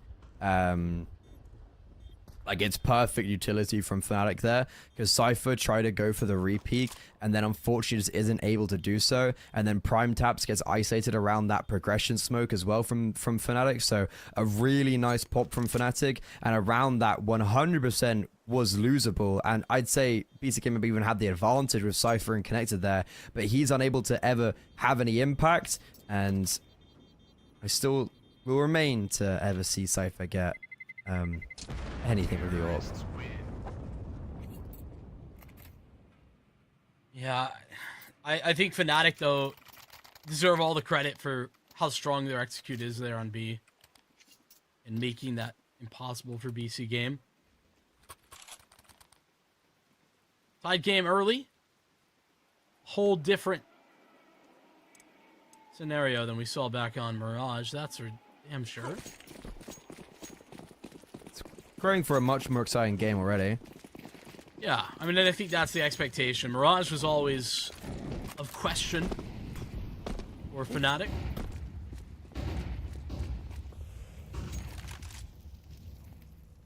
Oh, it's happening again. This time it's Maddie's in the smoke, but Nexa handles it. Oh, not quite aware. Going to the other gun. Oh, wow. Nexa's made this winnable. He might get another one there, but Love handles it. Jacob's still alive in the back of the site. Knock is still here in camera. Uh-oh. BC game, they might just find a win out of nowhere.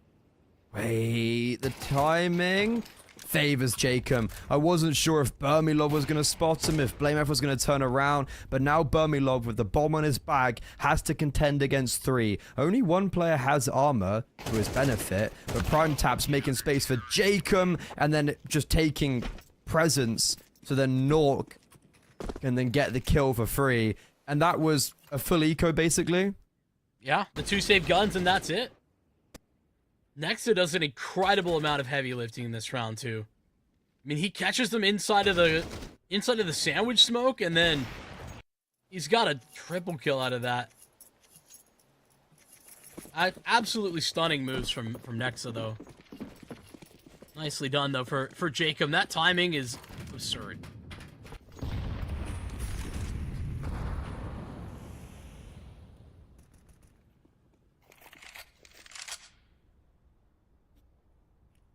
Well, that's gonna be a stinger for Fnatic, because that's the momentum stifled early doors.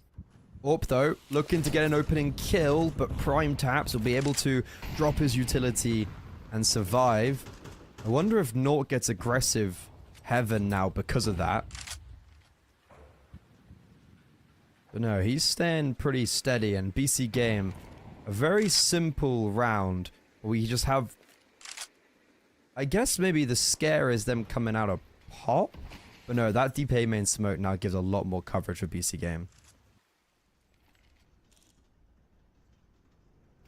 Ooh. The pop flash is ineffective. Jacob taken down.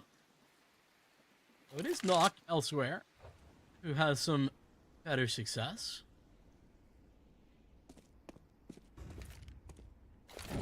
Surprised Nork hasn't rotated away, to be honest. With the confirmation of Matty's towards Ivy, yeah, we're definitely going to see a rotation now. And as we get that kill, it also just allows Nexa and Cypher to not necessarily play for the site. They can actually just chill. And we've already got Nexa flanking A main. Cypher just surviving. Primetaps does miss a pretty good opportunity on BlameF as he was running through connector, but look how fast Nexa is in A main. He spots out the first, Orp cannot trade, and BlameF now left by himself on this bomb site. A 1 versus 4. We've seen what he can do with these multi-kill situations, but Nork shuts him down before he can be of any danger. And Fnatic, they lose against the Ecos, and them can't combat. think that Nock is so valuable in this round for so many reasons. He's handling business, the upper push gone because of him, but then even beyond that, him being willing to just stay alive and be a problem, waiting for Nexa to make the activation on the lurkout here from main is perfect. And Cypher, the same boat in the waiting game, rather, that he's been playing. Not yet to die, funny enough, as well. Able to save that that AWP forever, Oh, it seems. Christ, yeah. He's the real blame F in the server right now. Or Jame, rather. Jame, he's the Jame. Yeah, sorry, hater. just You really are. You really are. No one's been willing to show you the ways that you truly are the hater, but it's okay. I normally get people who, I guess, would hate with me. I'm trying to be the change I want to see. Okay, in our for you, I'll change. Thank you. We're going for like a married couple. So I'll change for you, I swear. What a love. See, NA and UK people can be in love. They can be friends. We can do it. We're breaking so many barriers right now. But BC game also crazy read. Yeah. Nexa's rotated as well. Like, I understand Nork starting here. I think the 2B is like very, perfect. Nexa rotating is a crazy read. I mean, fair play, right? It's gonna work. It is a full execute. And Prime Taps drops off Thomas Train because of that. Counter utility towards Heaven. Prime Taps, yeah, he's been kind of left out to dry a little bit, but you know what? He does superb to get a multi there. Yeah, I thought he was cooked, if I'm going to be real. Like, that was a good execute from Fnatic. We saw it before in one of the previous rounds when they went towards this, but I thought 3 players there, that should be enough. But Prime Taps is just left out in the open, and he gets a double. Genuinely should never have gotten 2. 1 would have been a monumental effort to begin with. And he gets a double out of it. Absolutely incredible. That saves that round. BC game, that round should have been more complicated. That round should have been probably more expensive. But it wasn't, thanks to Prime Taps.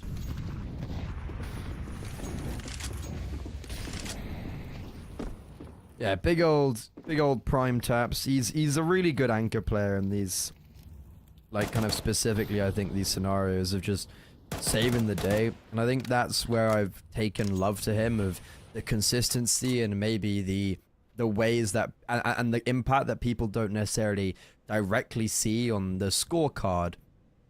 And right now, BC game looking really good on CT side as they kind of, I guess, quelled the storm. And seeing how their last 2 games have been very even halves, I feel like if they're able to break away on one side and get that advantage, it does make me a little bit, I guess, nervous for Fnatic. But on top of that, if I'm not mistaken, when I watched Fnatic play against Spirit Academy, their T side... Oh no, their T side was when they won 10-2. Okay, it was the City side that was difficult. They're on their T side. Okay. Scare, I think, is the fair response now for Fnatic. As this gun round, we start to look at it and be like, yeah, we need to get kills. And they're running through the smoke. Cypher is the easiest lineup of his life. What are we doing? We're giving him kills. They're free. And he will love that. Here, I don't know that they know where he is exactly, but they know that something's up. It's fine. Like, he will probably get his kill on Nexa. Even though Nexa was checking it, sure, he falls. It just... I was going to say give Cypher the quad, but yeah, like, that round was never going to get dangerous. Cypher didn't get the reload off. That's why he dies there. Hey, watch what you say. Yeah, I'm just, I'm letting you know. I was just letting you know, because I care. Sorry, what are we... So, again, what are we doing? What's going on? I don't know where the flash is. I feel like they step out there because they see... I think they see where the smoke was thrown, so they know Cypher's position, and it's meant to be like a crunch from Pop Dog, too, but... Yeah. Yeah, what is happening there? One guy throwing flashes from Swan, I think that's a whole different story.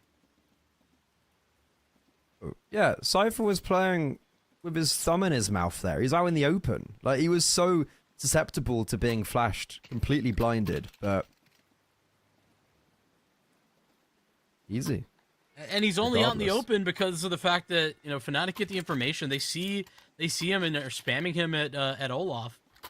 So I just think that Fnatic missing the extra piece to a lot of these rounds. Oh, we didn't hit the jump throw. Oh, we also missed a smoke last round. I think you mentioned it. As, like the glass wasn't broken. We don't hit the smoke this round. We're going fast B, and Prime Taps, that's a pretty well-timed Molotov. Spray's a bit whiffy and a bit windy, but you know what? He gets a kill. He deters the masses. He puts them down pretty low, and Jacob's like, thank you for tagging them all to 1 HP. I mean, staying alive, too. You know, that's the other value. Oh, yeah, that too. Yeah. You know, like, anchor. Yeah. With classic anchor roll. With the spray, listen, we don't like to see it, but it's okay if you stay alive and do a lot of damage. It's what I was mentioning about Prime Taps of like, you know, that round probably isn't the best. Like showing an example, but it feeds onto the staying alive, dropping util, doing damage. Like, these are things that get undervalued, and yet having that player in your team when you're surrounded by superstars, it wins you games. Currently winning BC game this game. They have done us in there being BC game and it being the game. Imagine if BC game were an EA game. That would be peak content probably. Yeah, I mean, they sponsored Leicester City, so they're almost there. BC game, it's in the game. Ooh, Crims. It's Crims in the game. He sure is. He's been getting exposed here actually very often. Nock's been successful here. It's been difficult for him to have success in this area of the map, but that's a massive win. Cypher's in a good position close, but he decides to jiggle out. Little bit. He got cold feet. Because of that, feels like this round is just coming to its natural conclusion as we're isolating Jules all over the place. Maddie's going 1-for-1 there. As of now, is fine.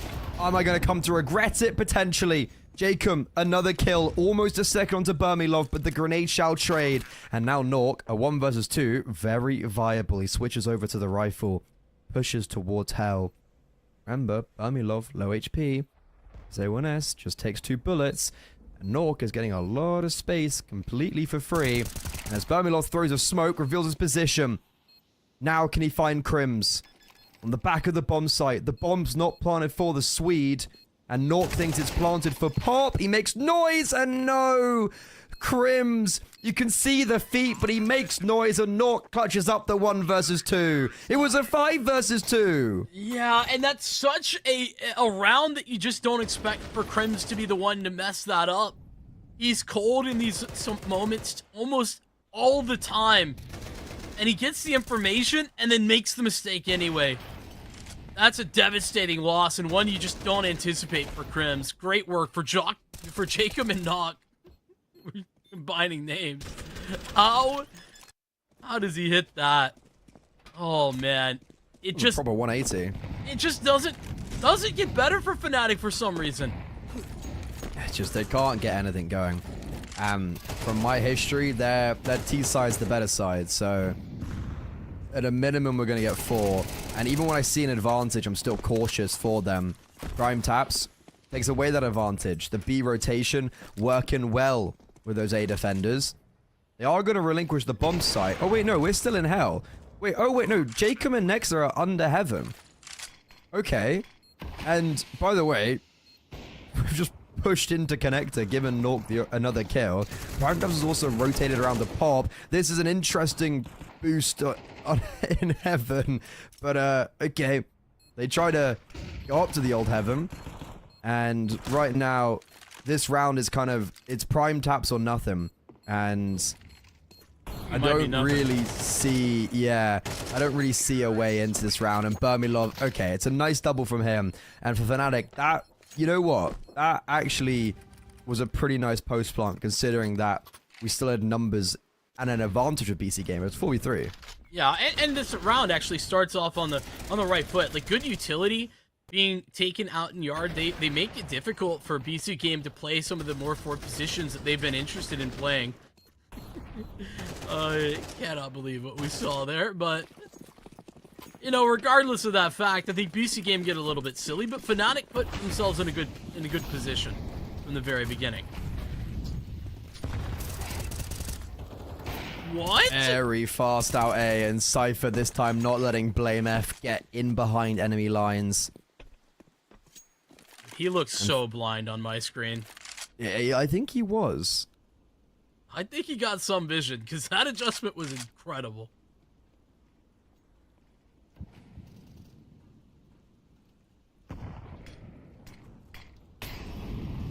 That was a very impressive opening kill, and it's deterred Fnatic from wanting to progress out of A, and BC Game have just read him like a Harry Potter novel. 3 players man down this B bomb site.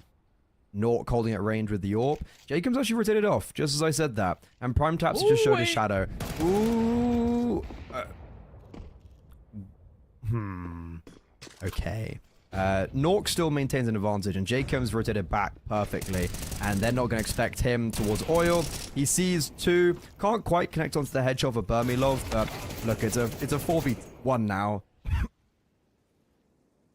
I think we should be all fine. Matties is left completely by himself, and this is going to be 9 for BC Game on their CT side as Nexa punches in that final kill. And everybody's here. Everybody's having a moment there for BC Game, you know, winning them around. Not 13-1 to end the first half. This guy, he just looks like honestly, a different guy than he looked like on Fnatic as well. Which, I'm going to be real, I feel like that says something about this Fnatic team. Well, it was a different Fnatic team, right? So well, it was and it wasn't. Because absolutely a different Fnatic and a different coach.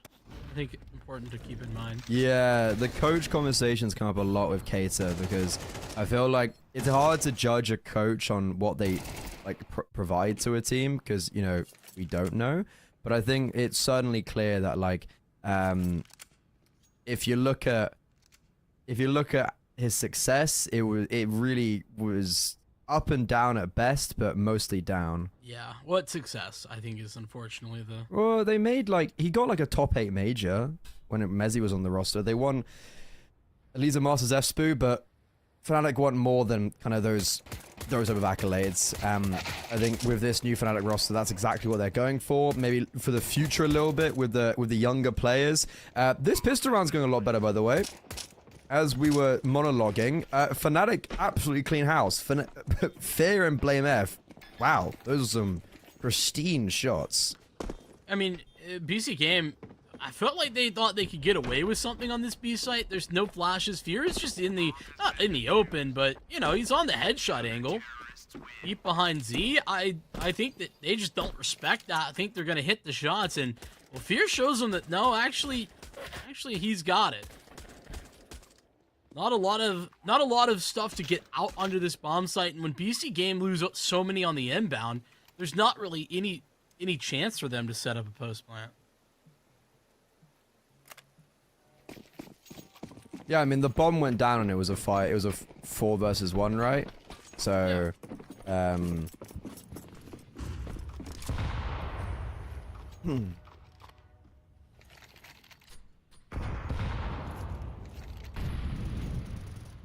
But the bomb down does mean we get a purchase in, and BC Games still have a very healthy 5-round lead, but hey, we saw earlier with Paravision, like that can definitely close in quite quickly.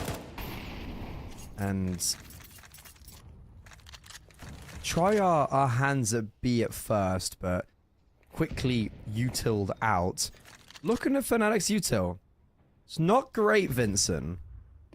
No, it's also the fact that Fnatic have been forced to really respect this B hit already. And now BC Game, I mean, they have the utility. Matty's just got to step up. He needs a multi, and that'll do. 4 kills. Oh, sublime for Matty's. Next, 1v4. How about that? Well, channeling is in a cipher there with as they're coming onto him, he just churns them all up. That is exactly what the doctor ordered. Without this 4K, well, I think it's very safe to say this round would be a completely different image, because as he gets that kill, his sight player dies, for instance. So for Matty's 5 kills going onto that round. He's stepped up massively individually when it's really important for now Fnatic to start mounting this comeback. BC game, they're going to have to respect Fnatic as they go down to an eco. And the 6-round lead they had going into the half is all of a sudden, well, should be becoming a 3-round lead. Cypher, though, looking to do damage. So is Jacob. We need to respect these Deagles. That's a price that Fnatic are paying already. A lack of respect to those Deagles initially. Good news, though, is that they can turn that ship around pretty quickly. That being said, BC Game are so passive. They're just hoping that Fnatic are interested in giving fights away. And I think Burmilov is a price that is too high already, and so they're going to make that decision, play a little bit more respectfully. Oh, there's still worries though. This is a group up gonna come towards B. Grim's currently alone. Fortunately for Flame F, he wins that fight. Now they're gonna get the rotation in the form of Matty's. Oh, bomb. That's the big kill. If Nexa had the bomb, he gets it planted. Like, this round was never going to be won. It was just like, can we get the bomb down? And it's the bomb's the last player out ramp, and that was the... Like, okay, that's the player that dies first. Are you a believer in the comeback? I'm not there yet, but I think that this is a position that Fnatic can come back from rather easily in comparison to, take a comeback. They already have started off in the right direction, getting in this round. But this is the one that matters. This is the gun round that we should care about. Yeah. And it's not starting off well. No, Cypher already down to low HP. Matty's though. What? Okay, that is. I'm mad that it worked. I know we have UKCS on the server, but guys, we don't all have to be playing like that. That was crazy.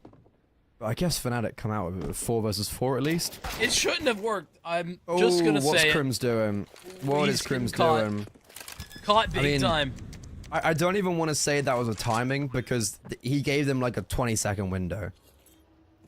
Like, that's not a timing. That's just poor play from him. It's been a poor map from Crims, unfortunately. Yeah, I mean, look, like, playing and not B-site just the kills. Yeah, I mean, like, playing B-site Anchor is hard. Playing B-site Mirage Anchor is hard. But it's just been a lot of rough performances from him. Fear will get 1 kill at least. Needs to be careful of Nexa close. Ooh. Uh-oh.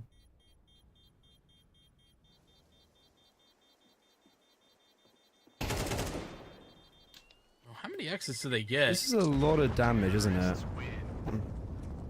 And this is... I would be okay with this if BC Game got another kill here, but they don't. Burmilov gets the op-out, and AKs for both Blame F and Fear. Well, that's a costly round for BC Game, where Fnatic don't actually lose too much of anything. They can get rebuys for very little. And so they're working with a comparable buy as they had the last round.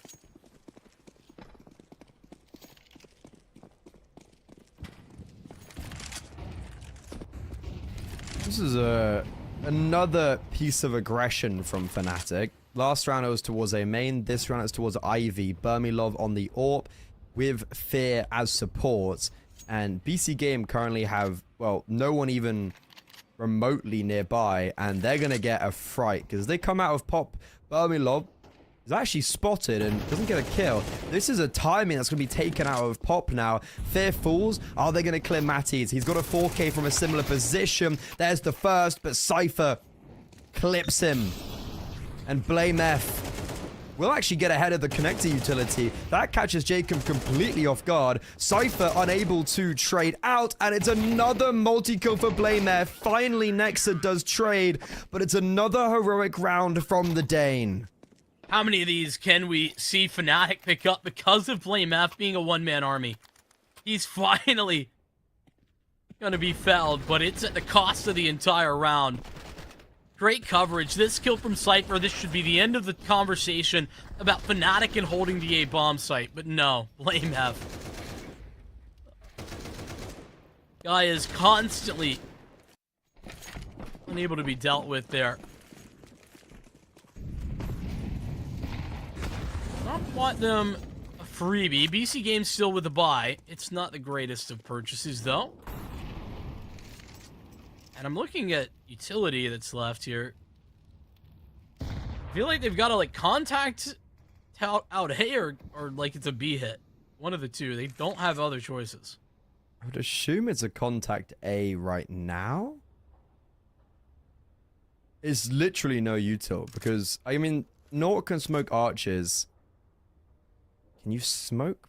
And so can Jacob. Can you smoke connector from Pop? I don't think. No, really there's no way. Yeah, I wouldn't. You can think smoke so. camera from Pop. Yeah, so we're gonna smoke that off, or are we? Nope, Huh? we're just going out. Maddie's in his FAMAS, his trusty FAMAS. Where it's a big shutdown. Probably should have got that smoke in. Well, we did smoke connector. A little bit more on the fly. Yeah. That was a janky round. Camera smoke doesn't come in either, though. I don't know about that for BC Game. Yeah, I don't know either, actually. Down for the buy, but not so down for how it went down. But it might be all up here for Fnatic.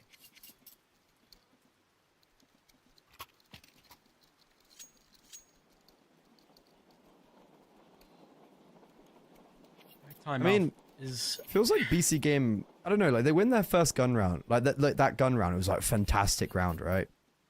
And the rest has been, it's been a pretty poor game for them.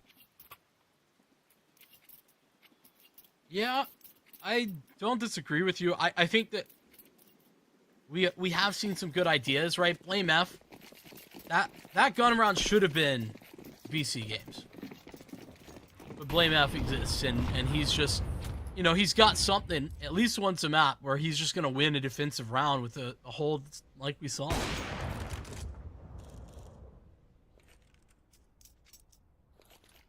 fact that Blame F has 11 kills, but it feels like it's only come from these crazy multi-kill rounds. Okay, the aggression seems to be fine for Fnatic as Nork is left by himself. Not really anything he can do in this round. It's going to be a one-round game. BC Game have not really got the ball rolling at all on their T side just yet. There's 3 players in Pop. Nork comes around that corner into a firing squad.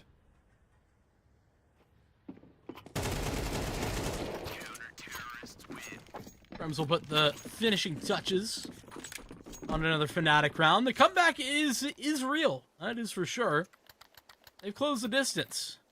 But is this just a fake?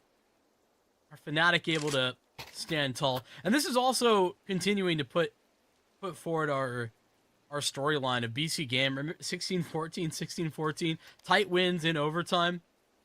We're shaping up for another OT here, potentially, if they can continue to be competitive.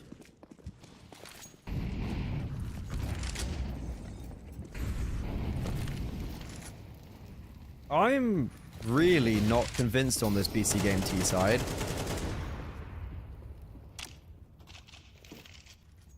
They do deter the early aggression from Krems.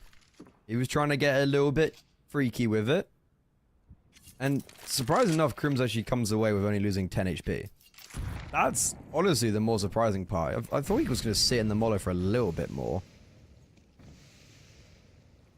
And how do BC Game approach this round now?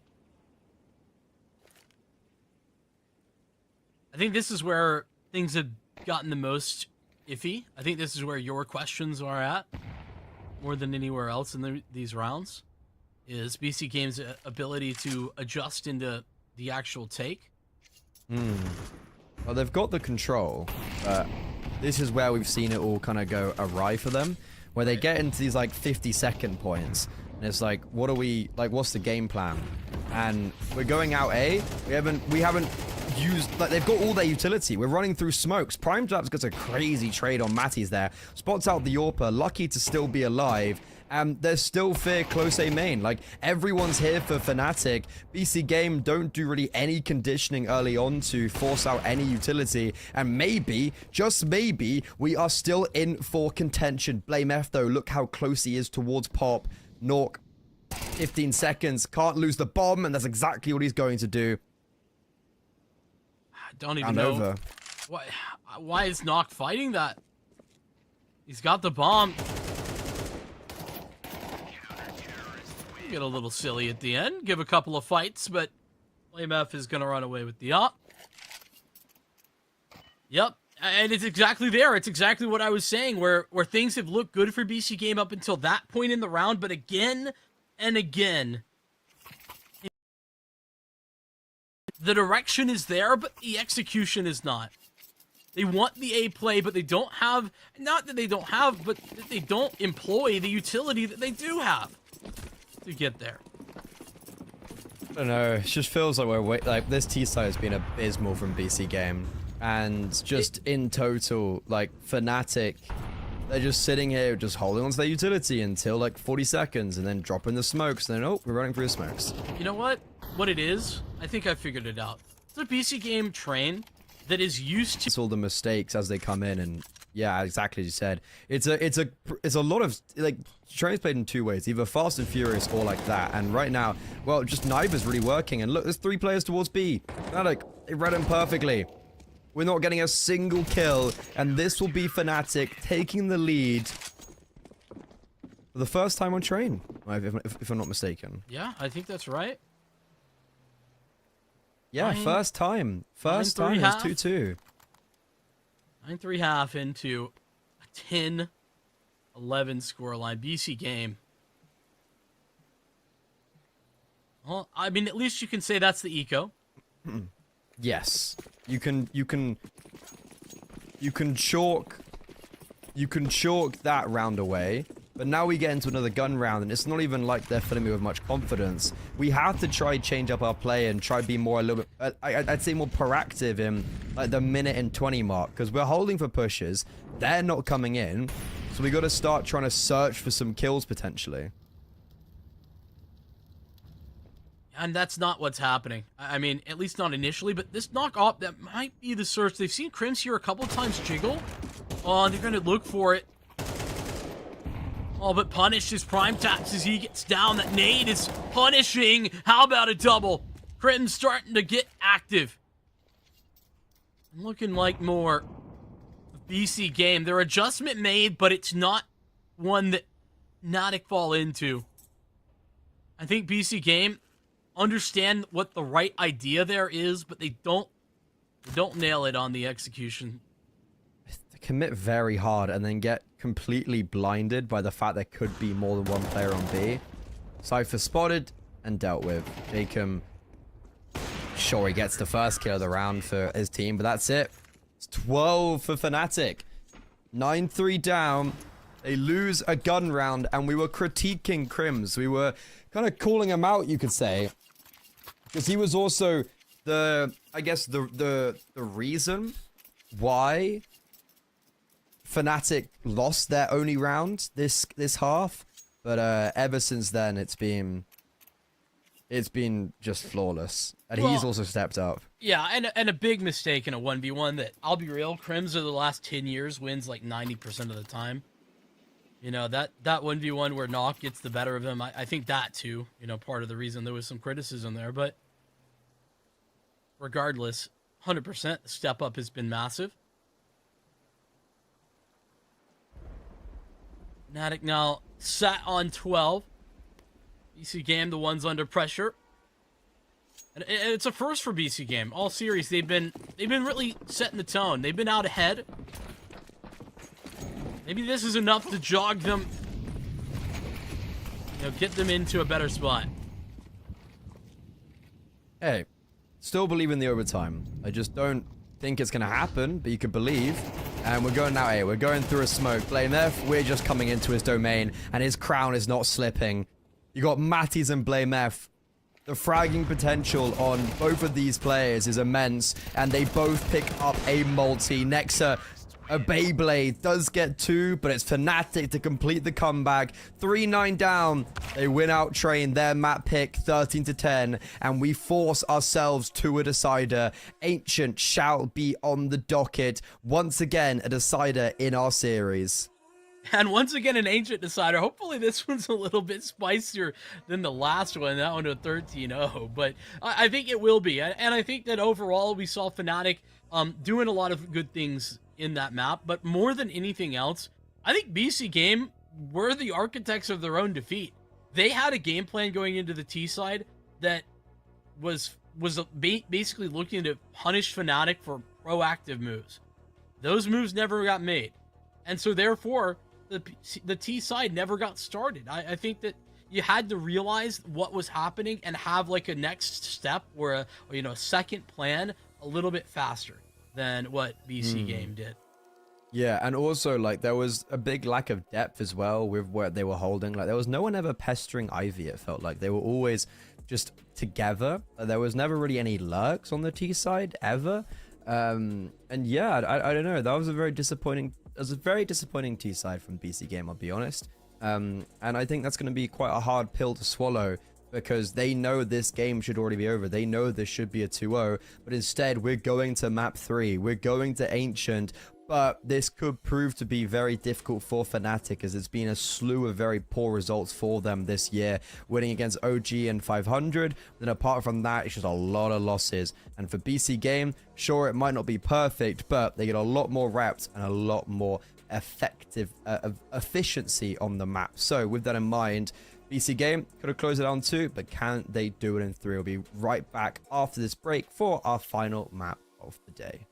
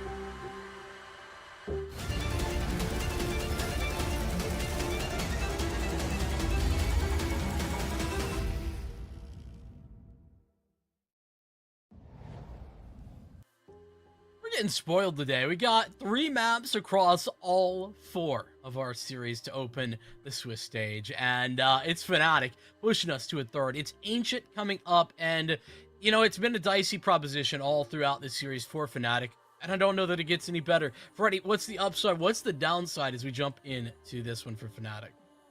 I mean, I guess the upside for Fnatic is they've just had a crazy comeback on Train, and they've got probably like loads of hype and energy based around that, and that goes both ways, of like a negative on BC Game, a hype from Fnatic. The issue is the map itself. It's a rather dysfunctional map for Fnatic, but we haven't seen them on it in a while, and they haven't got like loads of reps this month. So even though they did lose to Monty, they've beaten 500 and they've lost to Apogee, there's not loads to go off on. But they did start the year very poorly on this map. I guess like new roster, we can kind of excuse those results. It'll be interesting to see how they fare, because I'd say on paper, Paravision are probably better on this map by not a big margin, but a slim one. It's all going to come down to potentially who starts well, and if Fnatic are able to probably, if anything, bring that energy that they had at the end of Train. Yeah, I think that, you know, for BC Game, that loss to Paravision, it's a little bit stunning when you consider what just happened to Paravision, but but I don't think that was the norm. You know, that's not what we tend to expect at all for Paravision on this map. Regardless, and funny enough, BC Game did beat Navi Jr. like 5 days ago on this map. 13-7, and then lost to Paravision. Dude, Counter-Strike makes no sense sometimes. I love it here. You never really know. I think if anything, it makes less sense. And let's go. We're getting very quickly into this game, and it's Crims lighting up the scoreboard with 3. We've been talking about him a lot this series. Not always in the brightest of lights, but already on Ancient, starting off magnificently. Yeah, that star is certainly burning bright. On V4, Prime Taps doesn't have armor either. That P250 falls instantly. Well, that is another increasingly positive sign for Fnatic. Just automatic, instantaneous out of Crims. BC Game trying to flood through mid-side and into Red Room, and they meet a brick wall named Crims.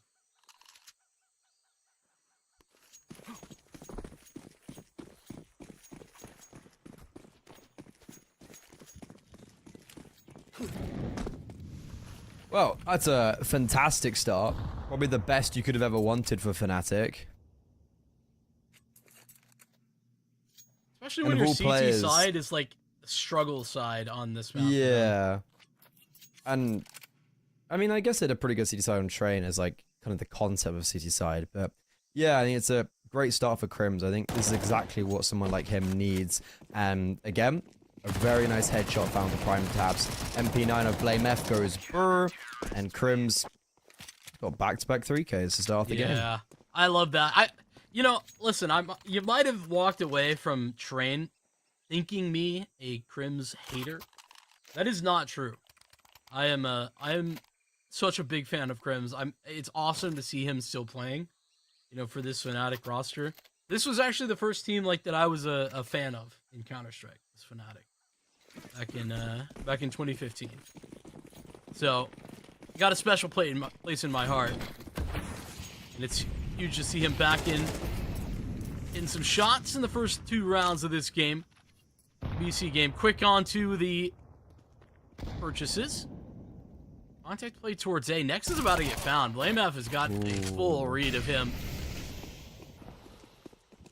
That is a really troublesome opening kill, because the A bomb site, even though it has been taken, look how quick all these rotations are. Bomb is going to get denied. They thought they had control towards Donut, but they are sorely mistaken. There's even a 3rd player there as well. Prime Taps low HP, but it's Jacob with a massive double, and Prime Taps is able to finalize the last kill. That was a massive advantage. A 4 versus 2, if I'm not mistaken, for Fnatic that they have thrown away. Yeah, that's absurd, honestly. It's 2 kills for free here. MF gets everything. Primetime just steps forward. This trade has to come through from Matties, and it doesn't. Oh, boy. And BC Game, the ones who call the timeout, understandable, actually, because that round goes all sorts of wrong for BC Game. They're only bailed out by Primetime and Jacob having an incredible clutch there. 2-on-4 that turns the tide.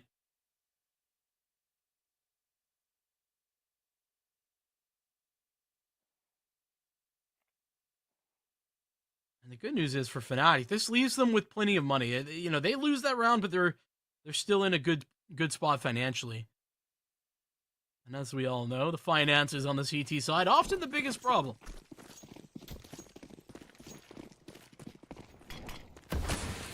Yeah, I guess keeping it so clean on the anti-eco and getting like a 2k with the MP9, it is very valuable.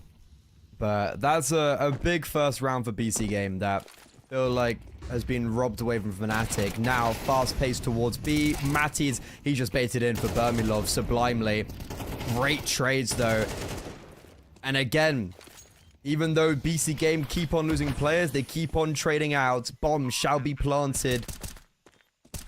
We have a smoke on Jacob. He could just smoke off either long or short, but instead, we elect to take these individual fights. Nexa now, he's got a whole lot of experience. He's been here before. And he's playing around the utility. BlameF reads that? You've got to be kidding me. Nexa walks into CT and BlameF clears him. Dude, at that point, BlameF, he just freaking deserves it.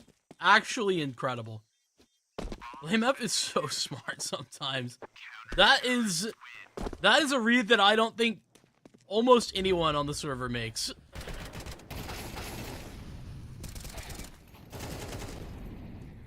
Here is something, though, that I want to go back to. Mirage, I was giving BC Game a lot of credit for their trading, and it's this round, like exactly this round, that I mean when I talk about their trading being good.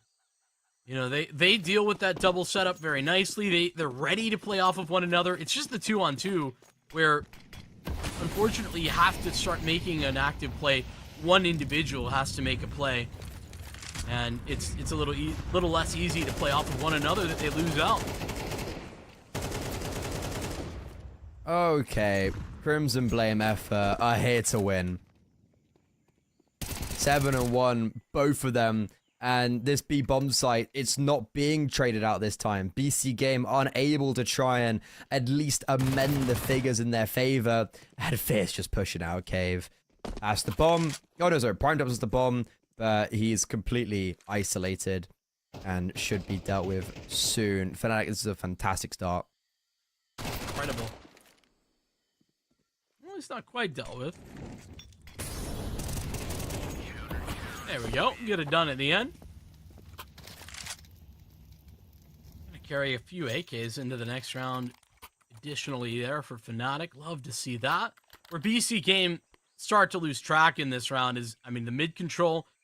It's a little tentative. I feel like they get baited by, I think it was BlameF who was up close. He goes for the full spam and the reload. They're trying to catch the timing onto him and aren't aware of a guy in Cubby. So Krems takes advantage of that.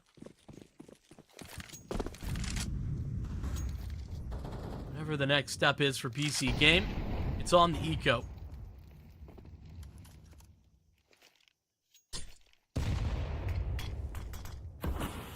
This is, I'm honestly quite worried with how this starts going, because BC Game just haven't even got their teeth into this map yet. It was only, I guess, like that nice clutch 2v4, 2v3 that they won out. So it's going to be a very definitive 5-1 start for Fnatic. And that can be daunting. What, you don't think these Eagles are going to do it? Sorry, it's like, no, but now you've said this, I'm like, oh, maybe. Put the thought in your head. Double cave setup should be perfect for this. It's like it's kind of almost the perfect play to the Deagles. And yeah, okay, the Eagles really did do nothing. Yeah, almost entirely. Prime Tap's the only one even to do damage in that round. So it's as you say, a definitive 5-1 start for Fnatic. I want to see where BC Game go to next, because I'd anticipate them trying to go back to this mid control. They seem to be interested in that. And this time Fnatic aren't actually full taking it. Instead, they're going to be pressing on the other side on B. Oh my goodness, Fear. Are you serious, man? He's down the ramp. He's got help in the form of Blame F. Okay.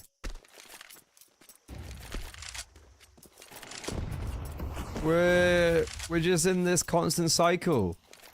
And the round's over. Fear's literally in T-spawn. Even though Jacob's holding for it, doesn't matter. And look, it feels like BC Game really should have had to close it out on Train, because now, look where they are.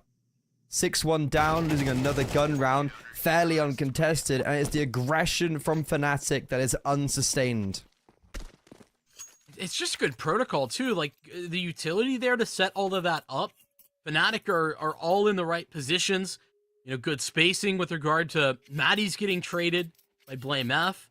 Fear, he is supported by flashbangs and Molotovs that, sure, EC Game extinguish, but as we can see, it doesn't help them. No, send it out mid. But it's a good nade. Blame F. Oh, it's the off angle. Permilov has his one. And make it two. It's just gonna. That is absurd. Okay. We are. Dude, no we are respect. confident. No respect whatsoever. No mercy. Just, this is brutal.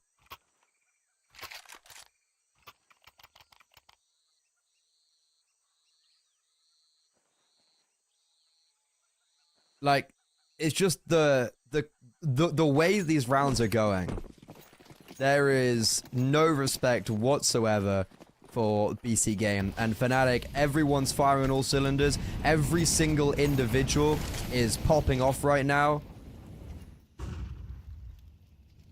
And BC Game, it just feels like, what do we do? Sure, we're back on the rifles, but we're going for similar plays that we've done before. We're walking into B, and oh, fair enough, Nork. Okay, Cypher vision isn't even needed.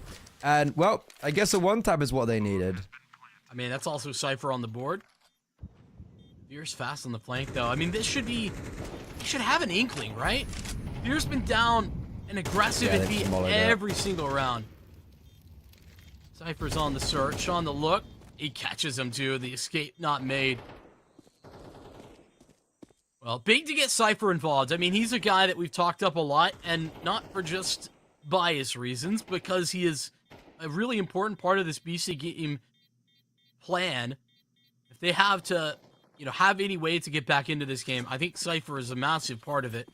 His firepower is required to make a comeback like this. Oh, without even a shadow of a doubt. Like, if we're going to continue hitting one-taps, then like that, you know, that's what the doctor ordered. This is a big saving grace for BC Game. Finally, somewhat of a light at the end of the tunnel for them, where they've just... And, like, look, when you're 7-1 down, you get 3 in a row, and already it's a respectable scoreline. And that's kind of the general narrative of CS2. So you look at BC Game, 2-7 down... If you still got that ability to hit shots like that, I wouldn't be worried. Elbow smoke, that is a janky elbow smoke, and I love how it works in favor of Fnatic. Yeah, miss on that, all good. Blame F maneuvering around it very nicely. Next, they're going to be forced down to the open, still wins. His duel, Burmilov with a missed shot as well. Help arrives on scene, but it's not enough. Not enough to stop Nexa. Crims might be. Spam potential. Oh, he's low. He's so low, but it's not on target. The nade might do it as well, but it too misses the mark. Oh, the USP does it. Nork, 1v3. First kill. Barely collected. He gets dinked, I think, in the process. He's down to 3 singular hit points. One more than Blame F. But Crims and Blame F have combined 3 deaths so far. And if I'm Nork, there's a world where you do just save the AWP here. Especially with the bombs planted. Yeah, bomb's gonna get sticked. Blame F finalizes the kill. 12 and 2. He's having a mighty performance. And Fnatic, like, these rounds, I'm looking at them, like, I don't even know what to say. So, okay, we get the opening kill. And BC Gamer like, well, guess we gotta go B now. Yeah, go B. Seems easy. Right into Fear and Matties, who are on the aggressive note again.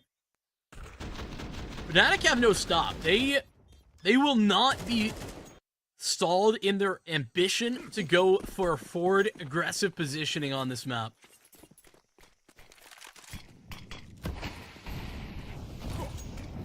Well, Nox gonna love the fact that he gets an op finally. And that's an opener we're looking for. Cypher, as per the conversation we had last round,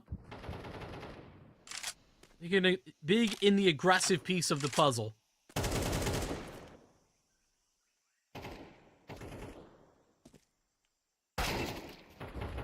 Ooh, that is a nice shot.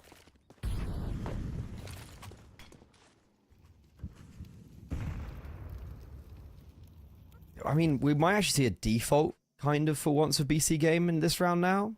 Not just running at a bomb site. Next has been spotted Heaven. They know Jacob's in elbow. Blame F cautious of a player approaching from A main. And, well, he should be. Prime Taps has actually made his way out of A. And so will the bomb. Blame F now in a bit of a predicament. Stuck between 2 different angles. But he's just going to fight his way out. Here's Nexa. What's... Oh, what a... Okay. Nexa does get the kill, but yeah, why isn't Prime Taps moving? Like, we've got the utility down. Why aren't we coming out of A? And to be honest, the slow and steady gameplay might actually just be working until Burmilov is able to best Nork. Nade will do damage, but it's not on to Nexa, who's low. And this AWP can't really take any extra advantage of low HP players. So as he comes out of CT, he's being held for. Missed shot from Prime Taps. Now this is scary. Oh, he's got a Molo. He's also got a kit. He can just stick it. Nexa. Oh, wait, no. Burmilov taps it. Nexa not moving a muscle. Burmilov this time electing to stick the defuse. Time. There was only about a second left on it, but Nexa on 12 HP wins out the round. And if Burmilov had saved that nade, he could have had a slam dunk. He could have, but unfortunately, it's just a little chip damage onto the high HP player. Nexa, though, what a incredible round from him. Gives BC Game a third. I mean, this round, BC Game are trying hard to lose it, though. Don't know where Prime Taps is and all of that. Like, he knows where Blame F is located. He knows that they've got the crunch, but he's just letting Blame F have duels. Yeah, I don't know. Very weird. Blame F almost is the hero. And even though we do get the opening kill, look at the HP. So low. Well, across the board, to be honest. We've got 2 players on 1 HP for both sides. And Matties, well, he eliminates a high HP player, but Jacob's still thriving. 7 HP, he can still shoot back. And it's a very combative 3 versus 3 to kick off our final round and a half. And a key missed shot as well from Burmilov, but now he's going to get a chance to right that, correct the record, and he will. With Jacob now down. Prime Taps can get active on the other side. Oh my goodness, the back and forth is absurd. Now not going to be popping his head up, and Burmilov bested. Crims 1v2. And he's got a long way to run. Got to get the Nikes on. Look at those Air Jordans pumped up. Is there a kit in front of him? Matties might have had one. I don't think he did. And now this is an issue. Or will it? Ooh, Nork with the reface. This is precarious. Nork. Oh, he's picked up a kit. Okay, so Crim does have a kit. He also has a smoke. But Nork's holding for his exit. Crim swings into him.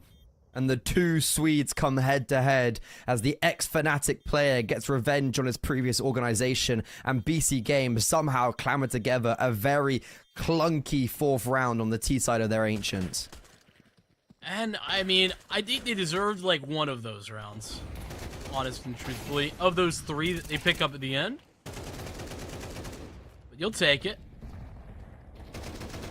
This is, still phenomenal half for Fnatic. Again, I want to remind everybody, like, this is the side of the map that Fnatic struggle on. This is the CT side more often than not. They looked indomitable. One pistol round, though, can change the story, as we well know.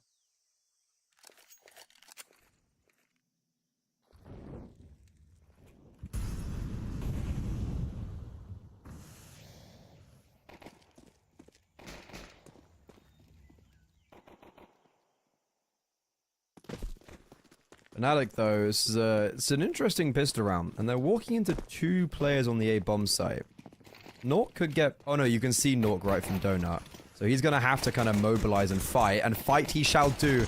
Unfortunately for one, and as Nexa attempts to go and save his teammate, he'll also meet the same fate. Cypher and Jacob, a very deadly, dastardly duo, but now it's just a singular prong of the attack, and a pistol round that could have saved the fate of BC Game, now in turn just prevails Fnatic even higher in the heavens.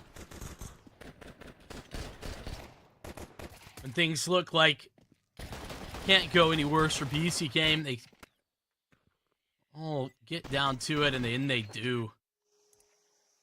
Frames another high impact moment from him. BC Game, there's no room to invest here. No room to fight for this economy. Love that. Love that protocol. Double nade. Very nice. It's the little things, Freddy. The little Just things in that make case. me happy. At this stage, it's the little things. I'm like, oh, that's cool. I like that. Little micro details, all the larger macro scale. I mean, this is just an eco. There should be double digits for Fnatic, and look, we saw Fnatic come back after they won a second pistol round. This is a different narrative, as they're leading with the second pistol round now. And to be honest, that BC Game T side was very uninspiring to me. So I wouldn't be... I'm personally not really in a position right now where I'm feeling that hopeful for the city side. Now, as per our usual arrangement, I don't have an opinion yet. I want to see what this first CT You're on round the looks fence. like. Yeah, that's true. I guess I go for the more like, I don't know, brazen, or just being like, my gut feeling of like this game could just be a flawless T side. The vibes are down for BC Game. There's no doubt. At least here on the desk. That being said, I think that, the first gun round can really define a lot. Unfortunately for BC Game, this gun round usually is about good utility to start. Like, you need to make it difficult for Fnatic to, take space for free. And with 2 mollies total and no flashbangs, no nades, I don't think you can. So BC Game are going to be forced into a really passive setup. That's what we see.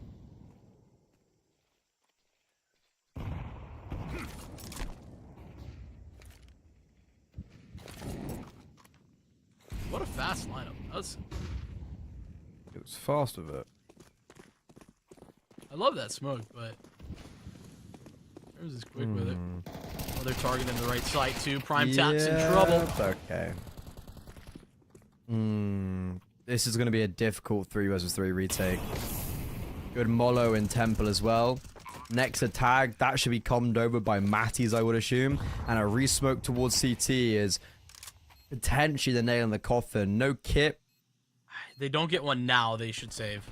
Yeah, agreed. But your 410 down is saving even a possibility. Well, I guess you're forced into it maybe. Ooh, this is awkward.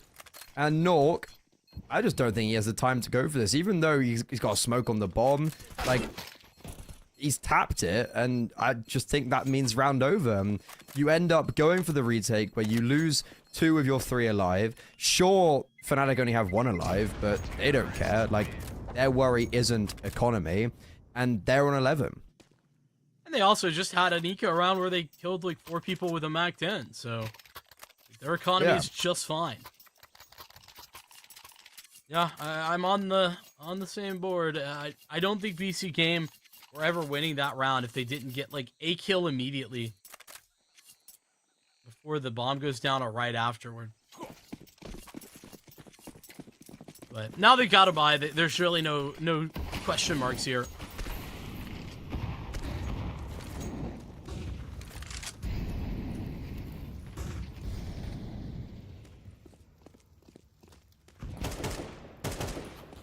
Okay, we're just spamming people for a smoke as well now. Crimson's had a great map. Everyone's had a great... I feel like everyone's just doing well on Fnatic, and that's the issue. Of like, I look around and there's just no weak pieces right now. There's like no guy on 4 kills or whatever. Everyone's lifting their own weight. And more. So it's a cool setup on B for PC Game. Cypher deep. Or I guess Cypher close, Nork deep. I can see that going very wrong, though. Especially when Fnatic are starving BC Game of information here. Cypher, here's the cue from the smoke being thrown, and that's his command to come out from hiding. AK down. That's recoverable. Cypher doesn't know it yet, but in the meantime, the map has been split. Prime Taps has only got Jacob for support. Blame F has the cutoff. We kind of need to start committing somewhere, though. There is only 30 seconds left on the clock. This is what I'm a little bit cautious of like, if these trays don't come in and it goes a little bit scary, time could be their worst enemy. Prime Taps instantly failed. Jacob, low HP from the start of the round, now put lower, and 1 kill will not suffice it. Fear joining up with his teammate to close off any of those rotations, and Cypher's going to be forced to save as Fnatic stamp 12 down and look to reverse sweep in this series and go 1-0 in the main Swiss, breaking BC Game's hearts. And BC Game hoping to come off the back of a 2nd place and rock through the Swiss stage with no questions asked, no problems. And Fnatic seem to stand in their way, it would seem. But 12-4 is guaranteed, likely to end soon thereafter. Cypher's AK save. I mean, that'll be the big takeaway. Loss bonus now accruing. Also gives them a better buy than they had last round. Not hard. And the save AK. I don't even know if the buy really matters. Like, BC Game could be coming out with the AWP, could be coming out with everything. I'd still be like, yeah, it's going to be ending eventually. And what did I say? Fnatic not drop around on the T side? Yeah. See, that's why you don't sit on the fence. True. Oh, okay. We're just having fun. Yeah, for fun Counter-Strike. I too am a fan of for fun Counter-Strike as an innate enjoyer. Yeah. Yeah, why don't we overpeak some angles? Why don't we go for some knife kills? Troll some rounds. Yeah, exactly. Real ones, no.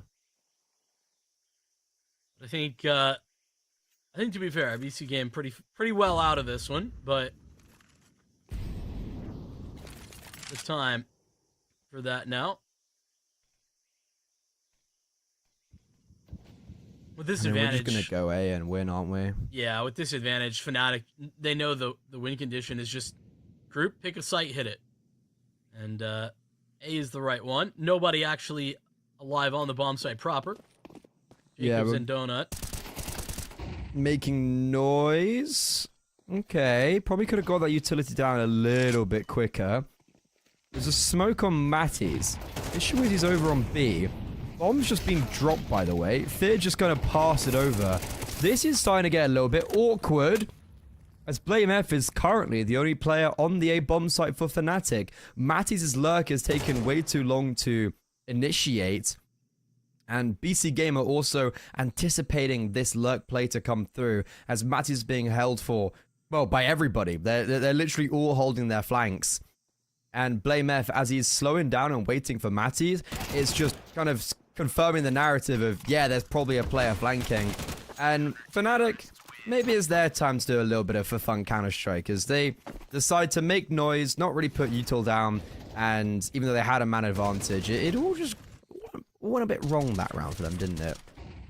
Yeah, I just don't know where that CT smoke is at. Needs to be up a little earlier. A lot earlier. Because you can fight for one or the other. You can fight CT, you can fight Donut, you can't fight both at the same time. But Fnatic still have money. It's not a round that they will care or need to remember. Likely still to close.